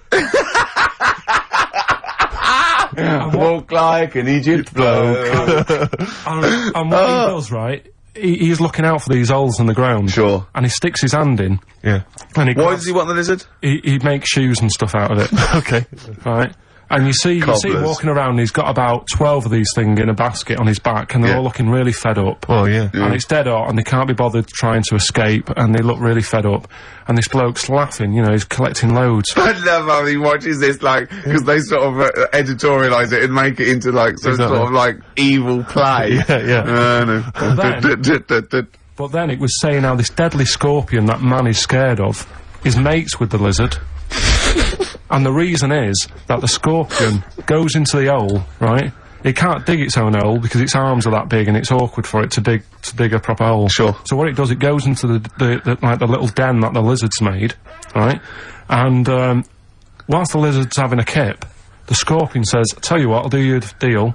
You have a kip, I'll walk up and down this hole here and sort of scare away any people." So the lizard's like, "Yeah, alright then, fair enough." Because the scorpion wants a little hole to keep out the sun, the lizard wants a kip, they've done themselves a little deal, the Egyptian bloke comes walking along, sticks his hand in the hole, he thinks he's just going to get a lizard, scorpion stings him, he runs off, drops the basket, all the lizards go running off. I love the fact that is what always happens. They filmed that just by chance, and that's what always happens. I like the fact that the Egyptian bloke has done this every day. He does it. He goes, "Well, okay, I've got all these lizards.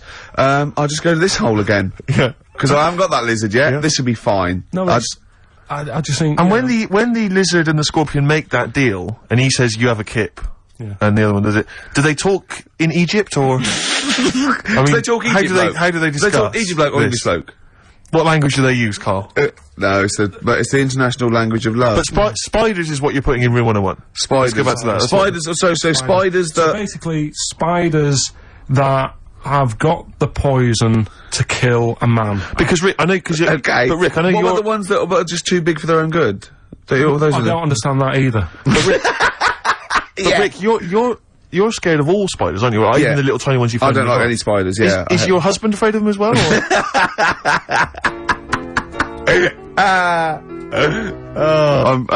Carl just had a funny phone call, didn't you? From someone who's telling you all about the little brown, it's called, is it? Little brown, yeah. That's the name of the spider that sits in the bottom of the pool. He said it doesn't hold its breath. It's got an air bubble. I didn't think it did hold its breath, to be honest. And then, as you know, Steve was opening a letter we got, and it's a football song, and it's "They Don't Like It Up" by the Leatherhead Gimpers. But it's the fact we keep getting sent homemade singles. Wow, that's good, isn't it? Oh, there's another one there. They're both football anthems, though. We don't. Well, do we show any interest in football? Are we? Well, yeah, the World Cup we do, don't we? You're right, Rick. Yeah. I've got a bet on as well. Have you? Chelsea to win 2-1. What today? Yeah. And I've got Chelsea to win 2-1, but Henri to score first. And that's something like 30-1 or something. Best luck. Best luck. Cheers. Brilliant. Right, so spiders. That's the first one in Room 101, isn't it? So you rude people in supermarkets. Spiders that are either have got enough poison to kill a man or are unnecessarily big. Yeah. Yeah. Go on then. Right. Good. Going well. Right. Next one. Yeah. Stars in Their Eyes. Blimey, it's a popular show. You might alienate a lot of people. It. Why? Just, I think, if you've got a talent, right, there's loads of shows now that you can go on and make a killing. Yeah. Like Pop Idol. Yeah. What was the other one? Pop Stars. Yeah. That sort of thing. So, people who will go on Stars in Their Eyes, they want to sort of be famous. Yeah. They want to be a singer. What I don't understand is why go on that show where you do all the hard work, got to do all the graft. Yeah. And yet, even if they win it, you never see him again. The guy who won last year, Christy Berg. Ian Moore. Ian Moore. Before last. Brought us an album of his own stuff. Yeah, but, alright. How did it sell? I bet that sold well. Exactly. Don't get it.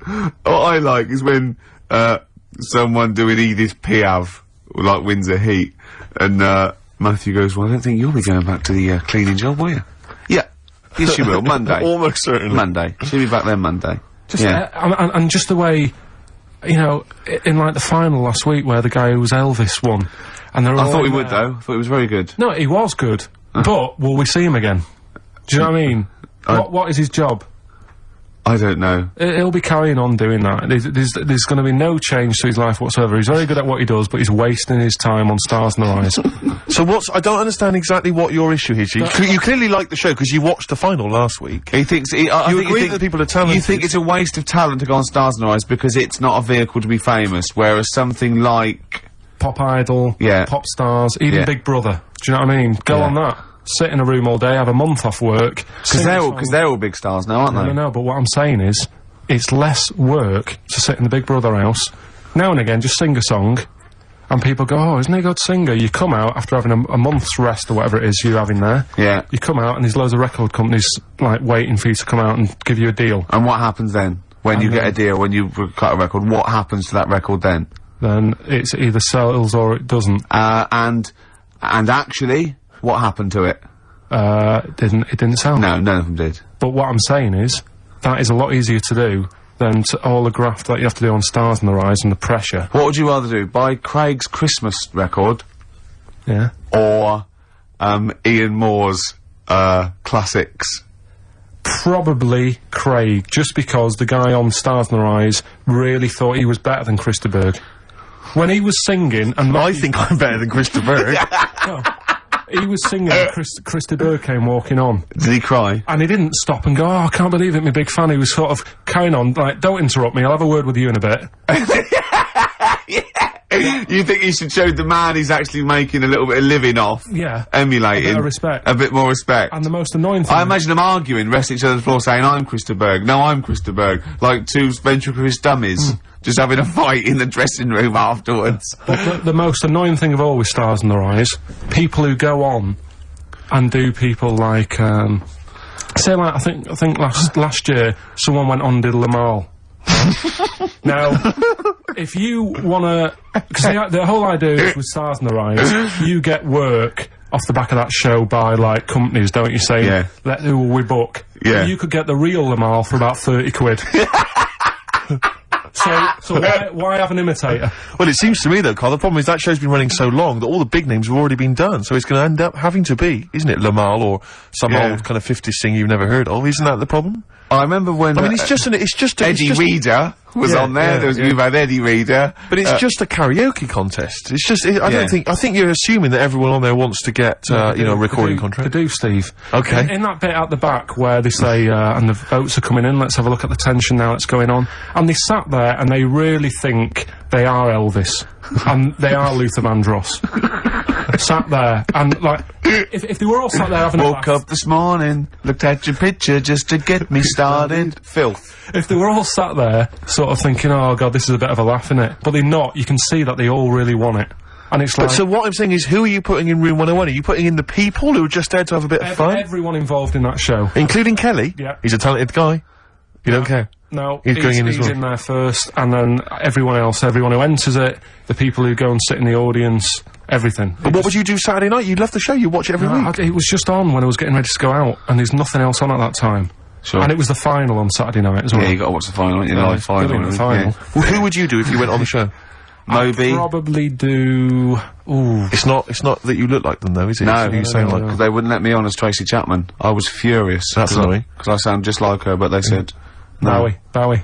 You do Bowie? Yeah. Can I hear your impression? No. Well, come on. No, because you just said if you could go on and what have you. I'm saying that. Well, it's got to be someone you can do. I mean, obviously I'd go on as Will Smith because I can do the rapping. Yeah. I can't do it. I'm not a good singer. I've never really been into singing. I've never done a live singing thing before. Haven't you? No. But if there was a talent show, if there was a talent show on, what did you do? I did Walk Like an Egyptian by the Bangles and I mimed, dressed up as a woman. How old were you? It was when I was still going to school, so it was like... Well, I hope so. 12. And what was the... why did you do that? What did you mime to, and why were you dressed as a woman? Where's the logic in this, is what I'm saying, Carl? What sort of act was this? I think I was meant to get hold of some, like, Egyptian outfit. Couldn't. So I looked in my mum's wardrobe, and I had a dress. Dress in a fez, carrying some lizards, that'd do it, wouldn't it? I had some boots and a wig on.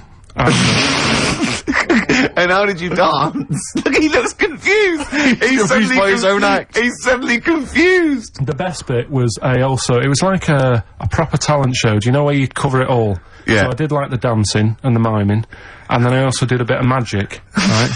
Where I had like a cloth, right? And I had it over my hand like that, and the crowd were like, oh God, what's he gonna do?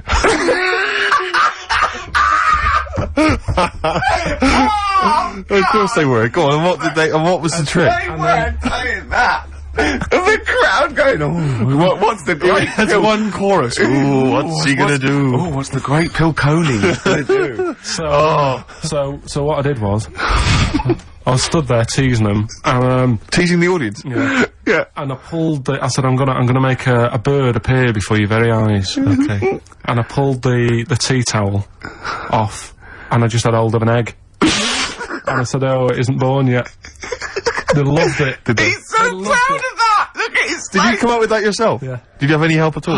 No. it was So all you did right. walk like an Egyptian and dress as a woman, then you did the egg trick. And then I was also playing like a janitor, because when the next person was singing, I'd come on and all the electric went off, and I came on going, oh God, has anyone got 50p for the meter? Oh, you're quite a little showman, weren't you? And then like, you know, the Did you win? audience chucked us some money. Yeah. And, Are you sure you weren't actually employed as the janitor? No, did you win? No, I think we came second. This really tarty girl who did Madonna like a virgin, and I thought, yeah, right. Like you are. She's a right ropey little woman. But So great. Okay, so brilliant. Spider Stars in our eyes, we better play a track, hadn't we? Indeed, yeah. Bit of Tom McRae. This was a track we played a while back. I enjoyed it. I've got so much to say, I've got so much to lead people with about Carl, all the things he's done, looking back. Carl, do you remember when I put up the waste paper bin on your head? Classic. classic time, yeah. Yeah, do you remember that? What did I do to you today? Well, you tried to bring the same memories flooding back to me by putting the same grotty bin on my head, but the annoying thing was, last time I did it was quite a new bin. Yeah. Did it today, it's rank, all sorts of stuff on What it. else did I do when I saw you go around the corner down there? Go on. I went to get the paperwork and that you need to produce the show. Yeah. And came round the corner. Ricky was sort of hiding, and I was concentrating, reading stuff. And he goes, I don't imagine it was as soft and gentle as that. I imagine it was more like... Exactly. Like that. And I tell you what, I nearly exploded, because he sort of hopped on one leg, right? And he sort of, I don't know why I'm doing this, but he sort of was walking out and on, we're looking down, and I went, and he hopped like that, and his weight Rest assured, listeners, that if you were here, it's not any funnier than it is if you were listening at home. It's only amusing to Ricky. it makes you feel really refreshed. He was going on and having a heart attack like that, and I was nearly having a heart attack laughing, and he went, I feel good now. He said, I can see why people skydive. He said that would be good for people that were ill. Oh, Carl.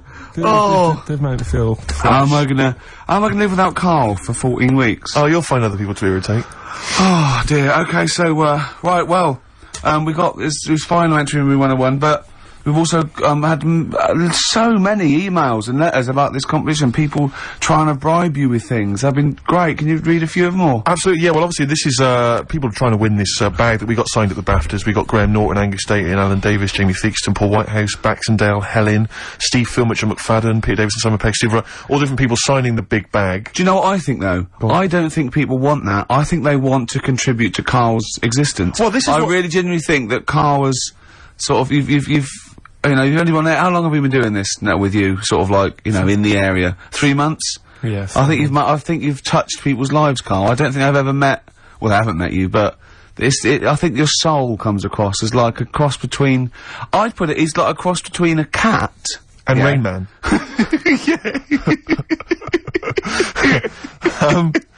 But we've had quite a few which are sort of, which obviously want to kind of further your education. Obviously, when we're off air, this is something we're worried that's just going to dry up, you know, and we've tried hard to educate you. So, lots of books, lots of people suggesting books, the Giant Book of Mysteries. And I mean, if you chose this one, Carl, it tells you, how 3,000 Japanese soldiers literally vanished overnight. Real-life accounts of vampires, the man who planned his own crucifixion, the famous Ghostbuster, Harry Price, and lots of things about spontaneous combustion. Is this the one about the woman with the hairball? That's not got the woman with the hairball in there. I'll have to dig that one out for you. These sort of books are the thing that I'm after. This is what I've brought in one as well. It's a friend who works with Jane, my girlfriend, called Liz, and she wants to put this forward. And this is Trade Secrets: Everything You Will Ever Need to Know About Everything. And it's just like little tips. You know what I mean? But there's so many things competing with that. There's another guy who sent in. He wants to give you a video entitled "Making Love" Parts 1 and 2, an instructional guide. I imagine you'd enjoy that, Carl. Nah. No, nothing they can teach you. Nah. Sure. The Reader's Digest book of strange stories and amazing facts again, other stuff here. Why cats have 9 lives, Carl. Well, hang on a minute. Why meteors are likely to destroy Earth in the next 100 years. You're wasting your time. Okay. In this Trade Secrets book, Yep. listen to this for a tip. Make a necklace from electrical wire. That's a good idea. But don't plug it in. Doesn't say that. What about this then, Carl? Because, obviously we're concerned that you didn't get your GCSEs, or you didn't get as many as you'd have hoped. There's a guy here, this is Victoria, and she's saying she's more than willing to give you all of her awards and certificates. She's got 6 GCSEs, 6 A's and 4 she's got many GCSEs, in fact, 6 A's, 4 B's, 3 A-levels, and a master's degree in philosophy. She's willing to give you those certificates. She says you will be the proud owner of qualifications. As the owner of qualifications, she has found that anything she says is invariably believed, and that she's popular and very happy. She's willing to give you those qualifications. That's pretty impressive. You can claim they're your own. You have to change your name to Victoria, but other than that, I can see no problems. And you have to put a dress on and a fez. It's nice. More like an Egyptian. But you see, there's lots of educational ones. Then there's other things which perhaps less useful to you. This is, doesn't say who it's from, but, I think it's Ruth, and she's happy to give you a statue of an ostrich that she made when she was 7. What about that? Alright, you love birds, you love animals.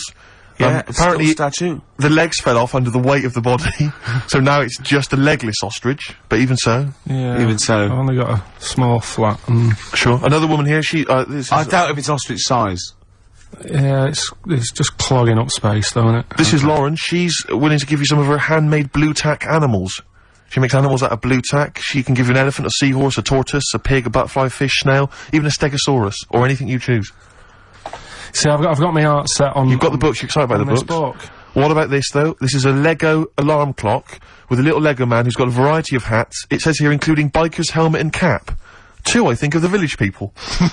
I don't know, Carl, if again people are picking certain things up. A clear stiletto mobile phone holder with pink fur on it, flashes pink and green. I think people know that you are not gay. listening. In this book, gay. listen, right? In this book, little tips and stuff. It's one here about if your dog keeps nicking a remote control. Sure. The way to get it off it, ring the doorbell. Right, so you got to get off your chair, go and ring the doorbell, so the dog goes, what's that? And it drops the remote control, goes running to the door, Yeah. you run back and pick it up. I love the idea of Carl doing that. And then the doorbell goes, and Carl drops it and goes, and it's the dog pressing the doorbell, and it sits back down, and Carl going, oh no, not again. I mean, I really do want... Can't I just have this? You excited by that, are you? It's brilliant. What about this one, though, that you mentioned? This is, a book which has got all those, urban legends and stories that you've read on the internet, and it tells you whether they're real or not. This has got the one in there. I know you're very excited about the one with the woman who stuck her head in the microwave. Yeah. Eh? Right. It's not. Alright, so basically, she's saying here that whenever Ricky says, oh, it's not true, you can dispute that with your book. Yeah. What do you think then, Carl? Do I ever think about all these gifts and then So come much back? stuff, isn't there? Should we play a record and then come back? Can't... Have you found something you like in there? You're so undecided, Carl. I really like this book. Go on, and what is it? What else you found? What tip? God, there's loads of stuff in here. Let's just pick one at random.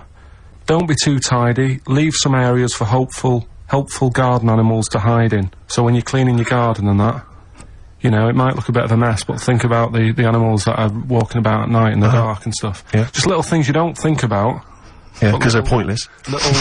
Yeah. Okay, then we'll just play a record. Oh, there's so many to decide on. Yeah. Alright, what are we playing, Steve? This is something from a little compilation that came free with a magazine called Comes With a Smile. It's a good little magazine. And this is by Matt Pond, PA. It's called Night's End. I'm getting very sad now. 10 minutes to go, and so much to cram in. Now, thing is, Carl's fallen in love with that book, but I feel a bit bad letting a friend sort of win when all these lovely people, these regular listeners, so I don't think you can have that. But I'll tell you what, I'll borrow that, or I'll buy it for you. So you can have that anyway. What have you That's found in safe. there? You're going home with that. What have you... Avoid washing up by boiling the bag food. See, I can see why you'd love that. Exactly. Is there anything out? What other things have you caught your eye though? Put that book down. Yeah, go on. Well, One of our regular listeners who actually wants the bag and wants to be part of your life. Come on. Well, Richard emailed in, right? And he's got a book, which is similar to the one I like there. Yeah. Which has got like 180 stories in it. I mean, most of them are like true, I think. Do you know I was telling you that story about the woman who put her head in the oven to dry her hair? Yeah.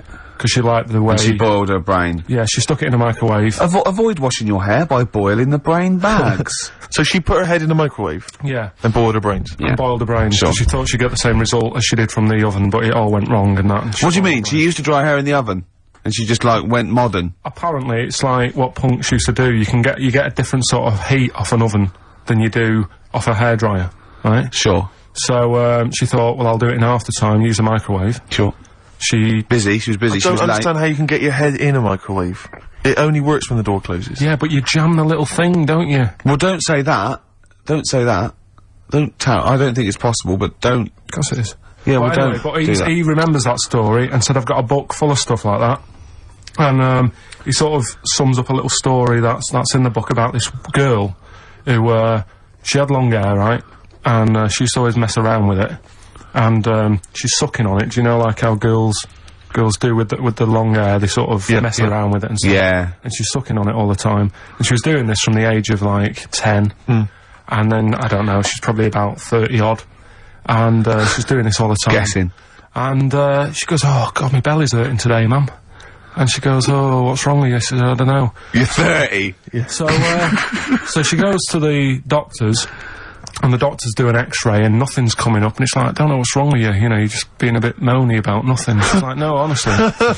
She's a very intolerant doctor. Yeah. She said, this is... Piss off. This is really hurting, I don't know what's up with it. So anyway, they found out some sort of system of, looking at what was going on. Yeah. And apparently... X-rays? No, it wasn't X-ray, because X-ray didn't show it up. Okay. It was something else.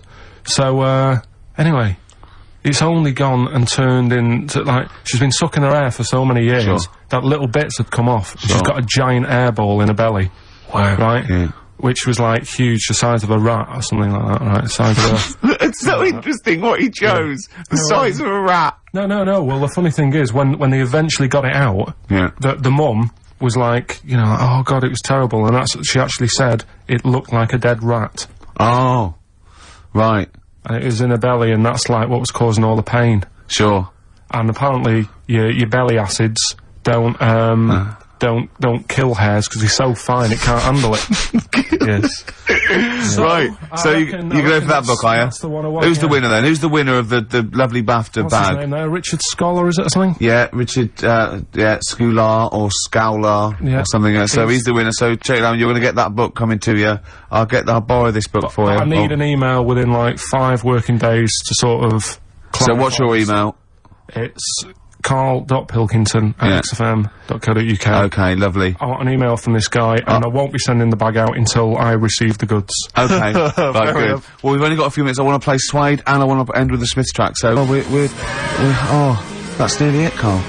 Right, what's your last Room 101? Oh, God. It was, holidays. Holidays.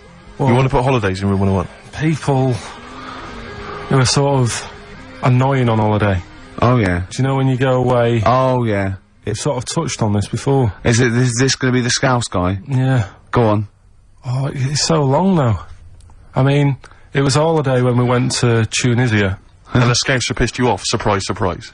Yeah. Yeah. But the annoying thing was, you know, when you go on, it was a cheap holiday, and like the lesson here is, you know, if you want a good holiday, you gotta like spend some money. Yeah. And we didn't on this one. We spent about, I don't know, 400 quid for 2 of us for like a month or something ridiculous. And we got there, and you know, you get to the hotel and you go, we have made a mistake. You know, it's a ropey hotel. You know, you can tell, like, the blinds and stuff as you walk in, they're all dirty and stuff, and you think, well, let's make the most of it. You know, let's not get down about it. It's a holiday, it's for a rest. And you try and make the most of it, and we had to meet, you know, like, you have one of those things where you get to your destination and the rep says, right, you know, go and unpack your bags and that, go and sort yourself out in the room, and tomorrow morning we'll meet up at 10 o'clock, and I'll go through, you know, the best sort of place to go for camel rides and, you know, the best deals I can get you. That sort of thing. Can anyone here walk like an Egyptian? So she says, right, tomorrow morning, meet 10 o'clock in the discotheque. So we get up and we have breakfast, and it wasn't a good breakfast. The kitchen was, like, bit horrible, the food wasn't good, and it was run by sort of midgets. What do you mean it was run? Not there's anything wrong with that. There was little fellas running around, and the annoying thing was one of them sort of started to fancy my girlfriend. How did he manifest his affection for No, you're not saying there's anything wrong with midgets, though, are you? Just saying it was strange that there was Yeah, a but lot- even midgets shouldn't be cutting in on Carl Pilkington's No, territory. I know, no. But it's also that thing of, you know, they've got little fingers, and it's sort of God, I'm ruined- so sorry. No, I'm not. It is a bit of a phobia of mine. Okay. Do you know what I mean? They are nice people and that. Sure. Oh, God. But the annoying thing is... So what was he doing then? How did he... I don't understand how he was chatting up your girlfriend. Was he crawling under the table so you couldn't see? He just kept... Whispering to her from underneath there. Stop it. Just saying, you know. Wait, I don't want to get a complaint on our last show. There's not many midgets. What's going to happen? Can we just finish this and start up again in a couple of months? Oh, yeah. So if you want to know more about the midget theme restaurants, then we'll talk you in 3 months. Yeah. It's just... it's just... No, that's fair enough, actually. Oh, You're yeah, absolutely no, right, sorry Carl. about That's your this. producer's Listen, head on. we'll see you in about a really, it's been a pleasure, truly, and thank you for everyone that wrote letters. Have you really? Yeah. I've got you both a present, right? Oh. I got Ricky, do you know, like, we've done fables and Yeah. stuff? Right? Yeah. This is like Mr. Ben. Oh. This is brilliant. Yeah. Right, and it's like little fables that Mr. Ben goes on. Oh, fantastic. So I want you to learn something from that for when you come back. Okay, brilliant. That's lovely, I'll tell you Carl. one of the stories I read this morning. It's brilliant. In fact, when you've done with it, Yeah. give it me. Yeah. Because I haven't finished reading that. Okay. Thank you, Carl. And for Steve, a little Oh. chat up lines. A little book of chat-up lines. That's fantastic. Carl. Well, we'll see you, in 3 months, but currently emailing Carl, cherish Carl Pilkington. He sits in a little room by himself, so keep him in touch, and we'll see you in, August. We're gonna leave you with something that, we all love. This is, There Is a Light That Never Goes Out by the Smiths. Very apt.